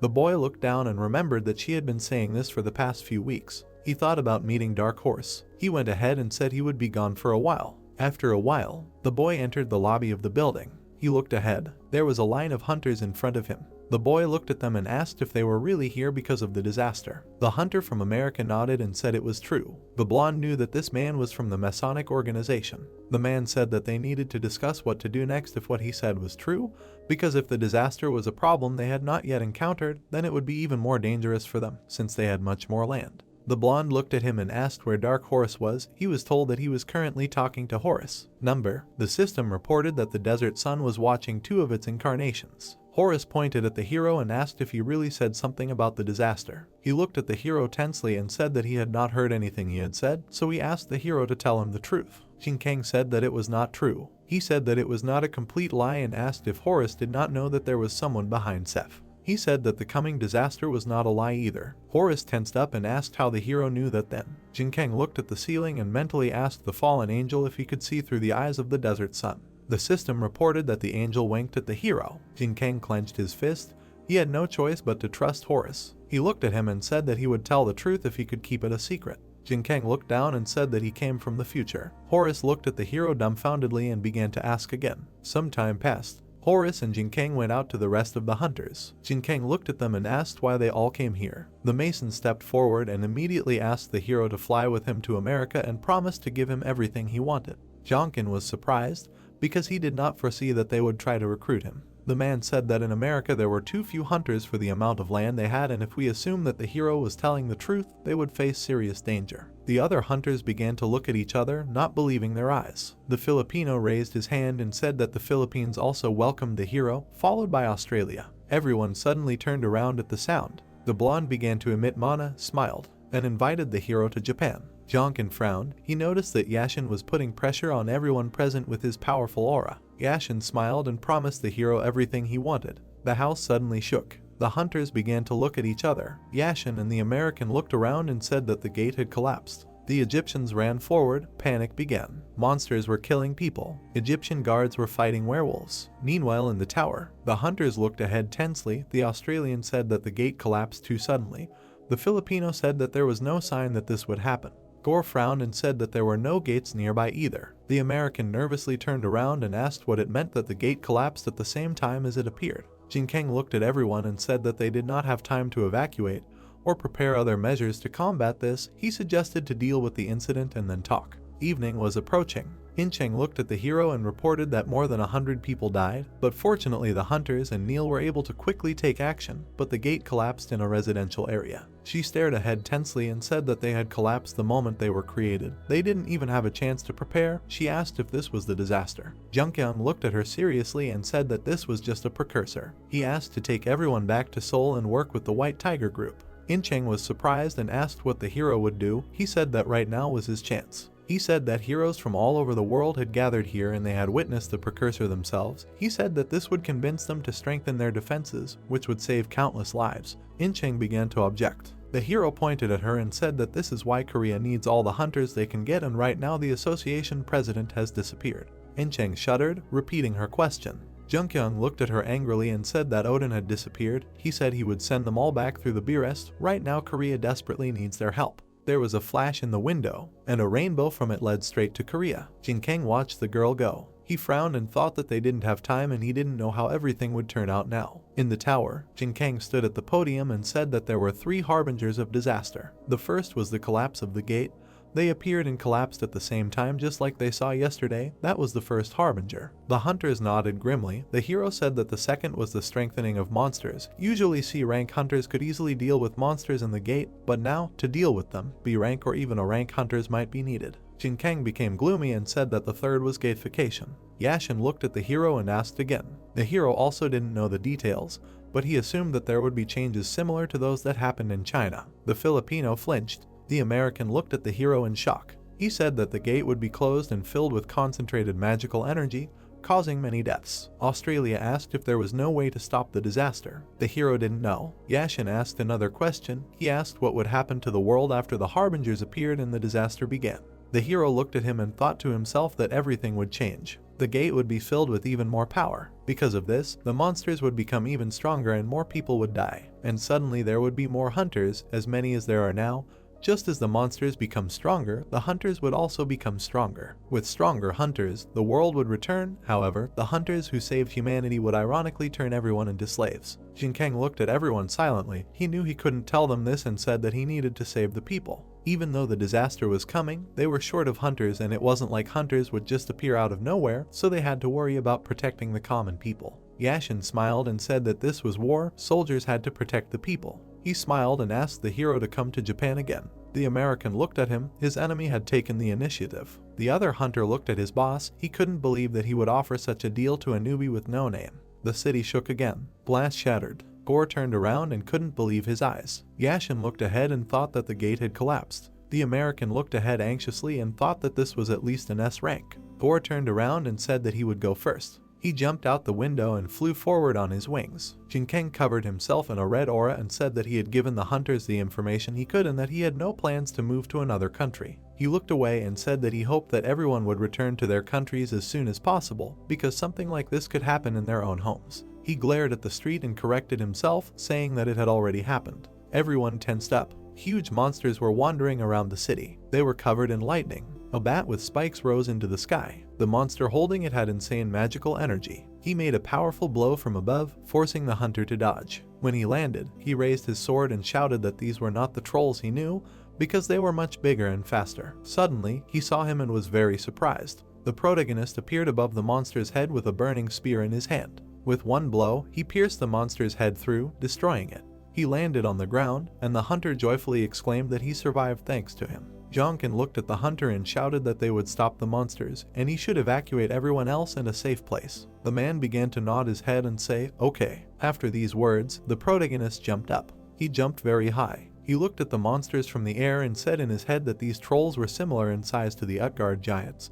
But despite being trolls, they were similar to giants, and this was the level of monsters that came out of the S-Rank gate.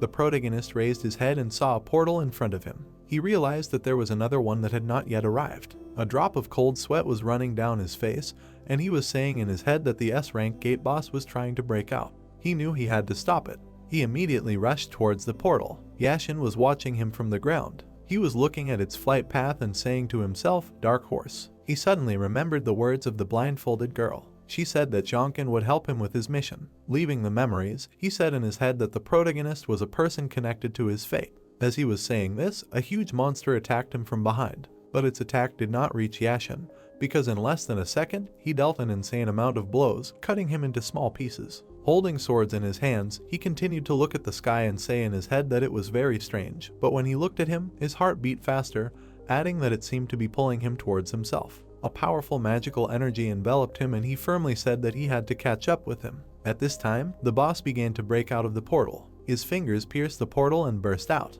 The next second, a huge troll crawled out of the portal. The protagonist looked at him and said in his head that he was just huge and the buildings were like toys for him. He also said that while the boss could not completely pass through the gate, he had to finish him off. He tightly gripped the spear and used the solar flare skill. In the air, he made a quick lunge and shouted, "Tornado," after which a powerful stream of fire was released towards the boss. He accurately hit the boss and there was a loud explosion. The troll's feet were already on the ground, on which he slid back. The smoke cleared and the boss saw Jonkin. He struck at the same second, but the protagonist easily dodged. With eyes burning with rage, the guy was getting closer and closer to the monster. There were many traces of mana around the monster. He opened his mouth wide in anger. Jonkin floated high in the air, advancing on the troll. He pointed his sword forward and screamed loudly. With a beam of fire, he burned a hole through the monster's head. The guy stood on the ground and coldly said that he had defeated it. He looked at the monster, which began to slowly fall to the ground. The protagonist was worried about the people who were standing below.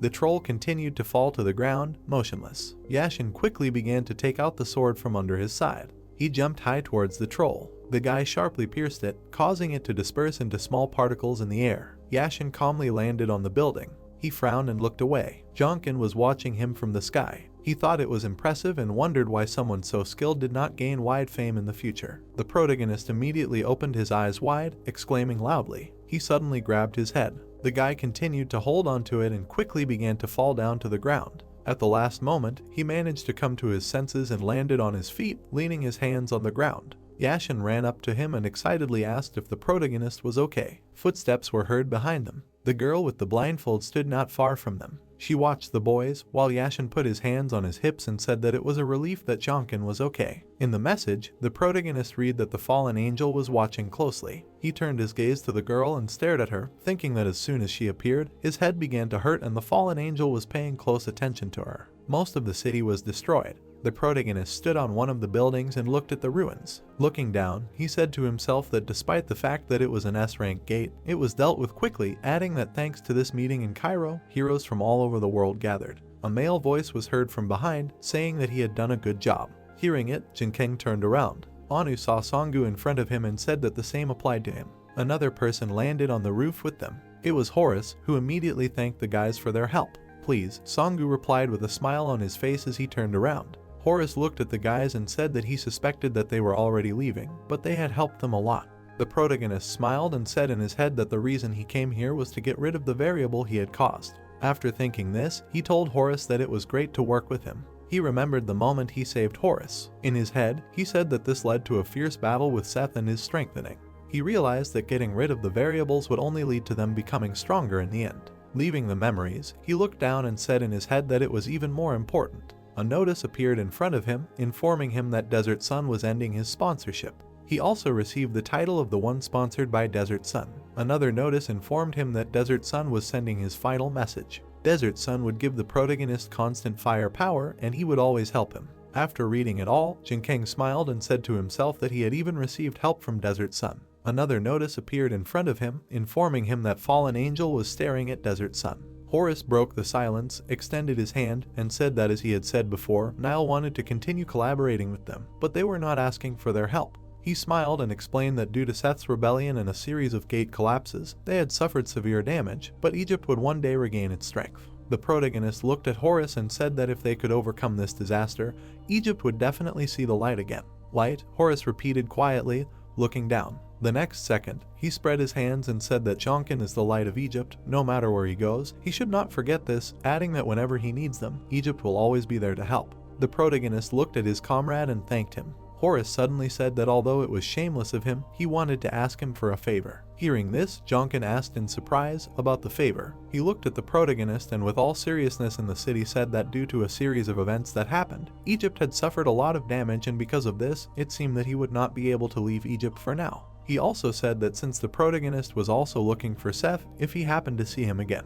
After a short pause, he asked if he could find the Eye of Osiris. Hearing this, the protagonist was very surprised and said in his head that he assumed that Seth managed to survive, but how could he be so sure of this? He looked at Horus' very serious face and said in his head that he felt a piece of Osiris's energy coming from him, so that must be why he was sure that Seth had escaped with the Eye of Osiris. Horus asked him again to find the Eye of Osiris. Some time passed. The plane was flying in the sky. The protagonist was sitting inside. He exhaled heavily and said that everything was interconnected, so he asked him to find the Eye of Osiris. Songu was sitting in another row and said that he knew, adding that he was asked to find the greatest treasure of the Nile and also to deal with Set and the power that supports him. It would not be an easy task. The protagonist looked at the man out of the corner of his eye and said that it was true, adding that they could return in an instant with the help of the Bifrost, and then asked why they were flying on a plane. Songu turned to him and replied that the Bifrost was not an unlimited power, and they had been using it constantly since the time of England. Junkyung smiled and said that they used it to save people in Egypt this time, so Bifrost really went through a lot.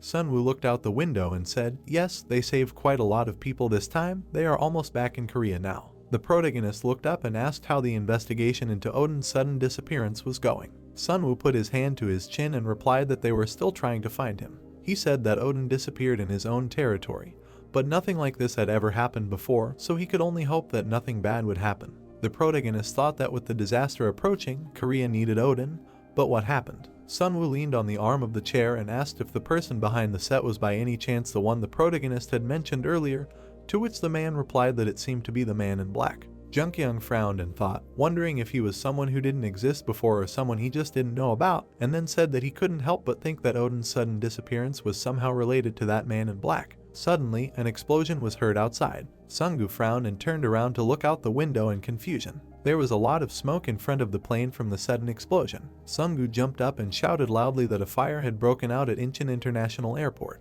He saw something off to the side that surprised him greatly. He saw monsters called wyverns overboard. Jinkang stared ahead with his burning eyes and shouted menacingly that it was a disaster. The message showed that the Desert Sun was weakly watching the guy. The protagonist jumped out of the plane, holding a spear in his hand. He saw a wyvern in front of him. At high speed, he stabbed the weapon into the monster's back. A few seconds later, the guy pulled out the spear back. The wyvern screamed loudly, spreading its wings wide to the sides. The protagonist with the shrouded spear flew down rapidly. After a while, he landed neatly on the ground, squatting down. He received a notification that the Desert Sun had stopped watching him. Jinkang exhaled angrily and thought that the Desert Sun had abandoned him just when he needed it.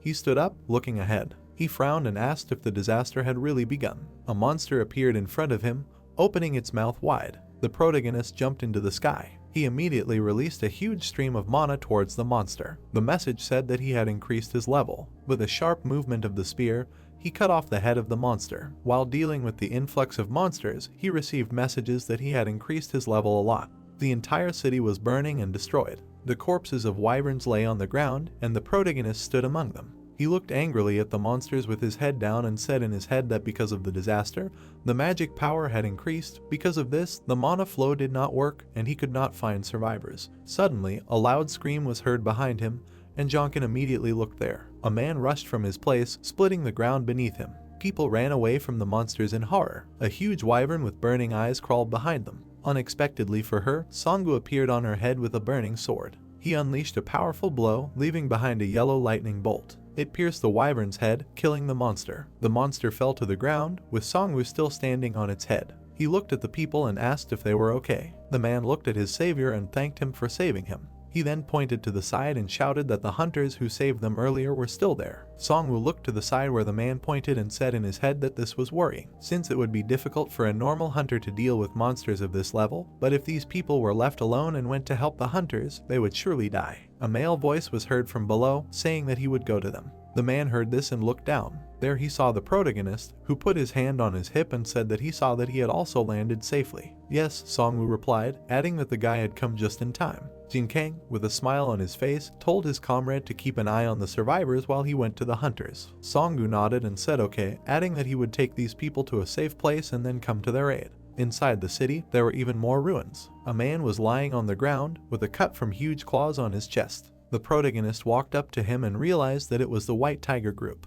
He stared at the dead man and wondered in his mind why such a group was here. A notification suddenly appeared in front of him, stating that Muspel's spear was detecting demonic energy. After reading this, Jin Kang quickly looked to the side. He saw a black silhouette on the destroyed bridge. Only one eye was glowing from under the black hood. The protagonist was shocked to see it, because he immediately realized that it was a man in black. His eyes began to fill with blood. A second later, they were completely glowing red. He grabbed the spear tightly, and spikes came out of his hands. A notification appeared in front of him, informing him that Muspel's spear was emitting demonic energy. The protagonist walked towards the man in black with a crazy magical aura. The stranger looked at him silently. Suddenly, he was called from the side, causing him to stop. It was Incheng, who had other survivors standing behind her. She shouted that if she had known about this level of damage, she would have brought everyone with her. She was holding the princess in her arms and continued to say that they were shocked to see what happened. The message said that the spear had demonic essence. Jin Kang's hand immediately became covered in thorns. He looked at them with burning eyes, then thanked them for coming to greet him, but they should go back. Incheng suddenly shouted loudly that they saved most of the survivors, so she asked the guy to just go back with them. The protagonist lowered his head and wondered if the girl also sensed how dangerous the man in black was. The boy said that they should meet Songwoo on the way back, so they might as well go and help him. The girl looked at him with confusion. She immediately pursed her lips. Incheng smiled and said that they would trust him and wait because the boy should return to them. She and the survivors quickly ran in the opposite direction. The protagonist frowned and thought that he didn't know if it would be possible to return this time. He looked at the man in black and thought that he was the one behind the events in Utgard and probably behind Seth, so he wouldn't be able to escape from him, and then wondered what if it wasn't him. The boy suddenly pushed off the ground. He gritted his teeth and flew towards the man, thinking that he needed to check. He looked at him and thought that if the man in black was who he thought he was, he would immediately remove this black magic from him. There was a huge magical explosion ahead, shrouded in mana. The survivor ran forward and said that there was a drake ahead. Incheng shouted menacingly that she would break through it. The guy immediately stepped forward. He stood in front of the girl and said that she could not. He looked around and said that they would take care of it, because while the girl was helping the survivors, she was injured. Incheng clenched her fist and thought that the drake, this was not enough to stop her. Her eyes suddenly began to swim.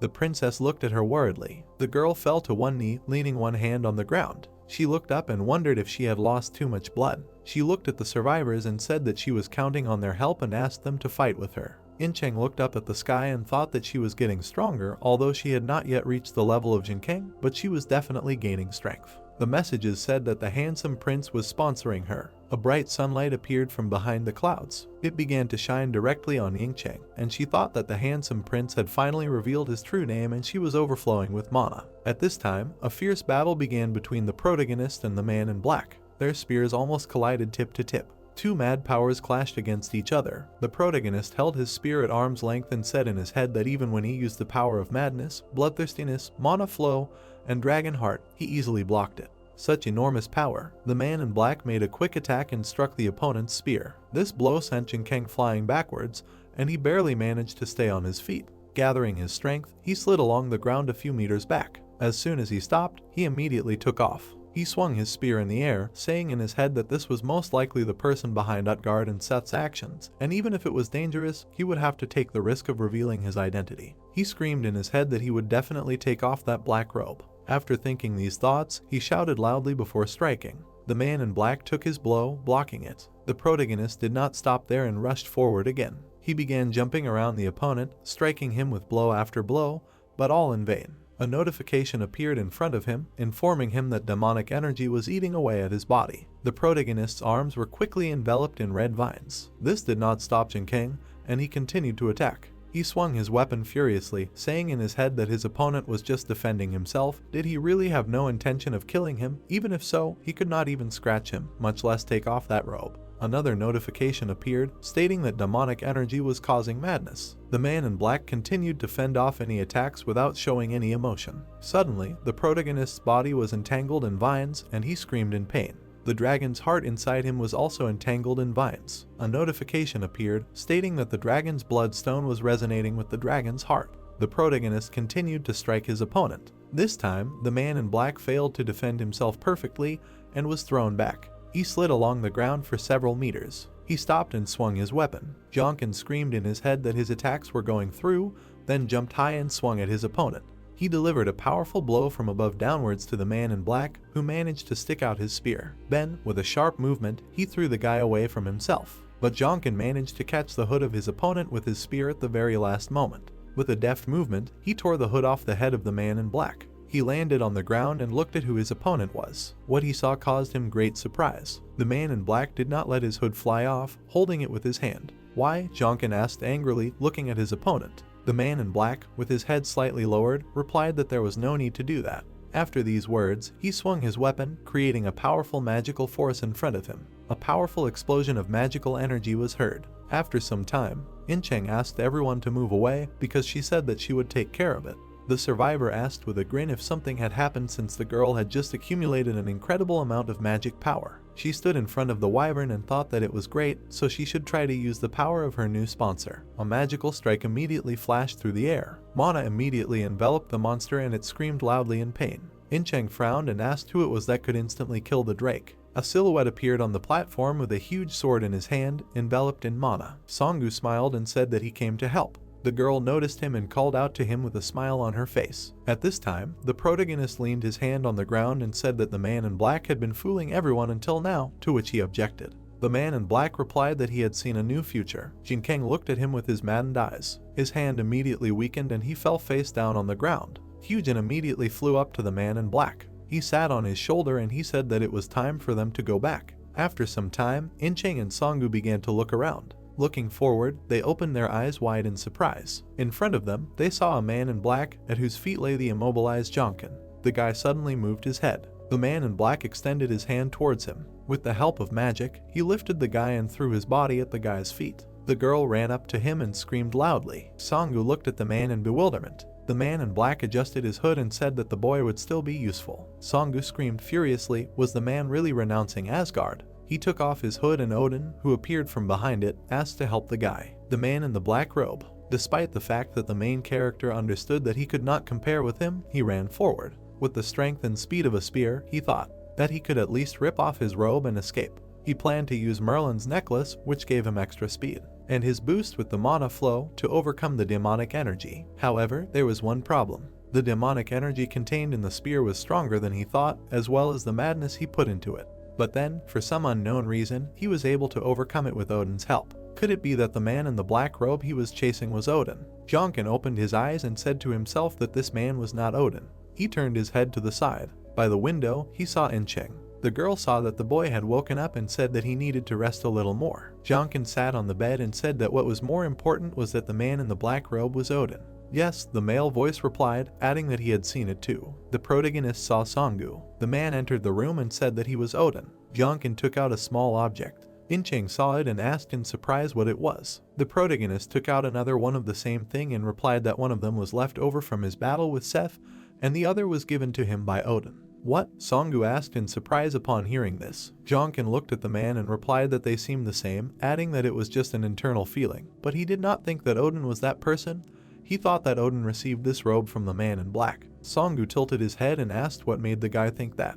the protagonist spread his hand and replied that during his battle with Seth, Odin was probably with them in Asgard and discussed this matter, and the same thing happened when he went to China. Odin never left his place. Songgu listened to the guy and said that this was not something that could be taken care of with certain abilities because they could not be sure. Jinkang looked away and said that it might be true, but it seemed that Odin had sided with the man in black, and for some reason, he had decided to stay by that man's side for now. Songgu listened to the boy finish speaking and said that they shouldn't forget, because yes, the protagonist said, interrupting the man. Songgu continued to say that he was a crazy bastard who desperately wanted to know more. Jinkang nodded. The man didn't take his eyes off the boy and continued to say he was abandoning everything he had built. What convinced him to do this? Because he had saved him. The protagonist looked at the man and firmly replied that he knew. But despite losing to him in battle, he still saved him when he was being devoured by demonic energy. Some time passed. On the roof of the building stood Jinkang and Songgu, who said that since he had warned him of the disaster, he had done his best to prepare for it. He folded his arms and said that in the areas where there was a shortage of hunters, he had created more guild branches. He looked at the hunters who were on the ground, keeping an eye on things. Songgu continued to say that they were continuing to absorb other guilds as well as forming alliances with other hunters, which was the plan he had in mind. The protagonist looked at the man and said that he saw that he had already turned universities into shelters, adding that he was grateful that he believed in him and took action. Songgu looked up at the sky and said that even here in Incheon, there was already a faint veil covering the area, just like in China. He then asked what they should do next. He continued to look into the distance and said that they had lost contact with the rest of the country, and like China, it seemed like they were going through ratification as well. The protagonist turned to the man and said that here in Incheon, where the gate was collapsing, he would go and deal with the ruler. Hearing this, Sunwoo asked in surprise, was the ruler in Incheon? Jungkyung replied that he did not know how to stop the disaster, but he knew how to ease the situation, and when the disaster began, the gate that was already open would collapse. He said that it would continue to collapse, so they should eliminate the cause of it collapsing. He looked ahead and said that this would not stop the disaster, but by dealing with the rulers, they could buy a lot of time. Sunwoo frowned and asked that if the guy had a plan, why didn't he tell everyone in Nile about it? Jungkyung replied that the disasters would unfold in different ways and the only one he knew the outcome of was Korea. He thought that this was the path the Demon King had taken and only knew how to prevent the disaster from escalating in Korea. The protagonist said that he would go and take care of the ruler. The message said that the fallen angel was watching the guy. Junkin frowned and thought that the Demon King's autobiography didn't record everything, but it said that he became even stronger after defeating the ruler. He thought that history might have changed, but he still had to do his best to walk the same path as the Demon King. After some time, the city was half engulfed in flames. 3 silhouettes in cloaks stood at the edge of the building. The guy with the scar said that a disaster had begun in Egypt. One looked ahead and said that a disaster had also begun in Korea, and he had also met a dark horse. The protagonist glanced at them out of the corner of his eye. His eye lit up red and he said that it meant that it had begun.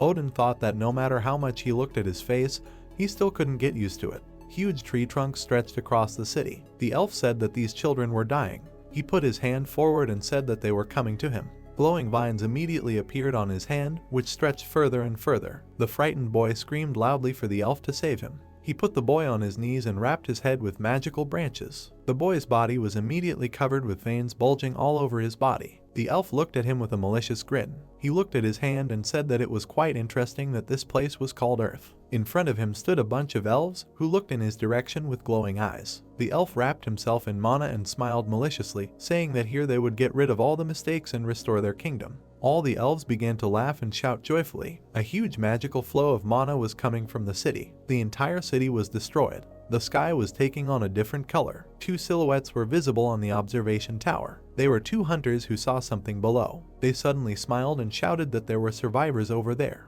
Buses were arriving, from which ordinary people got out, and they were met by hunters. Inching got out of one of these buses, joyfully shouting that they were back. She looked at the roof and waved her hand to the protagonist and Song. Jinkang looked at her and asked how many cars were there, because there should be at least 200 people. Songgu replied that there was a reason why they were late. Hearing this, the protagonist, looking down, said that this was a little alarming, because soon the base would be overcrowded. The man looked at the boy and said that everything was fine, because they had finished cleaning up the area, and they could look for hunters among the survivors and invite them to join them so that they could expand. Hearing this, the protagonist looked into the distance and said that this was expected of the guild master, and then asked if it was time to go, because the search party should have received some new information. Some time passed. There was a training session inside the building.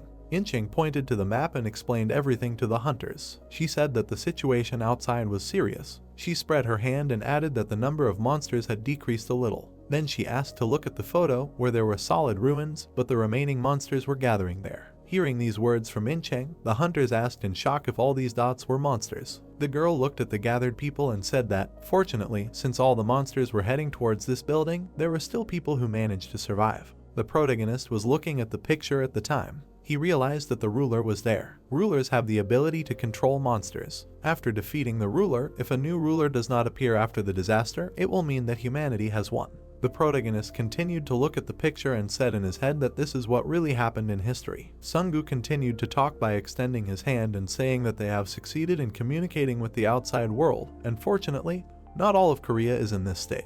Hearing this, the hunters let out a sigh of relief and said that this is very good. Sungu slightly bowed his head and said that this is not all, because most of it is in the same state as Incheon, and in the areas that are still okay, the hunters are evacuating civilians and planning to send aid to isolated areas. The protagonist listened to the man and said in his head that sooner or later, all of Korea, no, the entire world, would come to the same end, but there was no need to tell the other hunters about this, because right now, there was hope. Songwoo looked at the people present and said that they had managed to contact several other countries, but most of them were in a worse situation than them, but humans would still win because the potential that humanity had shown so far was not weak at all. He tensed his eyebrows and said that it was time for them to move on. Suddenly, he raised his hand, clenched into a fist, and shouted furiously that it was time for them to take their first step towards defeating the disaster. They would take back Incheon and move towards Seoul. All the hunters jumped up from their seats and shouted loudly. The protagonist said in his head that in the Demon King's book and history books, there was no mention of which ruler ruled this territory. He looked at the fighting spirit of the hunters and said to himself that it was just after a difficult and exhausting fight with the ruler that humanity had won.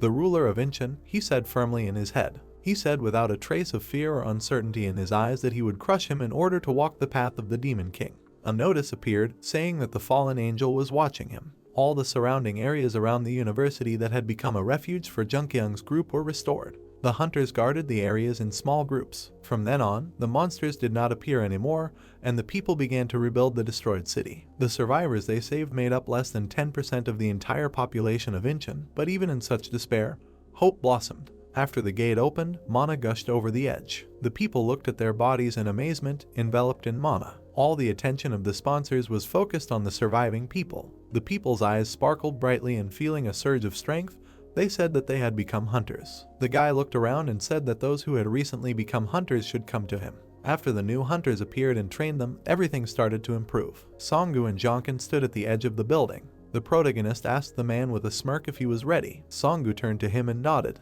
The guy came closer to him and said that they would leave in exactly 1 hour. Songgu turned to him completely and excitedly asked how strong the ruler was. He asked if he was really like Odin. The protagonist hesitated and answered that he was not yet, which greatly shocked Songgu. Jonkin replied that he was getting stronger over time and this was still the beginning of the disaster, so he should not be that strong. Songgu immediately breathed a sigh of relief. The protagonist frowned and thought that Odin did not kill him and, in fact, even helped him, after which he wondered why he left the guy alive. He clenched his fist tightly and thought that there was no point in asking such questions at this point.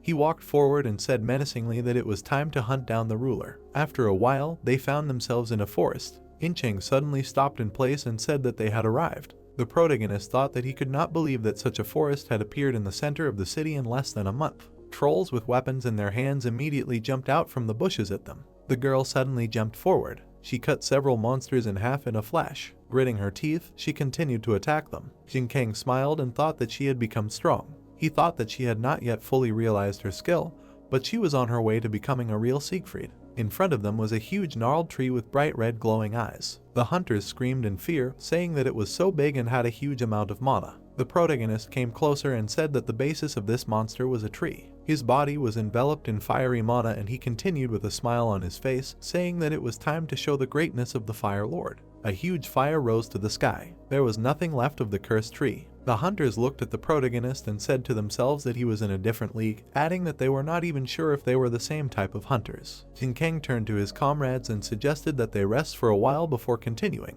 Songgu looked at the hunters and told them to rest for 20 minutes before continuing. The protagonist brought up the status window. It said that his level was 89, as well as all the other information about him. He put his hands on his hips and looked at the system window, saying to himself, the man in black. He is the one who is in the shadow of Seth, and the one who could be in the shadow of Utgard, the king of the giants, the one who defeated even Odin. He looked ahead and said in his head that he thought the man in black was him from the beginning, but why on earth was he here? The demon king, he said to himself. He said with a firmness in his eyes that he didn't know why, but he thought the man in black was the demon king. He stared at his stats, saying in his head that if the man in black was the demon king, would he have a status window like him, since he would soon reach level 100? It was written in the demon king's book. Just as there would be a significant change in stats when reaching 100 points, the same was true for levels. However, the levels gave the Demon King a power that was incomparable to stats. This wasn't just growth, but evolution. He kept looking at his stats window, saying in his head that it wouldn't be long before he reached level 100, and because of the disaster, his growth rate had accelerated significantly.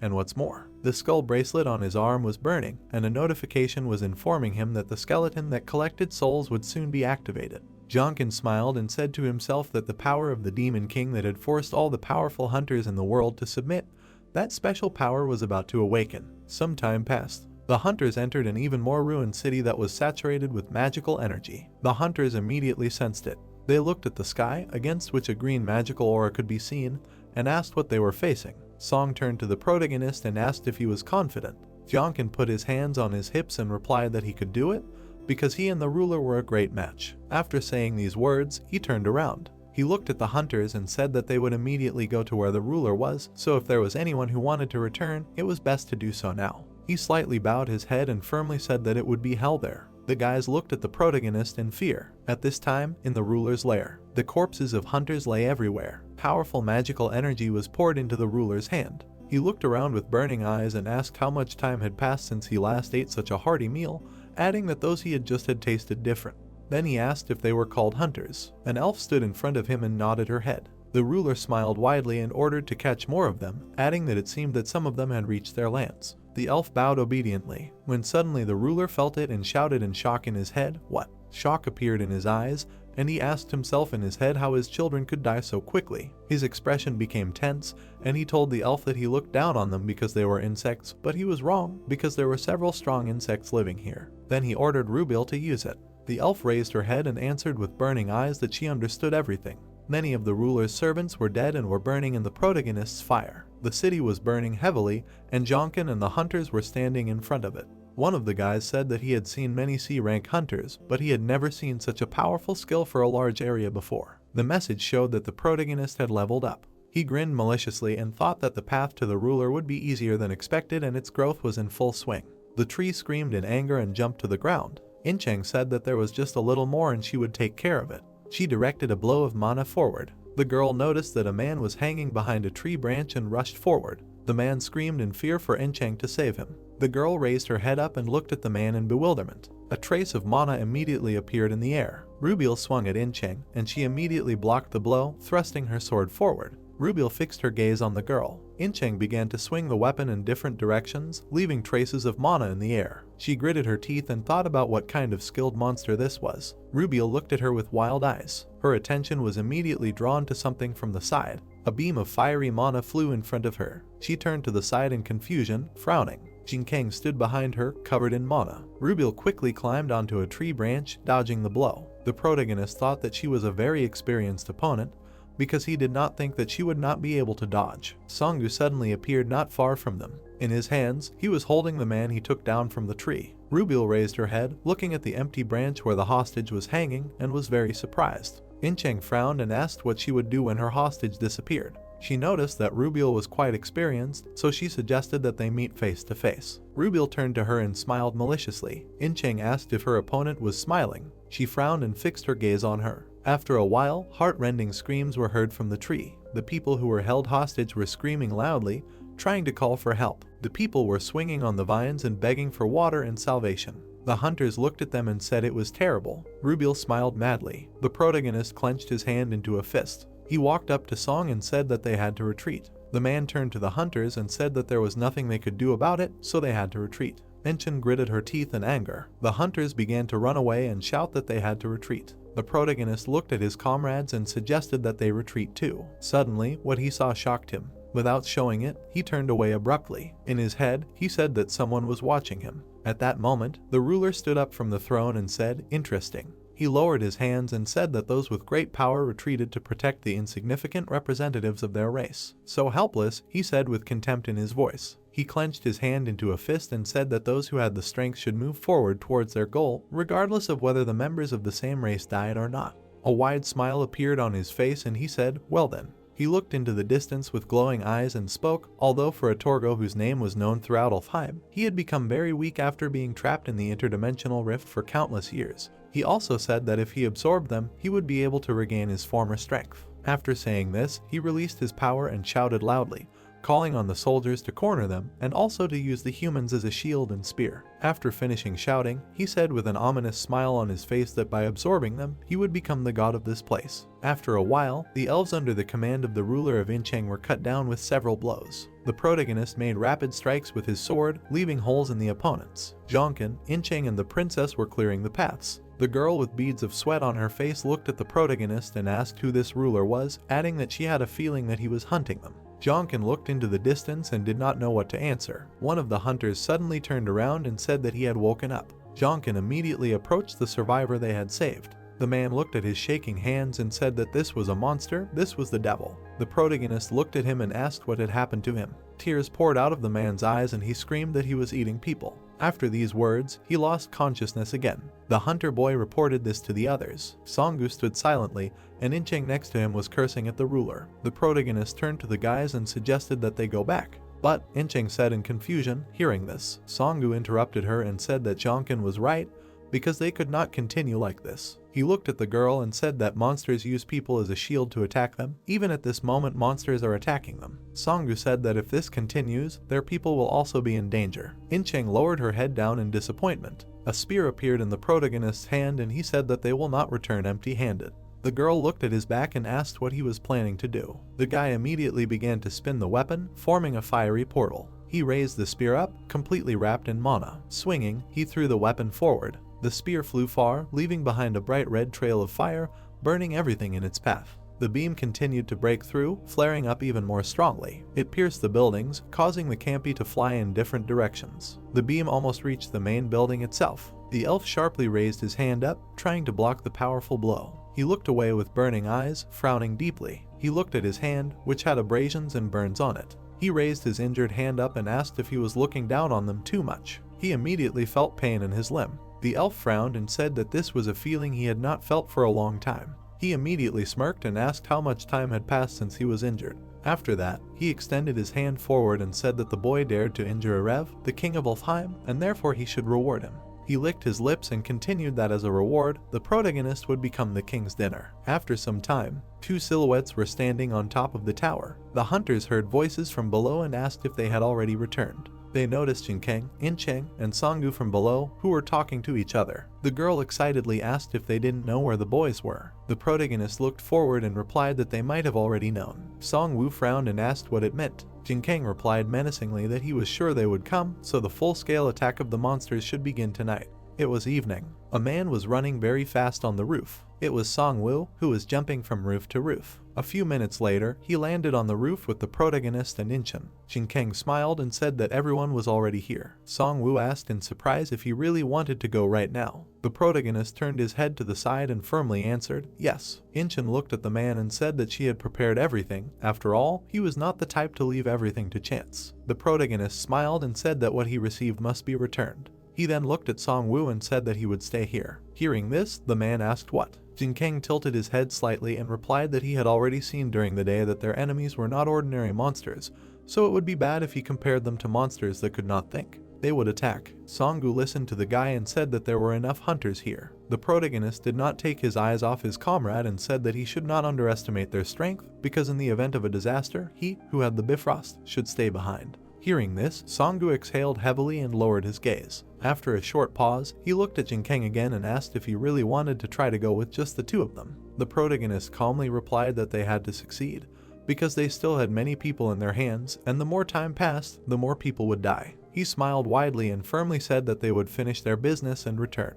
Inchin approached him and added that they would be quick. Songgu extended his hand and said, okay, adding that they should not worry about anything, but just go and do what they needed to do. After saying this, he jumped onto another roof. Inchin watched him go, saying that there was nothing to worry about since they were leaving the princess here too. After that, she asked what they should do now. Jonkin turned to her and said what was planned for today. His eyes lit up and he said, destruction. Some time passed. Inside the destroyed city, there were a lot of monsters. Among them were orcs and elves. In the center of the street, there was also a cursed tree. Jonkin and Inchin watched all this from the roof. The girl looked down and asked if maybe they should go back. The protagonist looked at her and said that they were ready. Inchin spread her hands and said that they did not know that there were so many of them, since there was no end to them. The protagonist with a serious face said that she should trust them, since they should focus on their task and they on theirs. Suddenly, he felt something and realized that he had noticed them. He immediately turned to Inchang and said that they needed to hurry because it seemed that he had already noticed them. What? The girl asked in surprise upon hearing this. Jinkang looked towards the city and said that he was quite confident in himself because he had intentionally let all his soldiers go and was calling them to him.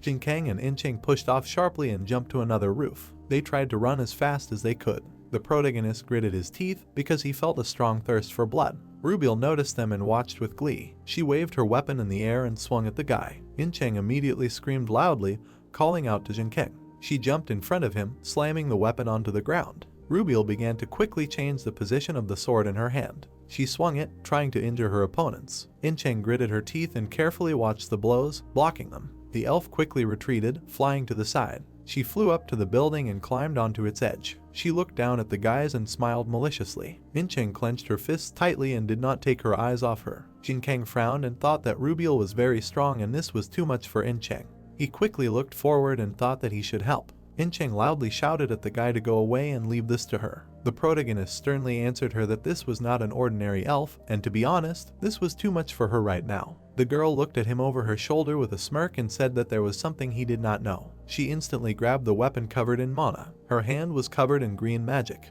The wound on her skin began to gently heal. The protagonist carefully watched what was happening. The girl shouted that this was not the end yet. She looked ahead and continued that she had completed the creation of the Dragon Bloodstone.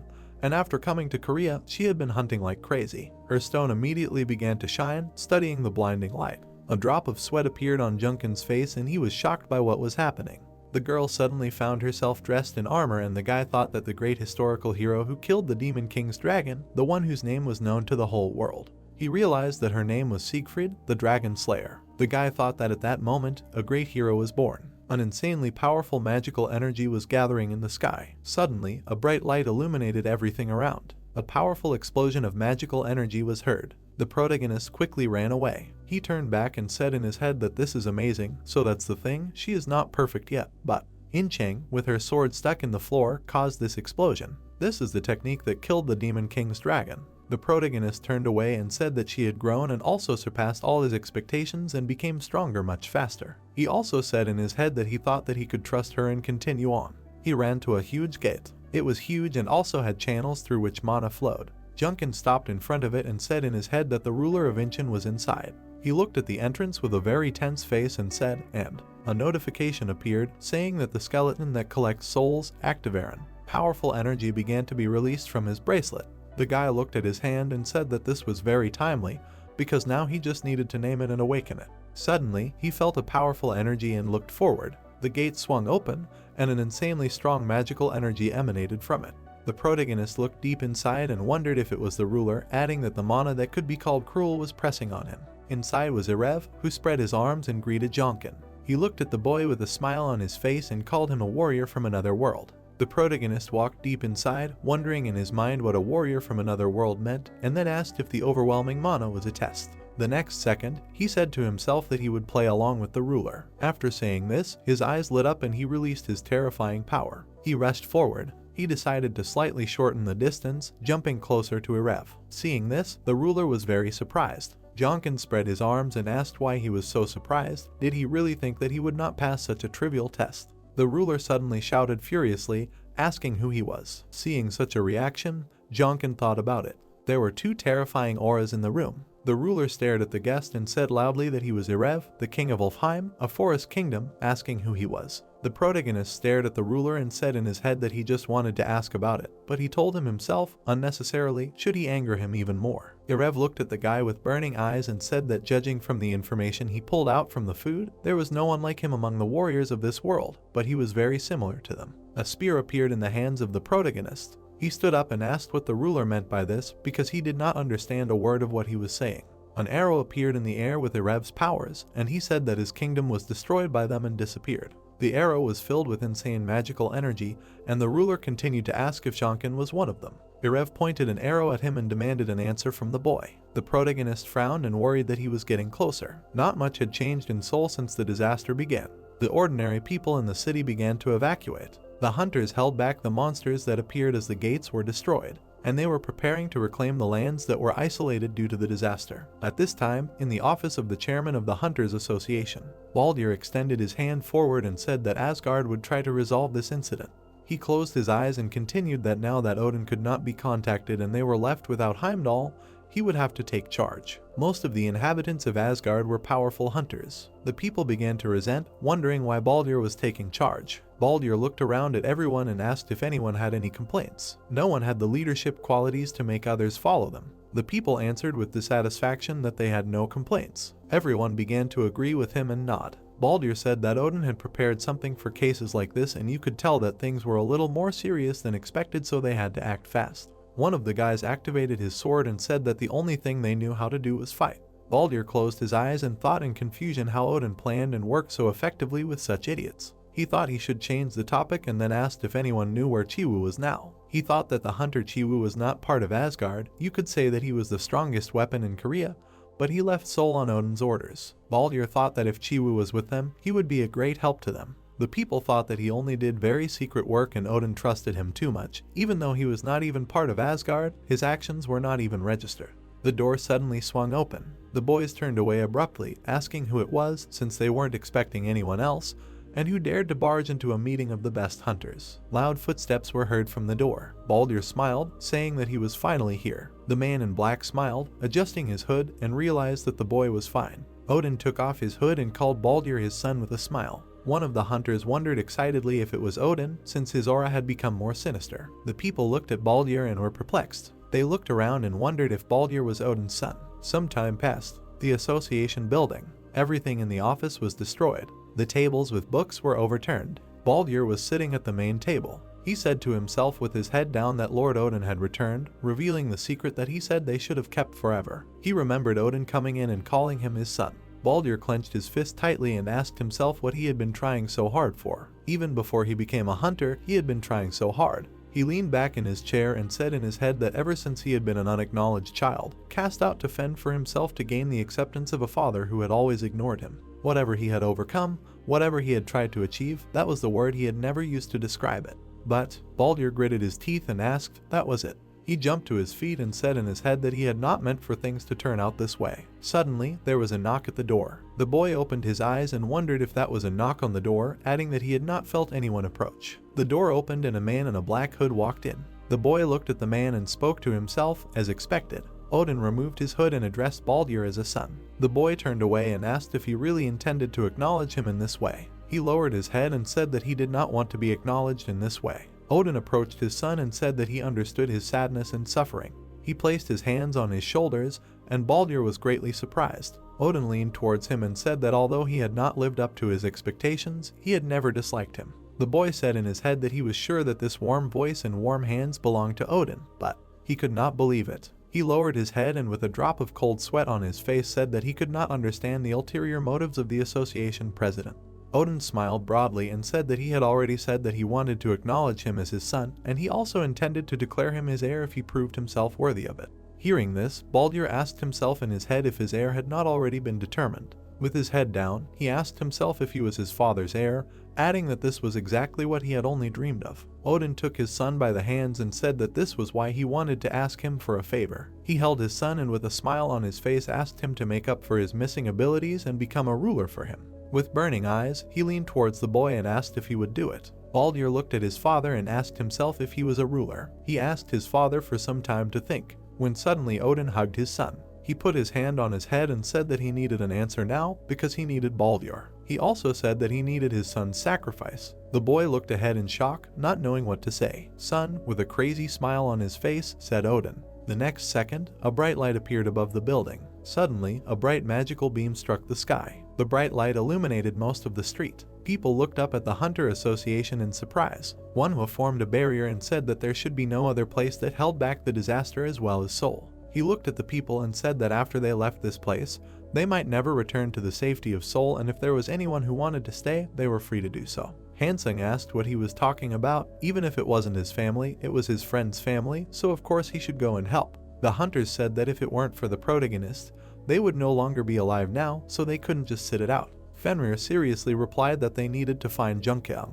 Hyunwoo said that he needed to go to his master. Unne took a step forward carefully. She said with a smile that she thought everyone here was of the same opinion. Manhwa smiled sweetly and thought that he was very lucky to have met these people. He looked at them and thought that loyal people were people who would face danger head on to protect someone, and these were the people he dreamed of having by his side. He was suddenly enveloped in mana and said with a smile on his face that it was time for them to go forward. Manhwa immediately put his hand on the protective barrier. With a light touch, the barrier immediately burst and began to split. He turned around and said that it was time to go now. Someone from the side shouted that this couldn't be happening, and Manhwa frowned, not understanding what was happening. Fenrir turned around abruptly at the shrill screams. Someone pointed to the center of Seoul. Something inexplicable was happening in the center. The barrier in the center of Seoul was collapsing. At the entrance to the castle, a bright blue light was leaking out of the door. Erev kicked the floor and shouted, asking if Jonkin was on the same side as the black creatures. He suddenly released an arrow covered in mana at the boy.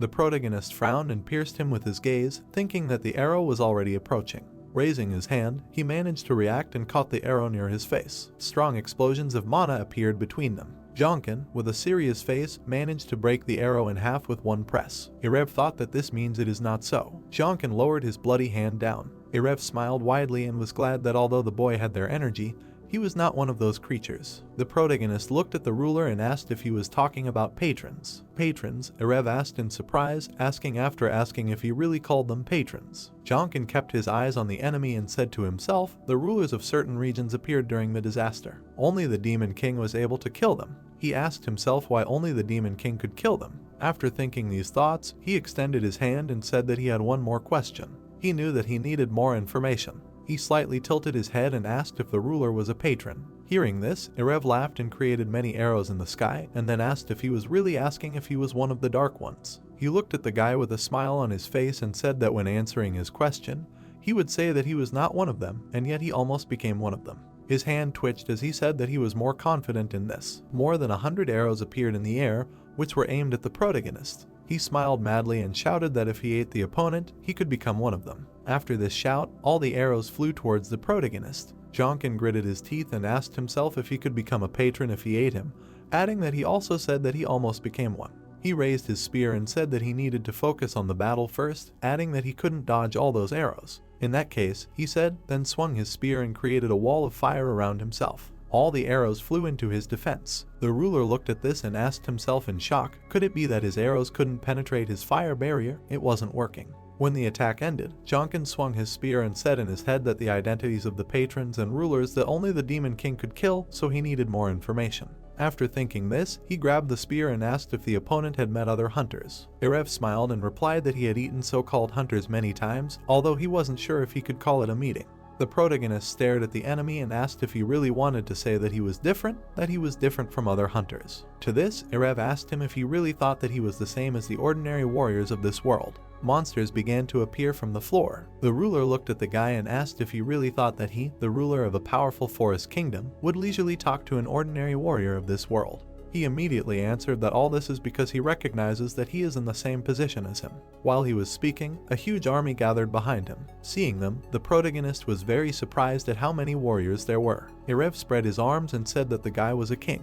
After these words, the monsters jumped up and rushed to attack. With shouts and weapons at the ready, they ran towards the enemy. Jonkin did not lose his head and, standing in a stance, shouted that he would grant him a name. "Hell," he screamed, and then a crazy magical energy filled the skull on his hand. Suddenly, it cracked. The bracelet broke, emitting a terrifyingly strong magical power. An enraged face appeared behind the protagonist, releasing mana to protect him. At this time, in front of the Hunter Association, Rubiel was lying face down on the ground, bleeding profusely. Incheng was dragging her weapon along the ground. With the last of her strength, she walked forward and thought that she had finally become stronger. With bruises all over her body, she walked quickly, thinking that having strength means having the means to defend herself with her own hands. She received a message that the handsome prince was looking at her with a warm expression.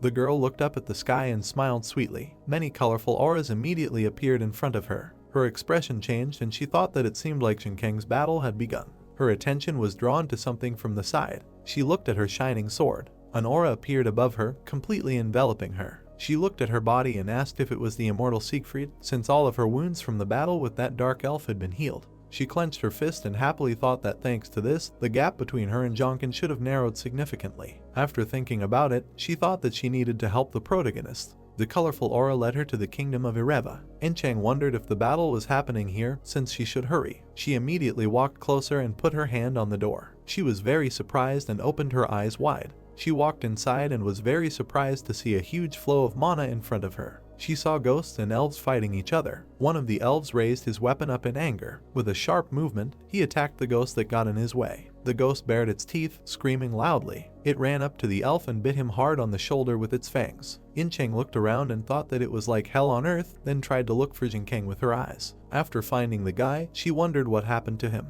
She thought that she had become much stronger. She looked at the battle between the protagonist and Irev and thought that the guy was way ahead of her. She worriedly thought that she couldn't even interfere with their battle. That's how this video ends. If you have sat through to the end, please don't forget to press the subscribe button and leave feedback. See you in the next video.